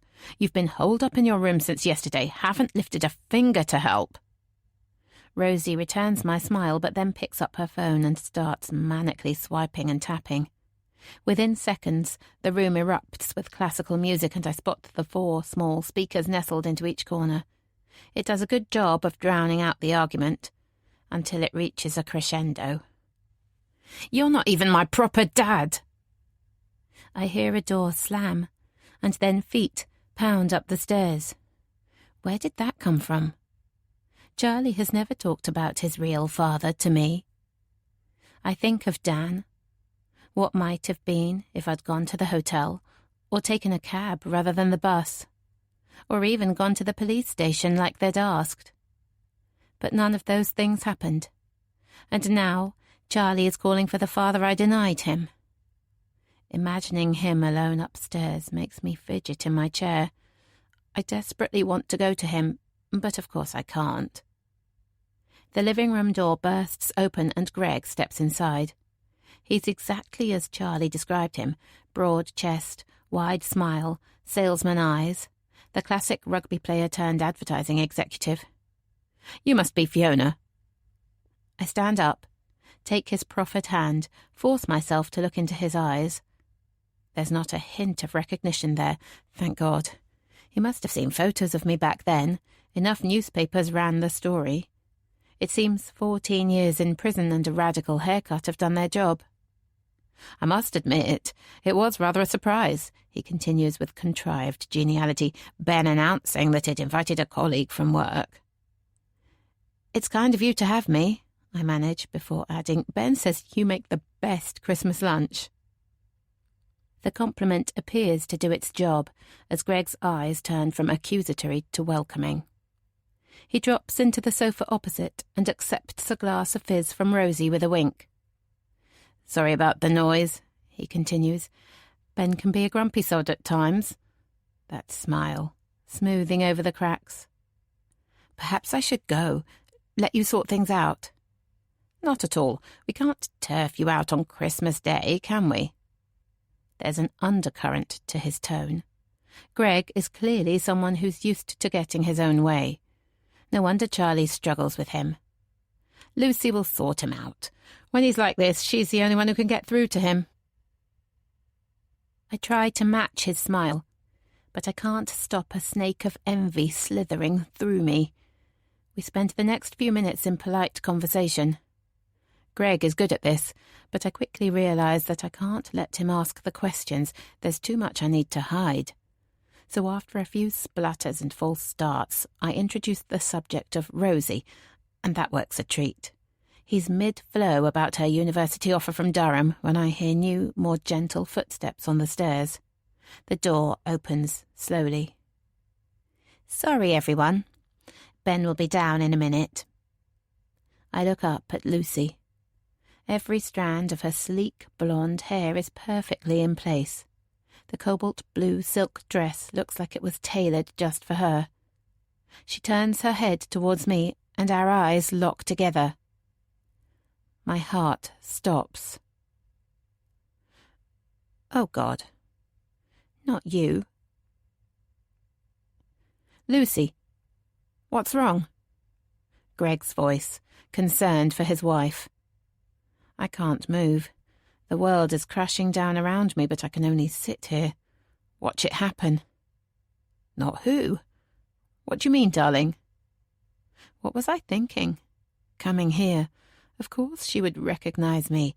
I know she was given my name, details about my life. I can only guess at the number of nights she spent scrutinising my face on her computer screen, unable to sleep, too worried about her son's murderous birth mother coming to claim him. I imagine her slipping out of bed, making a chamomile tea to calm her nerves, opening up her laptop. Dan's death might not have made the headlines, but it still featured in the inside pages, and the trial was covered more widely. Middle-class family, the link with gang violence, my celebrity clients. It was a scandal worthy of more than a few paragraphs. The accompanying photos were too grainy to give much away, but she could have looked at my Friends Reunited page, stared at it, committed the contours of my face, the unusual blue of my eyes to memory. Sorry, nothing. Ignore me. Did someone say champagne? I don't understand what's happening. Why is she not screaming at me, kicking me out of her perfect house? The British stiff upper lip is not something I'll ever recognise. Is this what's happening here? I'll pour it for you. A sullen voice rings out from the doorway. It's Charlie. He looks terrible. Those beautiful blue eyes are bloodshot and framed with dark circles, and his skin looks even paler than usual. Is this Hannah's doing? Kissing him, then just upping and leaving, messing with his head? A jolt of annoyance shoots through me. She might be my friend, but she shouldn't have played with him like that. Thanks, darling, Lucy whispers to Charlie with an intimacy that ratchets my annoyance up further. I watch her touch his arm protectively as he shuffles past her. I hope to see him flinch, but he doesn't react at all. Then he slouches on the sofa and stares first at her, then at me like he's at a slow-motion tennis match. I want to connect with him through our shared eyes, but his are glazed over. Then she turns to me. The look of horror has disappeared, but there's a new tautness to her face. I feel like a trapped animal, my fate in someone else's hands. So you're the mysterious Fiona. Ben hasn't told us a thing about you. I'll warn you, I'm a very nosy person. I want to know everything. She's challenging me to a fight, but I'm no match for her. I just smile weakly in response. Well, while you ladies get to know each other, we'll put the finishing touches to dinner. I hope you're hungry, Fiona. I might have overdone it on the roasties a little. And the turkey, the stuffing, the pigs in blankets, Rosie adds, counting them off on her fingers with a giggle. We're having a break from vegetarianism today, she adds with an embarrassed grin. I watch them look at each other, the mutual adoration clear to see.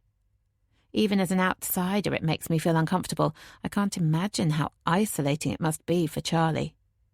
Guilty as charged, Greg says, lifting his hands up in mock surrender. I look down at mine. Can't risk making eye contact with Lucy. Now, come on, kids. Kitchen. And that includes you, Ben. I watch Greg march, Rosie skip, and Charlie saunter reluctantly out of the room. I try to catch his eye again, but he's looking down at his feet now. So that leaves just us. The mothers. I push my palms against the sofa and steel myself for the onslaught. I don't have to wait long. What the hell are you doing in my house? She hisses. That stiff upper lip has curled into a sneer. The social worker, Flora, now Lucy. Why does everyone think they have the right to keep me from my own son? He's half me. No one else can claim that. But I have to play this right. For his sake. He doesn't know. I haven't told him. And you think that makes it better? The incredulity in her voice is brutal. I just wanted to see him. Seeing him is buying a coffee from Bittersweet, not getting a job there. Seeing him isn't taking advantage of his vulnerability, wheedling your way into his home, lying to him with your false name and fake sympathy. She's twisting things, but I can't let her ruin what I've worked so hard to build. You can't tell him. He's too fragile. Don't you dare tell me how to bring up my son. Then she stands up, walks over to the window. She's not looking at me when she continues, "But I don't want him to know about you either, so I won't tell him as long as you do exactly what I say." "What do you mean?" "We will all sit down for Christmas lunch." It's like she's relaying instructions to her subordinates. The lack of emotion is chilling. "You'll laugh at Greg's jokes and listen politely to Rosie's concerns on climate change. You'll ask me about my job and compliment the meal. Then, before the brandy sauce is cold, you'll wish us all a Merry Christmas and walk out of my house and keep walking, away from the cafe, from the area, and most importantly, away from Ben." And what if I don't? I want to fight her now. What if I take the risk that he'll forgive me? She laughs then, a small, smug titter that sets my teeth on edge. "It's not Ben that I'll tell, Phoebe." I shudder as she drags out my name. "It's the courts." I'm still reeling from Lucy's words when Rosie's head appears around the door to tell us lunch is served. My nemesis is all smiles again, and I try to follow suit, but I can't stop my hands from shaking as I reach across the table to share a cracker with her. She claims victory, of course, and I'm left with just a scrunched-up piece of glittery paper and the smell of smouldering chemicals in the air. "Here, have this one. I won both of mine." "Of course you did, Rosie. A broken arm wasn't going to affect your performance." I take the body of the identical silver cracker, while remembering the garish red and green one that Flora dropped on the floor this morning. Bright colours must be banned in this house. "Go on then, Ben. You always have the best joke." I can't tell whether Greg is encouraging Charlie or challenging him, but I'm glad to see it causes a reaction. He's been almost motionless since we sat down, just staring at Lucy's face, like he's waiting for something to happen. Has he sensed her unease? Worked out that her hospitality is just a performance? Perhaps he's expecting her snobbery to leak out. I hope it's nothing more than that. I watch him unravel the small piece of paper, read the joke to himself, then look up. I smile at him, try to convey my support. He doesn't react at first, but then suddenly his expression changes and his whole face lights up, and for a tiny moment the shitstorm around me just disappears. "Here goes then," he says. "Who hides in a bakery at Christmas?" Interesting theme. Lucy looks at me pointedly, but luckily no one seems to notice. "Oh, that's so easy," Rosie says, rolling her eyes. "A mince spy." "Nope." "Course it is. Everyone knows that, Ben." Greg's irritation bubbles up to the surface. "You're just being difficult." Why is he so impatient with Charlie? I feel another wave of sympathy for my son and try to regain his attention, but his focus is elsewhere now. I watch him weigh up his options. "A sensible turkey, actually," he says bitterly and throws the piece of paper down on the table. He picks up his knife and fork and starts pushing the food around his plate. "I think you owe Ben an apology, Greg." She says it quietly, but there's steeliness in Lucy's voice. I have no doubt she would have the courts remove me from Charlie's life without a second thought. "Yeah, sorry, mate. Joke must have had a refresh this year." "Whatever." Charlie shrugs his shoulders, continues toying with his food. I can hardly swallow myself, but I'm mindful of Lucy's demands, and I need to buy myself some time, so I force down a few mouthfuls and try to pretend nothing's wrong. "Delicious food, Greg. Are you a keen cook?" I add a fake smile that Flora would be proud of. "I am now, I guess. I learned the hard way, though." "Oh?" I'm not really interested, but it's a relief to have the spotlight taken away from me. Lucy used to do it all, but Rosie's birth was, complicated, She was in hospital for quite a while, so it was a case of learn quick or starve. That must have been traumatic. I'm on autopilot, saying the right thing. Charlie has already told me the details of Rosie's birth, how Lucy lost so much blood that the only way to save her life was to remove her womb. Phoebe has had her fair share of trauma too, haven't you? Ben suddenly announces, turning to face me. Sorry? You told me, remember, how something terrible happened, and now you can't trust people. That must have been traumatic. My heartbeat slows and my skin feels clammy. Why is he saying this now? And it made me think about how you walk everywhere, how much you hate taking the bus. Oh God, I've told him too much. He's figuring out my story and just at the wrong time. I need to stop him saying something that might alert Greg to who I am, connect the dots for him, but I can't. My mouth is too dry. I take a swig of wine. And I wondered if something had happened to you on a bus. Something terrible. Oh my goodness, were you attacked? Rosie asks with the ease of someone certain that such dangers will never befall them. No, not attacked, I mumble, pushing the painful memories away, the losses that came after. I can't let myself be dragged down now, there's too much at stake. I watch Greg's eyes dart from me to Charlie and back again, and I feel the pierce of Lucy's stare on him, ordering her husband to keep quiet. Has he worked out who I am? Does it even matter now his cold-hearted wife has recognized me? The room starts to spin. I can't keep this up, the deception, the fear of losing everything I fought so hard to get back. I hold my breath. Oh God, I can't exhale. My fingers splay out, then lock. Oh, please, not here. Not now. My chest keeps expanding. My breathing is only going one way. I need to get out of here.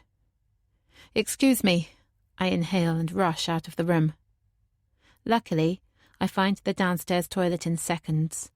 I lock the door and let my body take over. My arms climb the walls in some futile hunt for more oxygen. The tears fall as I suck more air into my already expanded lungs. Finally, I find the strength to cup my hands in front of my face, to trick my body into accepting carbon dioxide instead of the oxygen it craves. Gradually, my breathing settles. But, as always, the tears take longer, and putting myself back together in this cold, unwelcoming house takes longer still. By the time I finally unlock the door, the table has been cleared away, and only Lucy is left sitting at the table. "Where's Ben?" I ask. I hate that he's seen me like that. I don't want him blaming himself because he brought up the subject of my trauma. He's tired. I sent him for a lie-down. Greg and Rosie have gone for a walk. I'm sorry. For the panic attack. Perhaps it's a sign, she says, that you shouldn't be here. He's my son, like Rosie is your daughter. This woman nearly lost her child too. If I can make her understand, perhaps there's a chance for Charlie and me. No. She pauses, checks herself. No, she repeats in a more measured tone. Ben is my son. Legally, functionally, and emotionally. You broke him, and I fixed him. That's not true. You beat his father to death in front of him. You think that didn't break him? You haven't fixed him. I've done everything possible. She believes it, too, despite all the evidence. The urge to make her see the truth is suddenly more important than protecting Charlie's privacy. Did you know that he hates himself so much that he goes to parks looking for a beating? That's ridiculous, she says. But I can hear a flicker of doubt in her voice, so I keep going. Has he ever seen a therapist? Had professional help?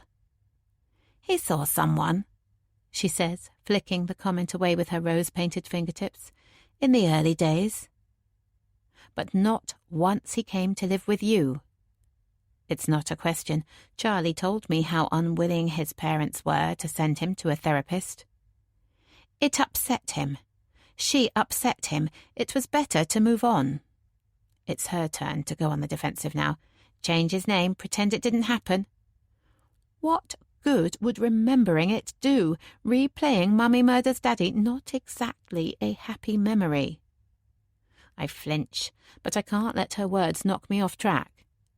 Have you researched PTSD? I ask. A little. Enough. So you know that the most successful form of treatment is trauma-focused. That it's only by facing the trauma that sufferers can start to move on. I don't tell her that these words aren't mine, that they've come from the series of therapists who have treated me over the years. I also don't tell her that I faced my trauma on countless occasions without any sign of success, that the nightmares still come, and panic attacks are part of my life. You have no idea how damaged he was, how much you damaged him. He hardly spoke a word when he came to live with us, just screamed at night and spent all day in front of that red plastic easel we bought him as a welcome present. Terrible, chaotic pictures that he'd paint and then rip to shreds. When I held him, it was like cuddling a robot.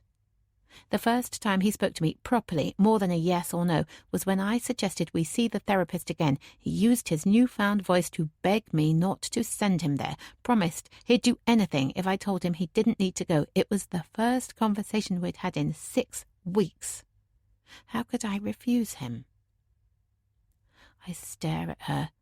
I remember his beautiful face, his innocent eyes and sweet sing-song voice. I can imagine how hard it would have been, but that doesn't excuse her. Because you were the adult, and he was 5. She's silent then, and I almost feel sorry for her. Regret is etched across her face, along with a realization of what she's done, and how it's not just me who's failed him. Chapter 37, September 2005. Charlie. Hello, Charlie. Charlie digs his fingers into the rug. Its bright dots make him feel a bit dizzy, but he likes delving his fingers into it. They're really deep now. He can't even see his nails anymore. I'm Selina. Charlie knows he should look at the lady, but he doesn't want to. He doesn't want to look at the rug anymore either, so he looks at the table in front of him instead. It's the colour of wood, like his table at home. Home. He turns his face towards the window. Would you like me to open it? It is a bit stuffy in here. As the lady starts pushing at the window, Charlie decides to look at the wall instead. There's a picture in the middle of it. It has lots of blue sky and birds flying around. Charlie has always wondered what it would be like to fly, always thought he might enjoy it. He especially thinks that now. Do you like colouring, Charlie? He's surprised by such an easy question. The big woman who lives in the house he's staying at had said good luck when she left him in the room. He hadn't been sure why she said it, but it had worried him a bit. It's what Mummy said to him when she left him with that muscly lady at the swimming pool, except she didn't really leave him because she sat outside the big window and blew him kisses when he got in the water. Charlie's bottom lip starts to tremble, so he bites it. Well, your grandma told me that you like colouring, so I thought I'd bring some crayons and some paper. Maybe we can draw together. Charlie looks back at the table. There are loads of crayons. Some are in a pot, but they look dirty. All different sizes too, and the paper around them is ripped. But there are also 4 new packs with crayons all neatly lined up inside. They look perfect. Charlie picks one of the packs up. The lady asks whether he needs help opening it, but he doesn't answer because he's nearly 3.5, so of course he doesn't. The lady slides a piece of white paper across the table until it's sitting in front of him. Out of the corner of his eye, he watches her pick a crayon out of the pot, a grey one. It's a bit dirty, but not too bad. Then she starts drawing on her own piece of paper. The lady is concentrating really hard, so Charlie risks turning his head towards her. She's got light hair, like Jude's mum, and is wearing a white t-shirt and a really long skirt that hides her legs. Her necklace is pretty. It reminds Charlie of the sea in Greece, shiny blue balls on a metal chain bobbing against the bony bit underneath her chin. He looks back towards the table. His grandma is right, he does like drawing. He picks a crayon out of his pack and carefully folds the flap back inside. The other crayons will be safe now. What should he draw? He usually draws his family, but he doesn't think he wants to today. They've disappeared and left him all by himself, so why should he? And he doesn't want to draw the fat lady. He's not sure whether it's her fault, him living in her house now, but he doesn't think he likes her. Just because she gives him ice cream and lets him watch Ben and Holly on TV doesn't mean she's nice. Without thinking, he draws Rabbit, starting with his beady eyes. He misses Rabbit. When the man in the green uniform took him outside, he dropped him on the pavement and he hasn't been back to his house since. A lady got him another rabbit. Not the fat lady or the drawing lady, but another one, with big brown eyes. She was really nice, but he didn't like the rabbit. He keeps drawing. It's easy once you start. It feels good to draw big lines, zigzag them across the page. He takes another crayon and another. Now he thinks about it, there are lots of things he wants to draw. He forgets the wooden table and the bobbing necklace and the street noise and concentrates on his picture. "I've finished mine, Charlie. Would you like to see?" He doesn't really care about her picture anymore, but he looks anyway. It's quite funny, actually. She's drawn an elephant from behind with a gigantic bottom and a tiny tail, and a monkey sat on the elephant's head with a silly smile and a banana in his hand. "Have you finished yours?" Charlie looks down at his picture. He's not sure he wants her to see it, after all. It was supposed to be a drawing of Rabbit, but he can't work out where he is now. He's made too much of a mess. How stupid he is, just scrawling all over the paper like that. The crayons, he realizes in a panic that he forgot to put them back. The pack is empty and the flap is undone and the crayons are just strewn about all over the table. He picks up the red one and realizes it's snapped, broken. The black one too. He wanted to look after them. And look what he's done. "Perhaps I could see your picture, Charlie." "No." Charlie quickly picks up his picture. She mustn't see it. He backs away from the table, 1 step, 2 steps. Finally his back touches a wall. It's the one with a picture of flying birds, only he can't see it now. He sinks down onto the floor. He wishes he had Rabbit. Even the other rabbit might be okay. But he only has his picture, so he holds that to his chest and wonders if the fat lady is coming back. Chapter 38. Christmas Day, 2019. Phoebe. "Fiona, can we talk?" I take a sharp intake of breath, and the cold air hits my lungs. "Wow, you scared me. What are you doing out here?" "Waiting for you." Charlie takes a step forward, and the street lamp shines on his face, lighting up his anguish. "Lucy said you were tired, that you'd gone for a lie down. She sent me upstairs when you left the table, but I didn't want you to go without checking that you were okay. I thought it would be easier to wait outside. Figured you'd want to leave pretty quickly. After everything." "After making a fool of myself, you mean?" He kicks at the gatepost, won't look me in the eye. This is because I've let him down. I'm supposed to be the stable one, supporting him, not the one who falls apart. I shouldn't have asked you to come here. The regret in his voice makes me want to cry. I was so looking forward to today, and now I've messed everything up. I'm sorry about my panic attack. My family can have that effect on people. You just took me off guard talking about trauma like that. He looks up, stops the monotonous kicking. In the shadowy light, his expression casts a menacing glow. I search his face for understanding or pity, but it's just blank. You don't like talking about yourself, do you? I guess I'm quite a private person, I mumble, and I have so much to hide. Even from me? You said you trusted me, remember? I nod. I do trust you. I know he's challenging me, testing my loyalty, but I don't want to say too much. I took a risk by coming here today, and I'm still trying to process how much damage that has caused. Will you tell me what happened to you? Should I tell him? He's confided in me so much. Perhaps I owe him this. A small piece of the jigsaw. And it's not like this revelation will give away my identity. He's got no idea what I went through before I walked through our front door that night. In some ways, I wish he did.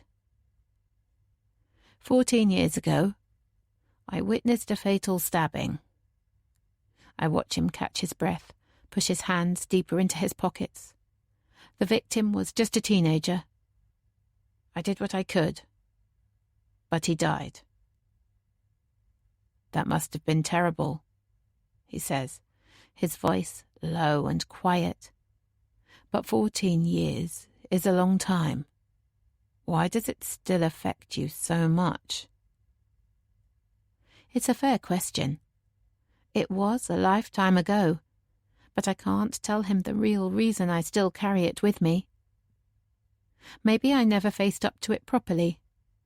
The fear. What about the guilt? He asks, his voice suddenly harder. Sorry? Survivor's guilt.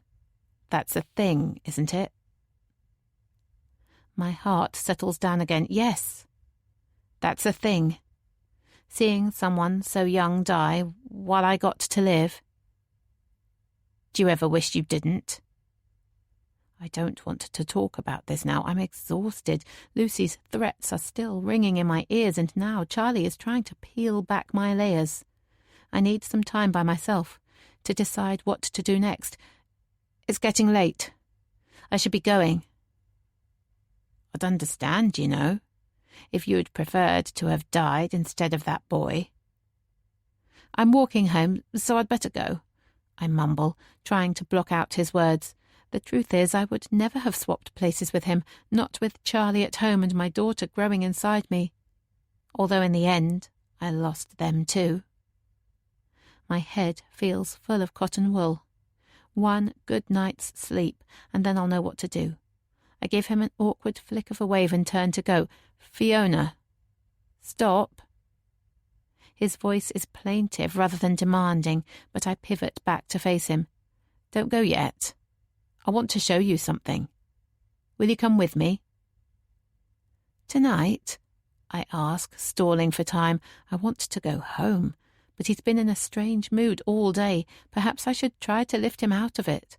And of course the thought of spending time together, just me and him, is always tempting. It's important. I sigh. Of course I will. Thank you.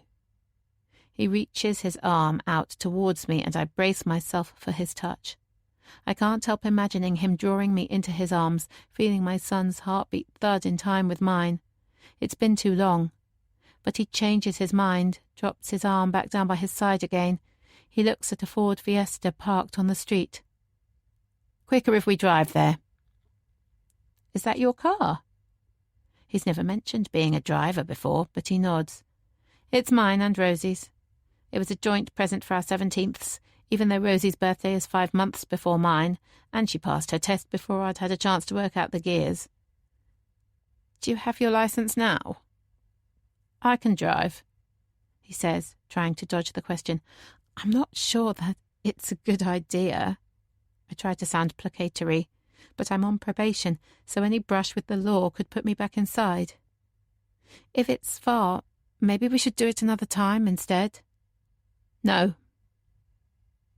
The forcefulness of his answer shocks me, and I can tell it's taken him by surprise too, because he immediately softens his tone. I mean, I'd prefer us to go tonight. Since Rosie broke her arm, I've been thinking about stuff, about how angry I get with myself. Yesterday, I walked for ages, like you do, and I found somewhere special, a place that makes me feel happier in my own skin. I want to show you.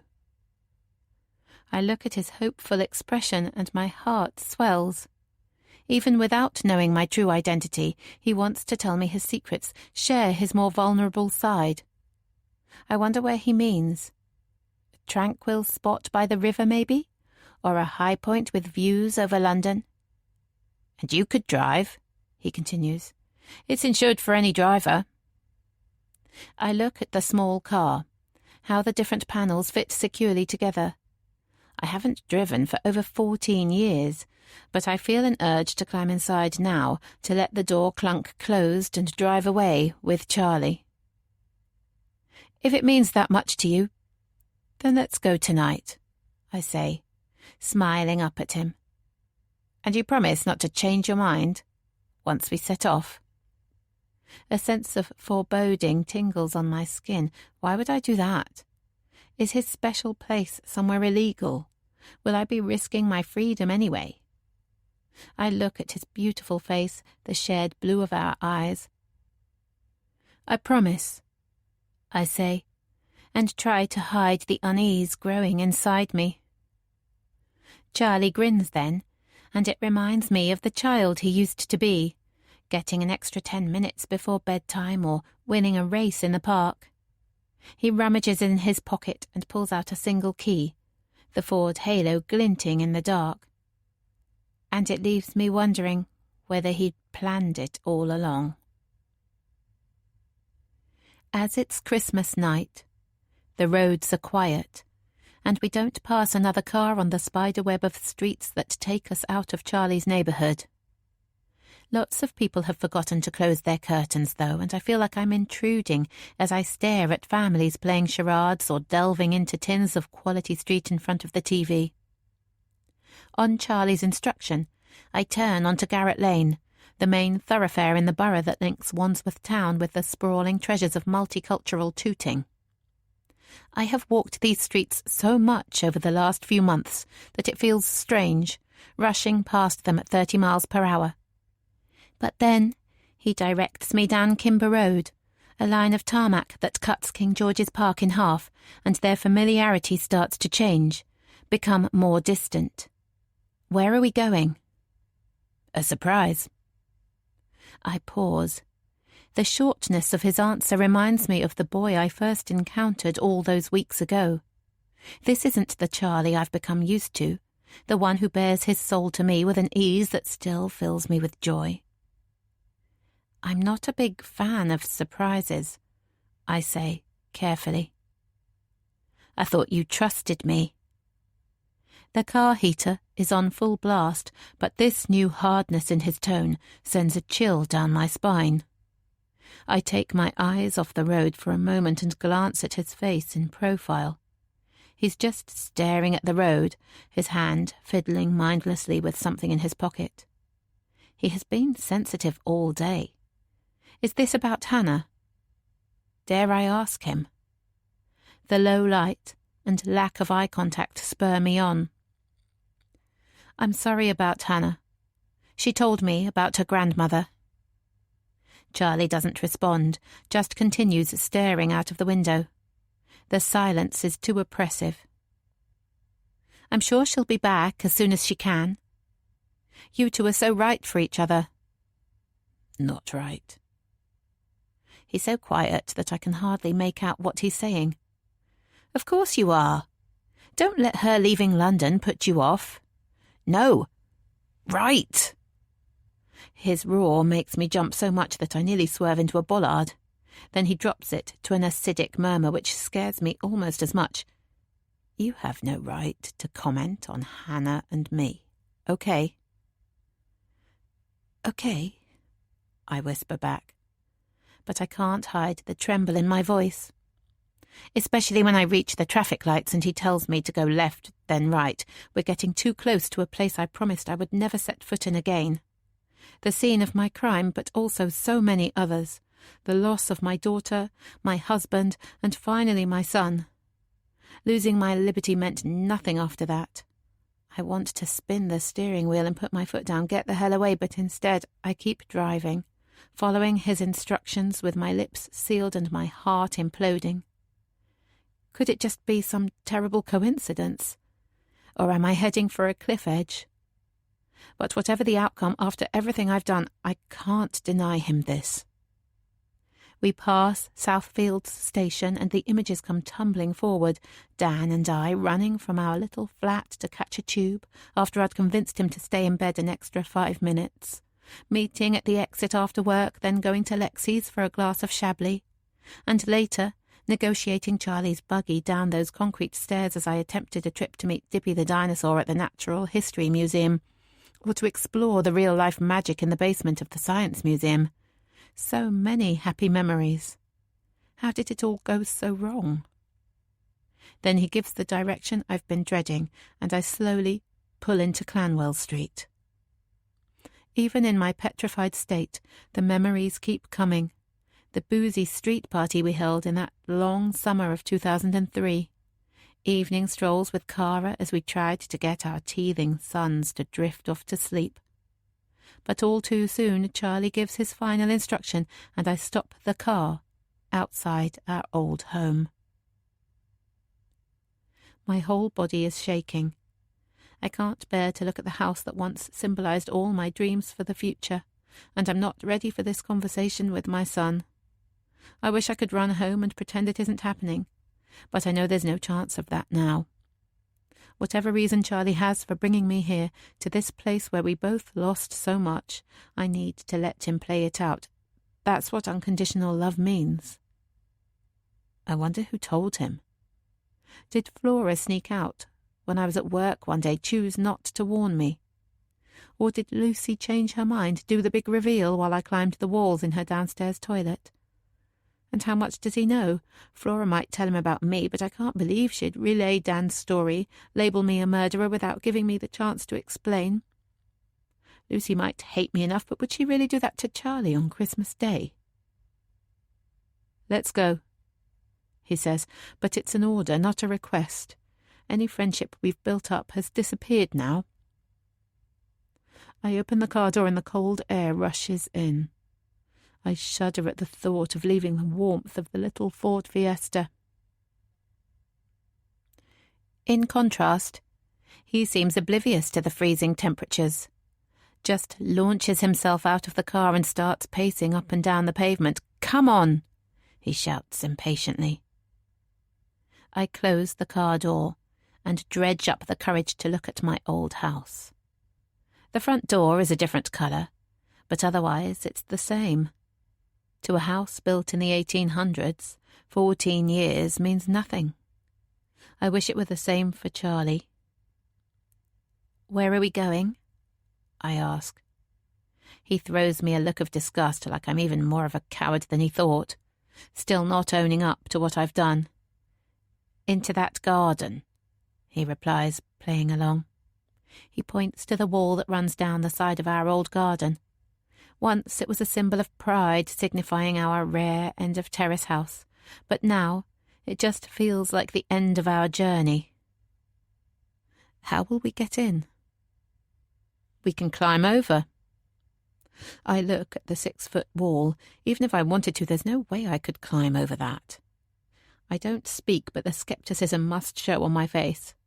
"I can get you over." "No, really, I can't do it, Ben. Oh, God, I'm so tired. What did you call me?" "Ben." "I called you Ben." He smirks then, and for a moment he looks evil. "Come here," he demands, and I find myself obeying him. He cradles his fingers and instructs me to step up and push off. I'm shaking so much that it's hard to find my balance, but I do as he says, and then I'm reaching for the top and he's pushing me over. I wonder if the police will come or the owners will rush out of the front door hurling abuse at us, but the house is in the darkness and the streets are still, and a moment later I'm tumbling over the wall. I stifle a yelp as I lose my balance on landing and fall hard onto my side. My ankle screams, and I close my eyes as I try to ride the shot of pain radiating through my leg. I take a deep breath and roll onto my knees. The pain isn't subsiding. I realize I can't put any weight onto my left leg, and it makes me feel even more vulnerable. From my crouched position, I watch Charlie appear at the top of the wall, transfer all his weight to his arms, and then twist over like a gymnast. His lean frame hides how strong he is. I gingerly pull myself to standing and look around me. Like most London houses, it's a small garden, patio next to the house, and just enough lawn for a trampoline and a shed. On sunny days, I'd push open the wide bifold doors in the morning, and Charlie would potter in and out all day. But the sky is black tonight, and all I can see is Dan and that woman lying together. Is it all coming back then? The memories? It comes out as a snarl, and I take an unsteady step backwards. I can't bear the acid in his voice, the pain on his face. Not my beautiful Charlie. Because it's amazing how much you seem to have forgotten, isn't it, Phoebe? And there it is. The truth laid bare. Tears roll down my face. It wasn't supposed to be this way. I remember the moment I saw his face in that newspaper, the elation I felt on finding him. I remember the first time I saw him racing through the school gates, and then later, the horror of witnessing his self-destruct mode when he confronted that gang of kids. There have been so many good moments too. Shared confidences, Charlie and me against the world. But now, all I see is pure hatred. He knows it all. It doesn't matter how anymore. I can't believe it's come to this. I need to put this right. Chapter 39. October 2006. Charlie. Hello, Charlie. It's good to see you again. Do you remember me? I'm Selina. Charlie looks around the room. The wood-coloured table is in the same place, although it looks smaller now, and the desk and the window. He suddenly remembers the sky picture and whips his head round to the wall. It's still there. The birds flying. He can't remember how many times Auntie Lizzie brought him here when he first went to live with her. Quite a lot, though. The lady called Selina always asked if he wanted to talk about his mummy and daddy. He never did, so he'd shake his head. At first, she seemed okay with that, but one time she started talking about them anyway. He got really angry with her then. He might have hit her. Maybe that's why Auntie Lizzie stopped bringing him. I'm afraid I don't have any crayons today, but I've got some toys. Would you like to play with them?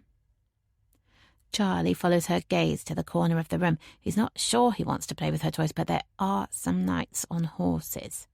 He wants to be a knight one day, so this might be good practice. Okay.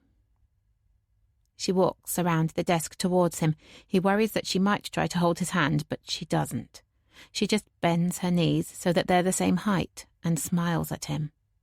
Her face is covered in tiny freckles and her eyes are like the colour of water, which isn't really a colour at all. She looks like an angel, Charlie decides, and that makes him feel even worse about hitting her. Shall we sit in the corner? There's loads of cushions. It's really cosy. Charlie walks to the corner of the room. It's a bit like book corner in his classroom, which is his favourite place to sit. He reaches for the knights on horses. They're really heavy. That's probably because they have big muscles. So I hear you've started school now, Charlie. The Blue Knight must protect the king. He's very brave and strong. And your teacher says you're brilliant at art. Uh-oh, the Black Knight has arrived. He wants the castle for himself. He's going to kill the king. And that you like books, that you love the book corner. He attacks the Blue Knight. Bang, bang, bang. The horse rears up, but the Blue Knight is strong. He gets back up, settles his horse, but can he save the king? But also that sometimes you're a bit quiet. He must kill the Black Knight. He attacks again. The Black Knight is injured, but he must be sure. He keeps hitting him. And your foster mum, Auntie Lizzie, said the nightmares have started again.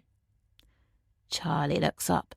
So that's why he's here. It's a punishment for wetting the bed again. He hates Auntie Lizzie anyway. My Daddy is dead. Do you miss him? The Black Knight isn't dead after all. He's crawling towards the Blue Knight. He must be killed. Die, Black Knight. Maybe you could tell me something about your daddy. Charlie stops banging. The Black Knight is dead now, but the Blue Knight isn't moving. He might be dead too. I already told you something. Sorry, Charlie, you did, that's right. What I meant to say was, someone killed him. Charlie feels powerful saying that, like the knight. Her watercoloured eyes look even more watery now. I know, Charlie. And that must make you feel sad. She looks sad, Charlie thinks. Perhaps she loved his daddy too, like the lady he saw through the banisters that night. I was scared at first. Of course you were. But I'm not now. That's good, Charlie. Do you feel safe with Auntie Lizzie? Yes, because he's gone now. Sorry, Charlie, who's gone? The big boy. The one that killed my daddy. Charlie can tell that the lady doesn't know about the big boy because she looks really surprised. Well, how could she know about him? She's never been to Auntie Lizzie's house, so she won't have seen him. She won't have heard him shouting horrible words or slamming the kitchen door so hard that it cracked the glass either. Why do you think the big boy killed your daddy? He's bad. The big boy has scary eyes, and sometimes he would stare at Charlie and laugh at the same time. One time, the big boy laughed so much that Auntie Lizzie shouted back at him. But that was when the scary laughing had made Charlie wet his pants, so she was probably just mad with him. I'm sorry that the boy scared you, and I'm glad that he's not living with you and Auntie Lizzie any more, but it's important for you to know, Charlie, that the boy didn't kill your daddy. Stupid lady. Of course he killed Daddy. Charlie saw him do it. At least he thinks he did. He can't actually remember for sure, but he remembers feeling angry and sad and scared all at the same time, and that's how the big boy made him feel, so it makes sense, really. But he only knew for sure that the big boy killed his daddy when the 2 policemen came to Auntie Lizzie's house. They all went into the kitchen together and shut the door, made Charlie go into the front room. He watched a whole DVD of Peppa Pig before they came out again. Then one of the policemen winked at Charlie, which must mean they'd caught his daddy's killer, and the big boy never came back after that. Yes, he did. And one day I'm going to kill him back. Chapter 40. Christmas Day, 2019. Ben.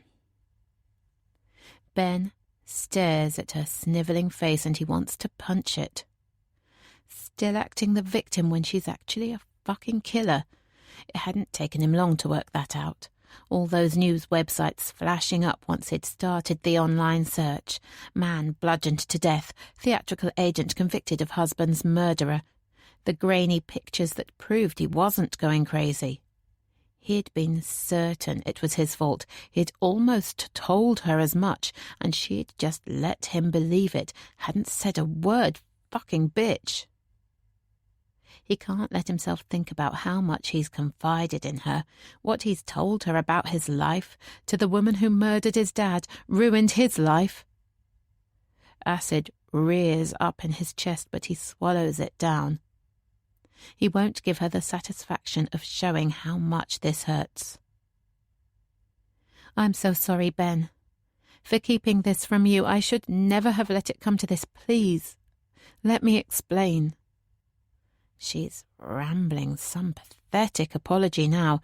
Does she really think that will work? That she can talk herself out of this? Oh yes, I killed your dad, left you with social services, then when you least expected it, I tricked you into telling me all your secrets. Oops, sorry.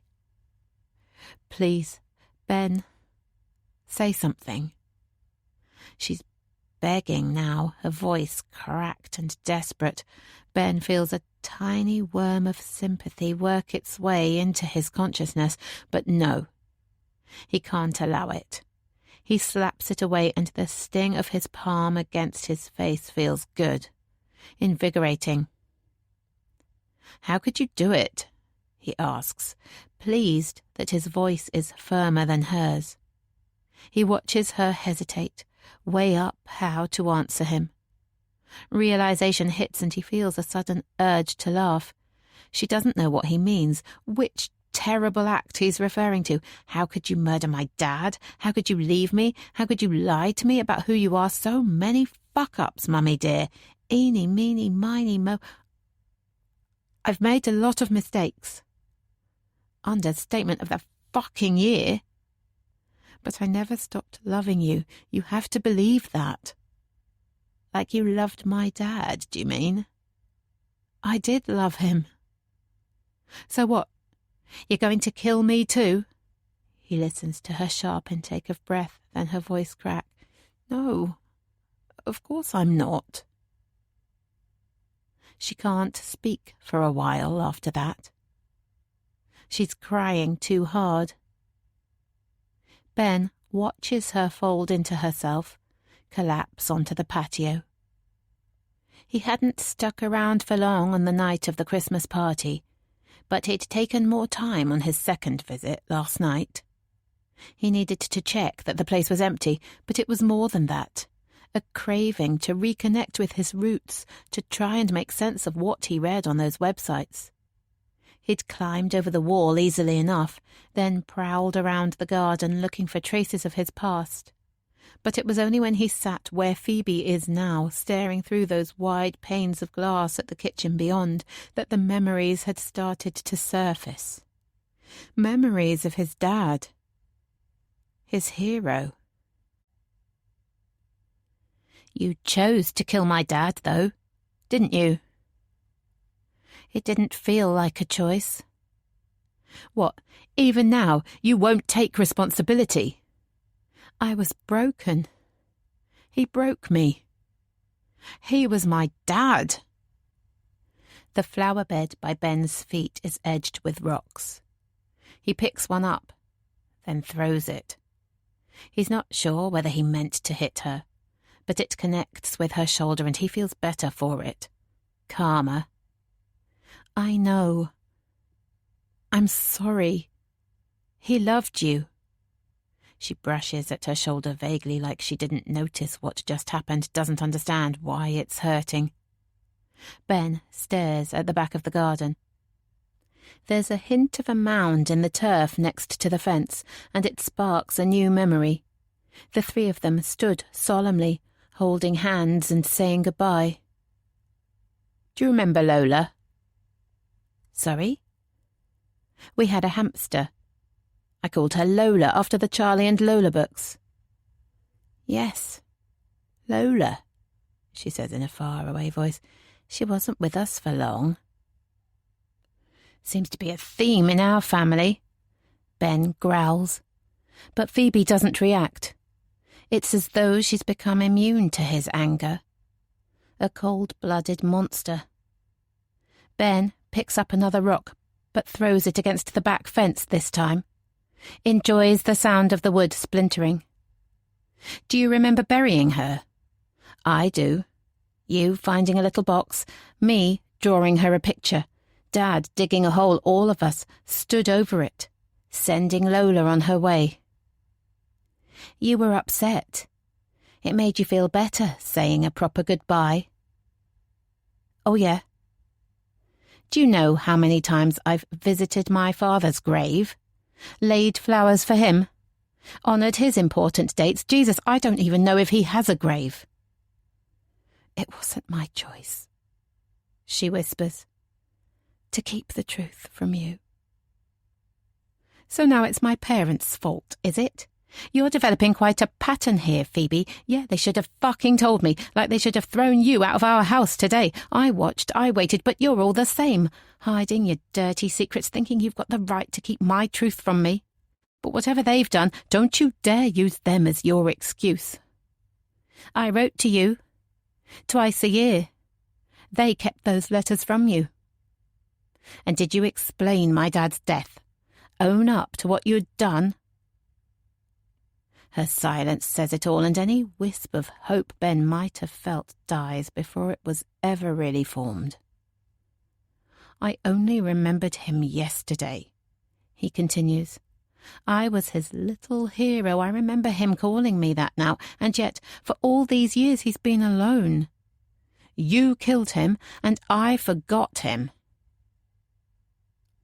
The strength in Ben's legs seems to disappear, and he fights the urge to collapse down next to her. Instead, he walks across the patio and leans on the arm of a rattan sofa, its cushions elsewhere packed away for winter. Don't think like that. He wasn't so perfect. I remember him pushing me on the swings, daring me to close my eyes. In honour of the memory, Ben closes his eyes now, imagines swaying from side to side. It isn't difficult. He's hardly slept for the last 2 days. He was never there. I raised you, not him. Ben watches Phoebe push herself to standing. Her face contorts in pain and she drops her weight onto her right side. She must have hurt herself on the climb over. It's nowhere near punishment enough. He worked hard. Nothing wrong with that. He spits back, the urge to defend his father is intense. He always put himself first. She's taking uneven steps towards him now. Ben's breathing quickens. Pinpricks of adrenaline tap, tap, tap at his arms. It's you that I remember shouting, not him. He throws back. He tried to calm you down. He pushed me to it. I need you to understand that, Ben. She's hovering so close. He can't look at her. How dare she blame his dad, taint Ben's memories, after everything she's done? I've only just got him back, and you want to ruin it, even now. He cheated on me, didn't even care enough to hide it from you. A stranger with red lips arriving in the darkness, her hand reaching behind Daddy's neck. Ben forces the memory out of his head. He didn't deserve to die. I was pregnant.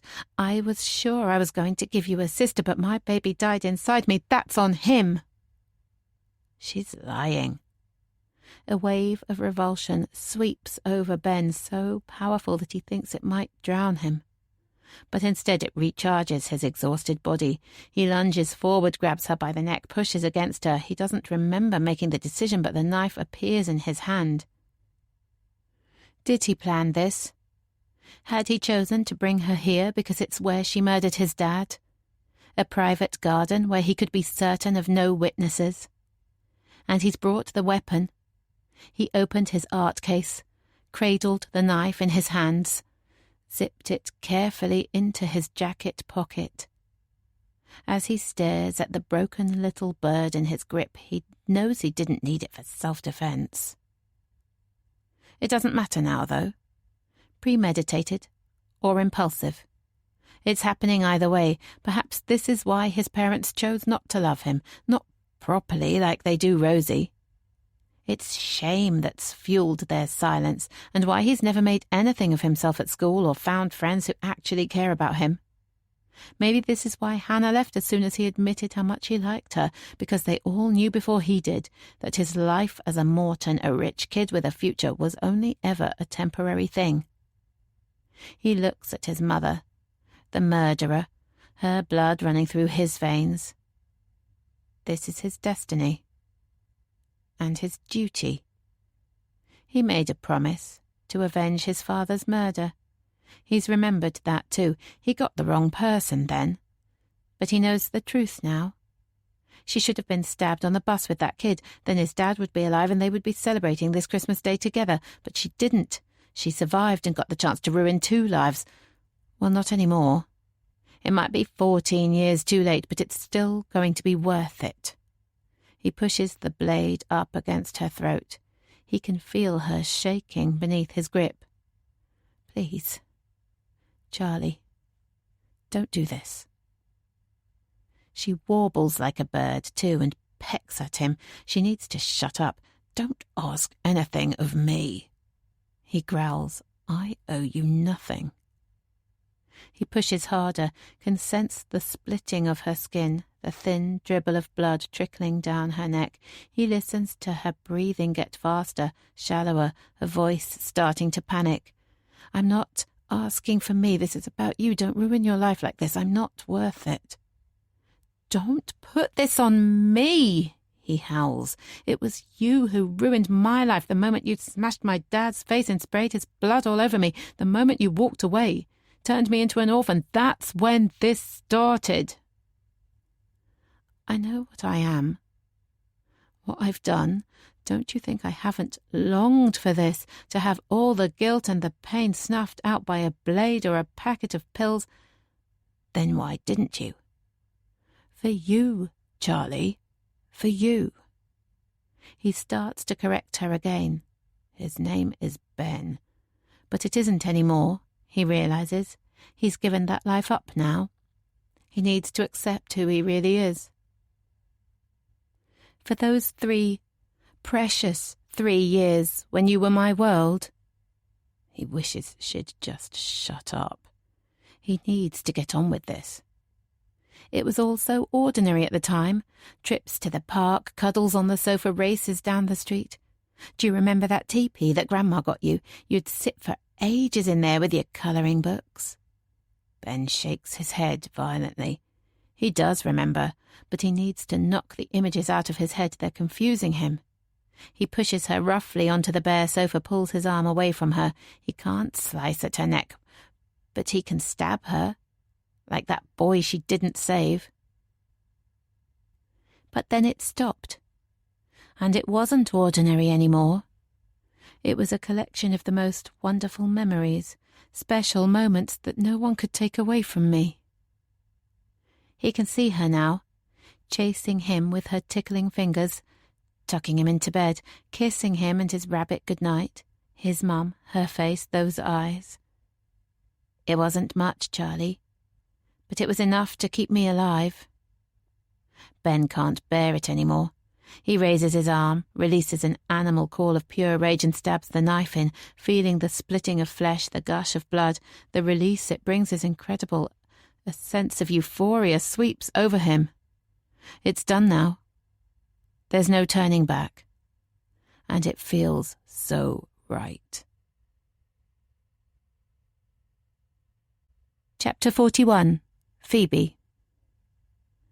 No, this can't be happening, not again, not here. Charlie, what have you done? Please, Charlie, talk to me. But he's just looking at me weirdly, like he's high or wasted. For a second I see Flora, her knees buckling, her falling to the ground, but it's not Flora with a knife jutting out of her midriff. It's my beautiful boy. I don't know what to do. The street is so dark, no one else around. This is on me. But I can't think straight.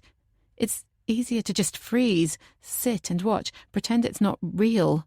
Just a cheap Netflix movie that I can turn off at any point. I want to turn it off now. But I don't have the control. I can't stop this. I need to do something.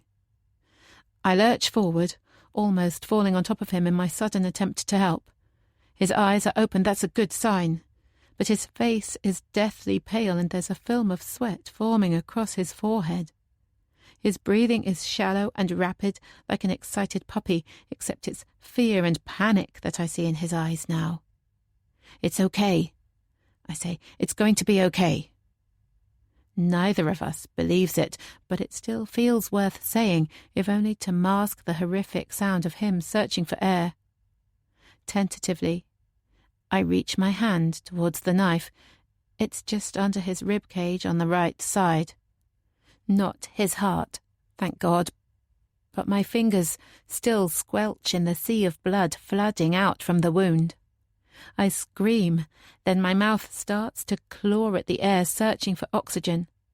And with my growing panic, the images come. The blood seeping out of that tiny hole in the boy's chest, flooding my vision. The blood in my bathroom, nothing I could do, and Dan's blood. My doing. I can't let history repeat itself. The panic attack is all in your head, I scream at myself. It's enough to halt my constant inhaling. Miraculously, it's also enough to force out a long, angry blow of carbon dioxide. I reach into Charlie's pocket for his phone. With shaking fingers, I press 999 and prod at the speakerphone button. But it's too passive. I need to do more than that. I rip off my jacket. Ignore the cold air that grabs me. With nothing but instinct to guide me, I push it down onto Charlie's body, either side of the knife, and sink my hands into the wound. I couldn't stem the blood of that boy or stop him dying, but I can't let history repeat itself, not Charlie. "Which emergency service do you need?" "Ambulance." It's just a whisper, though, too quiet. "Ambulance," I repeat. "Putting you through now." "London Ambulance Service, what is your location?" I want to scream it all out, tell her everything so that she'll understand how important it is, how they need to save him, but I have to stay calm, do something right for once. The stakes are too high. "It's 55 Clanwell Street. In the garden. There's a back gate off Brookfell Road. I think there's a padlock and chain. You'll need bolt cutters." "Thank you. That's very useful. What's your name?" "Phoebe." Comply with the rules. Don't let your impatience show. "Are you hurt, Phoebe?" Yes, I'm hurt. Everywhere hurts. But this isn't about me. This has never been about me. But I've been too blind to see that. "It's not me, it's my—" And that must start with me acknowledging who he is and who he isn't anymore. "It's a friend of mine. Ben Morton." "What's happened to Ben?" Her voice is so professional I need to match it. "He has a stab wound, self-inflicted, right side, under the ribcage. Is he conscious? Can I talk to him?" I've been concentrating on his wound. The task of trying to stop the never-ending stream of blood has given me something to focus on, distracted me from the enormity of what's happening. I look back towards his face and see that his eyes have closed. Maybe he's just resting. "Ben, wake up." There's no response, so I gently push him with my knee. "Ben!" I've forgotten the ambulance call handler is on speakerphone, so I jump at the sound of her voice. "It sounds like your friend is unconscious, Phoebe. Is there a lot of blood on his clothes?" "There's so much blood, it's everywhere." I know this isn't helping. I need to be more accurate. "His T-shirt is covered, not his trousers, though." I imagine a carton of milk. It feels about right. "I think he's lost about a litre." "That's so helpful, Phoebe. Thank you. I'll let the crew know. Police and first responder will be there in 6 minutes. Ambulance in 7, but for now I have a very important job for you." "Okay," I answer meekly. She's become my master. I'll do anything she asks. "Is the knife still in situ?" "Yes." "Good. You mustn't remove it." "I haven't touched it." It comes out triumphantly, like I deserve a gold star. "Brilliant. Now I want you to place your hands either side of the knife and push down. Apply pressure to the wound. Can you do that for me?" "I'm doing it. I'm already pushing." I can't believe it. I'm doing something right for once. "And is the wound still bleeding?" I look down at the wound. My hands seem to glow white in the darkness. The blood isn't gushing like before, but I can't stop my scrunched-up jacket turning a darker shade of red. "Yes, it's still bleeding." Doing everything right and still getting it wrong. I cry then, racking sobs that push down between my shoulder blades. test my resolve, but for the next 6 minutes my hands stay white. I don't stop pushing down on the wound for a moment or pleading, "Come on, come on, come on." It's all I can do. I hear sirens first, then the snap of a chain breaking and a gate smacking against the fence. 3 paramedics rush towards me, 1 first responder and an ambulance crew, just like the woman on the phone said. As I turn my head towards them, I also see a blue light still flashing beyond the open gate. The police. They would have been responsible for cutting through the padlock, gaining access for the medical staff, but their presence is also a reminder that there'll be questions to answer. Not now, though. The elation I feel when the paramedics reach me is incredible, but when a gloved set of hands offers to take over my job, I find I can't let go. What if the wound starts gushing blood again while we make the switch? What if that extra blood loss proves too much for his hungry heart? I can almost see it pumping madly in its desperate search for oxygen, totally confused why the usually reliable transport system is failing it so badly. "Phoebe, you've done an amazing job, but I've got this now." Her sing-song Welsh accent makes the instructions sound casual, but her hands show the level of her determination. They expertly slide mine away and take over, applying pressure. It's seamless. I rock back onto my heels to create some distance, pull my knees into my chest and listen to my teeth chattering inside my head. "Signs of hemorrhagic shock. I need 2 IV cannulae, please." Her instructions are calm and clear, but I can hear the tension in her voice. From my crouched position, I watch the older paramedic put an oxygen mask over Charlie's head and pull 2 cannula sets out of his bag. "We need to get him to the major trauma centre at St. George's ASAP," the Gaelic lilt continues. Major trauma. My teeth go into overdrive and they remind me of a comedy toy I once bought for Charlie in a joke shop. I start to laugh at the ridiculousness of it all. A shiny metallic blanket gets wrapped around my shoulders, 14 years too late, maybe. If I'd asked for help then, let the paramedics look after me and my baby, if I'd understood what really mattered, then perhaps I wouldn't have caused all this devastation. But no one knows for sure, of course, because that version of our lives was never written. "You have a nasty cut there. Want me to take a look?" The 3rd paramedic, the one responsible for the blanket, crouches down next to me. He looks about 25 and shines with the energy of youth. "No," I say firmly, still not accepting help after all. "Will he live?" I'm petrified what he might say, but I have to ask. He pauses, for a moment too long, I think. "It looks like a laceration to the liver. It's a nasty wound, but you did absolutely everything right. If he survives, it's down to you." If. My vision shudders, and the small garden around me moves with it. I struggle to ride the wave of nausea that it causes. "And if he dies?" "Listen carefully, Phoebe. It's not your fault." He draws the words out to emphasize his point. "I don't know the ins and outs of what happened tonight," he continues, like he's read my mind. "But from a clinical point of view, he was lucky to have you here." Is that true? Could he ever be lucky to have me?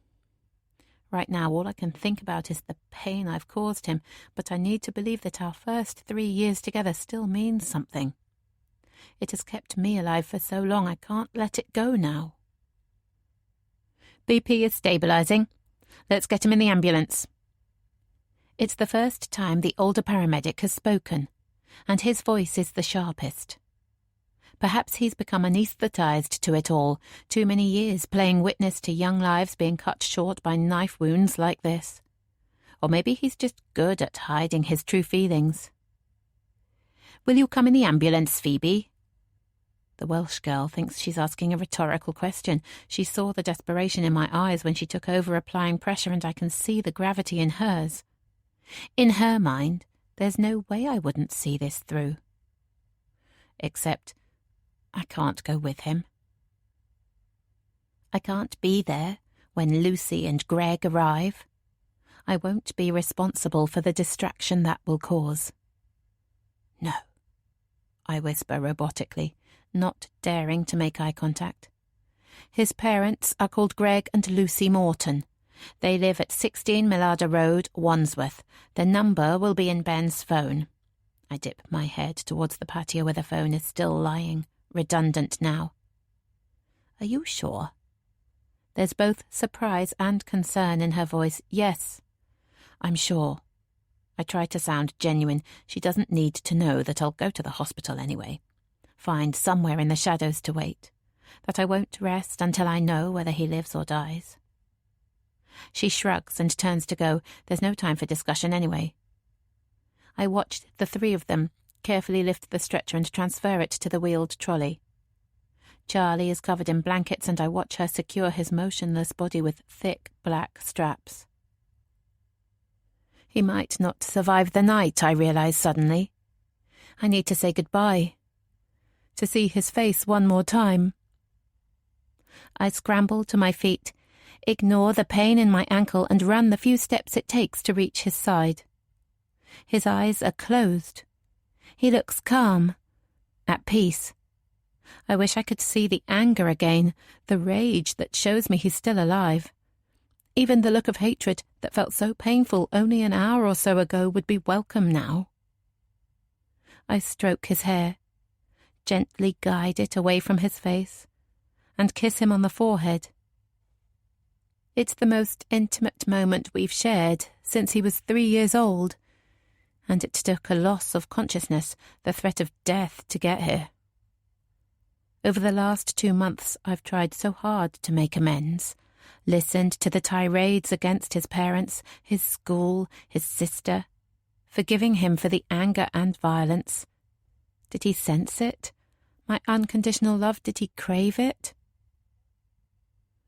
I will never get the chance to find out, because now I'm just the mother who left him, the liar who tricked him, the woman who murdered his father. I close my eyes and pray for Charlie to survive. There's so much more I want to pray for, but it feels selfish, dangerous to ask for too much, so I force those pleading voices away. Then I kiss him one last time, take a step back, and watch the paramedics wheel him away. Chapter 42. Lucy. Lucy dabs at a stray tear escaping from the corner of her eye. She can't cry now. Not yet. She picks up the waterproof mascara, blue-black, and starts curling it through her eyelashes. She doesn't want to cry later either, not in front of everyone. But deep down, she knows the tears will come. Sitting back against the soft velvet cushioning of the Regency dressing table chair, she stares at herself in the mirror. Better. But even good makeup can't hide the fact that she looks older. Tired. It's funny. She spent years rushing around, trying to do everything, be brilliant at everything. But it's now, when life has become so much stiller, that she feels truly tired. She turns to look at the dress hanging on her wardrobe door. It's still got the tags on. Of course, she already has plenty of dresses inside her wardrobe that would have worked perfectly well today. But she wanted to buy something new, something special. She owes him that. With shaking hands, she unclasps the tiny safety pin holding the tags in place and drops them into the bin. Lifting her arms into the air, she lets the simple black dress glide down her body, the silk cooling her burning skin as it falls. A gentle thud-thud on the stairs signals that it must be time to go. Lucy's heart starts racing at the prospect and she dabs frantically at her eyes again. Keeping her emotions at bay is not going to be easy today. Greg appears at the door, a long raincoat covering his dark suit. He won't let the weather define how smart he looks today. "Are you ready, darling?" he asks. "Ready? Not really," For so long her life had been what she made it. Its success based on her working hard, finding solutions, believing that anything was possible. Even the trauma of Rosie's birth had been fixable. She had fixed it. On the day Greg agreed to try adoption, and then again when their darling Ben walked into their lives. A child who had suffered such trauma, who she was going to save. At least, she thought so, at the time. Things are different now, out of her control, but she knows that she has to learn to live with this new normal. "Yes, I'm ready," she answers. Greg reaches for her hand and they slowly walk down the stairs. Rosie is waiting for them by the front door and they confront the miserable day together. The journey doesn't take too long, and they do it in almost silence, each of them with their own thoughts on what today means, and what might have been. At one time, Lucy would have disapproved of Rosie's chosen outfit, the preference for comfort over etiquette. But she's learned a lot about priorities lately, and now she's just glad that Rosie is here. She leans over, squeezes her daughter's hand. Then she risks looking into her eyes. In them she sees the reminder, "We're here to celebrate Ben." And she smiles in response. It feels good. At least the rain has stopped when they arrive. They walk up the steps and into a group of people. The oldest amongst them are quiet, more respectful of the occasion perhaps, while the young people chatter and giggle. Maybe it's their way of dealing with the day's magnitude. Either way, the unexpected crowd makes Lucy feel claustrophobic and she slips her arm inside Greg's for support. She looks around her until she sees a familiar face. "Hi, Mum." Lucy turns to face her son, and straight away the waterproof mascara is put to the test. Ben even manages to make his academic robe look scruffy. And there's no hiding the blue streak in his hair. But there's an energy behind his eyes that overwhelms her, because she still remembers seeing those eyes almost lifeless. Christmas Day, 2019, 4.5 years ago, but etched in her memory like it was yesterday. She still can't quite believe they've come this far, that they're about to watch him graduate from the Slade School of Fine Art, one of the best art schools in the world. On that dark night when her phone rang and the world came crashing down, all she cared about was having him back. "Good to see you, fella." Lucy watches her husband and son embrace, a proper hug, held for many moments. Greg blamed himself, of course, for trying to stem Ben's anger rather than letting him release it, for thinking he knew best. But the reality is they were all guilty of keeping the truth from him, not letting him mourn the family he'd lost. Even on that Christmas day, still trying to brush Ben's past under the carpet, forcing him to deal with what he'd discovered all by himself. The relief of Ben surviving spurred them into action, making good on all those deals they made with God during those long hours outside the operating theatre. "If you give him back to us, I promise to work less, get him help, listen to him more." But it was the therapy that gave them the framework to move forward. For all those years, she'd thought she was doing the right thing, putting his trauma behind them, helping him avoid those terrible memories. But in reality, she just let them live inside Ben, eat away at him.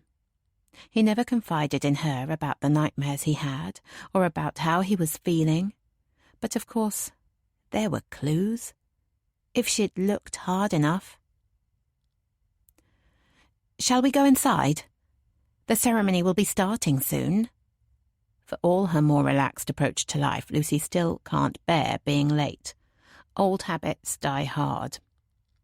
"We just need to wait for Hannah. She'll be here any minute."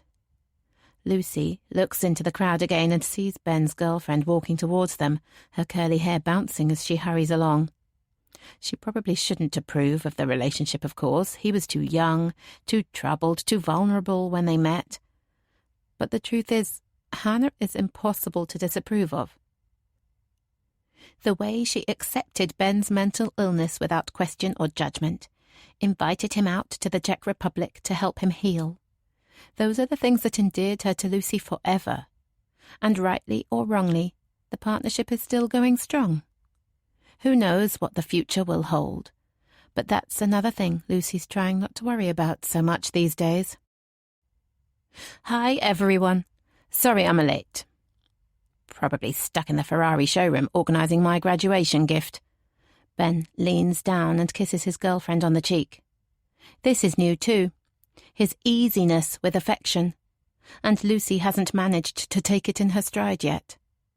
Her heart still does a mini jig every time she witnesses it. Ah, Ferrari. I should have thought of that, Hannah responds, clicking her fingers in mock frustration. I went with the stale croissant in the end. Sentimental value, they both say in unison and start laughing. This is going to be a good day. The Slade is part of University College London, but they hold their graduation ceremonies at the Royal Festival Hall on the South Bank, a modernist building more loved for its soul than its looks. They walk inside the huge auditorium, and Ben lopes off to his designated seat, self-conscious all of a sudden as he joins his peers. Big crowds will never be his thing. As they take their seats, Lucy can't help being awed by the ambition of the building. It was constructed soon after the Second World War, when confidence could have been low, but instead they created this monumental space. Optimism.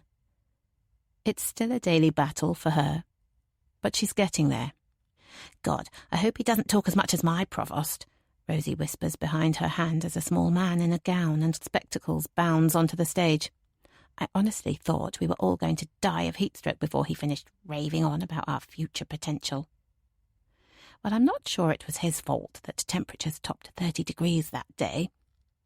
Lucy feels the need to defend the man. She was actually rather inspired by his talk at Rosie's graduation. Although it is hard to believe it was only a week ago, she continues, making an involuntary shudder and pulling her grey silk shawl further round her shoulders. She didn't plan her outfit for drizzly rain and gusty winds. Not what you'd usually expect in July. Rosie didn't go to Durham University in the end. She told most people that she'd changed her mind about the course, but it wasn't just that. Durham is at the other end of the country, and Rosie decided she didn't want to be that far away from home, from Ben. King's College London had happily offered her a place, and she now holds both a first-class law degree and a wonderful relationship with her brother. She still hasn't worked out how to remove her clothes from the bedroom floor, unfortunately.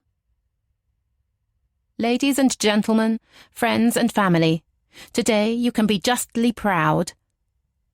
Lucy relaxes back against the foam cushioning of her seat, focuses in on her son as he plays idly with his new hairstyle, and lets the provost's words roll over her. Ben is alive, and from her perspective, she doesn't need a better future than that. Chapter 43. Phoebe. Look at me. You're going to be okay. No, can't breathe. A tiny whisper, hardly a sound at all. I'm here now. I'm going to help you. My fingers point and flex with the effort. I'm going to put this paper bag around your lips, and I want you to breathe into it. That's brilliant. Now let go of that breath. Force it out. That's it. You're doing it. See? You're breathing. I smile at the woman kneeling in front of me, get drawn into her shining brown eyes. Thank you, she whispers, louder this time. Thanks for saving me. Her words jolt me back to a different time, to the memory of Dave and Jen helping me on that busy platform nearly 5 years ago. How life has changed since then. I tilt back on my sturdy black boots, enjoy the sound of my stiff jacket rustling as I move. You were having a panic attack, I explain gently. I used to get them too, so I know how scary they can be, but you would have beaten it without my help, I promise. We're stronger than we think. Not my words originally, but I've adopted them.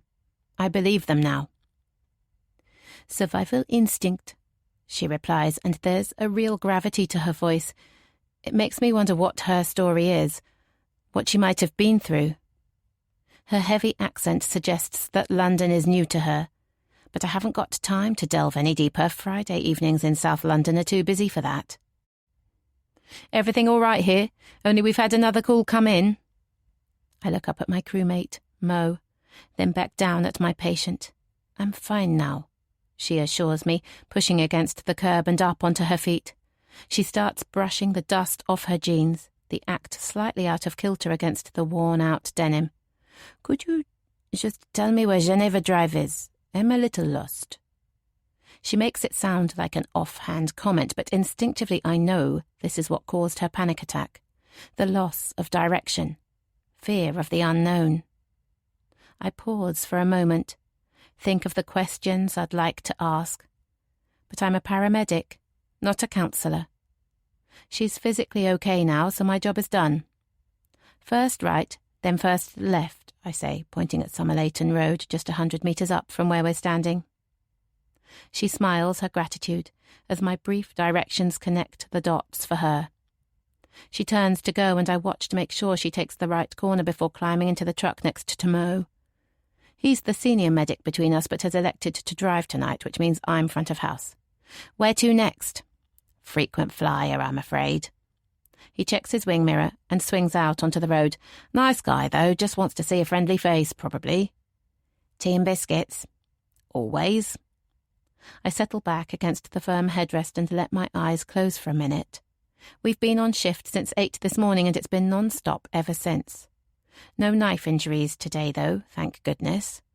I still remember the first time, back when I was studying, on placement with the ambulance team working out of St. George's Hospital. I pretended to observe the paramedics working on that poor boy. I even managed to grab the right kit out of the wagon when they asked, but I wasn't really with them. I was back in my old garden with Ben. Luckily, as a student, I wasn't expected to do much other than observe. Since I qualified a year ago, I've dealt with 17 knife attacks, and each time the memory of my son clinging onto life fades a little. I'm still not sure whether that's a good thing or bad. Mo pulls up outside a large Victorian house, which would be a lot more impressive if it weren't for the overflowing wheelie bins lined up against the grubby brick wall and the long abandoned grass in the tiny front garden reaching halfway up the windows. Jeff's got a little flat on the ground floor, he explains. His daughter owns the whole building and she used to live upstairs with her family, but she got a job in the Middle East somewhere, so they've moved over there and let their part out. Not sure the tenants are quite so house-proud. Bit of a change for Jeff, then. I have to shout my response because Mo is already out of the ambulance. I grab my bag and join him on the pavement. Yeah, we all moan about family until they're not around anymore. Mo's easy grin reminds me how close he is to his own family. His mum holds legendary status at the ambulance station for the various baked goods she sends him in with. Flora has never reached that pinnacle, but we have built something. She never once said, "I told you so," about Ben's suicide attempt, and I stopped blaming her for my mistakes. It took time. But now I look forward to our monthly theatre trips more than I'm willing to admit. The bell doesn't work, so I rap hard on the front door. After a moment, I hear the sound of shuffling feet getting louder as they work their way towards me. When Jeff opens the door, the look of pleasure on his face goes some way to both reveal the true motive for his call and melt my heart. I give him a big smile, and then Mo and I walk into the musty flat. A quick cup of tea won't hurt. It's nearly 10 o'clock by the time I get home. Finishing a shift on time is always a luxury, so I'm neither surprised nor bothered that Friday night has all but disappeared without me. Especially knowing that I have the next week off, holiday signed off 6 months ago by a manager grateful that I'll be back before the school summer holidays kick in. I find a half-full bottle of wine in the fridge and pour myself a glass. There's a hint of vinegar about it, but I swallow it anyway. One of the downsides of never allowing myself more than one glass, but a discomfort I deserve. 4.5 years ago I sat outside the A&E block at St George's Hospital in my blood-stained jacket, praying to every god I'd ever heard of to let Charlie live. And finally Megan, my friend now, but just the kind Welsh paramedic to me then, gave me the best news I could possibly hope for. And I celebrated by buying a 1/4 litre of vodka and drinking the whole lot on my unsteady walk back to Battersea. And I didn't stop there. Joined by Flora and unopposed by Paul, I spent the rest of the festive season with a drink in my hand, the safe cocoon of alcoholic indifference proving too powerful to resist. Incredibly, it was Lucy who dragged me back. Prickly, perfect Lucy. Only she didn't look so perfect when she turned up on my doorstep that cold January morning. She looked raw, dried out, like the oily layers of wealth and privilege had been stripped away from her. She looked more like me, except that Lucy's eyes were clear while mine were dazed and bloodshot. Even in my hungover state, I knew that I didn't want her to see how we lived. The empty gin bottles and a layer of dust, so I guided her into the park across the road. It was my idea to sit on the swings. I wanted to avoid her eyes that were still sharp enough to judge me. But those swings seemed to release something in her. Before long, she was flying up and back, rolling her body through the motions. Finally, she stopped. And that's when she said it. Thank you. The doctors had told her that I saved Charlie's life, that he would have died from blood loss if I hadn't acted so quickly, so correctly. It's amazing how powerful those 2 words can be in the right context. I cried, then she cried. The 2 toddlers playing on the slide eyed us suspiciously, and that made us laugh. We didn't hug, or even dare touch each other, but something happened between us. Her look of respect for me was only fleeting, but I caught it, returned it, and then I walked back into my parents' house and started clearing up. It was Tom who suggested I train as a paramedic at one of our meetings after I finally came clean about Ben. I don't think of him as Charlie anymore. He said it might be a way of turning my experience into something positive. At first, the idea seemed ridiculous. I'd had my chance at a proper life and thrown it away. But then I remembered the way Megan treated Ben that night, how she mixed efficiency with compassion so perfectly. And I thought about the paramedic who looked after me all those years before, the only person in the house to see a mother before a murderer. So I applied. Even with my 2 science A-levels, I knew I wasn't a standard applicant, so I put everything into my personal statement. Sometimes I'm still amazed that it actually worked. With only the smallest hint of some not quite dormant craving, I pour the rest of the wine down the sink and drop the bottle into the recycling bag. There's no way the wine will be drinkable when I get back anyway. I walk the 4 steps to my bedroom door and pull the small suitcase from inside the wardrobe, bought last weekend specially for this occasion. Tiredness is starting to weigh me down now, which is a good thing because it stops me worrying too much about what to pack or dwelling on what will happen when I get there. I throw in some t-shirts and shorts, a couple of long skirts and a cardigan.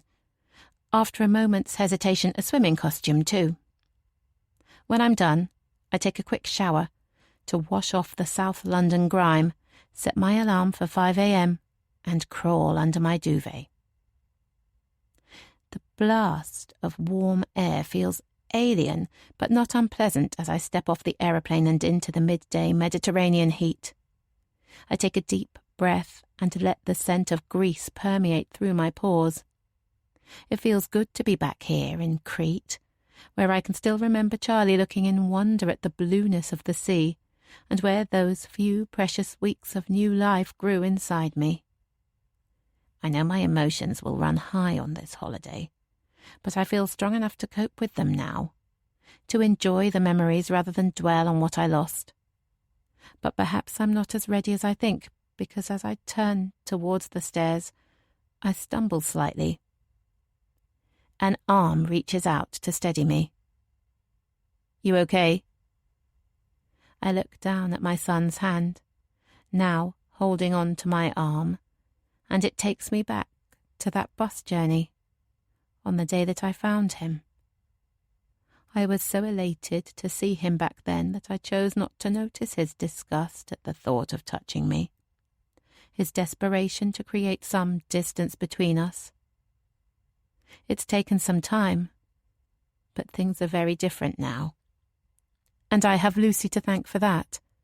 She made me a promise on that cold day in the park to give Charlie the letters I had written throughout my time in prison, and the rest would be up to him. All I could do was hope that those messages of love, of hope for some kind of future together, would be enough. It wasn't until April that I heard from him, and that was just a text, asking if we could meet. I suggested Battersea Park, and we sat together on my Nana's favourite bench, staring at the roses, watching new life form. We weren't there for long, but some silent agreement passed between us. We were going to try. Over time, short coffees became longer lunches, and awkward small talk turned into proper conversations, and before we knew it, we had built something. A relationship strong enough to take a trip together, to create new memories on the foundations of old. "I'm fine, thanks," I answer, as we walk down the metal steps together, the gentle breeze having a cooling effect on my mind as well as my body. I steal a look at his languid frame, the relaxed expression on his face, and the optimism in his eyes. And with a heady surge of joy, I realize something wonderful.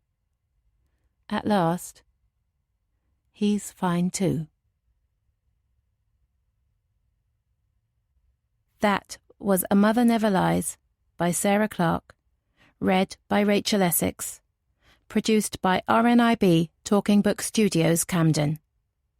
This has been an audiobook from HQ, an imprint of HarperCollins. Text copyright 2021. Production copyright 2021 by HarperCollins Publishers. All rights reserved. Sarah Clarke asserts the moral right to be identified as the author of this work. Thank you for listening.